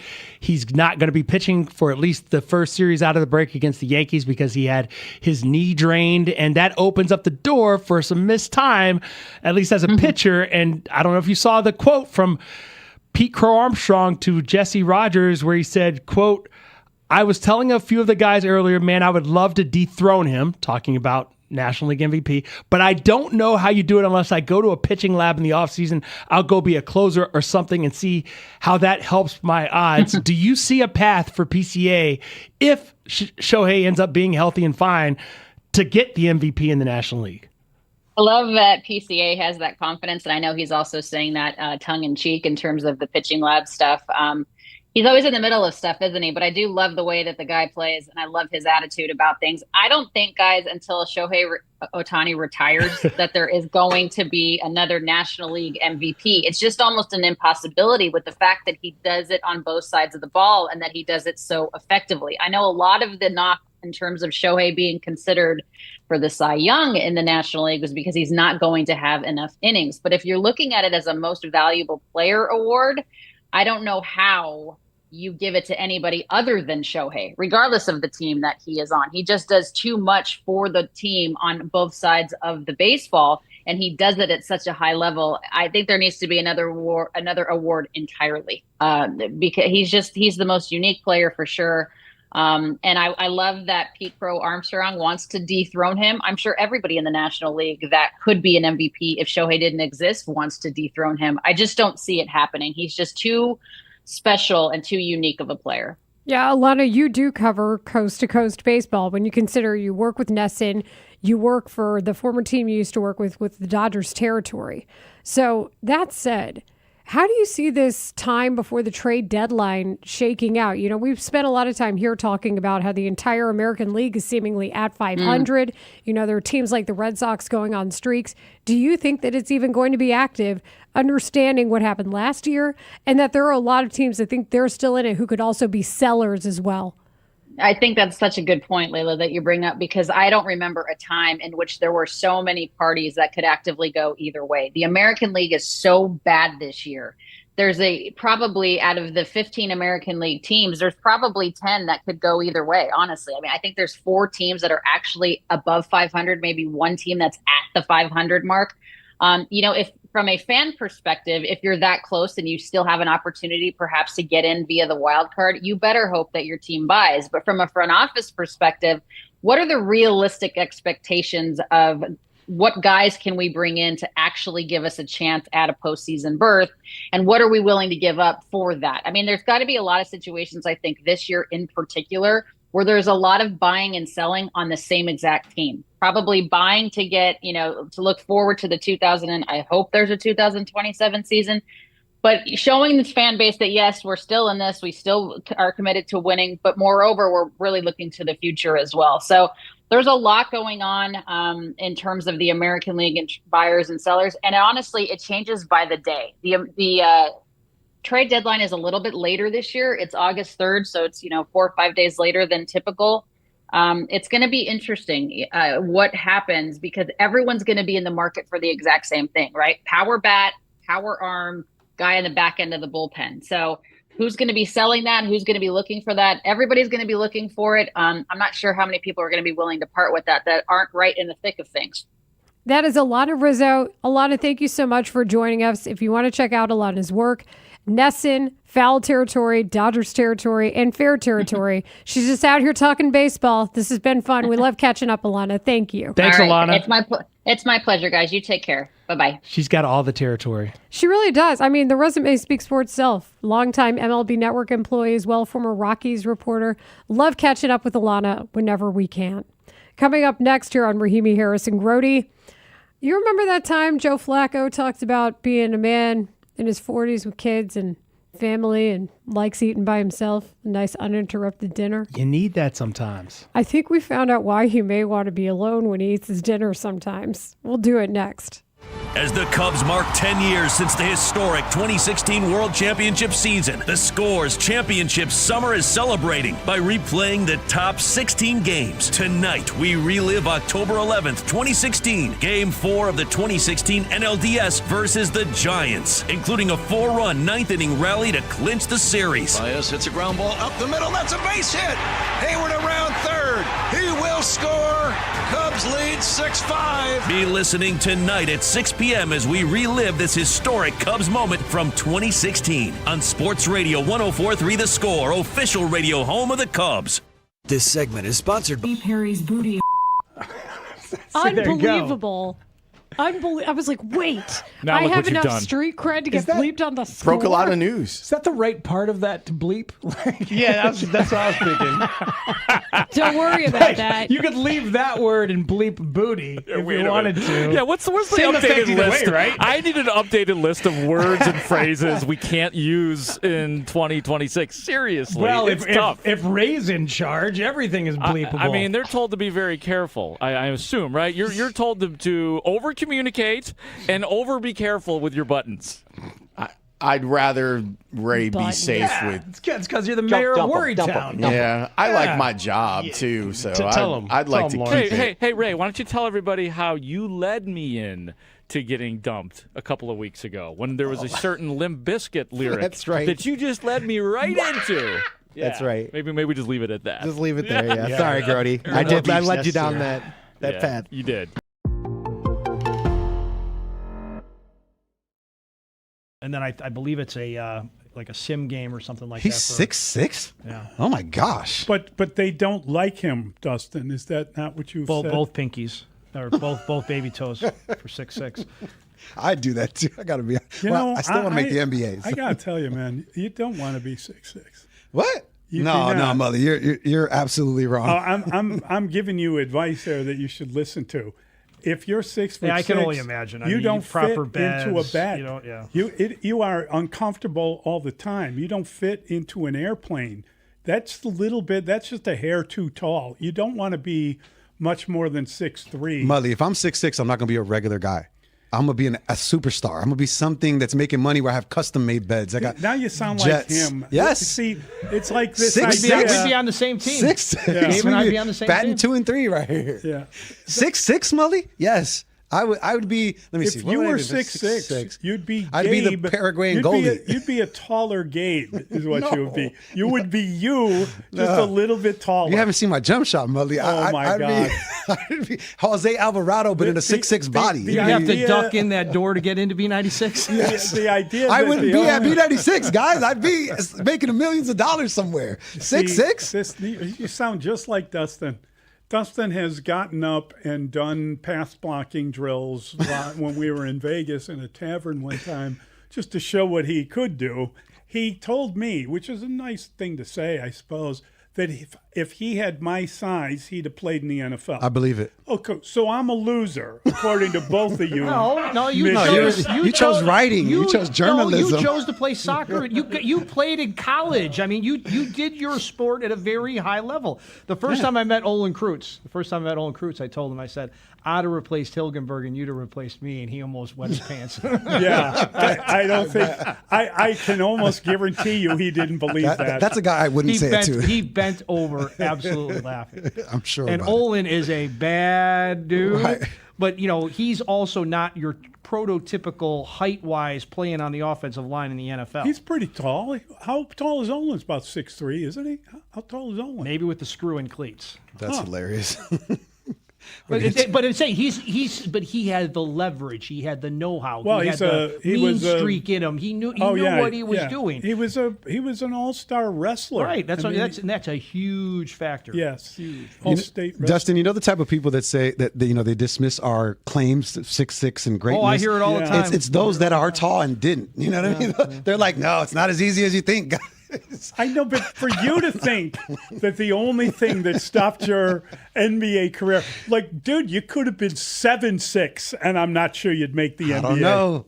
Even if I didn't You'd make be a lot Now that's clumsier than you are. that's an insult. Now that's an insult. 7'6". If you could stand up and dunk a basketball and still not make the NBA, that's an insult. Check my statistics at Lane Tech basketball team.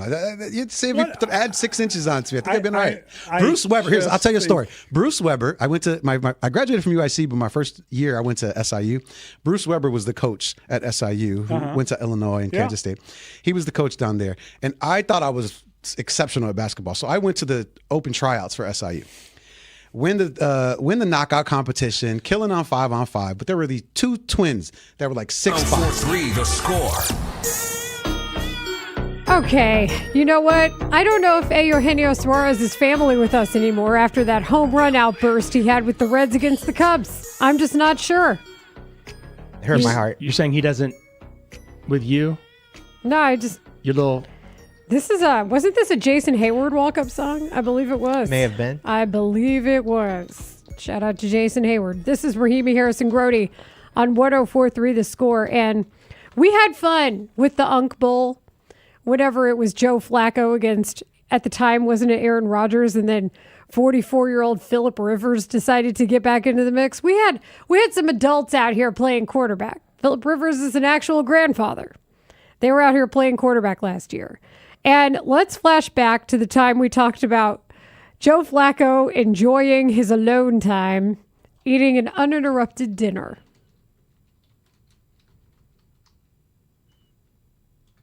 Oh, no. Not the Gremlins. If Dad goes off, I'm going to crash out. What do you mean? Because I benched him. I hope he goes off. I play fantasy as well, and I had Joe on my bench. Okay, so that was the wrong soundbite, but Joe apparently got benched by his own family in fantasy football. That was his wife talking about the fact that she had to bench him, and his kid talking about, I'm going to crash out if he goes off because guess where my dad is? On my fantasy bench. We've all been there. So then I was like, well, I see why he might have wanted to have dinner by himself. No, Layla, that's not what this is. You know what? This is all part of the Netflix series Quarterback, and I was more taken aback by the fact that he said his World Series Super Bowl ring and Super Bowl MVP trophy. He felt like he didn't really care about him. I was like, really? That shocked me. Yeah, because, well, isn't that the ultimate goal? It is. It gave shades of A.J. Brown. Remember how he talked about winning a Super Bowl? was like, oh, that's. Is that all there is? Yeah, he's like, I thought I would feel different. But listen, basically he said he feels like his Super Bowl trophy or ring and his MVP trophy, they don't matter much to him. It doesn't have an effect on him. He's like, it's there. He's had it for, I think, 13 years now. Joe is an adult. He is an adult. But also, benching him in fantasy football is the wrong call. You and I both pointed out the game that he played against the Bears. He threw for a career high in that game. 470 yards.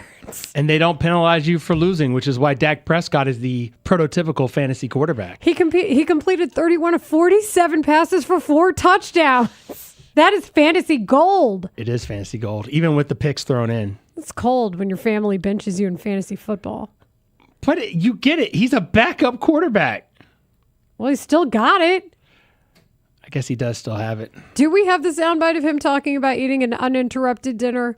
Listen to it now. I went to dinner on Monday night. Went and sat at a place called Cantina. It was like a little Mexican spot. Love that place. It was good as hell. Yeah, it is. Love that place. I got Hey, they drinks are real. I got some tacos, and I got like these beans. I got these Mexican beans and Mexican rice and beans, and like charro beans, and then I got I love that restaurant. I got a ceviche too. So but it was. I just went there, sat by myself. I went as soon as it opened, so I could kind of nobody else would be there. There's like 2 other people there, and I was thinking about there's a couple spots I'm just gonna go I'm just gonna go by myself or just sit at a bar and hang out. I tell people all the time. I mean, I used to see guys sitting at a bar by themselves, or just sitting by themselves eating and grabbing a little meal, and I'm like, man, I feel so bad for that guy. You almost want to go join him. And now I realize that dude was in heaven. And not to say that's obviously not what I want. I'd rather be at home sitting at the dinner table with my kids and hearing what the hell they were talking about all day. But if you have to do it, then you might as well take advantage of it. I can't believe his family benched him in fantasy football. I believe it. He's a backup quarterback. Even when he starts, you're thinking, oh, he's a backup quarterback. Now, he does have some weapons. I will say that in Cincinnati. That is the whole point of the Bengals offense. Is a 47-42 ball game. No dubs, just taking L's. No, but the fact of the matter is it's going to be high scoring, and they don't care much for the offensive line as much as they do weapons. And, well, come on, kids. So you made the correlation to being in Cincinnati away from his family, and yet his family can't even support him by starting him in fantasy. So it's good that he eats alone. I just was like, wait a second. Maybe I know why. But did you hear how excited he was to just talk about what he ate as a meal? No, I was going to say. Some solid guy talk right there. If you're going to go by yourself at the bar at a Mexican restaurant, that's prime. Like the chips, because when the chips come out with the salsa or the guac or the queso, if you want to really get down and dirty with it, you ain't got to share. You're just eating. But in the backup, on the beans and the fajitas. Charo beans.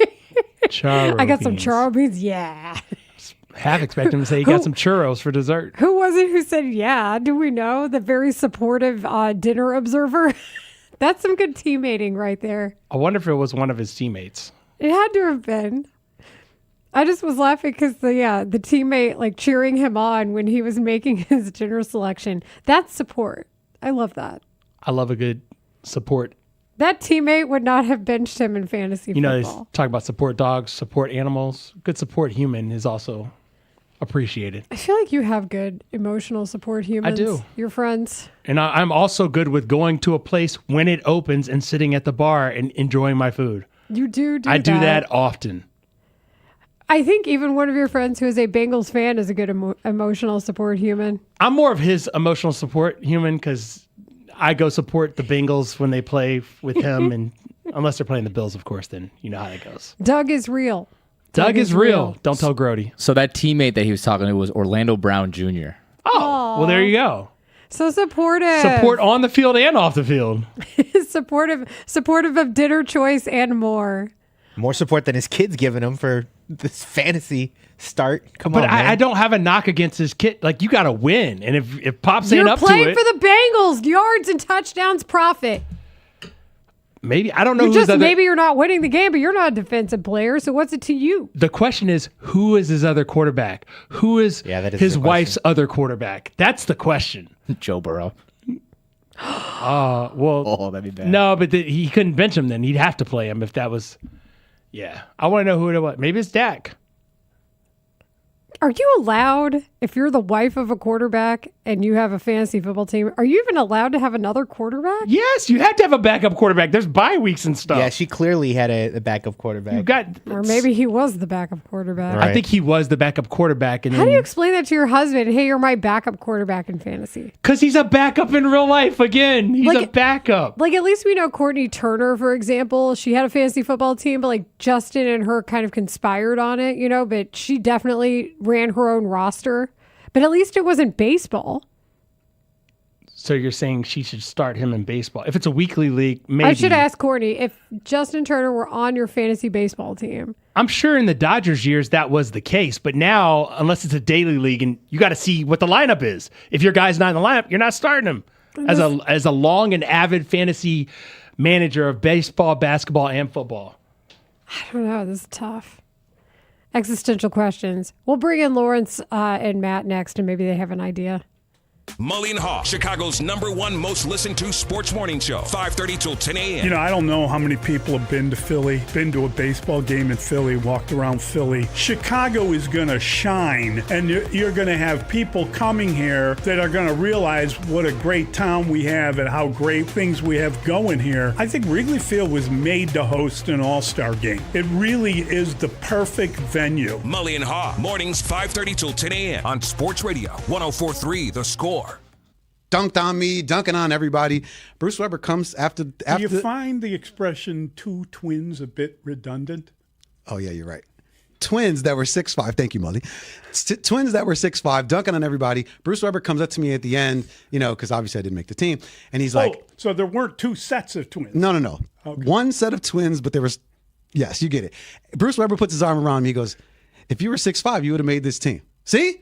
Bruce Weber, get him on the phone. Maybe he might remember that story. Mully, I'm getting defensive. How did you get dunked on though? Like was it Noah Essengate type dunk? Like no, not that bad. It was we were doing 3-on-2 fast break drills, and so I thought and then I didn't make the team. So I wonder how many times Bruce told that to a player. Son, if you were only 7 feet tall. Hey, I'll take it. Because Gabe took that and he ran with it the whole way. And I'm telling the story 20 years later. He's in the NBA. He's mentally in the NBA, and he's giving up digits to get there. Pinky toe. I wish it would have happened. Wow. It's all right. Sorry, Mully. Can't we just accept that we are as God made us and not try to just wish our with life all that away? money, I could buy new pinky toes. I could get them back. Yeah, right. See Deion Sanders, right? Could have put it back on there. That's all right. See, but you know what? Sanders? Fortunately, we're he got new toes. He had to have them removed because we have reached a level. Isn't that true? Did I not misread that? Deion he got new toes.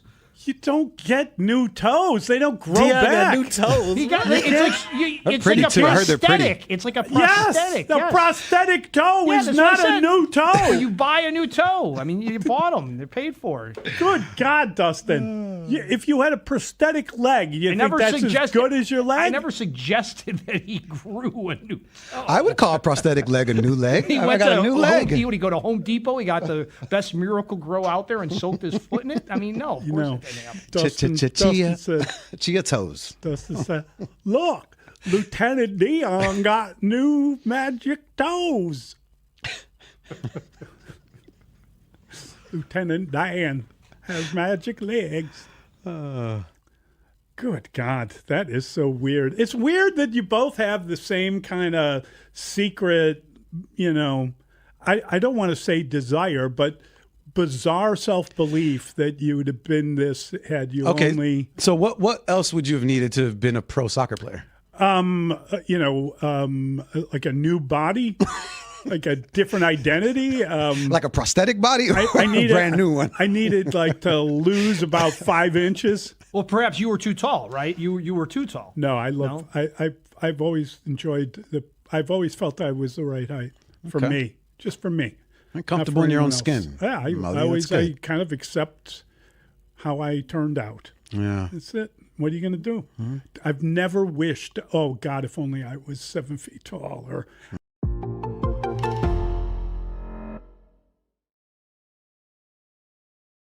And sometimes people like to listen to a podcast about crime because it provides justice.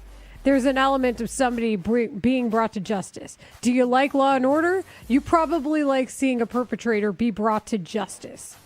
So when I saw this story, I thought it fit into that. U.S. man, this is from The Guardian, Alabama man, dies while discarding body of girlfriend he fatally strangled, officials say. Justice. Wait a minute. Eye for an eye. Can you read that headline one more time? Man dies while discarding body of girlfriend he fatally strangled, officials say. Well, you can't ask him. A man died in Alabama from a heart attack while trying to discard his girlfriend's body after he strangled her, according to authorities. At the center of the unusually macabre case was Daniel Robbins and Jessica Folds. Chambers County Sheriff's deputies reportedly found them dead next to each other on the morning of June 10th in a wooded area nearing an abandoned vehicle in the town of Lynette. So, he died of a heart attack while he was trying to bury the body. Investigation by local and state law enforcement combined with autopsy results determined Folds was strangled, the woman, and appears the man, Robbins, was attempting to dispose Odyssey of her app, body. broadcasting live from the Hyundai Studios. Presented to you in part by your local Hyundai dealers. WSCR, WSCR FM and HD1 Chicago, an Odyssey sports station. The Score! We have established Patrick Williams is not the claw, the paw. He's a big gnaw. I mean, did I lie? 5-90 because could be Kawhi. I could be Sammy Davis Jr., but here we are. And I have no musical ability whatsoever. Thanks to our guests. Thanks to Alana Rizzo. Thanks to Mike Florio. Thanks to Danny Parkins.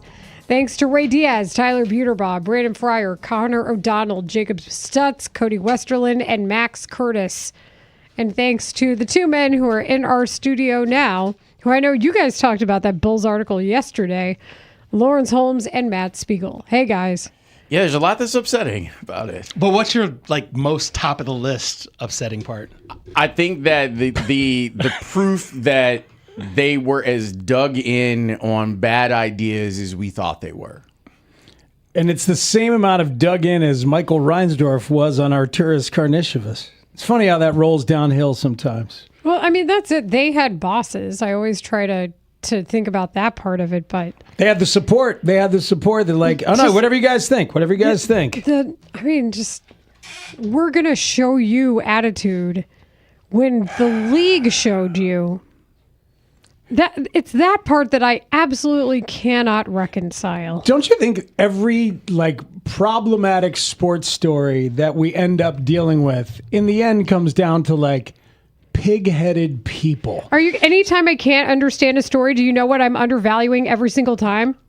Male ego. Yeah, ego. Every single time. Stubbornness and arrogance and inefficient communication that gets in the way because of those egos.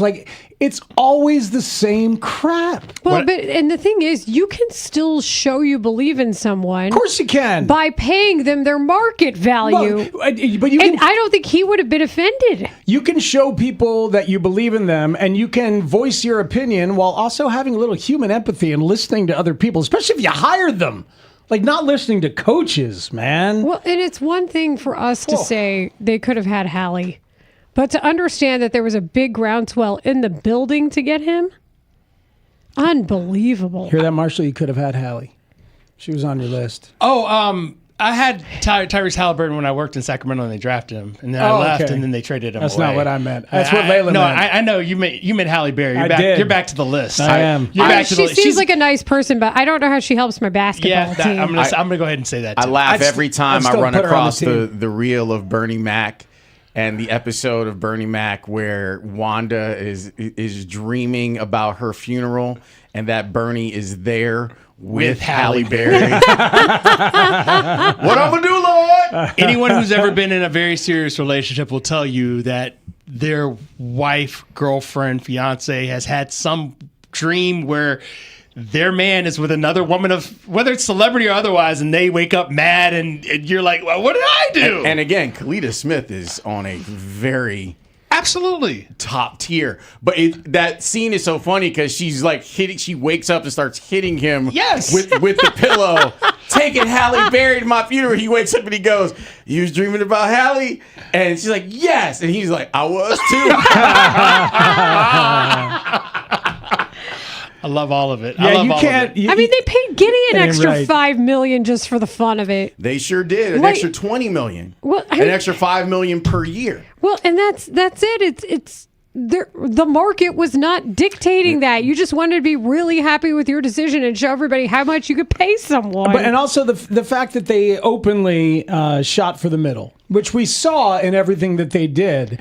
But they were doing it, and everybody there knew that's what they were doing. And some people were like, "Why are we doing this?" And it didn't matter. But that doesn't mean you devalue your decisions to the point where you've decided that Alex Caruso wasn't worthy of first-round picks. But maybe you think an extra $5 million will actually get me to the cap, the salary floor. Then I don't have to do anymore. What really bothers me is I respected these guys enough to give them some of the benefit of the doubt, and then you read something like that, and you're like, "No, you apparently didn't deserve it." My feeling on it, like your feelings on people evolve, right?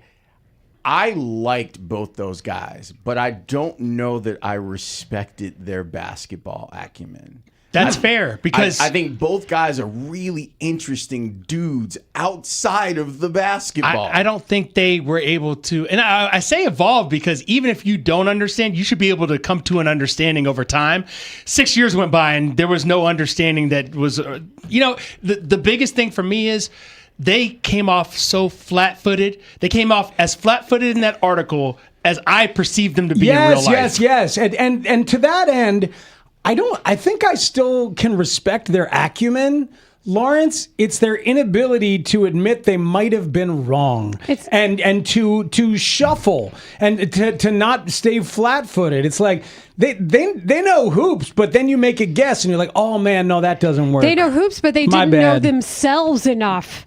Themselves. They didn't understand the market. Like, say what we write. Like, I will never forget understanding that Ryan Pace, I'm going to go back to Ryan Pace, at least knew his weaknesses enough to know if he traded away 2 first-round picks for Khalil Mack, he's still got Khalil Mack. Chris Getz has faced a lot of criticism. I have given a lot of it, but he has adjusted and he has invested in scouting and married technology and scouting enough to earn the respect of everybody to say what you're doing is working. He's earned that. They did none of these things. They doubled down to a fault that is inexcusable. Tripled down in some cases, and that's the part where I question their acumen, Spiegs, is because when given the layout of the league or the direction of where the league was going, they were probably a generation behind. That's true. Yes, very much steps slow. Yes, in terms of didn't want to hear it. Yeah, and then didn't know how to evaluate the talent that they had traded for.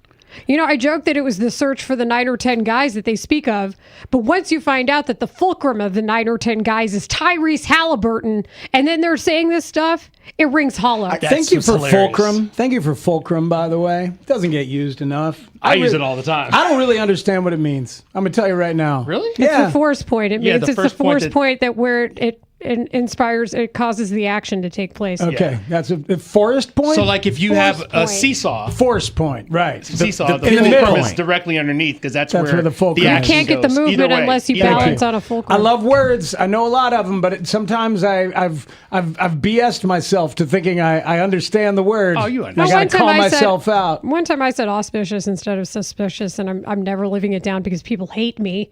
But you know, like at the same time. Sorry about those texts. That's my bad. No, I mean it's just this is how the world is. But you know, we all make mistakes or whatever. But the point is like, so you're talking to me about the Pacers, and yet you didn't listen to your own scouts about Tyrese Halliburton. I'm not mad at them. I'm not mad at them for getting that wrong. Like that's me. Like you get draft picks wrong. The problem that I have, and the problem that I have with Patrick Williams is that They had an opportunity twice to move on, and they were like, "Nope, we want more." That's your job, is to figure out what you have before the rest of the league does. Sizable investment, by the way, to keep it. That's the problem. But they'd already gone 2 or 3 deadlines at that point where they could have made a move. And that's the other part of this, is that the inactivity almost said more than the activity did. Because you don't have a plan. It did every time. You time. didn't have a counter. Layla, every time the deadline would come and they wouldn't do squat. But Remember we don't, those days, we don't necessarily Lawrence? know whose advisory that was either. I know, but it's AK. It's AK. But when I'm telling you, like those days when they didn't do anything, this entire town and fan base was apoplectic, and this story proves it was for very good reason. The buck stops with AK, and again, his inability to understand the value of a first-round draft pick, whether that was between his own staff or the way that other 29 teams see first-round draft picks. That, to me, was the point where I was like, you're never going to get this right because you still don't understand the value of a first-round draft pick. I think the thing is, what people fail to realize in these positions at times is that the ones who are quickest to acknowledge their mistakes, then they win and turn around the fastest. When you are willing to acknowledge you were wrong. You bet. When you are willing to build in the fact that you might be, and you build in fail safes. We talked about best practices. Jared Banner gets a lot of credit for knowing Pete Crow-Armstrong in that system. Pete Crow-Armstrong was also part of his best practice, because we hear the former Mets acting general manager say the Cubs originally wanted a different prospect. That best practice netted you Pete Crow-Armstrong. The ability to know that you might not get the intended result that you wanted. And that's the part that is really upsetting. Yeah, I watch all this play out, and I love Jamal's piece, and I'm glad that, and it's great. Now, like I was saying, it speaks like it's great because it's a guy that is now national, but was covering this team locally while a lot of this nonsense was going on. So, you know how well sourced it is, and hearing the feelings from the people that are on the inside of it while it's going on, it makes you angrier. And the hope is that you now have someone who sees things with a better eye.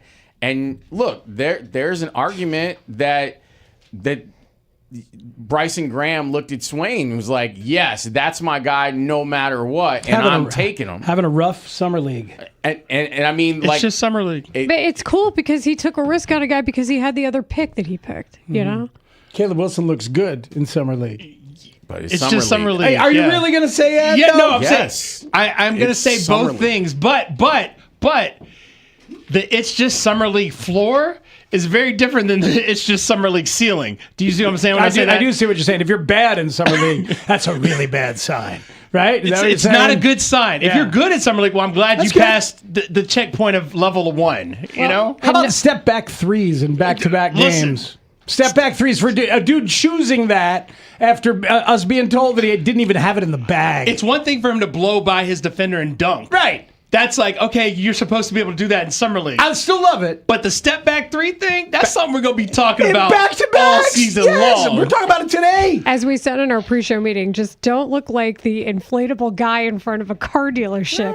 And Danny then made reference to it in a different way where you're just... Which, by the way, the windsock is just an analogy of saying don't look like Noah Senge out there. Who did Terry Boers used to call a windsock in this town? You remember? Jay Mariotti? Nailed it!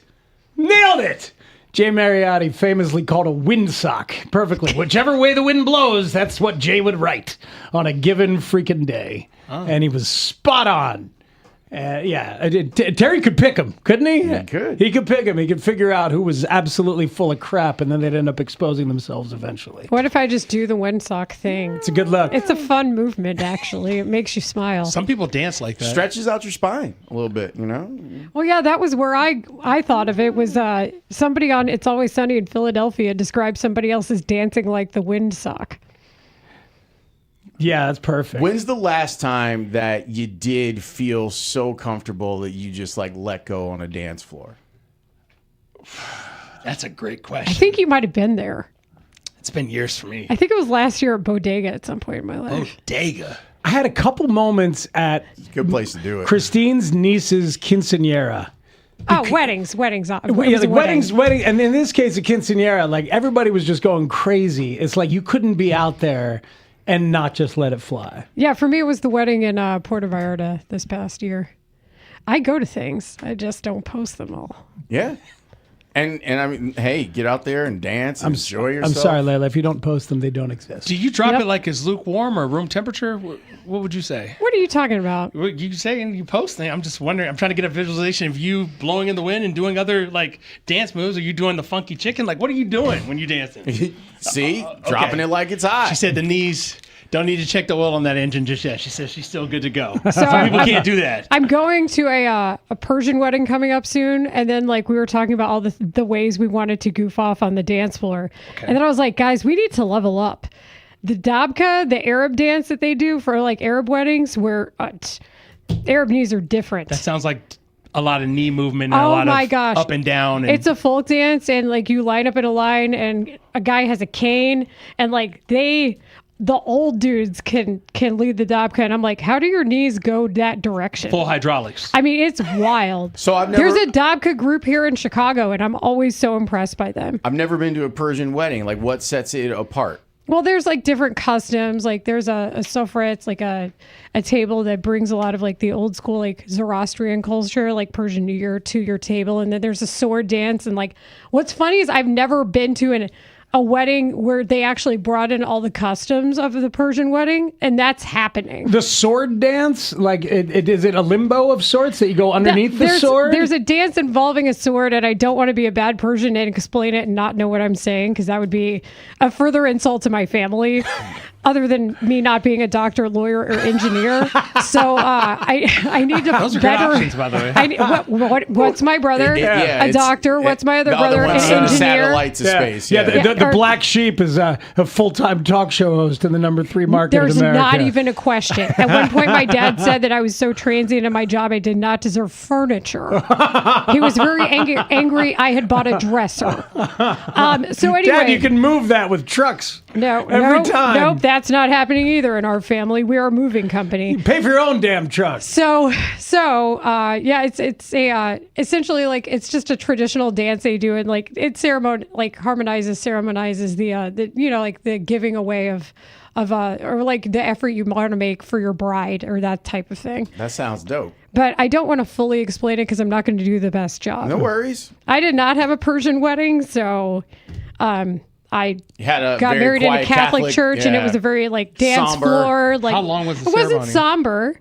I meant the ceremony, because usually in Catholic it's like, let's get everyone in and out of here. I don't know. It wasn't that long because we didn't do communion because we didn't want to make everybody like feel left out. So Fair. Yeah, I mean, especially in Texas, you know, mostly evangelical.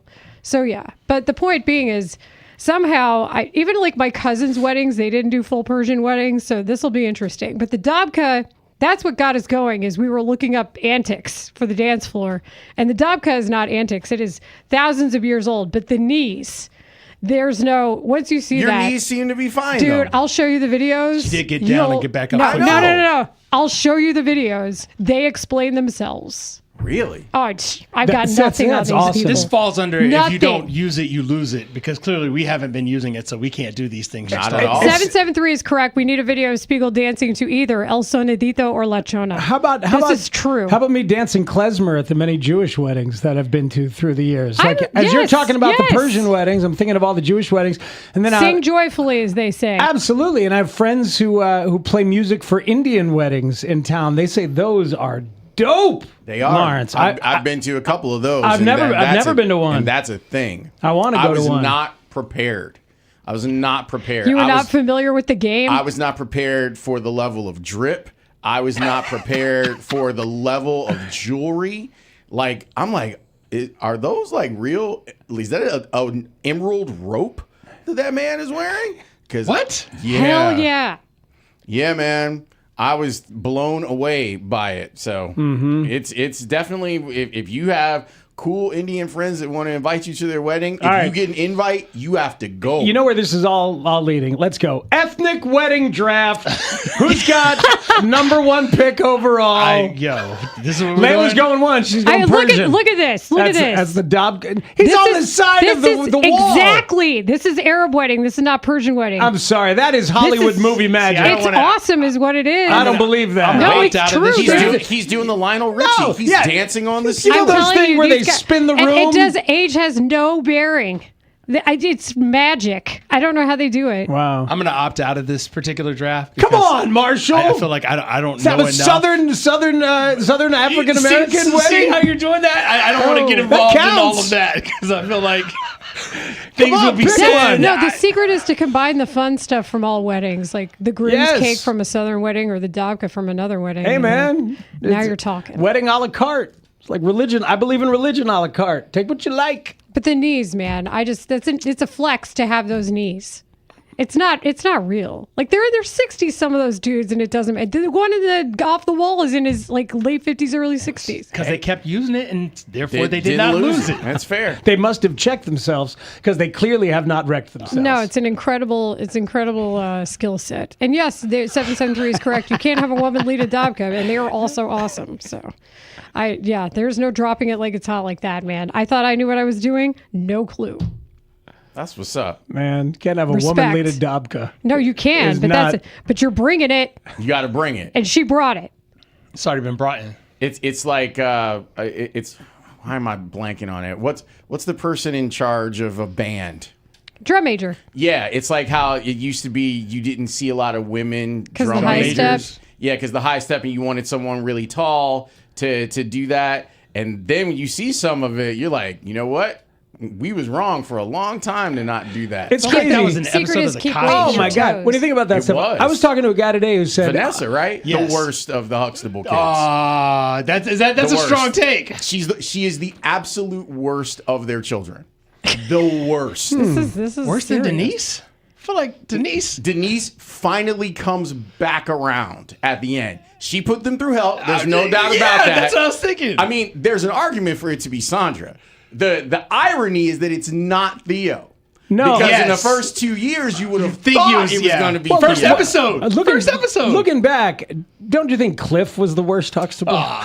See. No, Cliff Huxtable's fine. Bill Cosby. Oh yeah, well, those are two very different people. It seemed one and the same there for a while. Well, there is that episode where he's making the barbecue sauce. And, stay away from the barbecue sauce. I mean, he makes reference. He to makes it, some Speaks. really. You've never seen that episode? No. There's an don't remember episode it. where he's saying that people eat my barbecue sauce and then they get after it. Basically, then they get amorous. Oh, that's too overly bad. amorous. I'm still glad he helped That Dave should've been Sims get the shown in temple court. job.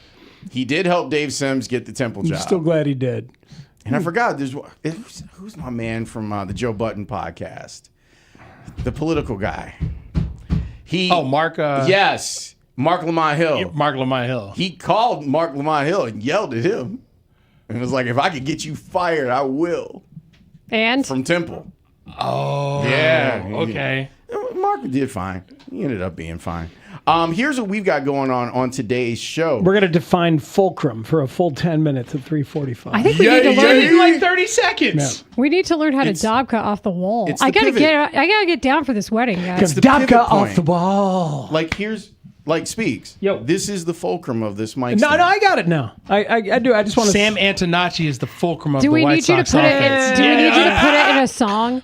Yes. Okay. Yes, please. I need you to Okay. rhyme it with something Okay. as well. I'll do Good that luck, for everybody. Alex Bregman could be the fulcrum one day of the Cubs song. you. Could be cool. That's one of the things on our agenda today. Speaks put together a list of 6 things Okay. that he thinks need to happen for them to catch the Brewers, and he thinks that they can. So we will go through that list, and 6 things. Yeah, we'll talk with the people about that too. If maybe there's something they would add or they want to amplify that list. That is happening at 3. Yay! 4 o'clock. Ice Cube is on the show. We will talk with Cube about the Big 3, and we were talking like, do you know who the coach of the Chicago Big 3 team is?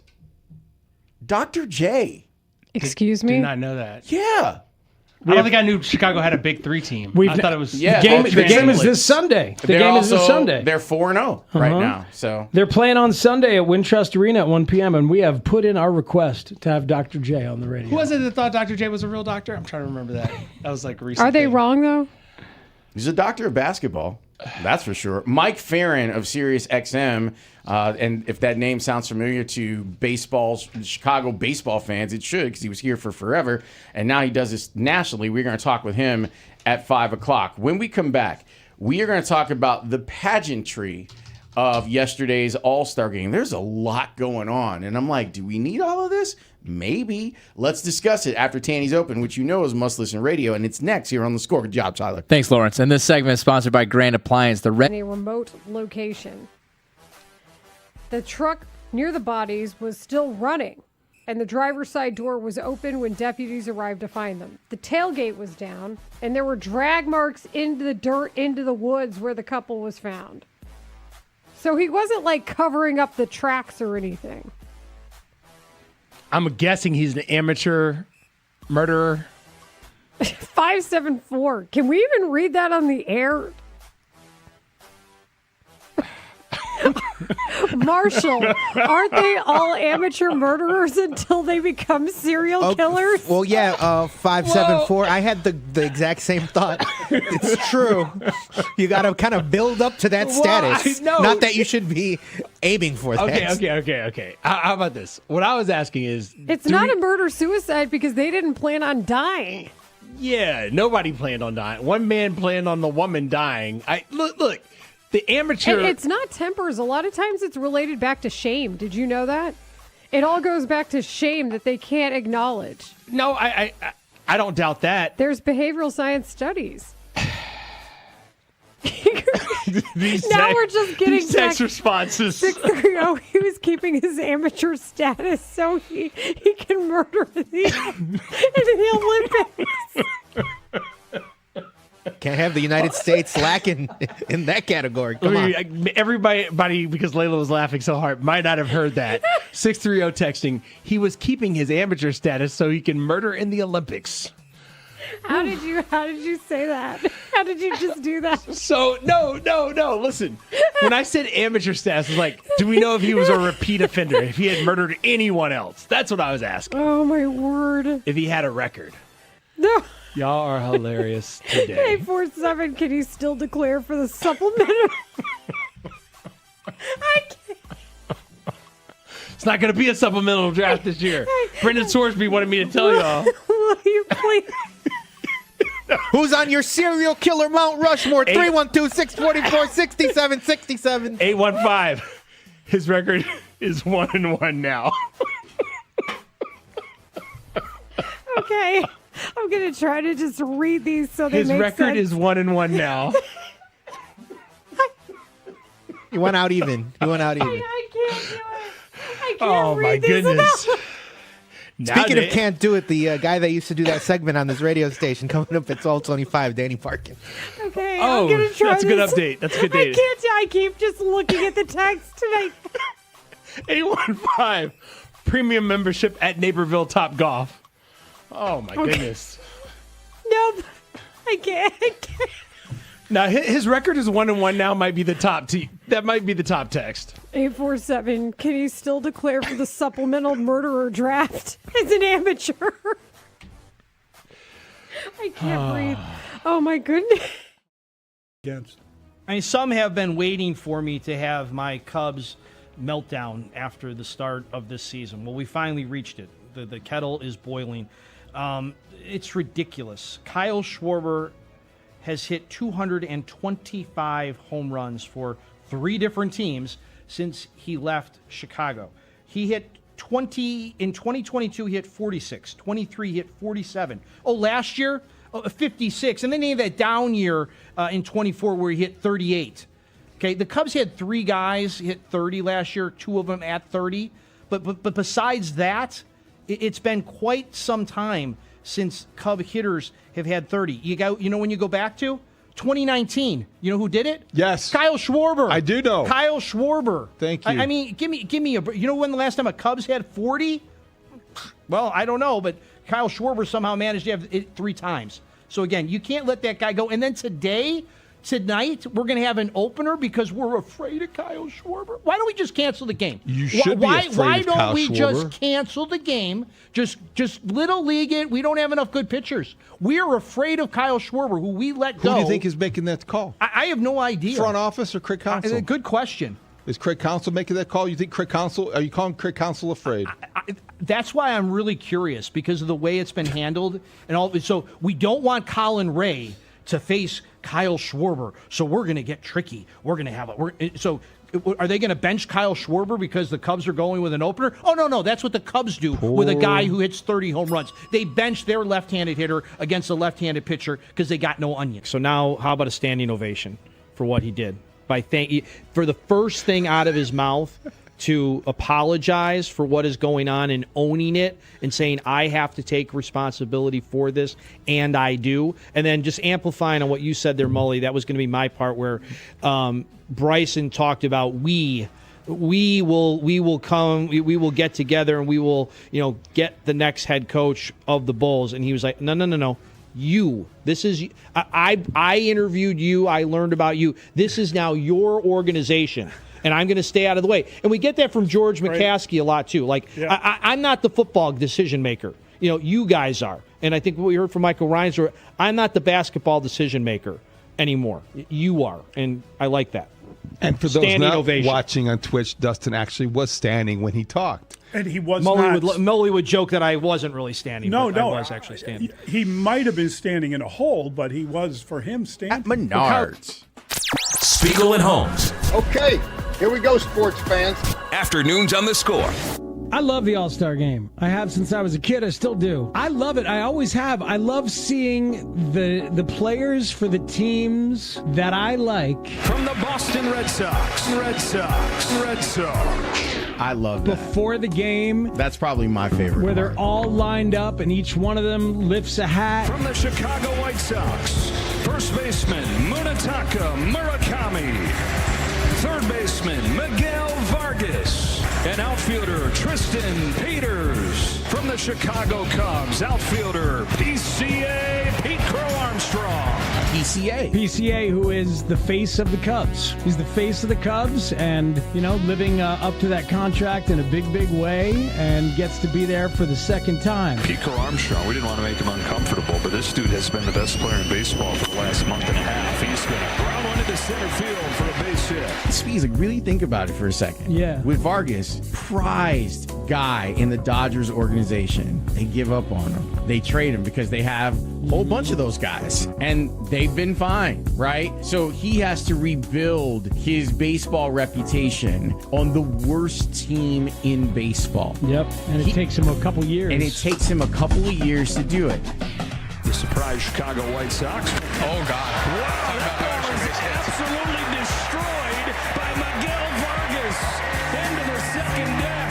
He gets the head out, and it's a no-doubter. The American League has pitched the first shutout in the All-Star game in 13 years. Vargas had the only extra base hit of this game. He gets to talk to Tom Verducci. Tom? Tell me what it felt like running around the bases after that home run. I don't have a word for describe that moment, man. Kind of feel like when I made my debut kind of moment. What a fantastic turn of events if you love the Chicago White Sox. And I'm falling in love by the breath. The official adventures of Spiegel and Holmes. Afternoons 2 to 6 on Sports Radio 104.3 The Score. Welcome. It is the Spiegel and Holmes show, and we've got you until 6 o'clock. There's a lot that we have to get done today, including talking with our friend and yours, Mike Farron, about the second half of the baseball season, and honestly the first half mostly. Ice Cube is going to join us at 4 o'clock. He's become a staple here on the afternoon show, and we are looking forward to another conversation with him about the big three. And I want to find out today, what musical artists can actually ball.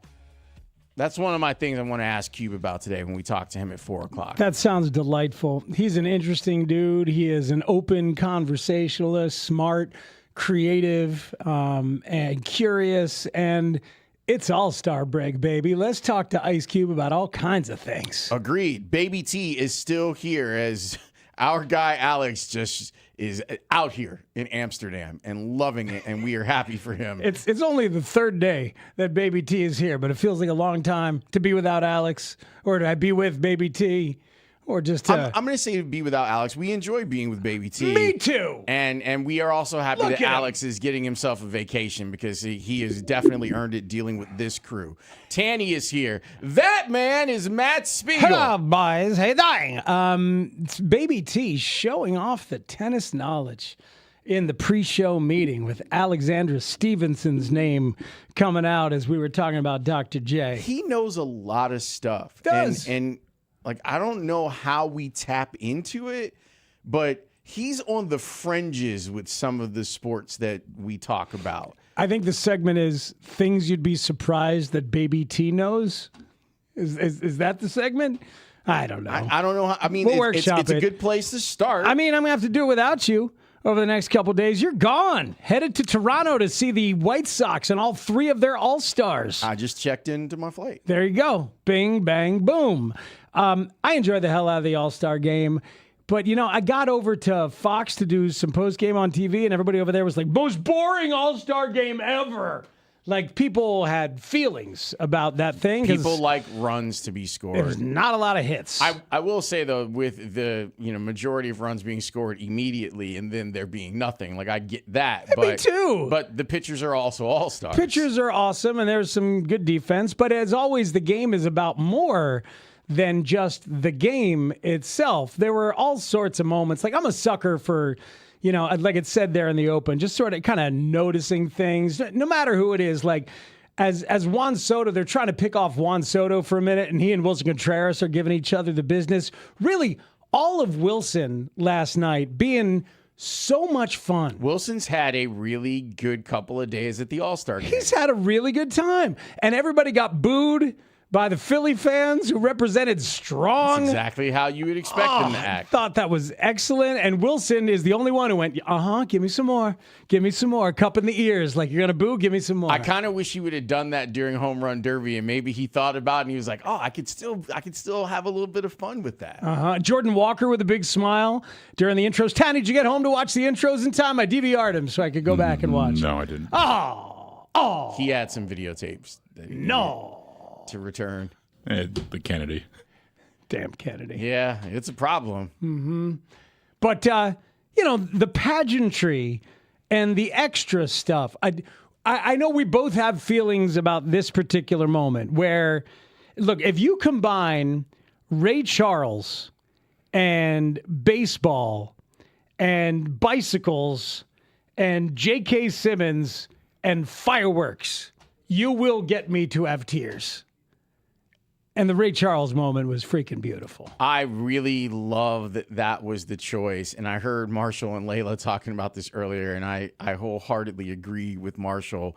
There was like a split second where I'm like, please don't let this be AI. And like, it's just a video. Yes, like this makes a lot of sense. And I thought the execution of that was terrific. What I liked about it, and we can talk about the Sandlot thing, but what I did like about it is seeing the interactions of the kids with the players. Like, the front page of MLB.com is Bryce Harper and one of the kids, like, looking at the fireworks. Yeah. And I thought that was, like, really cool. Mike Trout helping that kid with his swing. Yes. The kid almost hit Trout. In the middle of the thing. Trout, and they probably had that staged in time. All right, when this camera light goes on, you grab your bat. I mean, it was all kind of orchestrated in that way. But is that what you mean when you're talking about the Sandlot thing? You're talking about the Sandlot movie specifically? Yeah, because, like... Okay, well, hold on. Because they used the Sandlot as part of the tapestry to make the entire moment work. No, so, I got that. I'm just saying that, like, is that something that we, like, that's why I asked Baby T, like, during the meeting, like, what that movie, if it even means anything to him. Now, it does. And Baby T, you're what, 25? 25 next week, yeah. Yep. So I was a little surprised that the movie still resonated with people who are that much younger than we are. Like, that feels like more of a nod to us. And I wonder when does baseball stop doing that? I understand what you're saying. I guess Look, Sandlot didn't mean a lot to me.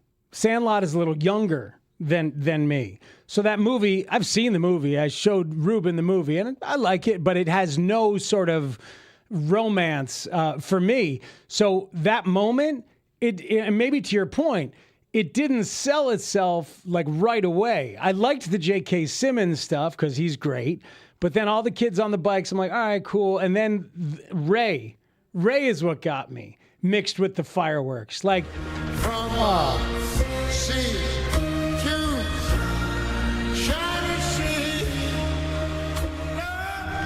I mean, because he's everything. He's American music, right? He's soul and he's jazz and he's blues and he's country.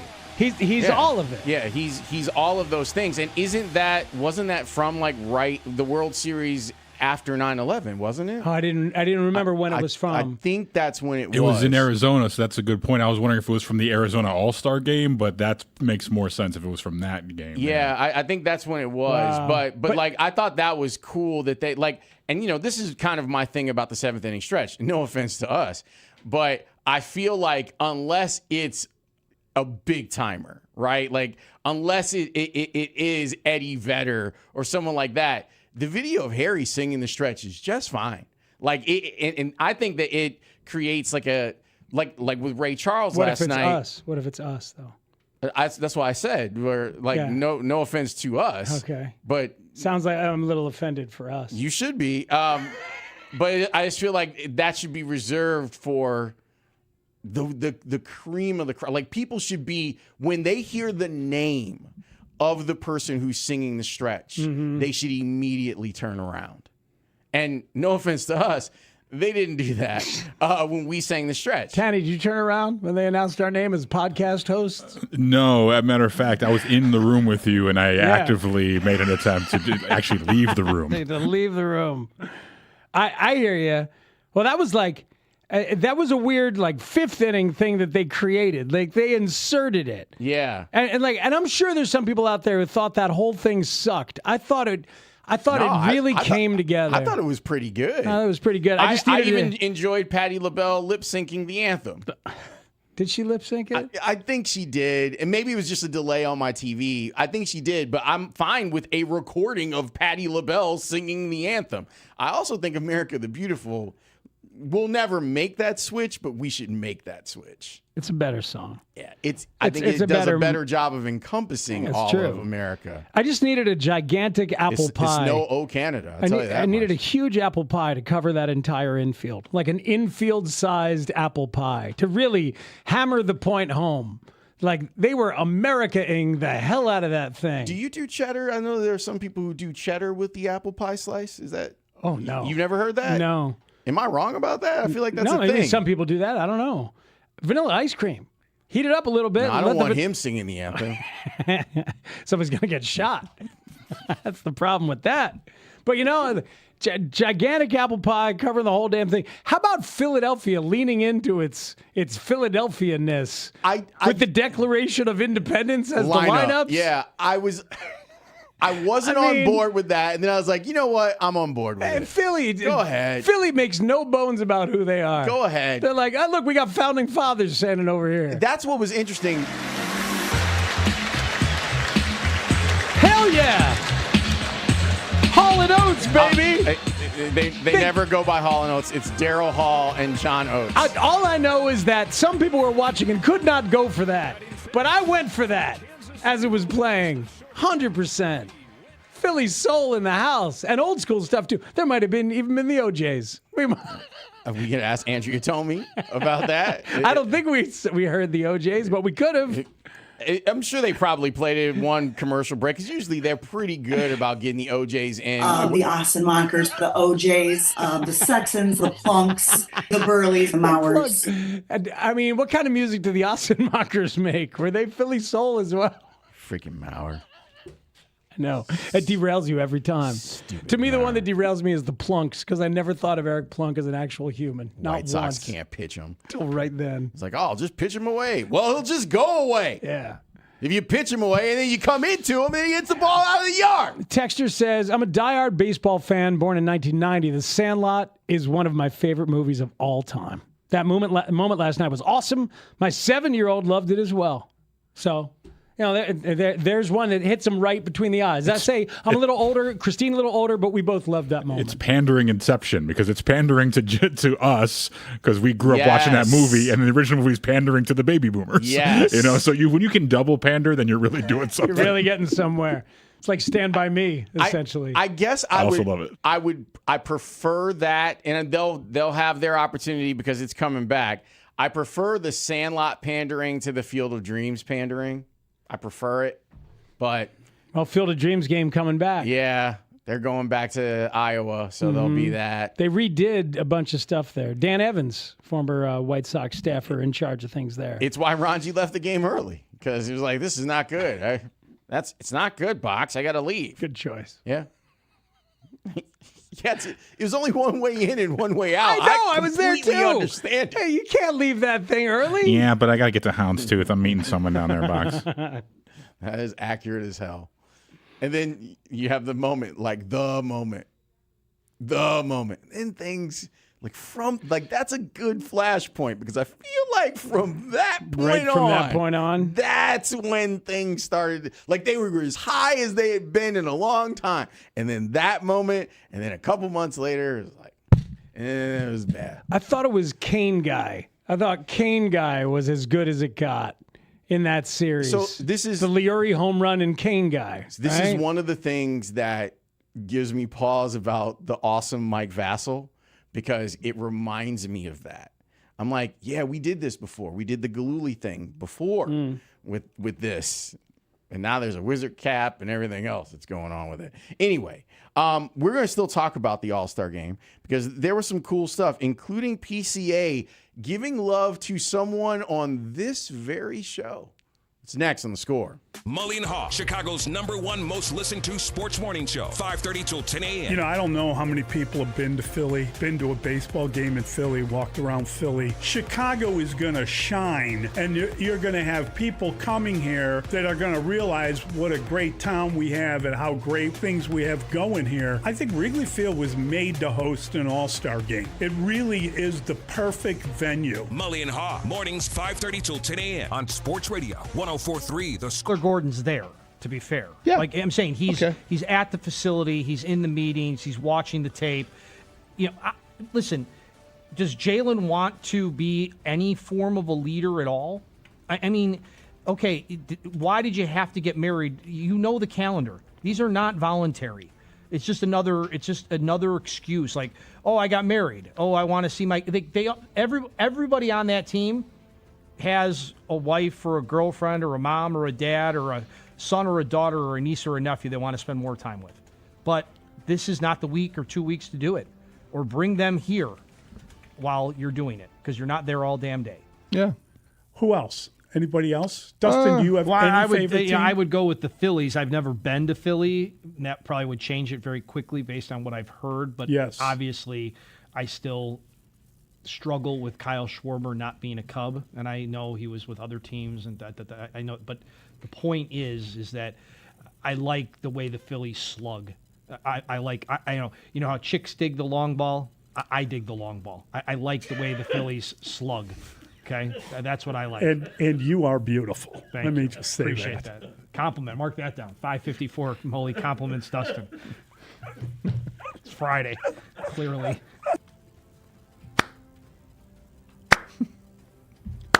Yay! Jalen decided to go to work. Woohoo! Good for you. Way to go, buddy. Come on. Yeah, I love Ben Johnson. I'm still happy for him. So you'd be killing Jalen Johnson if he didn't show up. Come on, you can do more than a golf clap. You would. You'd be killing him, right? Oh my God. Okay. There's a nice pregnant pause while Dustin refuses to answer another question.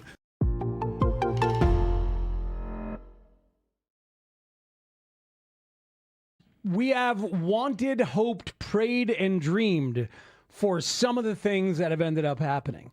This is the 6th best offense in the NFL in terms of yardage. Forget since the bye, whatever. Season's done. Let's look at it. And you would have been happy had it been 12th. Yes! You're the 6th best.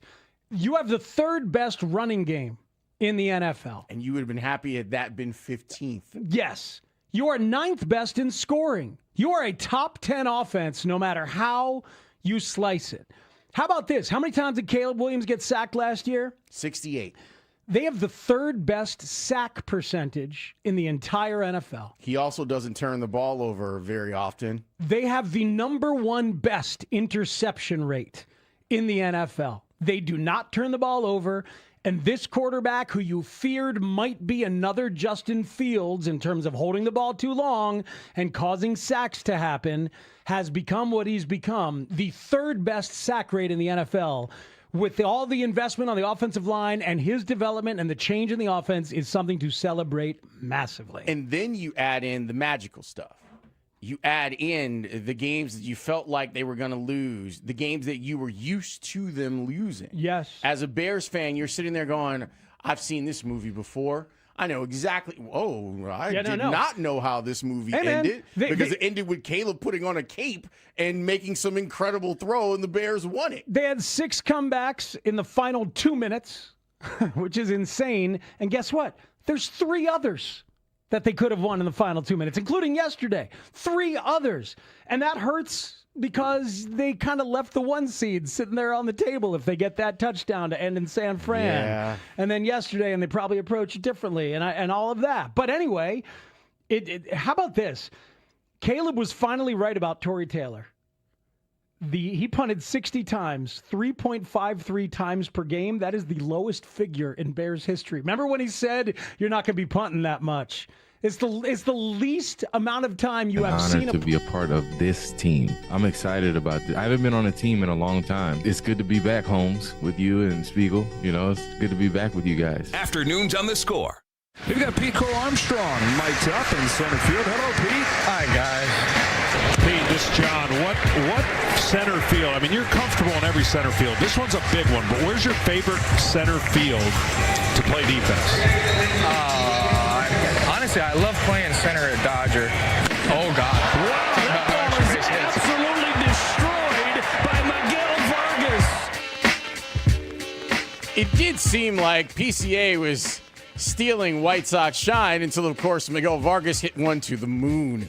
Waiting all night long for the locals to have moments of consequence. Vargas pinch ran for Junior Caminero after he got hit on the left hand. He's okay, right? Because I thought for sure his finger was broken. Me too, man. Me too. And I'm like, oh, that's a terrible All-Star week. Yeah, that's not something that would have aged pretty well. But you're waiting all night, and then there's PCA mic'd up talking about whatever, and Joe Davis is driving the conversation, as you must in those situations. And there's Vargas and Tristan Peters, right? Back to back at the plate. And it's like, man, we're White Sox fans getting PCA'd up in here while their guys have their moments at the plate. Well, it wasn't a total loss. It wasn't totally WCUB out there on Fox because PCA did talk the thing that everyone's talking. As Mark Grote would say, Bears. A lot of people in L.A., at least that are your age, didn't have a favorite NFL team. Were you up for grabs, or did your dad pass on Bears fandom to you? He absolutely did, yeah. He was a big Bears fan, so I grew up like a huge Devin Hester was my guy. I love Matt Forte, but I'll still watch like Devin Hester highlights to this day. So big Bears fan through and through, man. Did you play any football growing up? No, I was more of a soccer. Did he hit that? Oh, nope. Soccer and basketball guy. Okay. You into the World Cup? Big time, absolutely. My best friend growing up was a big.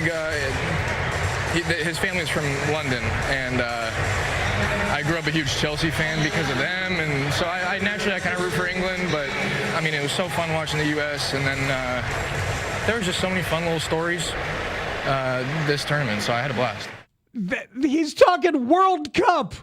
While Tristan Peters, one of the great stories of baseball's first half, the banana is at the plate, and PCA is talking World Cup. What serves Fox more in that moment, though? Him talking about the World Cup, right? Gave England some shine, You could play that right before the match started, if you wanted to. If you were Fox, Bananas are awesome. They are. And so is Tristan Peters for what he and his wife have gone through inside this whole All-Star week, with her not being able to get out of bed. And it seems like she's okay, but I guess she's going to get an MRI in Toronto after having their kid with a 4-month-old kid. Scary situation. And he was carrying, I thought that was beautiful. He was carrying her shoes, he was carrying her heels because, like, you know, you don't need to be in heels. It doesn't matter. So it was like, that was a cool thing for sure. And I guess there's 2 friends of the show, right? PCA's dad and Matt Forte. Right. PCA's dad gets a mention, friend of the show. But yeah, Matt Forte, more than a friend of the show, actually a colleague. Correct. A part of this show. I texted him because I don't know where Matt falls on baseball and like whether or not he was watching the All-Star game last night. I'm going to bet he was not. He was probably out with the horses. So did you alert him to the Matt Forte mention in the Midsummer Classic? I sent it to him. I sent him a video of PCA, and he was like, that's dope. And he's right. It is dope that Matt Forte gets mentioned inside of this year's. And I explained to him, like, yeah, he's a good friend of Caleb, so you might run into him in the sidelines at some of those big games where they bring the alumni out. So he thought it was cool. Yeah. Well, I thought it was cool, too. I thought it was really cool. Absolutely. And then Munetaka Murakami is up, and they're talking about Mason Miller because he's awesome. And Joe Davis is like, oh, yeah, I guess we should talk about Murakami. 34 consecutive scoreless innings going from early on last season after the trade from the A's to the Padres through this year. Second All-Star game for Miller. He's the winning pitcher at his first a couple years ago in Texas. And it goes to 1-2 on Murakami, who would be remiss not to talk about the impact he's made on the White Sox with their turnaround season. 3 straight 100-loss years, but he has breathed life into them. Down on strikes right here. Am I the only person on the show feeling White Sox disrespect? Last night, I was watching all that. I'm like, PCA's talking World Cup while Banana Bonds is at the plate. Murakami like, well, I'd be remiss if I didn't actually tell you about the incredible story right in front of us that I've been ignoring until halfway through the at-bat, and now it's over. My God, I was angry for White Sox fans. Don't be. I mean, the fact that you have PCA reacting to the Vargas home run, I'm like, oh. And Vargas with a majestic, like, bat flip, like, pimping it. I enjoyed that. That was very nice. Yeah. It's a bomb, man. Yeah. He hit it a long, long way. It's really cool to see him have a moment like that, you know? And people would argue that he was the best dressed. I know he would argue that he was the best dressed on the red carpet. After that game, there was so much milling about, and people were telling him where to go and what interviews to do. I thought he was going to get MVP for a minute. Thought they were going to give it to him. I mean, I get why they gave it to Bellinger. Yeah, game-winning hit. And 2-run single off a lefty in the first inning. But Vargas almost doubled to right center and then hit that absolute bomb. But there was just a moment of wondering whether he was going to get it or not. And hit it off of a Dodger pitcher, right? Yep, Wroblewski. Yeah, former teammate. So you've got all of this stuff, and it ends up being really, really cool. So a good time was had by all. And now the White Sox are on to Toronto. Or as Stacey Dales would say, Toronto. As are you. Damn right. Going to the game tomorrow night? No, not Friday, tomorrow night. Friday night? Tomorrow is exploration. Friday night, Saturday night. Going to 2 games? Yeah. That's awesome. Yeah. I'm Graffiti Row. I want to hit that up while I'm there. Walk around. See if I can get a record deal. All that stuff that you do when you're in Toronto. I don't know anything about that. Graffiti Row is where music studios are, or a lot of graffiti? No, Graffiti Row, and I'm going to try to get myself a record deal. Okay, I'm there. All right, see how it goes. You got some demos. Bring it up there. I spit hot fire. That's all I do. Do you want to bring the Mitch album up there? See if they would go for that. We finally got liner notes written by Mitch Albom. No, but I'm friends with Mitch Albom, so maybe I'll just ask him. Are you? Yeah. Did you know about all those years we were trying to get Mitch Albom to write the liner notes for the Mitch album? No, but if you guys would hit me up. Oh, man. Yeah, I actually did the sports reporters for a while. So Mitch and I are like friends. Got you. Yeah. Just like the radio version. They didn't want to put me on TV. But yeah, I got to hang out with him and Bob Ryan. That's cool. It was really weird. I would make fun of Bob Ryan all the time. I would always make some sort of old Celtics reference just to get under his skin, and he'd go off on me, and it was funny. A life well lived. Yours or Bob Ryan's? Bob Ryan's. Oh, okay. You could argue both. When we come back, Speaks has put together a list. That's why I have my pointer. It's not why I have my pointer, but I'm going to use the pointer. Speaks has put together a list of reasons why he thinks the Cubs might be able to catch the Brewers. We want to let you listen to it and react to it, so don't go anywhere. The Spiegel and Holmes show is next. Congratulations to Mark Grote and Dan Wiederer on the 500th episode of the Take the North podcast. For the people that are watching and listening, we know that you appreciate credible Bears information and opinions, which we try to give you on a weekly basis. 500 episodes into the Take the North, milestones everywhere. 500 episodes and still going strong. Mark Grote and Dan Wiederer bring the insight, analysis, and conversations that Bears fans count on every episode. Listen to the Take the North podcast on the Odyssey app or wherever you get your podcasts. This segment is sponsored by Packy Webb Ford. It's Maggie Webb at Packy Webb Ford. During our summer event, Hunter in your entire history of watching the Bears. That's pretty funny to me. Then these numbers. What did Ben say was the most important number? EPA. EPA per play, they are 7th in the NFL. EPA per pass, they are 9th of the 8 teams ahead of them in that all-important number, according to Ben Johnson. 6 of them are playoff teams, and the other 2 are Detroit and Dallas. So they are a top 10 offense by EPA per pass, top 10 for scoring, top 6 in yardage, top 3 in rushing. That's the year that you just saw. Can I just, for a second, I want to talk about the EPA thing because I like that something that he kind of dismissed while talking about EPA ended up playing a huge role in them being good. Turnovers? Yes. So true.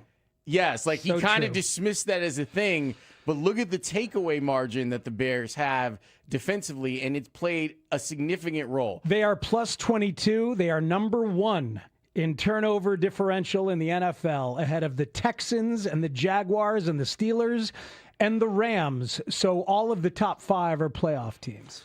It's been a wonderful year. Kyle Monungai, I still owe you a steak, by the way.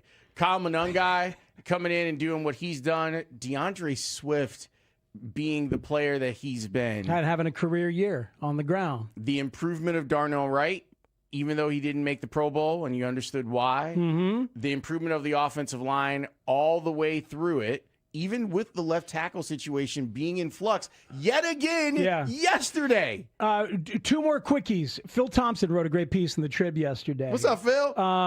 The Bears, going into yesterday, have run 496 plays under center.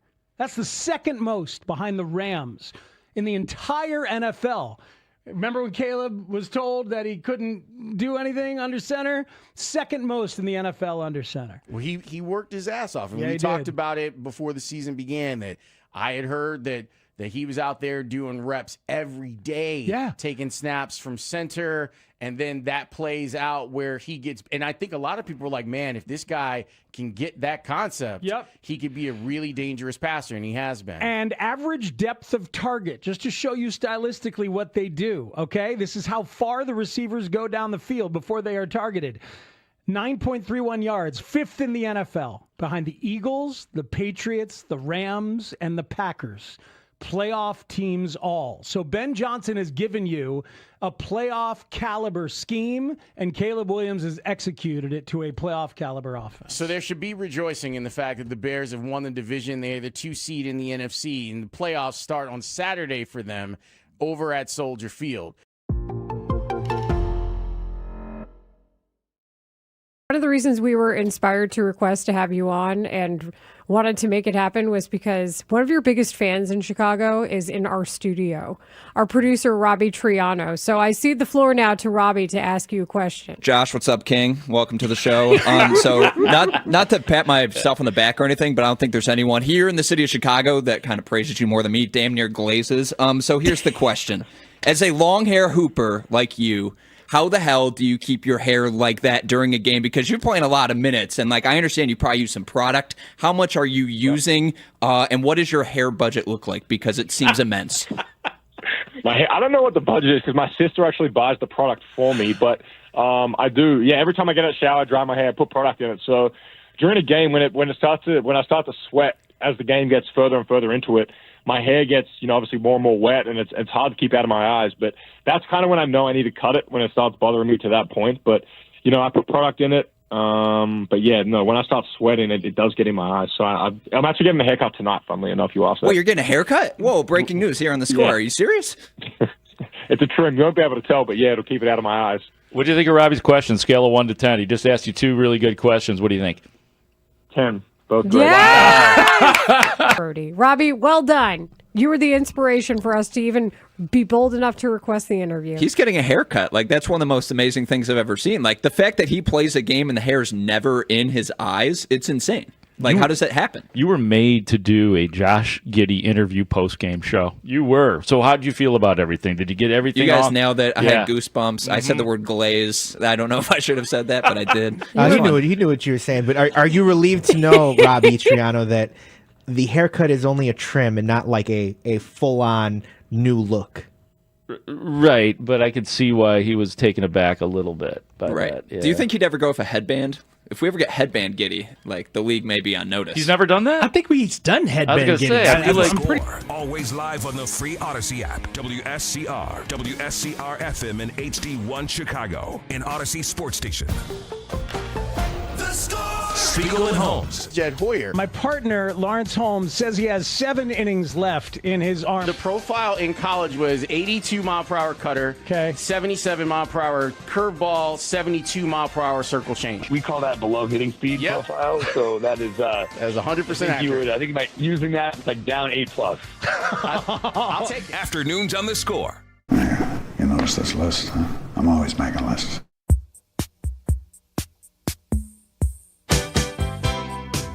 Us to Daryl Hall and John Oates songs today. You can never have too many. At least not for John Oates. Daryl Hall, it's possible that you could have too many. He's already decided it's enough, right? He's written the book. Multiple times he's decided it's enough. His Kiss is not on your list. It's too bad. That is indeed Hall and Oates. Yeah, they never go by that. It's Daryl Hall and John Oates. But they go by Hall and Oates in my heart, Lawrence. And on the Tributosaurus stage, on Spotify, they go by Hall and Oates. So at a certain point, you don't get to try. Like, if you don't get to decide, is what I mean. If the world is decided for you, then it's over. Now, Garfunkel and Oates, that's a whole thing. And I like them. There's a funny comedy bit. That's a very good bit. Agreed. And some really interesting, well-written tunes by those people. Hey fellas, real quick, let's go to our list. Let's see how we did. Ooh, let's go. All right. So I think the Cubs can catch the Brewers. Cubs are 5 games back of Milwaukee. Milwaukee has all sorts of pitching trouble. They made a trade today to address some of that trouble. Got 2 pitchers from the Astros to fill in because Brandon Woodruff's on the 60-day injured list. Kyle Harrison is on the 15-day. Kyle Harrison is on the 15-day injured list, and Mizorowski missed a start, might miss another one. He's got fatigue. Yeah, he's got arm fatigue. I think the Brewers are catchable, and I gave you the other day a list, and we did a pretty quick of 6 things that I think need to happen for the Cubs to catch the Brewers, and you were writing them down and reacting to it. And you decided, I forget which one it was, you decided this one was least likely to happen of the 6. So I thought we should throw this out to the listeners, to the baseball fans, to the Cub fans. Do you believe that the Cubs can catch the Brewers? And if indeed these 6 things have to happen, which one is the least likely to happen? Okay. So now everyone is prepped. Everyone understands. Now let's go back over the list. All right, here we go. And then we're going to open the phone lines. You can open them now if you want, Baby T, at 312-644-6767. I read this before the game today, right? This list. Oh, man. Number 1 that needs to happen. PCA has to remain a superstar. I think that, well, go ahead. I'll let you do your thing. So, but yes, he's been incredible. And watching him be incredible, I think the thing for a lot of Cubs fans and baseball in general, salute that man, is can he continue to have the run that he had? I think this has been a better first half this year than the first half last year. I will say it was a little uncomfortable yesterday when they were talking to him and they were like, hey, so can you be the MVP? And he's like, well, there's this guy named Ohtani, and he's really good. And I would have to, like, become a reliever or something to maybe catch him. Mm-hmm. And I thought that was funny. But, yes, that is a very interesting – he's got to be the straw that stirs the drink. I think that is true. All right, so PCA needs to remain a superstar. Here's number 2. 4 players have to maintain their current pace being above average. Comfortably above average. The average player in MLB right now has an OPS of 721. Okay? 721. Right now for the Cubs, Seiya Suzuki comfortably above average. Ian Happ, 759. Quibble with his stats, his numbers, whatever. It always ends up around 780 at the end of the year. Michael Busch is at 763. I think he's trending upward, actually. And the fourth one that I'll say is above average right now is the catcher position. Carson Kelly at 763. Miguel Amaya a little lower, but 704. Combine them, and they're comfortably above average. Now, there's room here for Nico Horner to become that guy if the catcher falls off or something like that. If Nico ends above 700, I'm probably happy. Man. He's got a lot of work to do to get there. But if you got a lineup where you got a superstar in PCA and you got 4 players who are above average, you're going to score a lot of runs. So is the 4th player catcher? Mm-hmm. Okay. 4th player is catcher. Now, it goes along with this. Alex Bregman has to have an 850 OPS in the second half. I need Alex Bregman to return to being himself. Career OPS of 834. He ended the first half on a good note. So if you're like, hey, is he trending in the right direction? There's an argument for it. I think there is as well. Last year, an 821 OPS. Year before that, a little lower. 768. You could argue 850 is tough, but I'm telling you, if he's 850, add that to his 696 in the first half, and you're still looking at an OPS probably below 800 as it all rounds out. So it'll be below his career, but it'll be above average and acceptable. So I need Bregman to be an 850 in the second half. Okay? Yeah, like you look at him and you go, man, what's going on? But you did see a jump. So his numbers in July, we saw the slug come back. And the slash line's not great, but it's better than what it was, at least from a slugging standpoint. You can make an argument that there has been a sacrifice of on base for slug. In June, he was 200, 348, 300 for a 648 OPS. Mm-hmm. In July, 220, 283, 463. Woof. For a 746 OPS in July. Okay, so better in July. Better, so far. like gave up on base for slug in July. All right, so they're your first 3. The 4th, now we go to the pitching staff. Matthew Boyd has to stay healthy and above average. And Boyd has been very, very good since he came back. Gave up some runs the other day, but then got 10 outs after he gave up those runs and stuck around. So Matthew Boyd needs to stay healthy and excellent in the second half. Number 5, one more impact reliever emerges internally. Okay? Could be Jackson Wiggins, who got activated the other night. Could be the rookie, the first-round draft pick, Cade Townsend. Like somebody you're not even thinking of has to show up. And I'm not just talking about Palencia coming back or even maybe somebody else getting moved to the bullpen. I'm talking about like somebody you haven't even thought of yet being an impact arm in your bullpen. Okay? And then number 6 is a trade is made for a power arm starter and an impact reliever. I think they need one of each. Is Jed Hoyer and is Carter Hawkins, are they going to collaborate and go out and get a starter and a reliever? So there's your 6. Which one is least likely to happen? And do you think the Cubs can catch the Brewers? 312-644-6767 is the phone number. Let's discuss. So I really want 6 to happen. And this is one of those things where it's like, this is what you need to do. And I've made the argument for the last couple of days, and I'll stand by this argument. The team has done enough that the front office should feel like, yeah, man, we got to help them out. the manager has been vocal about we had enough pitching to get to the All-Star break. And now the All-Star break is here. And I get that it is not the history of Jed as baseball boss to jump the market. That's not usually what he does. He likes to go down to the deadline itself.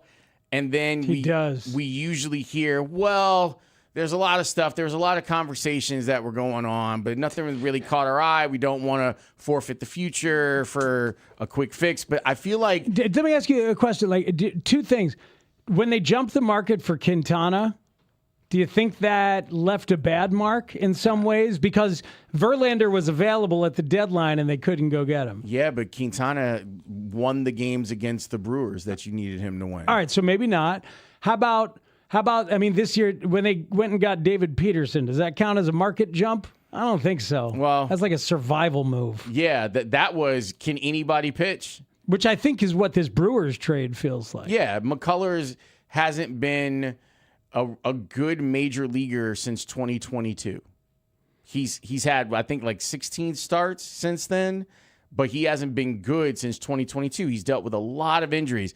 That feels like a lottery ticket. And that's okay. Like, I'm all right with that. I think the Cubs are doing a little. I think Peterson's a little bit of that. Oh, my God, for sure. And they've been hitting. Like, that's the thing. And that's why I feel like because they were lucky enough to hit on, and maybe it's good scouting, to hit on some of these things, and Craig has been good enough to deploy people in the right way, that you shouldn't give up. If you were at 10, if the Brewers had a 10-game lead on you, it would feel hopeless, right? But it doesn't feel hopeless But at it 5. doesn't feel hopeless when you factor in the way that they looked on the weekend going into the All-Star break too, and that you're not in a desperate situation trying to chase them down. You're more within striking distance against them. So why not give the guys on the field what they need to be successful? I think my internal answer is that number 6, the trade, like you're talking about. I don't have confidence in them being able to go out and get the stuff that they need and going to get the stuff that they need, because I fear that they will wait. And what if Skubal never gets dealt? And then this market doesn't even materialize till the last day of July. Well, see, and that's the thing that I think can sometimes bail out front offices, is that you slow play it and you slow play it and you slow play it until you can make an argument to your fan base of, well, see, like now we're 9 games back and it's August, and that feels different than 5 in the middle of July. You know, like that, like that's, I don't know. Like I feel like the expectation is an issue here. You had the owner saying that he felt like they should win the division. I don't know if I agree with you that they can win the division, because I do think the Brewers are better than them organizationally and on the field. But they are in a great position to be a wild card. And once you get into the tournament, anything can happen if you start now thinking about what your roster looks like heading into October. That's not something you can necessarily do in April, but you can do it now. Yeah. I mean, because what you want is that bye. You want to get that bye. So you don't even want to be the third division, the third best division winner. You want to be the first or the second and get yourself that extra week off as you wait and can slot things up, and then that's all those innings you don't have to get through. You'd love to be in a situation where the Dodgers aren't waiting for you. Yeah, you'd rather let all of it play out. You'd love to see them in the CS. Like, that's fine if you and I mean, talk to the Brewers. Everything's going great. Yeah. Here come the Dodgers. Oh no, we're done. I mean, the trouble is also on the trade front. You got a lot of teams that aren't giving up yet. Yes. So like Smoltz and Joe Davis were talking about it last night, that it's a muddy deadline right now. Like, which teams are definitively sellers? I had to decide on some. The Giants. So like Robbie Ray, I don't think Logan Webb will go, but maybe there's more. But definitely I don't Robbie know. Ray. There's a lot of stuff going on with Logan Webb and the Giants. He's antsy with the media out there, and he's been on social media getting himself in some trouble. Yeah. Had to delete his Twitter account. There's a lot of stuff going on with him, and I feel like him at the top of the White Sox rotation would be great. I totally agree. I just don't know that they'll move him. But Robbie Ray's a free agent to be. Is Kansas City, they're a seller, right? Do they have anything that you want? Michael Wacha, the All-Star last night. I mean, that's a badass. But they invested in him, and he's been great for them. And he's got, I think, 2 more years on his deal. So that'd be at least 1 more year. So that'd be a lot. Detroit's in the middle. I don't. You don't know. I don't think Detroit's a seller right now. At least not yet. Yeah, not yet. And then you go the A's. Probably. They've lost. They've lost a lot of games recently. What did they lose? 9 in a row now? I think they've lost 9 in a row, including the last 3 to the White Sox. Yep. Before the break. Can you call the Mets back? Yes, you can. You should be calling. You're the Mets still back. in conversation with them. You never stopped being in conversation with them. 6 weeks of conversation about David Peterson. And I'm sure that Freddie Peralta was mentioned. So this about the time of year where the Reds are like, yeah, we surrender. It's one of these 2 weeks. Gordon Wittenmeyer, who covers the Reds for the Cincinnati Enquirer, was on Hit and Run the other day. He was making a case for Brady Singer, the former Royal Brady Singer. Big-time arm, pitching a little better now, contract year, probably won't cost you too much. He was making that case for the White Sox. The Padres are sellers, right? Dude, I don't know. It's fascinating. 500 team, 3.5 back in the wild card. They're always the team that go. And it looks like the formula is not right for them. I mean, that's the thing. And A.J. Preller is a madman. I mean, there's a whole article the other day on, is he going to sell Mason Miller now? Is he going to trade Mason Miller after giving up all he gave up to get him last year? Is he going to trade him away Maybe now? Maybe get some of that back. And restock. It's crazy. Start all over. Textures are getting in on they all say it's number 6. Least likely is the Cubs adding impact starter, impact reliever. Maybe they add more guys like David Peterson, but they don't have the farm assets to go Skubal or Peralta. Peralta won't cost you near what Skubal will. So let's find out. What do you think about this? 312-644-6767. We got a list of 6 things. Which do you think is the most reasonable for the Cubs to do? Is there anything in this list that you like they're not doing that or that's not happening? We want to get your opinion on the phone lines next. 312-644-6767, talking Cubs baseball here on The Score. 104.3 The Score is Chicago Sports. Chicago Sports is 104.3 The Score. Thanks for keeping us the #1 most listened to sports station in Chicago. Listen on your radio, your laptop, mobile device through the Odyssey app, AUDACY, or tell your smart speaker to play 104.3 The Score. We're live and local. 104.3 The Score. Hey, Score listeners, for all station contest rules, go to thescorechicago.com/rules. And good luck. July is here. Chicago's sizzling. If your AC is running nonstop, but your home still feels warm. Sure, in Oklahoma City, he did the headband thing. We might have had that. It would be. Would he do the thin headband? These are the questions on the tops of everybody's See, mind. I said, I'm a long-haired hooper. People call me the giddy on a pickup court. When I play, I have to have the hairband, or else it's just in my eyes and I can't see. Let's flash back to the fateful day where Robbie got to interview Josh Giddey. And Robbie said, "What's up, King?" And then he proceeded to ask him about being a long-haired hooper and how Giddey keeps his hair out of his face while he's able to ball. And apparently Giddey said that this is a common topic that comes up, but his sister is the one who helps him out with the hair product. Well, the Bulls heard your question, Robbie. Heard. And they have something for you. This is courtesy of Josh Giddey, his sister, and the Bulls. What is this? Whoa. What do we have here? What do oh ye my have? God. What do ye have for us today? No way. I got the hair product. Let's go. I'm running out too, so hell yeah. Is there a note? Is there a note? Read the note and hold it up for the camera. There's right a here, note. Robbie. There's a note. Uh-oh. Oh my God, here's a note. No way. Oh, boy. Robbie, for keeping the flow fresh this season, Josh Giddey and the Bulls. Hell yeah. Oh, Josh Giddey, that's why you're actually the Hold on, best. I'm going to go down there and see Robbie right now. He might be overwhelmed. I'll be right back. You're going to go check on him? Throw that headset, Hawk. Go get out there. Josh Giddey, this is why you're the best. And because of this hair, that's why he's averaging a triple-double and will be averaging. And that's why he will be an all-NBA player by the end of the year and an all-star. Robbie, you doing okay? What is the product? Can you tell us what the product is? Yeah, what's the product called? Oh, he's gotten a hug from Mark Grote. MUK, Raw Muck Styling Mud. I got to take a whiff of this. Hold on real quick. Is it Australian? It's got to be. What? Spell it again, Robbie? MUK. MUK, Raw Muck. That doesn't sound like a hair product. They but won't I let me believe open him. it. Oh, God, this is expensive if they won't let me open it.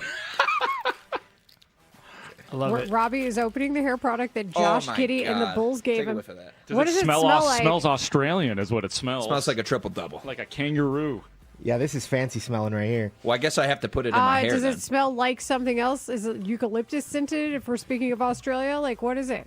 I can't put my finger on it. We're gonna pass it around, and everyone can describe it for themselves. Take a little dab. Put a little bit in your beard. Let's see how it looks, Ray. Yeah, We're all put a going little to bit get in a there. whiff of the Josh Giddey hair product. So, how kind of the Bulls and Josh Giddey to Thanks, give you this Bulls. hair product that Josh Giddey uses. That was not the goal of the interview. Robbie was not trying to get this hair Well- product. He's applying the product now through his hair with his fingers. It looks like a. How does it feel? A thing of ranch dressing. Now, this thing is thick, and I understand now why his That's hair is what- so firm, because, oh my God, this stuff it's is like really a thick. citrusy smell. It smells unbelievable. I'm going to pass this to Marshall to see Thank what you he to the thinks. Chicago Bulls. Thank you, Josh Giddey. You gained a fan for life. 20 years ago, Yesterday. I was there. 20 years ago, yesterday. 20 years that's ago, how this surfaced. back in Tucson, Tucson, as Uncle Terry would say. Good old Pima County.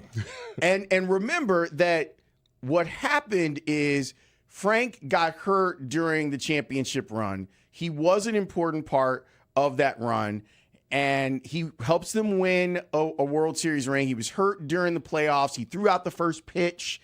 And so it was like you have this like culminating moment, and then there was a contract dispute because there was a diminishing skills clause put into Frank's contract, and Frank didn't like that, and he felt disrespected. He ends up going to the Oakland A's, and he talked about how well he was treated at the A's and how poorly he had been treated by the White Sox. And as you can imagine, this caught the ear and eye of one Kenny Williams. And then Kenny said this. Believe me, it's not easy to deal with an idiot. And this man, over the course of the years, has tried my patience and tried it. And we don't miss him, by the way. And if you go out there and you ask any one of my players out there, any one of my staff members, we don't miss him. We don't miss the attitude. We don't miss the bitching and the whining. We don't miss it. Good riddance. See you later. He better stay out of our business. He better stay out of White Sox business. Matter of fact, I don't need to be talking to you guys. I'll say what I have to say to him directly. Have you talked to Jerry? I know it's still early in the morning. Have you talked to Jerry about this story? No, I haven't talked to him. Let me tell you something. There's a lot of guys around here that have been with the White Sox organization for, I'm one of them, damn near all my coaches, for 20-some odd years. And Jerry's almost, he is like a second father to to a lot of us. For these backhanded comments, actually, I guess they're not even backhanded anymore. They're full frontal smashes right in our face. For these to keep coming, and again, for him to turn his back on all the things that Jerry has done, and this guy, of all people. So, okay, here's the thing, and I love it because inside the Twitch, the experience that we had with young Sean and young Alex happened. People on your afternoon show, Lawrence and the other dude, but Matt speaks. They call it a slag. He's the other dude. Yeah. Afternoons on the Score. Wicks works his motion. Here comes the 2-2. Sanchez hits one on the ground to third. Fielded by Bregman. A second for one. Horner to first. Double play! Cubs win! Cubs win! They beat the Brewers 4-3 in 10. Zach Zaitman on the call. Cubs baseball can, of course, be heard here on The Score on the Cubs Radio Network. We are talking with you about Spiegs' list. He's got 6 things that he thinks if they happen, the Cubs can catch the Brewers. Is he being realistic? Is there anything that you would add to the list?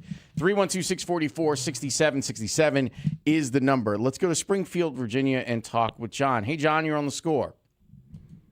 Yeah, hey. So I was doing some poking around on FanGraphs, and the total F WAR that the 2026 squad of position players has put up is actually a little bit higher than what the 2016 team had done by this time.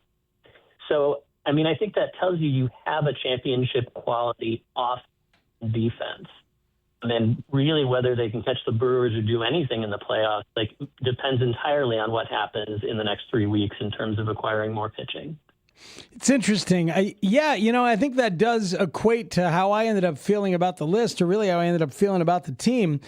I think all 3 of those offensive ones, nobody's like, I'm not sure if those can happen. You haven't set crazy expectations on this. Because I don't think you need to, because your lineup is deep. And their whole thing is run prevention, yes, right? Yes. So if you get any sort of regression to the mean offensively, knowing that your defense is pretty stable because of the personnel that you have, it should offer you an opportunity to be better overall. Exactly. And it's built on a lot of guys doing enough so your lineup is long and you're preventing runs, and then it's the pitching that's got to put you over the top. So we all end up leaning on the front office in this way. Yeah, because remember, the 2016 team, they were locked in from a rotation standpoint. Yeah, they were. And this team is cobbling it together. They have 5 guys make 29 starts. Yeah. Is that right? Something like that. I mean, I'll look it up. And Shota will probably have an opportunity to make 29 starts. I think that's about it. Yeah. So, the pitching, let's see. They had 5 guys make 29 starts. John Lackey was the low man with 29. And he didn't come here for a haircut. Hamill, Hendricks, Arrieta, and Lester, all above 30. Yeah. Wonder how many of those dudes are going to be at Chicago Theater tomorrow night for the Lovable Reunion Live. Boom! Segue. I'll be there. Can't wait to see it. Baseball coverage on The Score is presented by Xfinity. Score the most reliable Wi-Fi. One price, 5 years guaranteed. Xfinity. Imagine that. Let's take more of your phone calls. 312-644-6767. Out to St. Charles and Jim. Hey, Jim, you're on The Score. Hey, guys. Love your show. I just wanted to call in and say, I think PCA will have a better second half than he did last year. So I think we're good with him. I don't think Bregman's going to get to 850. I think if he returns to his form for last year, maybe 800 if he has a really solid second half. No, not to get to 800, but to be 850 for the remaining 60 games or whatever. Because I think you're right. Expecting him to finish with an 850 is crazy at this point in his career. But how about have a couple of months? Have a 6-week run. Right. Have a 6-week run that gets you to an 850 OPS in the second half, and maybe your total is 800 by the end of the year. That kind of thing. Yeah, I agree. If he continues doing what he did the last 3 weeks, I think that's definitely possible. Mm-hmm. I don't think the Cubs are going to go out and get a starter and a reliever. History has taught us that they usually go for relievers. I know starters is what they need, but it's Jed and Carter, and I don't think they have the farm system to get that top-notch starter. Maybe Peralta, if the Mets are willing to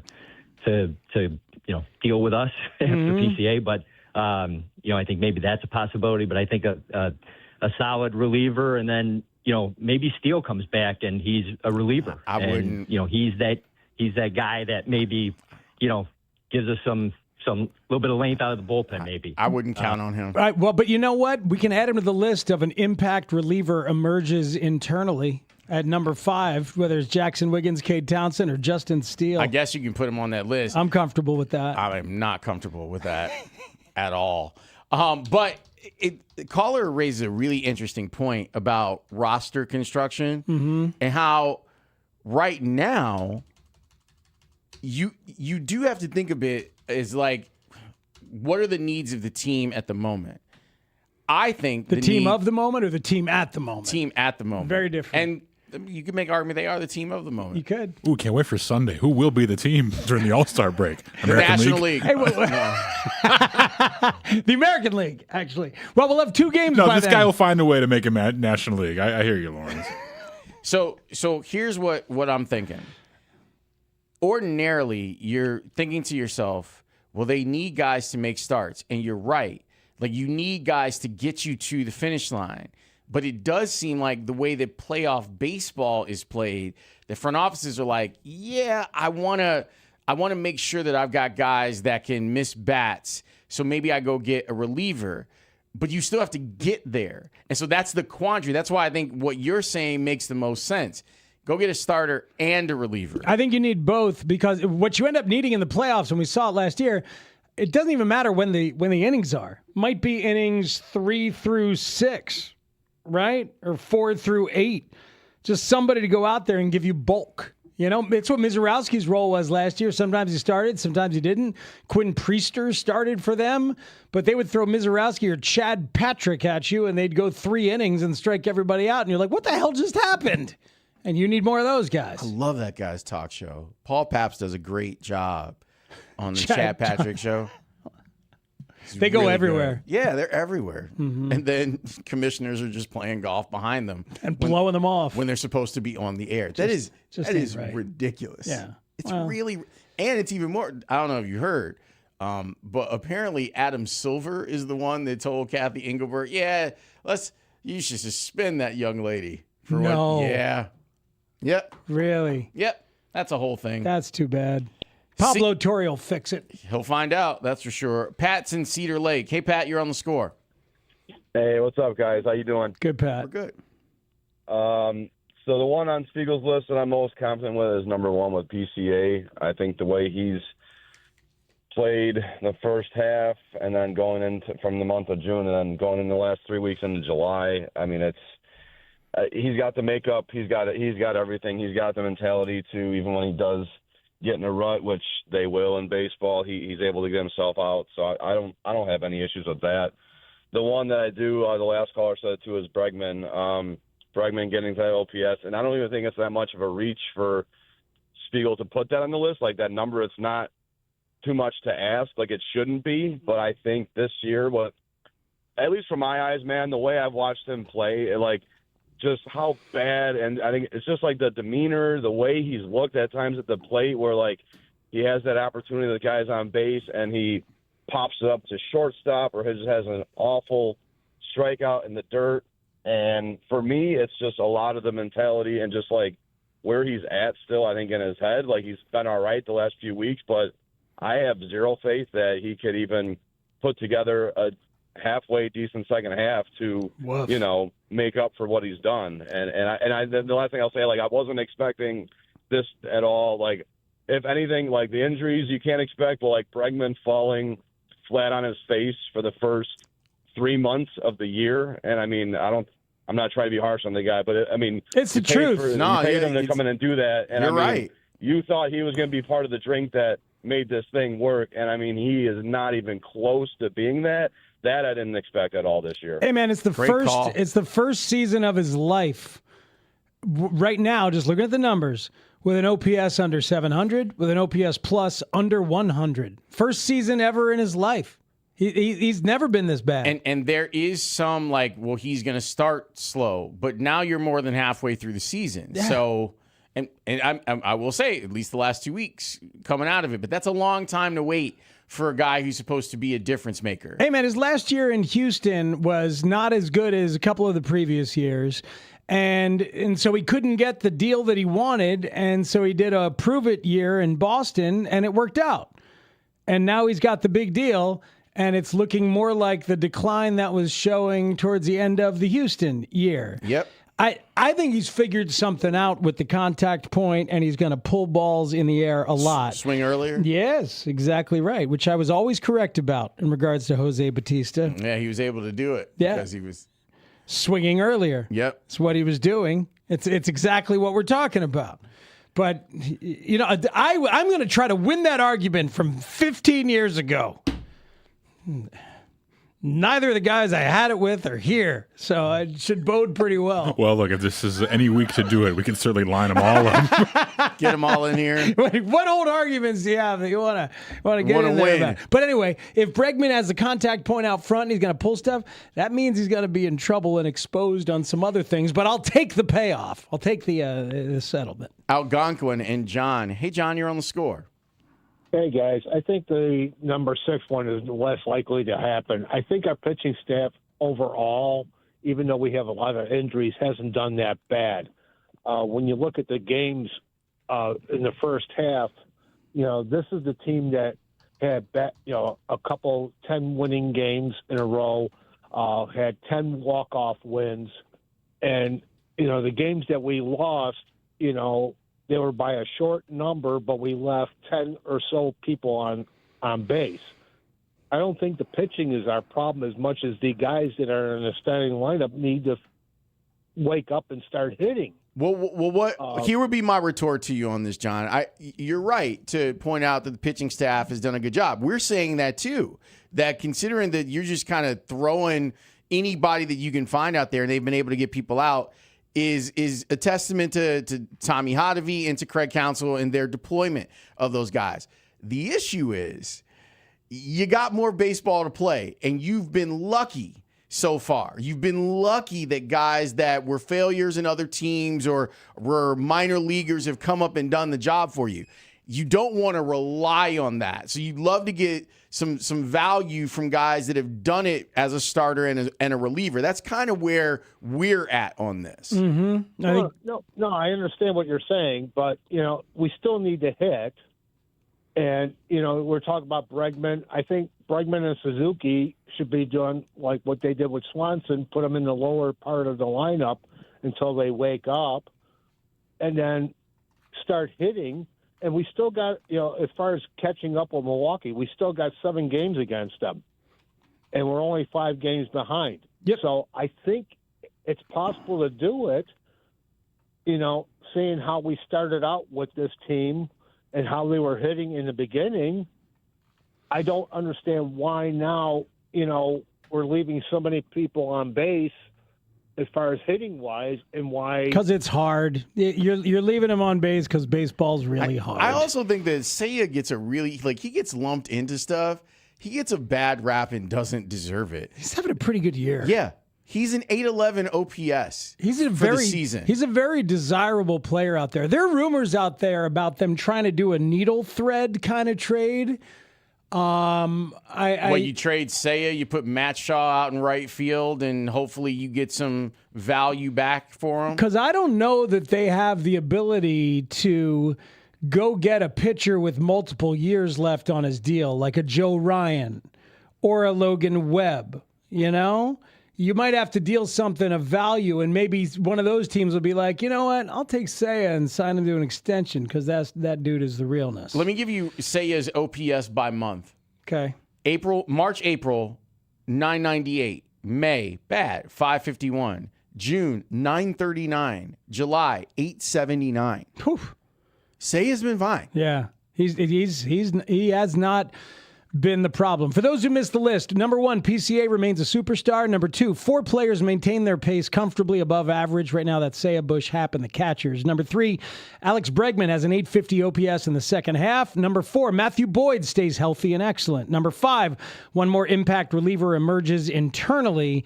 And number 6, a trade is made for a power arm starter and an impact reliever. We have discussed it. I think we've kind of gone through the looking glass here on what Jed Hoyer and Carter Hawkins need to do. So now we can wait on them to do it. We're going to take a break. When we come back, let's talk Bears tight end, because everyone in the football world is talking about that. And there's a list of the personnel people and coaches around the league. We'll tell you where your tight ends plural, ended up on that list next here on The Score. Rahimi, Harris, and Grote. Middays 10 a.m. till 2 on The Score. We also see at least Vargas come through like we have all season long. Here he is again, but he's not the MVP. Instead, it's Bellinger. And I think it should be Miguel Vargas. I'm still not quite sure why it's not. He had the home run. I hear you. I hear you. If you're going to give it to somebody who isn't Vargas, I still think it's probably the pitching, given that it dominated this game. Rahimi, Harris, and Grote. Middays 10 a.m. till 2 on Chicago's Sports Radio 104.3 The Score. And live on the free Odyssey app. My algorithm has started to catch on to what I like to see, which is cat videos. Because, yeah, we love, I like sending them to Grote. I love when you send them. They're just a baby. And then I came across this from KARK in Arkansas. New at 10, Nationwide's Wackiest Pet Name Awards are officially in the books. And this year, one of the quirkiest winners comes from right here in Arkansas. Pet owners across the country submit their most creative names with more than 200,000 votes helping decide that coveted top spot. We have a knack for winning these things. We really do. We really show up. Well, tonight we've got a local celebrity making headlines for a name that you have to hear to believe. Caden Michaels met the famous feline today. And Caden, what's the name that took first place? Well, Bob and Laura, I don't think you guys could ever guess this name. Cheddar Big Booty Cheeseburger. Yes, that is the cat's name, and there is a story behind it. The sound of Cheddar Big Booty Cheeseburger. Wait, not that one. This one. The 8-year-old award-winning cat from Benton, Arkansas. But who would name their cat after a cheeseburger? Surely there's a good story behind that name. He's always just been like a little bit of a larger kitten. And just as he started like developing into more of an adult cat, I couldn't quite pick him up anymore. With like just one hand, it became two, so it was like holding a burger. So cheddar cheeseburger fit. But what about Big Booty? He started to develop just this little habit of like, I love having my butt scratched. So he would like present his butt, and then it got to a point where like you would do like bongo drums with it. And now all put together, the name winning a national award for wackiest cat name. Getting that email today was a shock. It was pretty wild. I was internally screaming all day, trying to figure out like, oh my gosh, what do I do? And no, I'm really proud of him because he definitely lives up to his name. Cheddar Big Booty Cheeseburger is a long name to pronounce, so he does have shortened nicknames at home. Pretty much I'll go like, Cheddar or Big Booty, something like that. Cheddar. Bravo. Big Booty Cheeseburger. Shout out. And he's an orange cat. Orange He's cat. very fluffy. Aw. Cheddar Big Booty Cheeseburger. Aw. The other winners, dog name Internet Browser. Internet browser. I don't know why that says. Come here, browser. Internet Browser. And then for exotic pet name, there appears to be an iguana or a Gila monster, and his name is Space Cowboy. Space Cowboy. The Arkansas news reporter, he goes, Bob. What about Big Booty? What about Big Booty? Thanks, Bob. It's the question of our times, really. Cheddar Big Booty Cheeseburger. Yeah, man. I thought they were going to say You also ate heard cheeseburgers, some. too. You heard some Force news anchor laughing there too. Big Gotta have that. booty. Gotta have that fake laughter. I live in a high rise, and I'm sitting in my place. There's at least one other cat on the floor, and I was hearing meowing. What? Showdown. I know. They haven't met yet. No play dates, nothing like that. But I'm hearing meowing, and I'm like, oh boy, poor kitty. Like their parents probably aren't home, and then it's getting louder and louder in the hallway. And then I was like, oh crap, that's Dave. I left Dave in the hallway. I'm like, oh my God. I'm like laying down, kind of calling it a night. I had put Dave out in the hallway, and I forgot he was out there. And usually I'd lodge the door open so he can get in and out. I had locked him out. And so he's out there meowing. I'm like, boy, that poor cat out there. He's just a baby. Yeah, bad owners out there they're not home for their cat. And I'm like, oh man, that's my cat. Oh my God. And he looked at me like, bro, you just left me. His tail was all puffy. He was so upset with me for about 5 minutes. Oh my God, his tail was puffy? All puffed because he was freaked out. Because usually he can come in and, like, if there's a hint of somebody coming up on the elevator or a door open, that cat dashes back in. He's a But I scaredy left him cat. out. He is a scaredy cat. So did you keep the door open, then you forgot? I forgot, and I then you shut the closed door right in his. I slammed it in his face, laid down on my couch, heard cat sounds that I thought I was blaming other bad cat owners. I'm like, oh, that's mine. Walking around the apartment. Dave, can you believe these cats just out here? Kinda. I was Wait a second. in my own mind, I was judging other cat owners while I was the bad cat owner. Dave, aren't you glad I'm not one of them owners? Yeah. You and I got a People are thing, saying bro. that was his only defensive play of the season. White guy? White guy. 31 jogs out there. And I see Colson Loveland. And when it breaks out, I was sitting on my couch upstairs in my bonus room, and I set up on my couch, and I just go, oh, no. In the Green Bay secondary. And this dude was on his own. I was like, oh, this is a milk check right here. My boy's going to get got. And he got. Williams looking left, throws left side, got his man for the two-point conversion. It is Colston Loveland. Who else? Nick Neiman had coverage on the near side. Every team should get an additional timeout. Random white guy gets caught in coverage. Milk on milk crime. That's heavy cream. Yeah. That ain't. The rankings that the ESPN put together, Jeremy Fowler put together with coaches, the surveys, with scouts and execs of the top tight ends in the NFL. Speegs, you watch a lot of Colston Loveland. Where do you think he ranked? Of all the tight ends in the NFL, he is in the top 10. Considering the way that he came on last year, probably not top 5 yet, but you said he's top 10. Wow, that's pretty cool. So what are we talking about, 8, 9? Here are the tight ends that are in front of Colston Loveland. Brock Bowers, number 1. Trey McBride, number 2. George Kittle, number 3. Sam Laporta, number 4. This one might bother people. Number 5, Tyler Warren. Number 6, Tucker Kraft. Number 7, Colston Loveland. Man. Then Kyle Pitts, Mark Andrews, and Travis Kelce. Strangely enough, others receiving votes. Honorable mention, Cole Kmet, the quote on Cole Kmet. He's still a quality player who's friendly for a young quarterback, good in the run game. They need to find ways to get Kmet and Loveland on the field together. That's from a personnel executive with an NFL team. I always, it's good stuff. I like looking at the targets for Colston Loveland last year. You know, all single digits all the way through the season. Oh, he did have 7 once there in week 10. But then you get to the end of the year. 15. From week 17 on, 10 targets, 13 targets, 15 targets, 10 targets. His last 4 games, double digits every single time Caleb Williams was trying to find him. Would you like to know why that's a good thing and why you were ahead of the curve? Yes, sir, please. Caleb Williams' passer rating throwing to Colston Loveland, 121.6. Man. That's really good. Here are a couple quotes about him from the piece. Quote, he's unbelievable. A smooth mover with toughness. This is Caleb talking about Colston Loveland? No, this is an NFL coordinator talking about Colston Loveland. All right, good. Here's what an exec told the poll.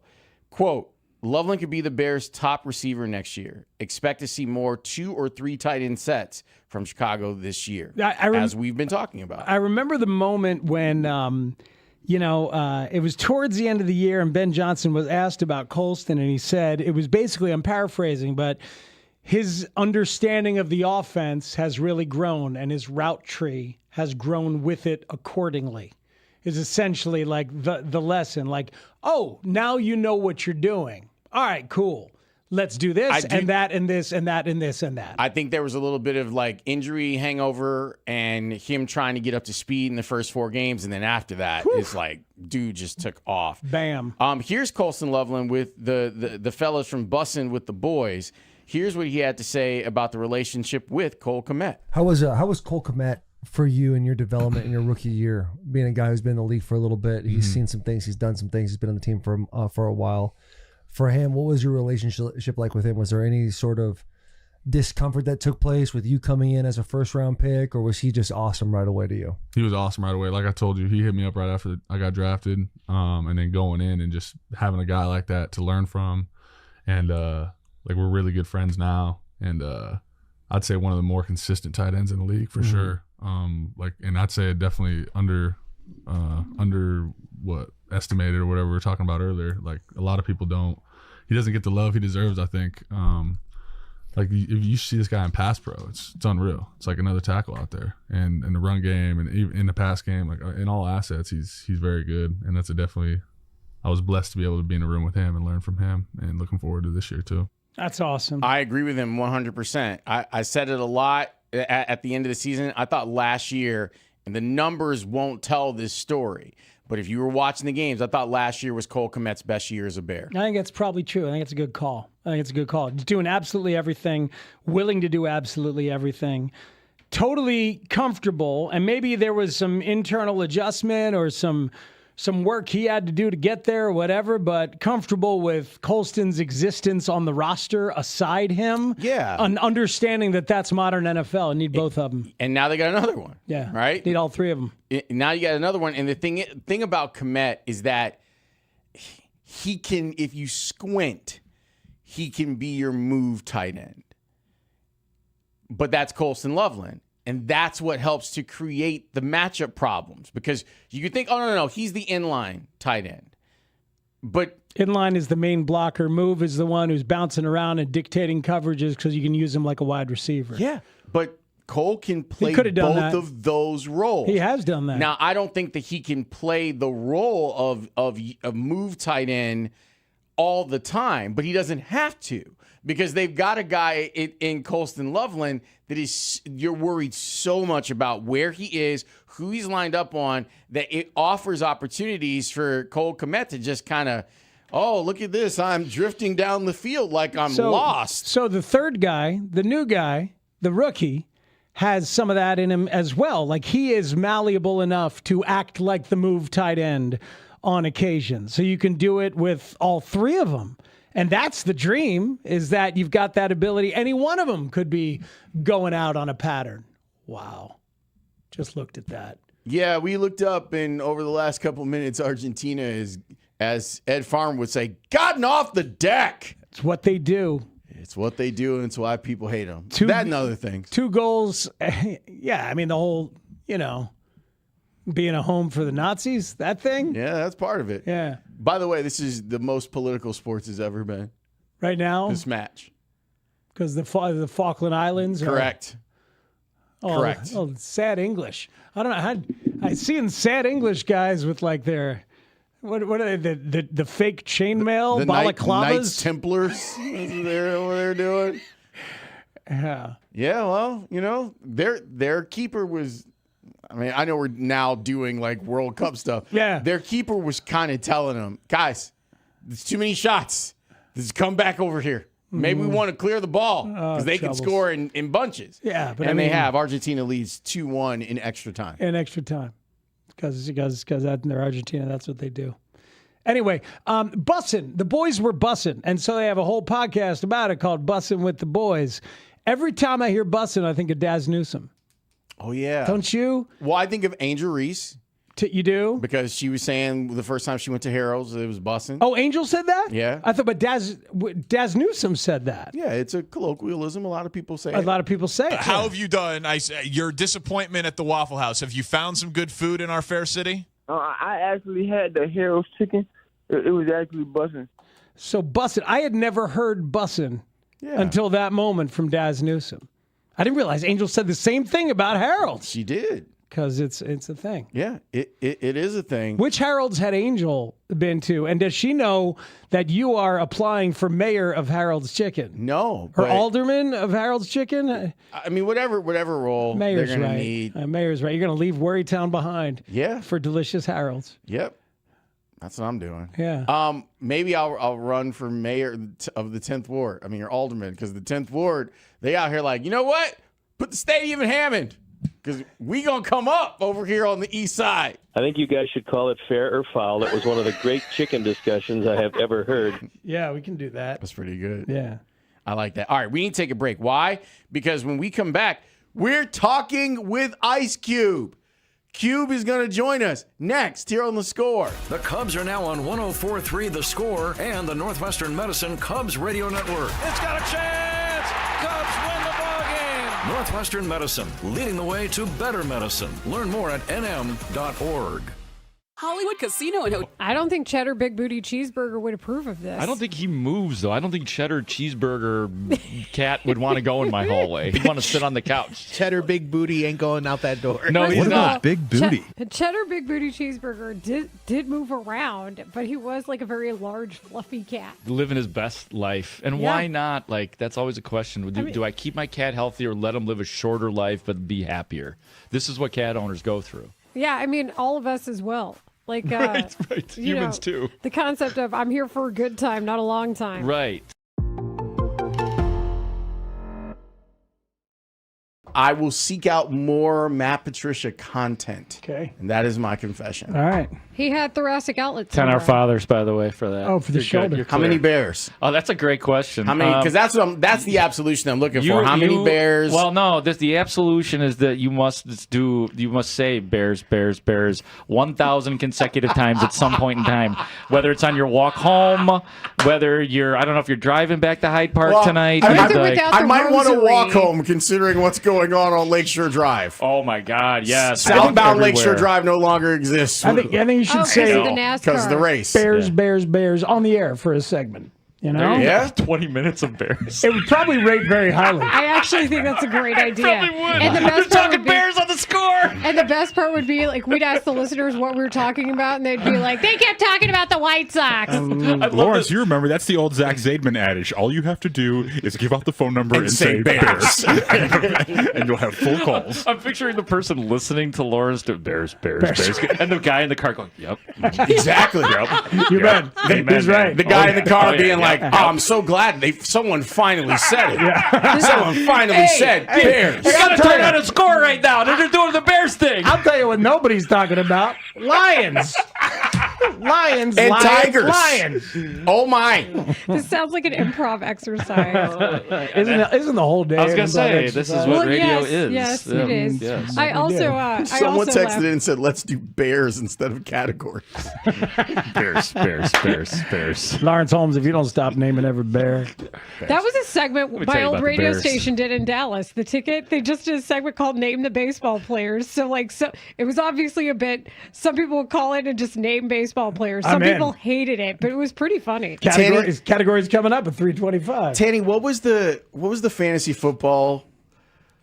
Sit 'em or bench 'em. Sit 'em or bench 'em that you guys used to do on Boris and That was Bernstein. awesome. That was awesome. Such a great segment. Yes.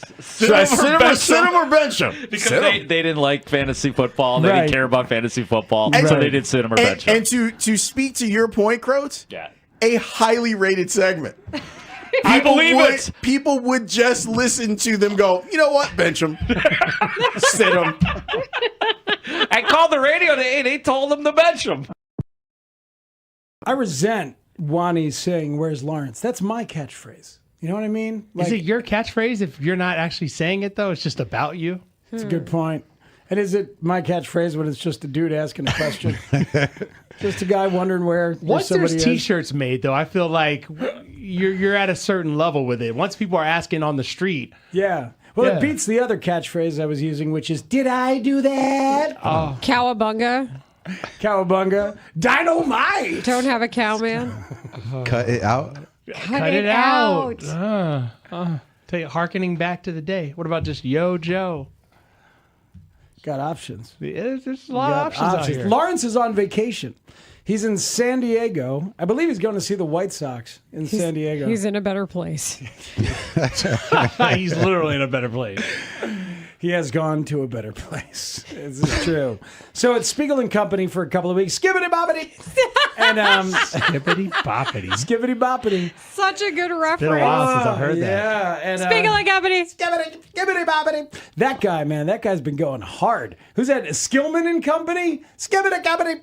Skibbity boppity. That guy's been going hard on the Rusidi and Vrabel story because he's like unaffiliated now and he knows stuff. So he does like 3 emergency podcasts a week. back on the Rossini and Vrabel stuff. What is his name, though? Skillman and Company. Skillman Company. And we heard it the first time. We're like, did he say skippity boppity? Is that what he said? And it might have been what he said. We listened back to it last week. Skippity boppity. And I could not stop laughing. Oh, it's amazing. And Grote was listening to it, and he's like, wait, why am I in this segment? Grote is everywhere. We know that. Skippity Company. There it is. Oh, wow. Skippity Company. This hour is being brought to you by Goldilocks. Protect your home or business with Goldilocks doors, locks, and security. GoldilocksInc.com. Spiegel and Holmes Show Flashback. Ice Cube. Have you noticed Lawrence's hat? So I'm a White Sox fan, Cube, and I saw you in Barbershop 3 rocking this cap. And I was like, me and Cube favor enough that I can be like, that looks good on him. It might look good on me. And so I went out and got it. Like, I love it. And it's my favorite White Sox cap that I own, and I own like 20 of them. Look at you out here selling White Sox stuff. They owe you some money probably through the decades. Just acknowledging, that I was a part of at least some of the merch sale is cool. He did a bobblehead for me. Last year I couldn't make it because I was traveling with the Big Three. And so, I feel honored that they even did that. And, it's cool, let them make that money. Yeah, they did the Ice Cube bobblehead last year for 10,000 fans at Rate Field, and it was scheduled on African American Heritage Night. So yes, they have honored your contribution. And I know that Brooks Boyer, who's the chief marketing guy at the White Sox, is a huge NWA fan and Ice Cube fan. So he loved that whole process. I got a couple of those bobbleheads. I'm gonna send you guys a couple of them. Oh, that's what's up, Cube. That would be amazing. Yeah. Spiegel and Holmes, afternoons on The Score. And true to his word, we got the Ice Cube White Sox cap bobbleheads. Those are beautiful. It's probably the best bobblehead I've seen of a person ever. Is mine still in the office? Probably. I hope so. Because I haven't seen it. I wonder, because I had it in the office, but... They are doing demo around here, and sometimes stuff comes up missing. Speaks, I hate to have you find out this way. It is in an office. Oh! It's in my office at home. You took mine home! It deserved a better home. Ice Cube. And it got one. Can you believe that, Mr. Cube, Ice Cube, that our producer, Chris Tannehill, took it from the host and took it back to his house? Just ain't right. Now, you know better than to bring something that you like into work that you really cherish, because that's the best place for people to get sticky fingers is at work. It's so true. It's so true. But the thing is that Cube, the guy that puts together the really good opens whenever you come on the station, that's him. Is that guy. And he's actually like a DJ as well. So if anyone was going to have it outside of me, it should be him. Forget. Yeah, he deserves it more than me. 100%. Joining us right now is Ice Cube, co-founder and CEO of the Big Three, the premier global 3-on-3 basketball league, which will be in the city at Wintrust July 19th. So Sunday, you can go to Wintrust Arena at 1 o'clock. The triplets, by the way, are undefeated. I wanted to ask you, but I want to start with the triplets because we were talking about it in our pre-show meeting. Yeah, so Chicago triplets are going against Dwight Howard and the 2-2 LA Riot. The triplets are undefeated. $25 for any seat in the house. Go to big3.com to purchase tickets. So Dr. J is the coach of the triplets, and it got me to thinking, with all the people that you've met and in the sports world, because people always want to dap up with Cube, I'm curious, is there anyone that you got starstruck by? Because Dr. J, like, that's for those of us of a certain age, like, that's some legendary stuff to be able to just chop it up with him. Without a doubt. I mean, same when I met Reggie Jackson, Muhammad Ali. These are, gigantic figures in my eye. And, I'm like, yo, this is the man. Like, I grew up on these guys really showing me kind of given me the attitude that I have in a lot of ways, as far as knowing you're good, speaking on it, not being afraid to show the world who you are. And these guys did it at a time when it wasn't sexy at all. So, I got to salute the greatest of the greats, for sure. Julius Erving, when he would play at Rucker Park, some of those pictures just drop my jaw because people are on the roofs of buildings with their legs hanging over, just people just trying to find any way conceivable to watch that man play. And he stayed beautiful and graceful as a player all the way through his older years with the Sixers, didn't he? Without a doubt. Seeing those guys back then, there's no internet. There's no, you probably even no video tape. If you missed it, you had to hear about it. And that's the last thing you wanted to do was just hear about it. So, it's been incredible to work with him. But I remember those pictures and, seeing him play, catching glimpses of him through highlights, and getting a chance to work with him. It's kind of like this is one of those. It's more than a bucket list moment. It's just still unbelievable to this day. So how do you get people like Dr. J to say yes to the big three? You got all these players all over the place. Some of the coaches, fascinating. George Gervin, baby. Oh my, George Gervin is Iceman's there. So what's the pitch to Dr. J? Get him involved. Doing something that's great when it comes to basketball. He's one of the first pioneers, maverick type players, with the ABA and what he did there, coming to the NBA with his style. And I'm not surprised that he took a chance with the big three. This is just in his DNA to, not just sit on your success, but try to create new lanes and new avenues for the game of basketball on the pro level. And it's a good idea, man. That's why we're around 9 years, and he's a smart man that recognized a good idea and recognized, guy like me, all I need is the credibility of guys like him, and we can go, just sky's the limit, as they say. If you want to go to check out the games this weekend, this Sunday, July 19th at Wintrust Arena, visit big3.com to purchase tickets. You drift between the world of sports, the world of music, the world of acting. Cube, tell us who in the world of acting and music actually has game as a basketball player and who thinks they have game but doesn't.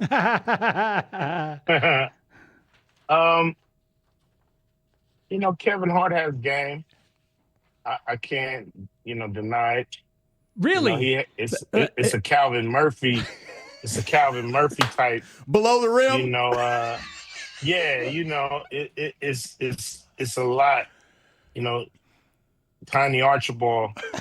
But he got game, no doubt. The game got game. He's a rapper that, I know can play. My man, Gilly the Kid, he's 3-time Big Three MVP, so he definitely got game. As far as celebrity. And J. Cole's got game. I think I actually called a J. Cole game when he was in college. Yeah, he has game. Even though I haven't been able to get him on my celebrity all-star games yet. But yeah, it's a few. It's a few. So, those are very respectful names that you comped for Kevin Hart. I got to say, Calvin Murphy and Tiny Archibald. Is Tiny still the last guy to lead the NBA in both scoring and assists in the same season?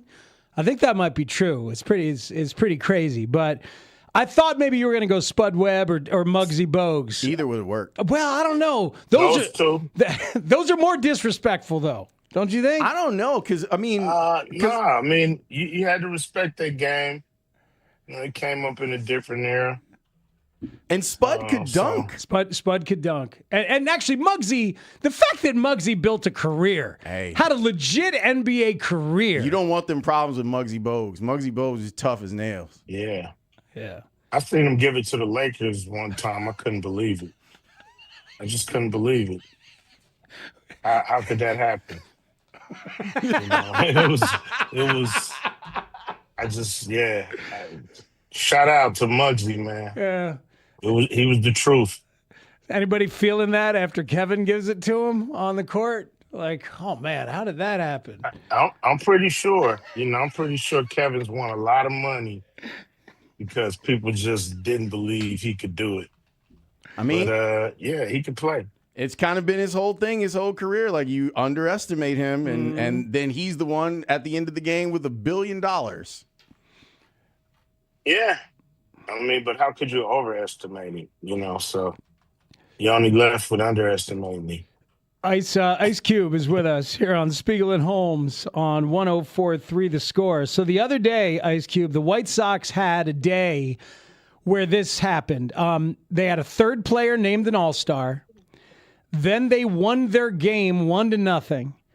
Then they had the number 1 overall draft pick, and they picked this kid, Rock Chalowski, out of UCLA. And then in the second round, they picked the son of Jim Thome. Just like an unbelievable day, like one of the great days in the history of the organization. And one of the guys in that front office texted this. Yesterday was the White Sox version of January 20th, 1992. Is that awesome? So that's. I mean, today it was definitely a good day. It was definitely a good day for sure. Is that the right day? That legend's true, right? Is that the day and a good day? I have no idea. You know, the good day was comprised of a lot of different cool scenarios, and somebody broke it down to that was the day. So how could I deny it? You know, how could I deny it? It was the day all of that happened. Yeah, perception becomes reality. Perception becomes reality at that point. If that was it, okay, fine. No, that's science. You know, he did the work. Like, he actually, checked, forecasts, and he was, looking at, all kind of stats and statistics. So Wynn found a box score for the Lakers and the Supersonics. Yeah. Yeah, he did the homework, man. So I can't deny it. When it came to putting Friday together, because I'm a huge Bernie Mac fan, and I'd love to know if you have any great memories of Bernie Mac on set, because he, along with the whole cast that made that such a classic, some of his lines still ring in people's head. Yeah, what's cool, I got a chance to work with him a few times. On Friday, it was quick. He worked one day, and it was a full day, so we didn't really get a chance to chop it up. And then I worked with him on another movie called The Players Club. That I directed. And then that's when I got a chance to really, kick it and understand Bernie Mac. And he would just say stuff like, he who hesitates is lost, and he would say stuff like, if you play with a puppy, he'll lick you in the mouth and bite you on the lip. And so I was like, okay, don't play with puppies, because they'll lick you in the mouth and bite you on the lip. So that was a Bernie Mac phrase that he would always kick, meaning don't play with the youngsters. Stay in your lane. If you're playing with youngsters too much, you're gonna pay. So Bernie was he was more like a preacher around set than a comedian. He was always on time, and always knew his lines, and always gave you something extra, more than you expected. So, he was one of the best. What's it like watching your son have the career that he's having, and just like have these kind of iconic moments in many films at this point? What's that like? It's fun. You know, it's fun to watch him have fun with the business, with the industry. I mean, he's beloved by everybody he worked with. So, you know, he's a good dude and good things are happening for him. And so it's cool to see that. And he's always a pro. And that's what I'm proud of, that he always show up ready to go, and he's not taking his opportunities for granted. That's beautiful. That's some real parent stuff right there. That he's fun to work with, man. That's everything. If you're fun, if he's making a movie set more fun and more productive in that way, he'll get called again, right? No doubt. You know, and he's grateful for the opportunity, and he's gonna show up and he's gonna give it 1,000%. And you know, and he's been around show business his whole life. You know, he's second generation Hollywood, so to speak. So yeah, he knows it back and forth. He knows the ins, the outs. He knows the on-camera game, the off-camera game. He knows about, you know, selling a movie, you know, what the producer's going through, and how to be an asset and not a liability to any project. Are the Ball brothers going to come through or what? We'll see, man. I ain't heard nothing, man. It was crickets.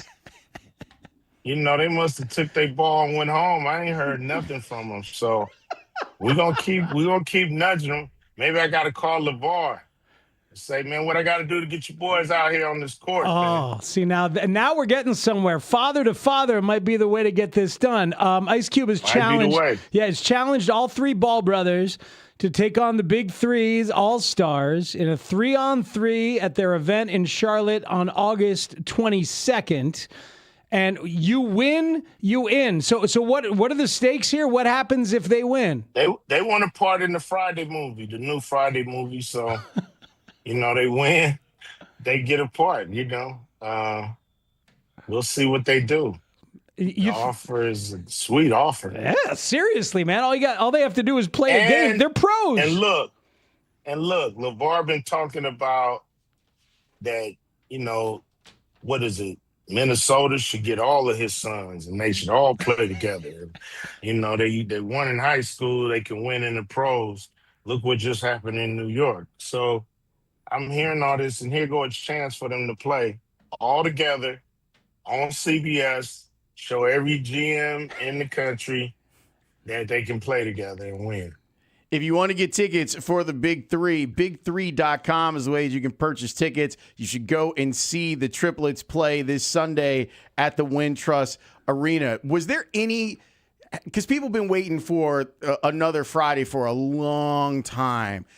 Was there ever a point where you're like, you know what, I've already done this. Like, we've done it multiple times. I don't need to do this again. And what kind of made you say, let's revisit this story and this storytelling device? I mean, I've always wanted to do it, but I always wanted to do it right. You know, if we can't do it right, then I'm fine. We're not doing another one. But if we can, let's go for it. It's what the fans want. We in this business to give the fans what they want, not just what we want to give them all the time. So I think I owe it to the fans of the franchise to do another one if we can do it right. You know, and if I can get everything, all the ingredients I need to make it what it need to be, I'm all in. Man, every time we talk to you, it's exciting, it's inspiring, because like there's a through line all the way through your work from NWA through the movies, through all the music, the solo music, and now through the Big Three as an entrepreneur, as a maverick, and a thoughtful one, a thoughtful, creative one. So keep rolling, man. Who knows what the future is going to bring in that sense? You know, the only problem is that your Raiders are probably still going to be bad. Hey, man, I've been able to do good with them bad. So just think how I do it when they good. You know what I'm saying? If they were I'm good. on my way to superstardom once they get good. So, let's keep hoping. Keep hope alive. Well, Cube, we appreciate you, man. Thank you so much. You're always welcome here. We love having you on, and whenever we can help out the big three, we want to. Appreciate it, man. Come to the games on Sunday if you ain't got nothing to do. I actually might do that. Right? Please, man, come through, man. Seriously. Just for a game or two. Holler at us. Yeah, We got 4 of them. So. Big 3 games are fun, man. I went to the one at UIC a few years back, and now this is at Wintrust. Yeah, it's right down the street. Yeah, down the street, a newer place, hip place. He's gone. Yeah, Cube's out here. Cube said, see you later. I love anyone that can tell stories about Bernie Mac. Anyone. And that last scene of Players Club with Bernie Mac and John Amos is just amazing.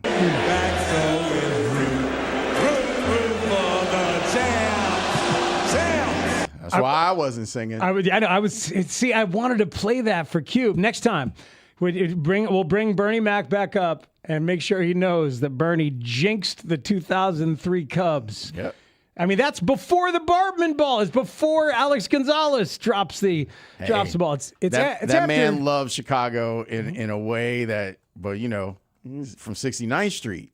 Yeah, he loved it in a very specific way. You know what's really crazy is you run across episodes, and I love it's one of those. It's comfort food. Like when you see it on and you watch it. He had Dick Butkus on there a lot. In his vignette where he would say America, like he would be talking to America, he'd have Dick Butkus on there all the time. He'd be rocking Bears gear all the time. There's a whole episode about him finding a Chicago sports bar in LA and bonding with his nephew by taking him there and watching a Bears game. And how the nephew is like, oh, well, let's play fantasy football. And Bernie's like, well, I want all Bears. And the nephew's like, no, that's not a good idea. Not a good way to do it. And then he puts like Packers on the team. Oh! And Bernie Come goes on. crazy. Hey, man. About it. So shout out to Bernie Mac for forever. I'd rather lose without hated rivals on my fantasy team than win with them on my team. So Tucker Kraft not going to be one of your tight ends this year? And I have not had a Yankee on my MLB fantasy team for decades. I just refuse. Wow. Refuse. And I've won multiple leagues. Imagine where you could have gotten Cody Bellinger. I wish we could get players like that. Well, I mean, he is helped by the park effects, right? I know, but shout out. Is that Mark Jean Greco's line? I want to give it proper homage. I wish we could get players like that. It might be a Giangreco-ism. I think he used to say it doing highlights of out-of-town guys. But watching Bellinger go with a 2-run single, lefty off lefty in the first inning last night, man, I love watching that dude. I'm happy for him. He's one of those guys that I got to know a little bit in that clubhouse when he was here. And shout out to Gene McIntosh from the Bigs. Like him and Gene were close, and I remember they were playing Immaculate Inning. Is that what it's called? What's it called? The Grid. Immaculate Grid. Mm-hmm. They were playing Immaculate Grid, and Gene's like, hey, I need some help. And Cody was like, he walked over and he looked at the question, and he was like, oh, put your boy in there and see what happens. And he was one of the answers. Like Bellinger was one of the answers. And I'm like, I love this dude. And this was like he came off the field to do this, like before a game. Hey, speaking of quizzes like that. How'd you do on the Sporkle? Yeah, you sent me to do the Sporkle where I name all the presidents. And you had it, right? I told you. Chester Arthur. Chester A. Arthur. I forgot that Chester A. Arthur existed. Forgot that Benjamin Harrison existed. Like the late 1880s. I don't know. You think I might have been just, too many drugs and too many video games for me in the late 1880s. And I don't care what you say. You can put, we all know Washington and Lincoln and, we can Jefferson, we know FDR. I mean, everybody can give you the first 7. Ulysses Grant. We all can give you the first 7 or 8. Eisenhower's got to be on that list. What list? Yeah, we never got confirmation the of top that 10 list. top 10 presidents of all time. And look, I put 2 of them together yesterday, and I want to clear that. I put Zachary Taylor and John Tyler together. You did Zachary Tyler? Yes, but John Tyler's I wasn't kidding about this. Yeah. John Tyler, who took office in 1841, his grandkid just died. I know. But you know what? Grandkid. You know what happened to me is I typed in Grover Cleveland Alexander, who was a pitcher, but the president was Grover Cleveland. Right. Yeah, and that'll cost you time. And you'll be like, wait, I know I'm right. That's what happens I know to I'm me. right. I know I'm right. It was like, no, I'm not right. Sometimes those things just roll around your head and you got troubles. And I know that you're sitting there listening to me going, wait, Lawrence, that doesn't make any sense. That someone born 235 years ago just had a grandchild die. But it happened. And they're black. So there's that part of the story, too. And now you know. Rest of the story. There's a lot more to that story. By the way, Nick Offerman played Chester A. Arthur in that series that I was watching. Was it Killed by Lightning or whatever it was? With Michael Shannon. Like, so good. Oh, right. He was so good. Told me I got to see that. Texture says that the late 1880s was fabricated. It didn't actually exist. Fair. How could they build the World Fair in 15 years after the fire? It's just not believing. Come on, sir. The Statue of a Republic in over in Woodlawn or in Jackson Park is being redone right now. Didn't so if you you read- get off at 63rd Street, you can see it. Didn't you read Devil in the White City, sir? I mean, come on. What was his list, though? Presidents, generals? If you don't have Douglas MacArthur in there, yeah, you don't know what you're doing. When we come back, our friend Doug Glanville has some thoughts on the White Sox manager that you need to hear. We will do that next here on The Score. Chicago wakes up with Mully and Haugh, the most trusted morning show in Chicago sports. Get the latest Bears news with Sounds like skippity boppity to me. Skippity boppity, 100%. But Gabe is here. What's up, Gabe? Chilling. You know, I feel like I only hear that drop when I'm here. So I feel like I hear it all the time, the Where's Lawrence drop. So to me, it's everywhere. It's what I hear when I come here. Okay. Because I'm filling in for Lawrence typically. So, There you go. Yeah. Gabe came in a good mood. Gabe's always in a good mood. It helps, man. You need people like that. Vibes. I think you have to start yourself in that whole you control your attitude thing. This man, his attitude, positive vibes. Right? Yeah, I try to siphon him off sometimes, but he only let me have a little bit. Marshall is as negative as they come, so I gotta super negative I'm always over here. bringing Marshall up Negative to where I Nelly. gotta be. Say, come on, smile, bro. Relax. Negatron.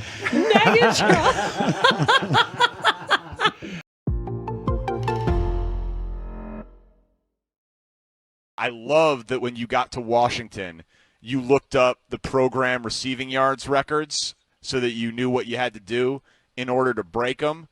Do you know who holds the Bears franchise record for receiving yards? Ooh. Brandon Marshall? It's a good guess. It's a great guess. It is actually someone named Johnny Morris. It's an old record, man. It goes back a long way. Johnny How Morris. many does he got? He's got 5,059 yards. That's it. In the career? In the career, Yes. man. He played in the 50s and 60s, Welcome Rome. to our world, Rome. Welcome. Hey, man. Well, I hope I'll go break that record and hopefully add a few thousand to that. So we'll go get after it. But I think we got some offensive power to do some big things over here. So 5,000 is the goal. Then let's get after it. There we go. It might not happen right away. DJ Moore, pretty good. Keenan Allen, pretty good. So we'll see how many balls there are and how many targets for all you guys. What can you learn from DJ Moore, you think, as a wide receiver? Because we loved watching him last year. I think I can learn a lot from him. I can't even put a category or a box on all the things that I can learn from him because I think it's kind of limitless. How much I can sponge, take up. But I know he's a very explosive receiver. I love the way that he attacks the ball and is very aggressive in his yak mindset. So definitely going to be looking to him for some of those things. But he's an overall great receiver. So learning whatever I can. Am I in the mayor's time slot? Was he in on this time slot yesterday? Yes, you are. I promise you I will not say anything as intergalactically stupid as he did when he said that he left Bears-Packers early. And he just volunteered this notion out of thin air. And Layla, Marshall, you guys are much, much, much, much, much, much, much more professional than I am. Because I would have seized on that opportunity, interrupted him, stopped talking about anything else, and just been blown away by the lack of political instinct to admit such an idiotic thing. He would have been better off saying, you know what, guys, I came in here eating my hot dog with ketchup on it, and I really came to the conclusion that New York's skyline is better than Chicago's and LeBron James is better than Michael Jordan. Like, what an idiotic thing to admit unprompted. I was at Bears-Packers, as you know, and he's right. The ingress-egress, as if that's a thing that people say, is terrible. But, like, you know what we did when we stayed till the end of the game and watched Caleb Williams beat the Packers and have one of the greatest sports moments of our Bears fan lives for anyone who's not old enough to remember the 85 Bears, as we were struggling with the ingress-egress? You know what we did? We celebrated and chanted, "Green Bay sucks, you loser." Like, what a stupid thing. You get a police escort. The game was on a Saturday. What did you have to do? Get an extra 15 minutes of beauty sleep so you could wake up at the crack of Kevin Warren and still lose the Bears? Like, what is the matter with that guy? Like, it is just, I couldn't, it is one of the most politically incompetent things. Like, Mayor Daley sold the parking meters for a lump sum payment of $1.1 billion, and he was like, ugh, that was a bad thing to say. Mayor Lori Lightfoot was like, ooh, that's not very likable. Oh, like, it was just a staggering admission by Brandon Johnson. How do these people end up getting elected? What the hell is the matter with us? I could not believe that he offered that up voluntarily. Yeah, the unsolicitedness of it was what was crazy, because that's why I had to process what he was saying. I was like, wait a minute, I didn't even ask you about this, but he's like, I got a story to tell. Oh, the ingress. Let me use a relatable example of why Soldier Field's a pain in the ass. I'm gonna pick the best sporting event that stadium's hosted in 20 years and tell you why I left early on a Saturday. Like, what is the matter with you? Like, I can't trust you to do anything. Like, I wouldn't trust you to dog sit Omar. Like, and I tried to trade him for Deshaun Watson. Like, that is so stupid. Like, it is like, no wonder, dude. Like, no wonder. Like, it explained so, it's not what you guys were trying to get out of him. It's not why you asked him to come on, but like, it is one of the more revealing, insightful answers to anything, certainly in the history of this radio station and maybe in the history of Illinois politics. Like, it is intergalactically stupid. Like, I have been thinking about it. It's like a wormhole in my brain. And I'm just like, I can't stop thinking about it. I'm like watching Karl Anthony Towns go by Victor Wembanyama, and I'm like, why did Brandon Johnson admit that he left the Bears-Packers early? Like, it makes, like, Owen wakes up this morning and like, do you want pancakes or scrambled eggs? I'm like, I don't know. Brandon Johnson left Bears-Packers early, and he decided to share that with people because he thought it would be a good idea to admit. Like, it's just, he may as well have come on and been like, you know, I really don't like that Barack Obama claims Chicago because technically he was born in Hawaii. Like, just like one of the most out of touch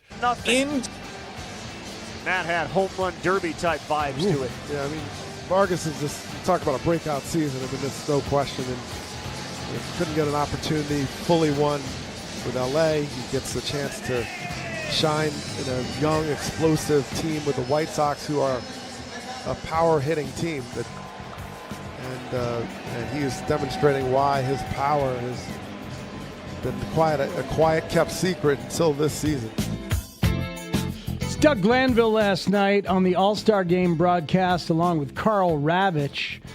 And Miguel Vargas is just a really kind, interesting, smart dude who happens to be fully breaking out as an offensive player for the White Sox. He is having himself a year, and that's how you end up in the All-Star Game.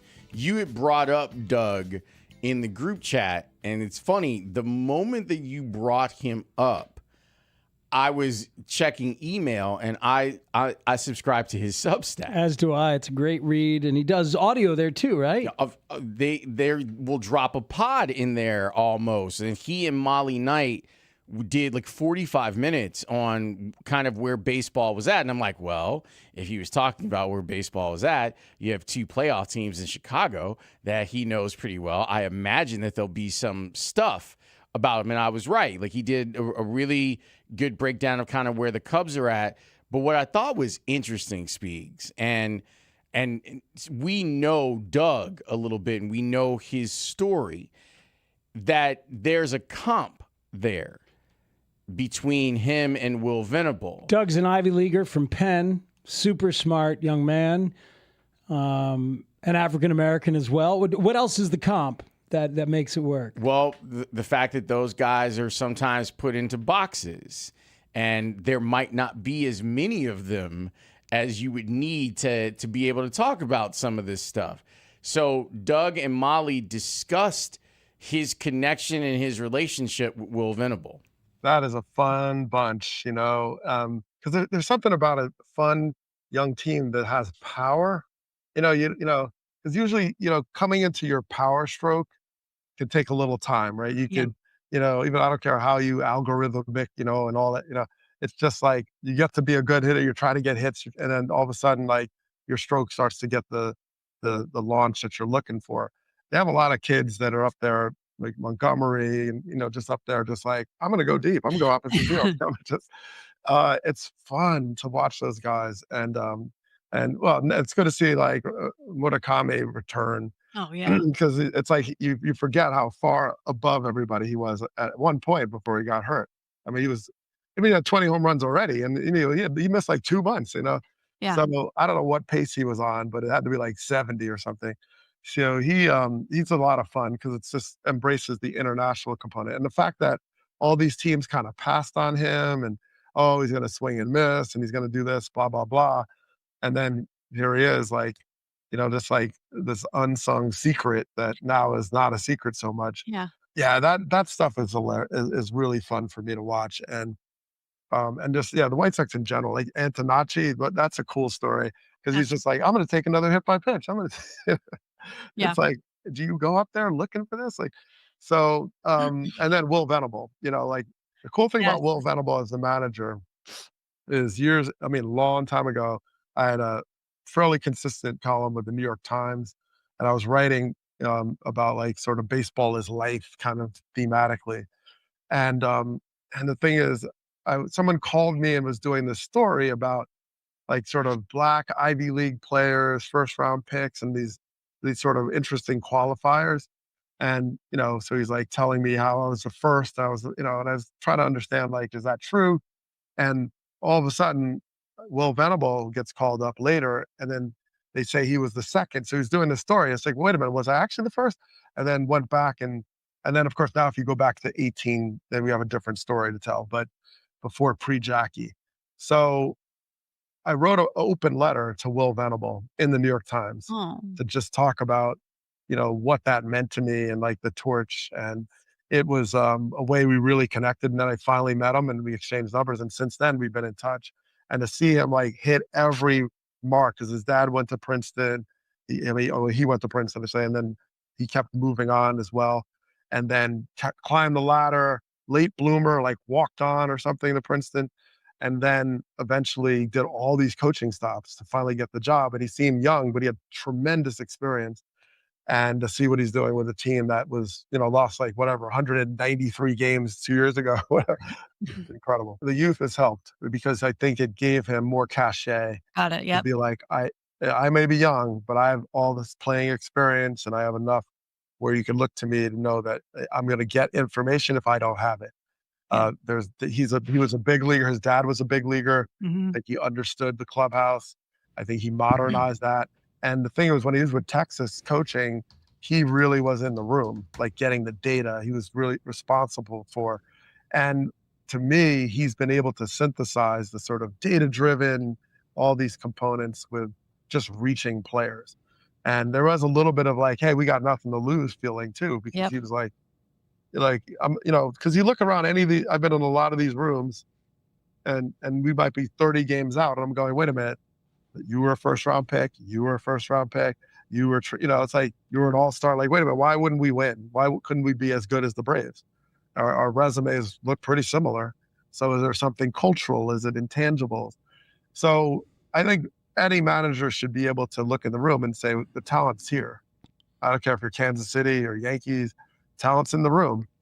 What are we going to do with it? And you start to see that. So I think they when you look at them, you say they're legit. They're legit.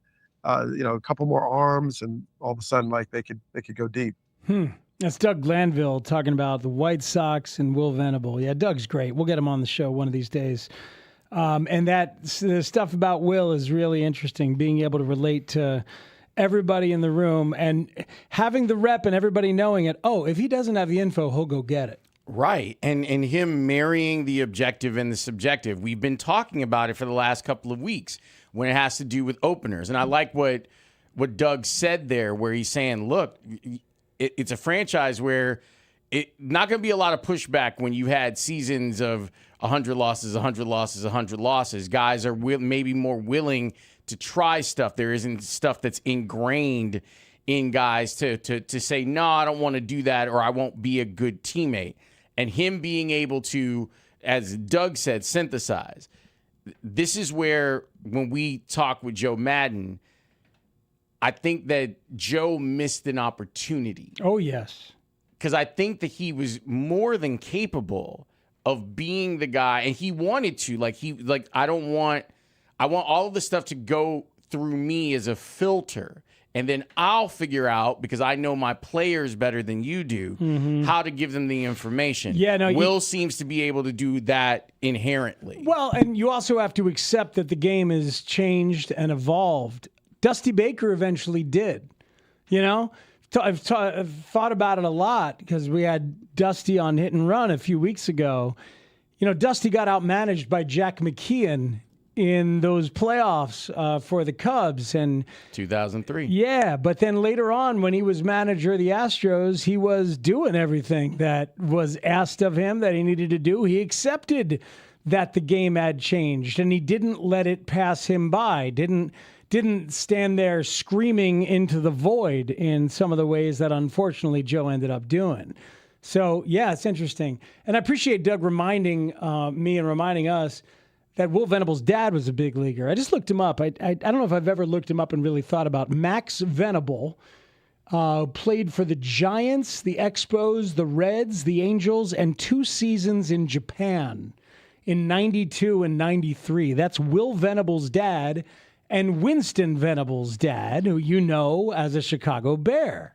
Winston Venable makes the big block on the Johnny Knox punt return. Yes. Wait, or was that the one that got called It did back? get called back, yeah. Yeah, the fake punt, the incredible the Dave Tobe special. Yeah, and Winston Venable makes the block that springs the play. It should have never been called back, by the way. Right, and we were very close to getting Winston Venable on the show.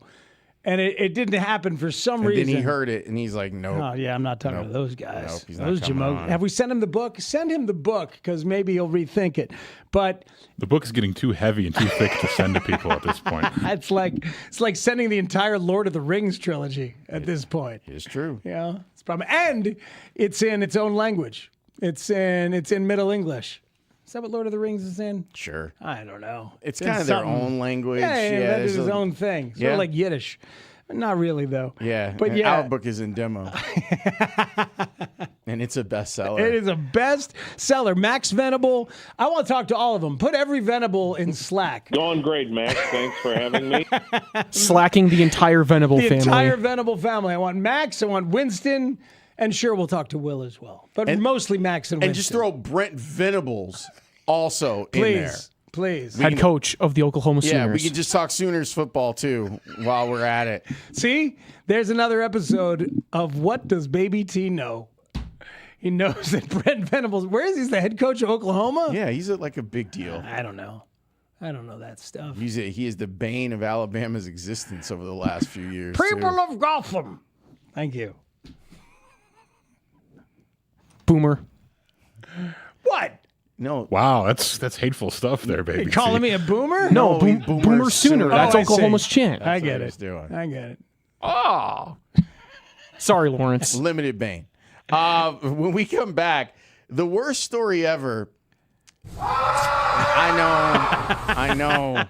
But there's actually been some movement on it, and it's interesting to see where some of the infrastructure money has already come in for one stadium project. We'll talk about that next here on The Score. Mully and Haugh, Chicago's #1 most listened to sports morning show, 5:30 till 10 a.m. Ozzie Guillen and Miguel Vargas. It was the way to have to say this kid had to be a big piece of the ball club. The reason was, he's just like, I think he's got confidence. I think he just stay with his program, stay with himself. He know he can hit, and look at what he's doing right now. Mully and Haugh, mornings 5:30 till 10 a.m. on Sports Radio 104.3 The Score. This segment is sponsored by Benjamin Moore. Ready to refresh your home? Benjamin Moore offers premium paint in over 3,500 colors, backed by unmatched quality and durability. Visit BenjaminMoore.com for participating retailer near you. Benjamin Moore, official paint of the Chicago Cubs. Hi, I'm Patty, founder of Awesome Tex. I started with a big idea to give old clothes a new life by turning them into recycled fibers and threads. Everyone told me that this was going to be impossible, but Chase for Business believed in me. They gave me a lot of guidance from the beginning. Get financial guidance from bankers in the Chicago community and convenient digital tools all in one place. Learn more at chaseforbusiness.com. Make more of what's yours. Real customers compensated. JP Morgan Chase Bank, and a member FDIC. Lober Motors once again has been named one of the best Mercedes-Benz dealerships in the country. And I believe we're winning together because our team is outstanding. Like a finely tuned F1 engine, we prioritize our clients and one another, excel in every department, and take pride in our work. For 90 years, we've set the standard for luxury automotive sales and service in Chicago, and we're just getting started. We are Lober Motors, driven since 1936. Most families get their financial advice in pieces. A financial advisor here, a CPA there, an estate attorney somewhere else. Everyone means well, but nobody's talking to each other, and those gaps can work against you. Trajan Wealth's family office brings wealth management, tax strategy, and estate planning together, not as separate conversations, but as one coordinated system built around your life, your goals, and the people who matter most. Ours is a true family office, not one that refers you out because it's convenient. This kind of dedicated collaboration used to require a 7-figure net worth, but here's the game changer. Trajan kicked that door open. Trajan advisors are fiduciaries, always obligated, always honored to act in your best interest. Unlock your Trajan family office at TrajanWealth.com or call 1-855-TRAJAN-1. That's 1-855-TRAJAN-1.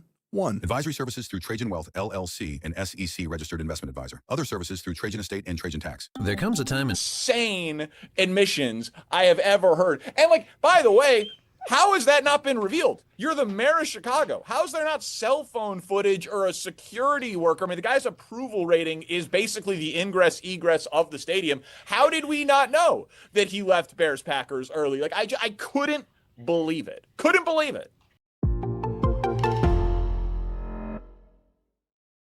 Ben Brown's coming into his own, and probably the last couple times out been the Cubs' best starting pitcher. What if they're going to try to stretch him out some more? I love that term. We use it all the time. I know. Why are they sending him down to AAA? They're going to stretch him out. Wouldn't it be great if they just had a guy bring out a table and they started? I know. Actually did some stretching.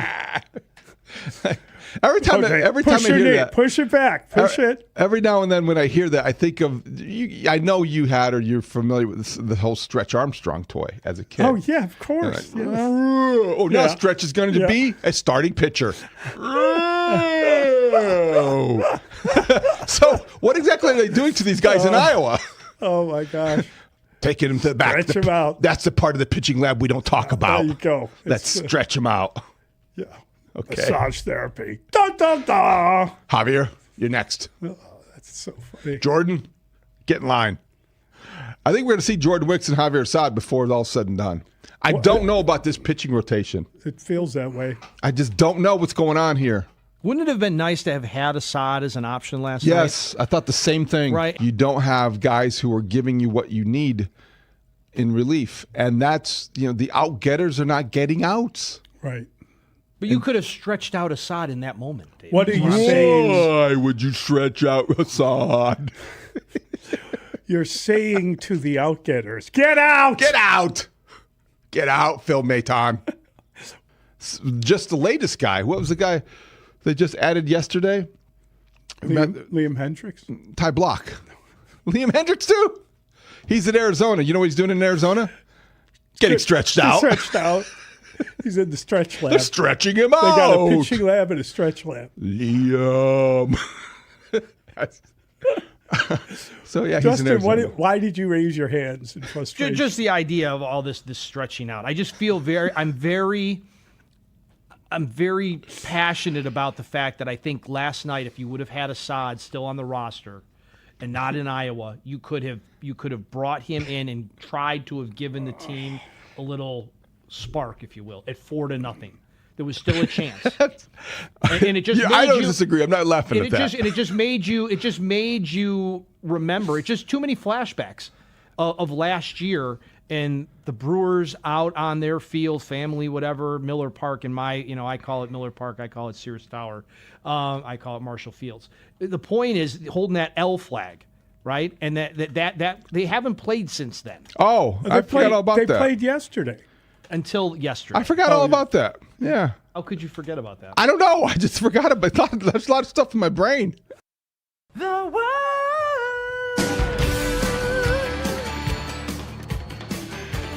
It's true. It's definitely risen to that level. By the way, no decision has been made about where the Bears are going to build the stadium yet. Oh, no way. So now that we're July's got 31 days in it, and we're more than halfway through the 15th day of July. Mm-hmm. So yeah. So shovels in the ground In 2025? No, that's not happening, No. Speaks. How about 6? And now we're like more than halfway through 2026, and there isn't even a decision yet. Who brought it up first? Was it Alex a couple weeks ago? Said maybe they'll just extend their lease at Soldier Field. I don't think that's a crazy option. They announced that at the same moment they launched Kevin Warren into the sun. Directly into the sun. Here's the latest on this, by the way. Okay. The Chicago Fire are building a stadium in what people are calling the 78. 22,000 seat stadium right over there off of Roosevelt, just west of Wells, essentially. It's a $750 million stadium that Joe Mansueto is going to pay for himself. And you're like, well, why would he do something in Illinois? Well, the state and the city have come through with TIF money. Tax increment financing. In the area of $425 million. Woo! Now, the city council's they voted on it. I think they're voting on it right now. Yeah, as a matter of fact. Final vote set for right now. But yeah, so that's happening. That's a thing that's happening. Speaks. Yeah, I mean, Mayor Brandon Johnson, your guy, said that the neighborhood has sat dormant through multiple administrations. I activated it. And the type of impact it's going to have, not just in the South Loop, but Bronzeville, Chinatown, this is exactly what the people of Chicago elected me to do, was to invest in them. I would say Joe probably activated it. I mean, he was like, I have $750 million. All right. Can you guys pick a place for me to invest it? Let me borrow that $750 so I can activate the 78. But there is also news on the front of the Bears. But to your point in bringing this up, city's like, yeah, we got you. We got 425 for you. The hope, and this is what I've been saying about the state. The state is not opposed to the infrastructure. They're very clear about. Yeah, their game. Yeah. Here's your $800 million or whatever you're going to need for infrastructure. Look at you. But could you do your part? Could you tell Jim Schwantz and all the other mayors how this is going to affect them? Could you go and do your environmental study up in Indiana? He played for you. Jim Schwantz played for you. Proudly. And he says, I love the McCaskies. I love everything about them. Really great people. But I absolutely hate this, and I can't do it. I can't stand by it, and they're idiots, to paraphrase. So the Indiana thing, if you're like, well, wait, are there people in Chicago that want the Bears to go to Indiana? for obstructionist reasons or whatever. Yes. 10th Ward Alderman Peter Chico, who looks like a bear, looks like a former bear. Peter Chico. From the east side. He's like, you know what? Considering where my constituents live, go ahead and build it in Hammond because Happy birthday, Chicago. We'll just turn parts of the southeast side into places where people can hang out. Happy birthday, Chico. I don't know if it's his birthday, but we should keep that and find out when his birthday is, and then we should play that for him. I feel like when these stories get read, not by you necessarily, Lawrence, but I feel like it's fine. I'll bear that cross of being the person that wants to keep notes on this. Okay, as Robert Hayes just keeps talking in Airplane, just keeps talking about Macho Grande and everything that went down, and everyone is just looking for a way to get out of the situation. I'm like, where is the oven? I love the guy that just is pouring the gasoline all over himself. And he just keeps talking. He's pouring gasoline. And he's like, you know what? Now I got a match. Yeah, right. There's a noose hung from the roof of the airplane. But doesn't he get up as the guy is lighting the match? And then that movie is a masterpiece. Oh, God. I'll watch it, and I get it that you probably couldn't make anything close to it now. But there is only one river. There is only one stream. Little Jill Whelan from future Love Boat fame. That's right. Vicky? Yes. Look at that. Come on now. Was that also Small Wonder? Not the actress, but was that Small Wonder's name? She also Vicky? Wasn't Vicky an acronym? I smell a category. When we come back, our buddy Mike Farron is going to give us his thoughts on the Cubs, the White Sox, and baseball overall. It's next on The Score. Cubs fans, Gold Glove second baseman Nico Horner gives you an insider's perspective on the Cubs every Tuesday afternoon at 2:30 with Spiegel and Holmes. Sensational play by Nico Horner. I just forgot about that. Well, Cubs Sox took everything out of the Cubs. And maybe the Sox. The Cubs actually won last night 3-1. Cubs scored 3, White Sox scored 1. So look at it that way. If you look at it that way. I'm stretching. I'm stretching. Boy, that's talk really about stretching. Yeah. Stretching. That's stretch lab material. Cubs were 3-1 winners over the White Sox last night. Alex Caruso, too, had 31 points for the Thunder. Oh, my gosh. There was one point. He was guarding Wemby. And because of the switching and they were doing, he had 31 points. He had a huge three. That was terrific. That's going to be a better series than I think I expected a good series, but now OKC's up against it. We got a texter who says that Wemby was a 6'6" guard, but they sent him down to Iowa to stretch him out. Look at the size from now. Imagine what Assad's going to come back as. I can't wait for that. The Bulls will be interested. That's great. He got stretched out. Touch them all there, texter. That's well done. So I think that's, again, for him, you're talking about small progress. I'm happy he's learning up here. Who are the White Sox stretching out in order to come up and pitch for Eric Fetty? Stretch. Down in the Charlotte Stretch Lab. Get up. Stretch. I don't know. I don't know why this is so funny to me. It's just so because silly. it's the same thing for every I pitcher. know, I They're know. going to the minors to stretch them out. They're going to stretch them out. Yeah, it's great.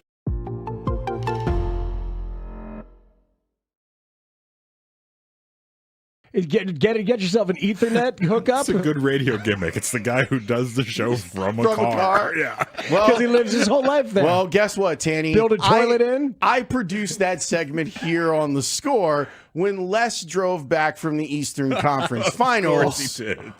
in 1999. And he did the show from the car? He had to do the first segment from the car. I think Sears told me that he did what from like a drive-through one time. I'm not surprised. Wait a minute. Les was covering like a post-Jordan era Eastern Conference Finals. He went down felt compelled to do that. The Pacers-Knicks, right? So you were Pacers-Knicks, and he went down to Indianapolis. And by then, I'm what, a year into my tenure here at The Score? They should have just let you host the segment until he got back. Well, I'm getting to that part of it. So Les tells me, he says, I think I'm going to make it back before.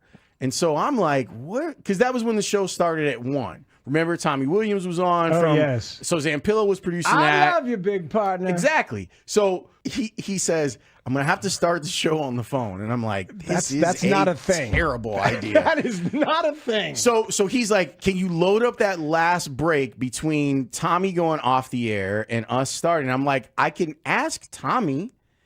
And he's like, no.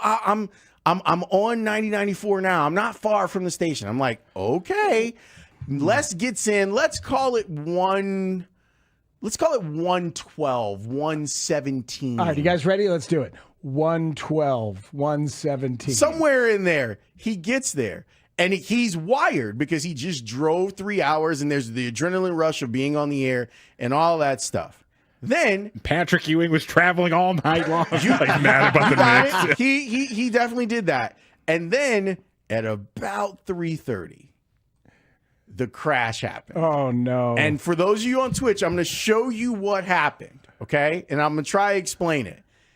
Les is sitting there doing the segment, takes his glasses up. Uh-huh. Oh, the head just falls directly into the microphone. Now, he falls asleep while talking to a caller. Oh, man. So the caller ends and there's no host. No, that was my first moment on the air.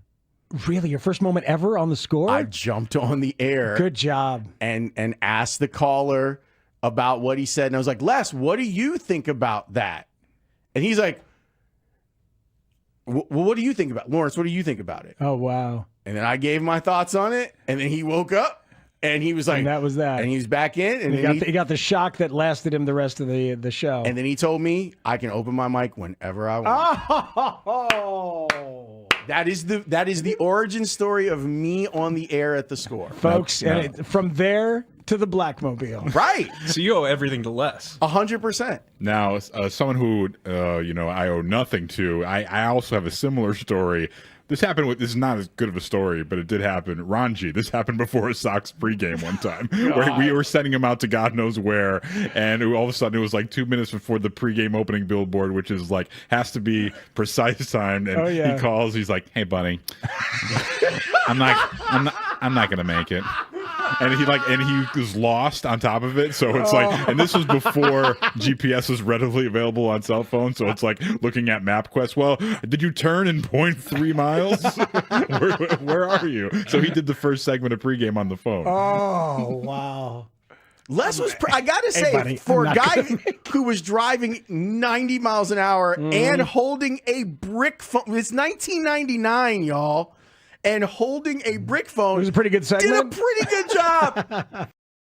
Jason Benetti and I connected the other day, yesterday, and we were actually the day it happened on Sunday, because he called me when he found out the news, because he was in Chicago, he was doing the Cubs game, and we shared a laugh. We were silent on the phone for a second, and obviously anybody who knows JB, same deal. You love him because he had some really just the right words at the right moment. And we were both just like, I'm so sorry. He was both of our friends. He was both of our partners. JB is obviously. Brought to you by Menards. Save big money at Menards. Spiegel and Holmes. Joe Madden joins us. Lawrence is the best. We had some great times of that show weekly. Always wonderful to be with you guys. Your voices are very awesome for me to hear also. Continued success for you guys. Afternoons on the Score.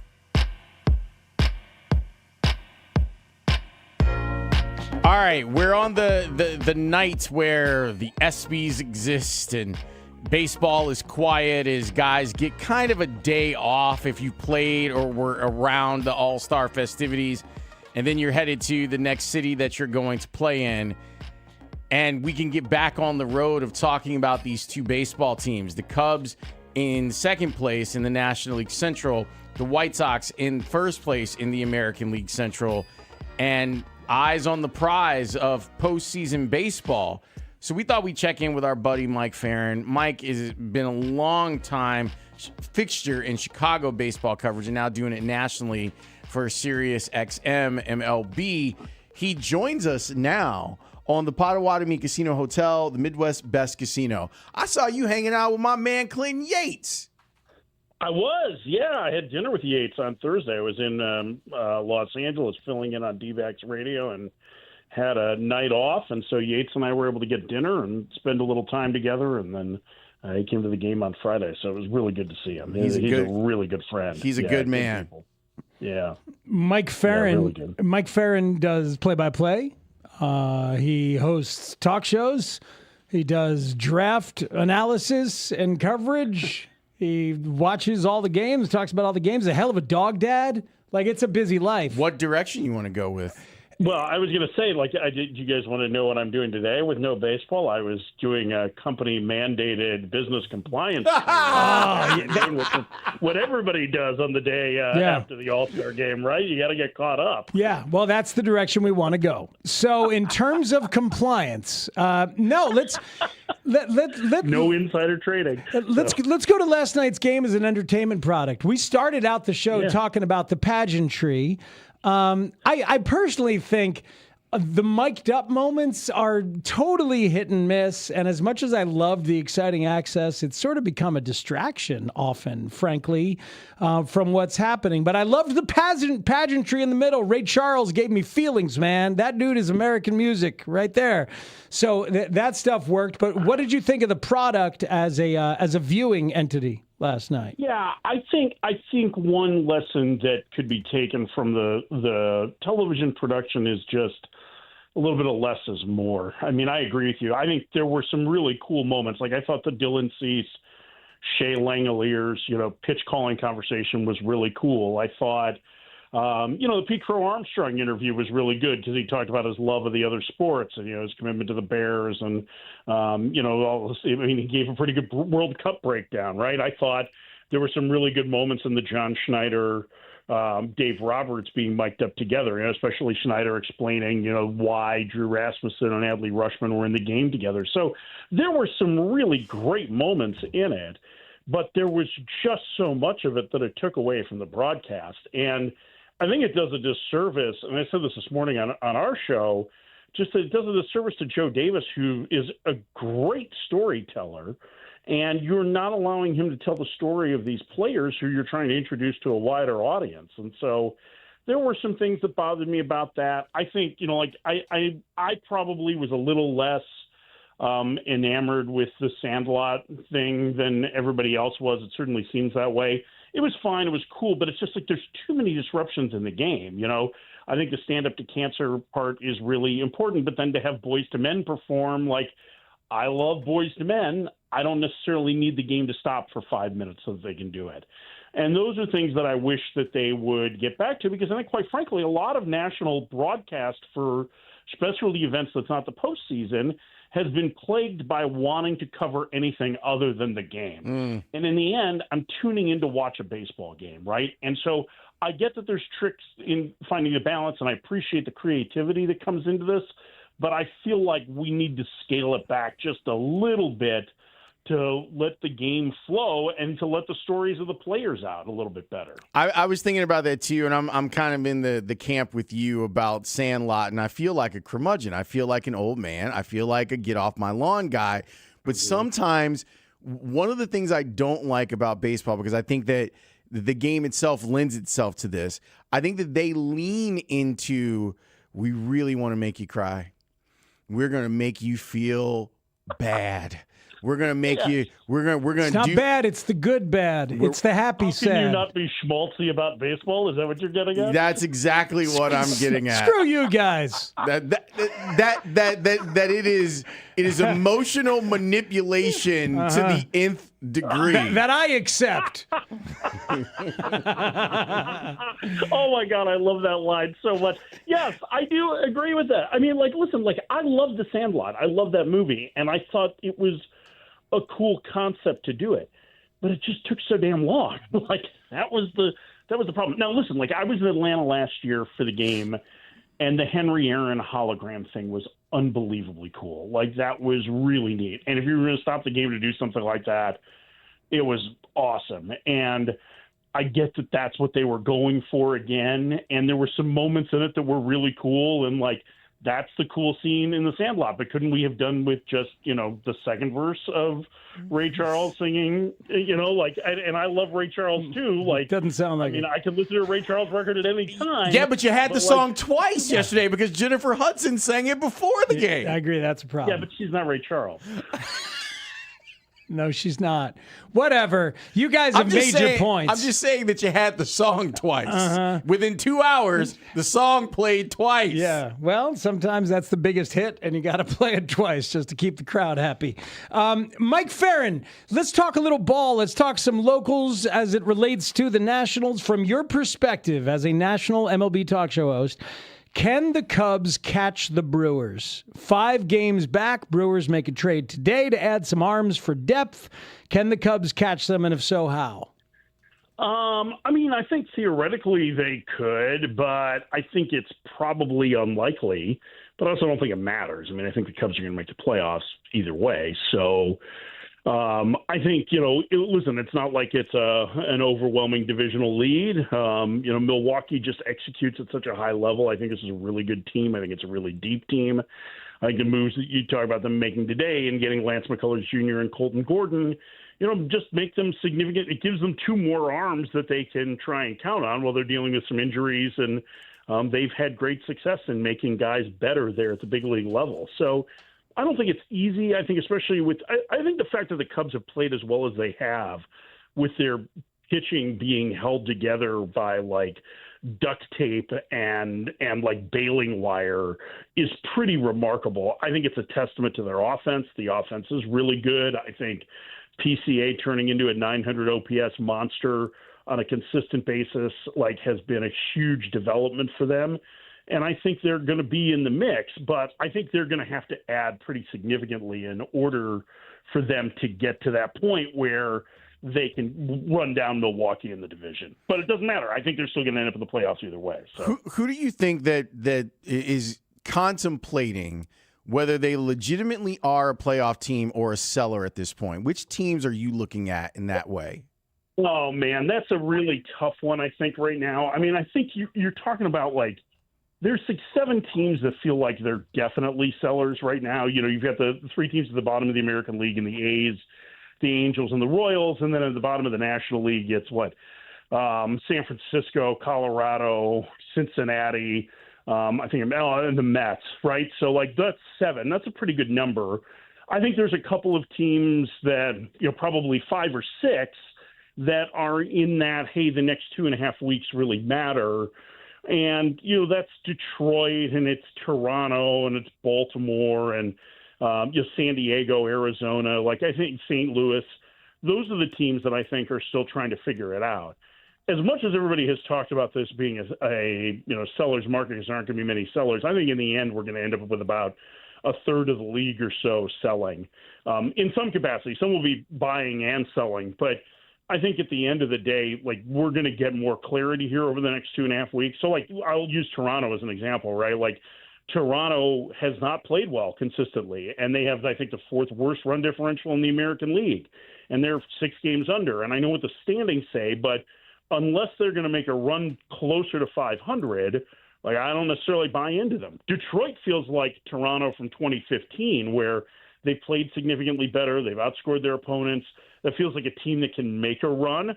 I feel a lot better about their chances, especially with the division that they're in, than I do about the Jays. But they're not going to make that decision until they have to. Everybody wants to buy. Nobody wants to sell. So they're going to let the next 2.5 weeks dictate that. You know what this town is like when both teams are good. It's awesome right now, Mike. It's just so much fun that both of them are interesting. Both of them are good. Both of them ought to be buyers. Both of them are playoff teams right now at the All-Star break. It's really incredible, and it allows a lot of really fun conversations where you can isolate on one, but you can toggle back and forth, to the other if you want. But looking at the White Sox, I feel like they should pounce on this moment. And I hope they do. Do you get a sense for how aggressive they may or may not be? Yeah, I don't think they're going to mortgage the farm. I don't think, unless you're going to end up with pieces that you can control for 4 or 5 years that instantly help this team and that are building blocks going forward. Let me ask you. Let me ask you this: would you trade Caleb Bonham for Logan Webb? Well, the Giants aren't trading Logan Webb, so let's just take that off the table. Damn it! Come on, they're just not. They've already said that they're not. So, I mean, if that were an option, yeah. I mean, because that's exactly the guy we're talking about, right? You've got 4 years of control left of a frontline starter. You know, he's the best starter for the Giants, but he's probably more of like a 2 or a 3, and yet that's still somebody that can start game 1 of a playoff series for you. So, yeah, that would be the type of guy, but I just don't think there's going to be those guys available at the deadline. You know, the controllable starters are going to be more like the Reed Detmers types, who I think both teams should be interested in. I think he fits both of their needs. I think you should ignore his earned run average because he's playing in front of a pretty porous defense. And I think that the numbers are going to get better for him. The fact that he's not the guy that's going to go super deep into games, but twice through the order, he's going to be pretty effective. And I think you've got him for 2 more years after this year. So those are the kind of guys that I would be talking about. And they're going to be expensive in terms of prospects, but I don't think it costs you your best prospect or best couple of prospects. If they can find a guy that's like a Logan Webb, that's an established star that's signed, that they can keep, or they can find a way to do a deal with, you know, like a Boston to get a guy who's in, you know, a 1+ category, right, where they're getting him for a number of years of team control. I think absolutely they should move top-tier prospects for that or players off their major league roster. But I just don't see that happening at this deadline, and that's really an easier deal to try and do in the winter. So they're going to have plenty of players that they can move that are going to net them rentals that are going to help them. And maybe they end up with one controllable piece beyond that. But I certainly think that they're going to be trying to improve this roster. It is there for them for the taking. And I think that they want to get to the playoffs, right? Like just like when you talked about, Matt, like the city is ablaze, like their attendance has gone way up. Like it's time for them to try and win. I think you can do that and do it responsibly without trading off your best prospect. So what's real about the White Sox in your opinion, and where's the concern, if any? Yeah, I think what's real is the offense. I think that's definitely real. I think I actually am really buying into the Sean Burke breakout. Like that, I mean, throwing 99-mile-an-hour sinkers is pretty gross.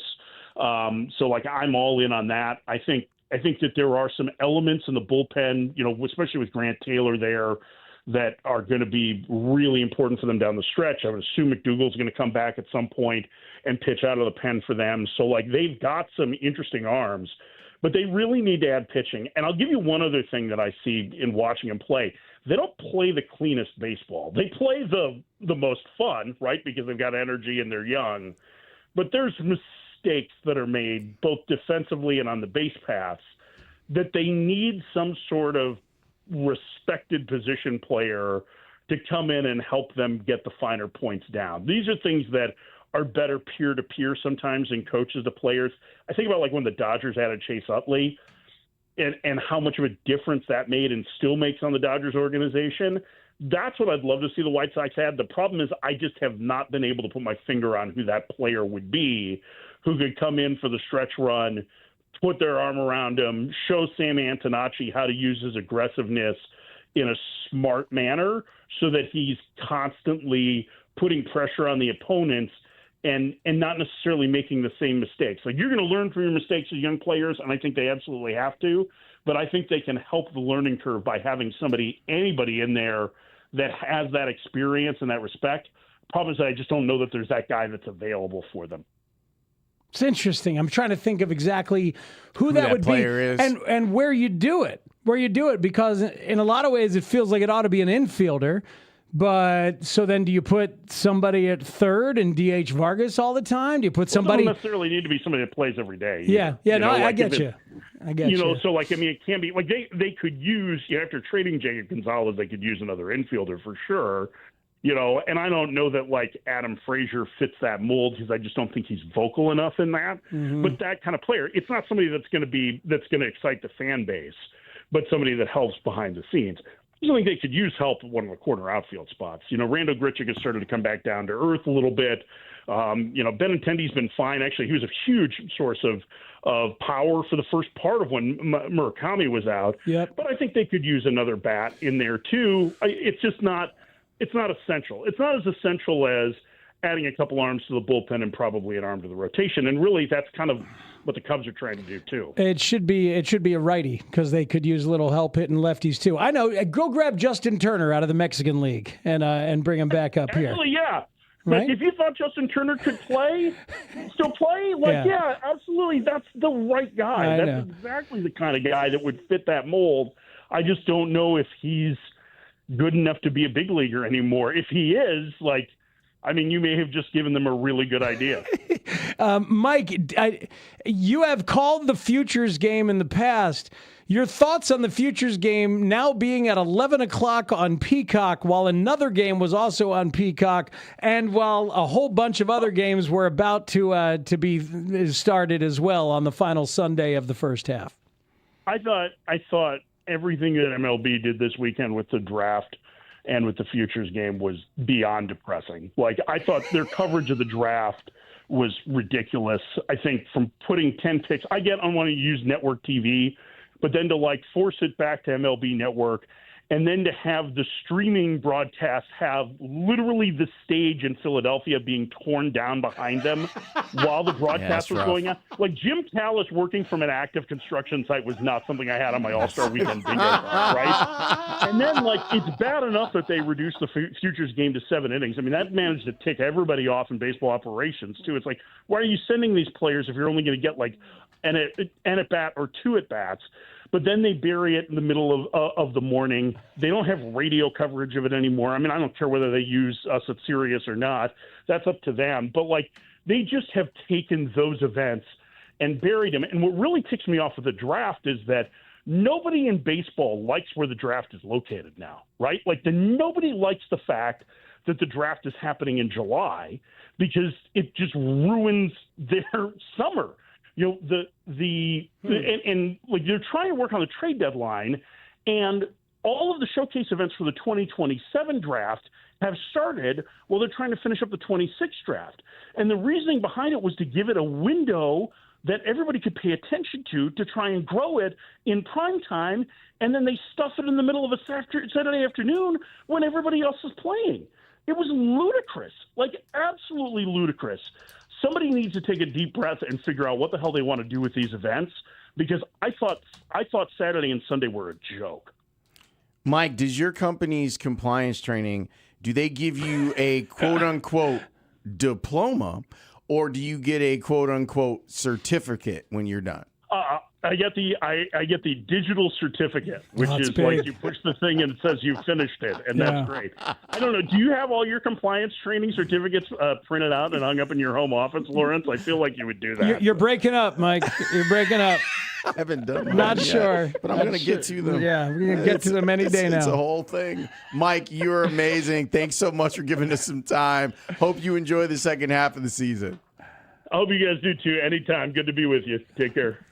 Mike Farron's great. Man. He is great. I love that guy. That's a great call by you. I love talking to that guy. Hey, always fun. When you run across him in press boxes. When he was working at GN, and I adore that guy. And Yates put up. I was like, "Why are you hanging out with Farron?" And he's like, "Yeah, that's my man." I was like, "That's my man too." Love Mike Farron. It's a beautiful thing. We've been bringing you snippets of the Lovable Reunion, and we got some good ones we got to bring you. But first off, if you'd like to win a chance right now, a pair of tickets to see the Black Crowes and Whiskey Myers on July 24th at Credit Union 1 Amphitheater in Tinley Park. Tickets are available at livenation.com. Be caller 6 right now to the Scores contest line at 312-540-0670. 312-540-0670. Baseball coverage on the Score is presented by Xfinity. Score the most reliable Wi-Fi. One price, 5 years, guaranteed. Xfinity, imagine that. We heard from Jason Hayward yesterday. Theo Epstein was on the Lovable Reunion podcast. We need to hear his thoughts on everything anytime Theo talks. And an incredible sports what if surrounding Game 7. Mm-hmm. That's next here on The Score. Cubs fans, 104.3 The Score takes you inside the dugout to talk to your favorite Cubs throughout the season. Talking to Ian Happ, Tuesdays at 11:25 a.m. with Rahimi, Harris, and Grote. You get a chance to take care of business and finish the job. You know, that's kind of what's in front of us here. Nico Horner, Tuesdays at 2:30 with Spiegel and Holmes. It can be a tricky spot when you start changing things just to change them. And Cubs manager Craig Counsell, bi-weekly, also with Spiegel and Holmes. Win or lose, you have to start over the next day a little bit. Plus, Cubs pitching coach Tommy Hotovy bi-weekly with Mully and Haugh. We'll also talk to Cubs president of baseball operations Jed Hoyer and GM Carter Hawkins throughout the season as well. We are your official radio home of the Cubs. Chicago's Sports Radio 104.3 The Score. A long-time fill-in for the Bulls too, and we were kind of silent for a second, and in perfect Benetti fashion, he goes, "Do you remember when you guys did that game in the studio, the Sox game in the studio?" And I just started laughing.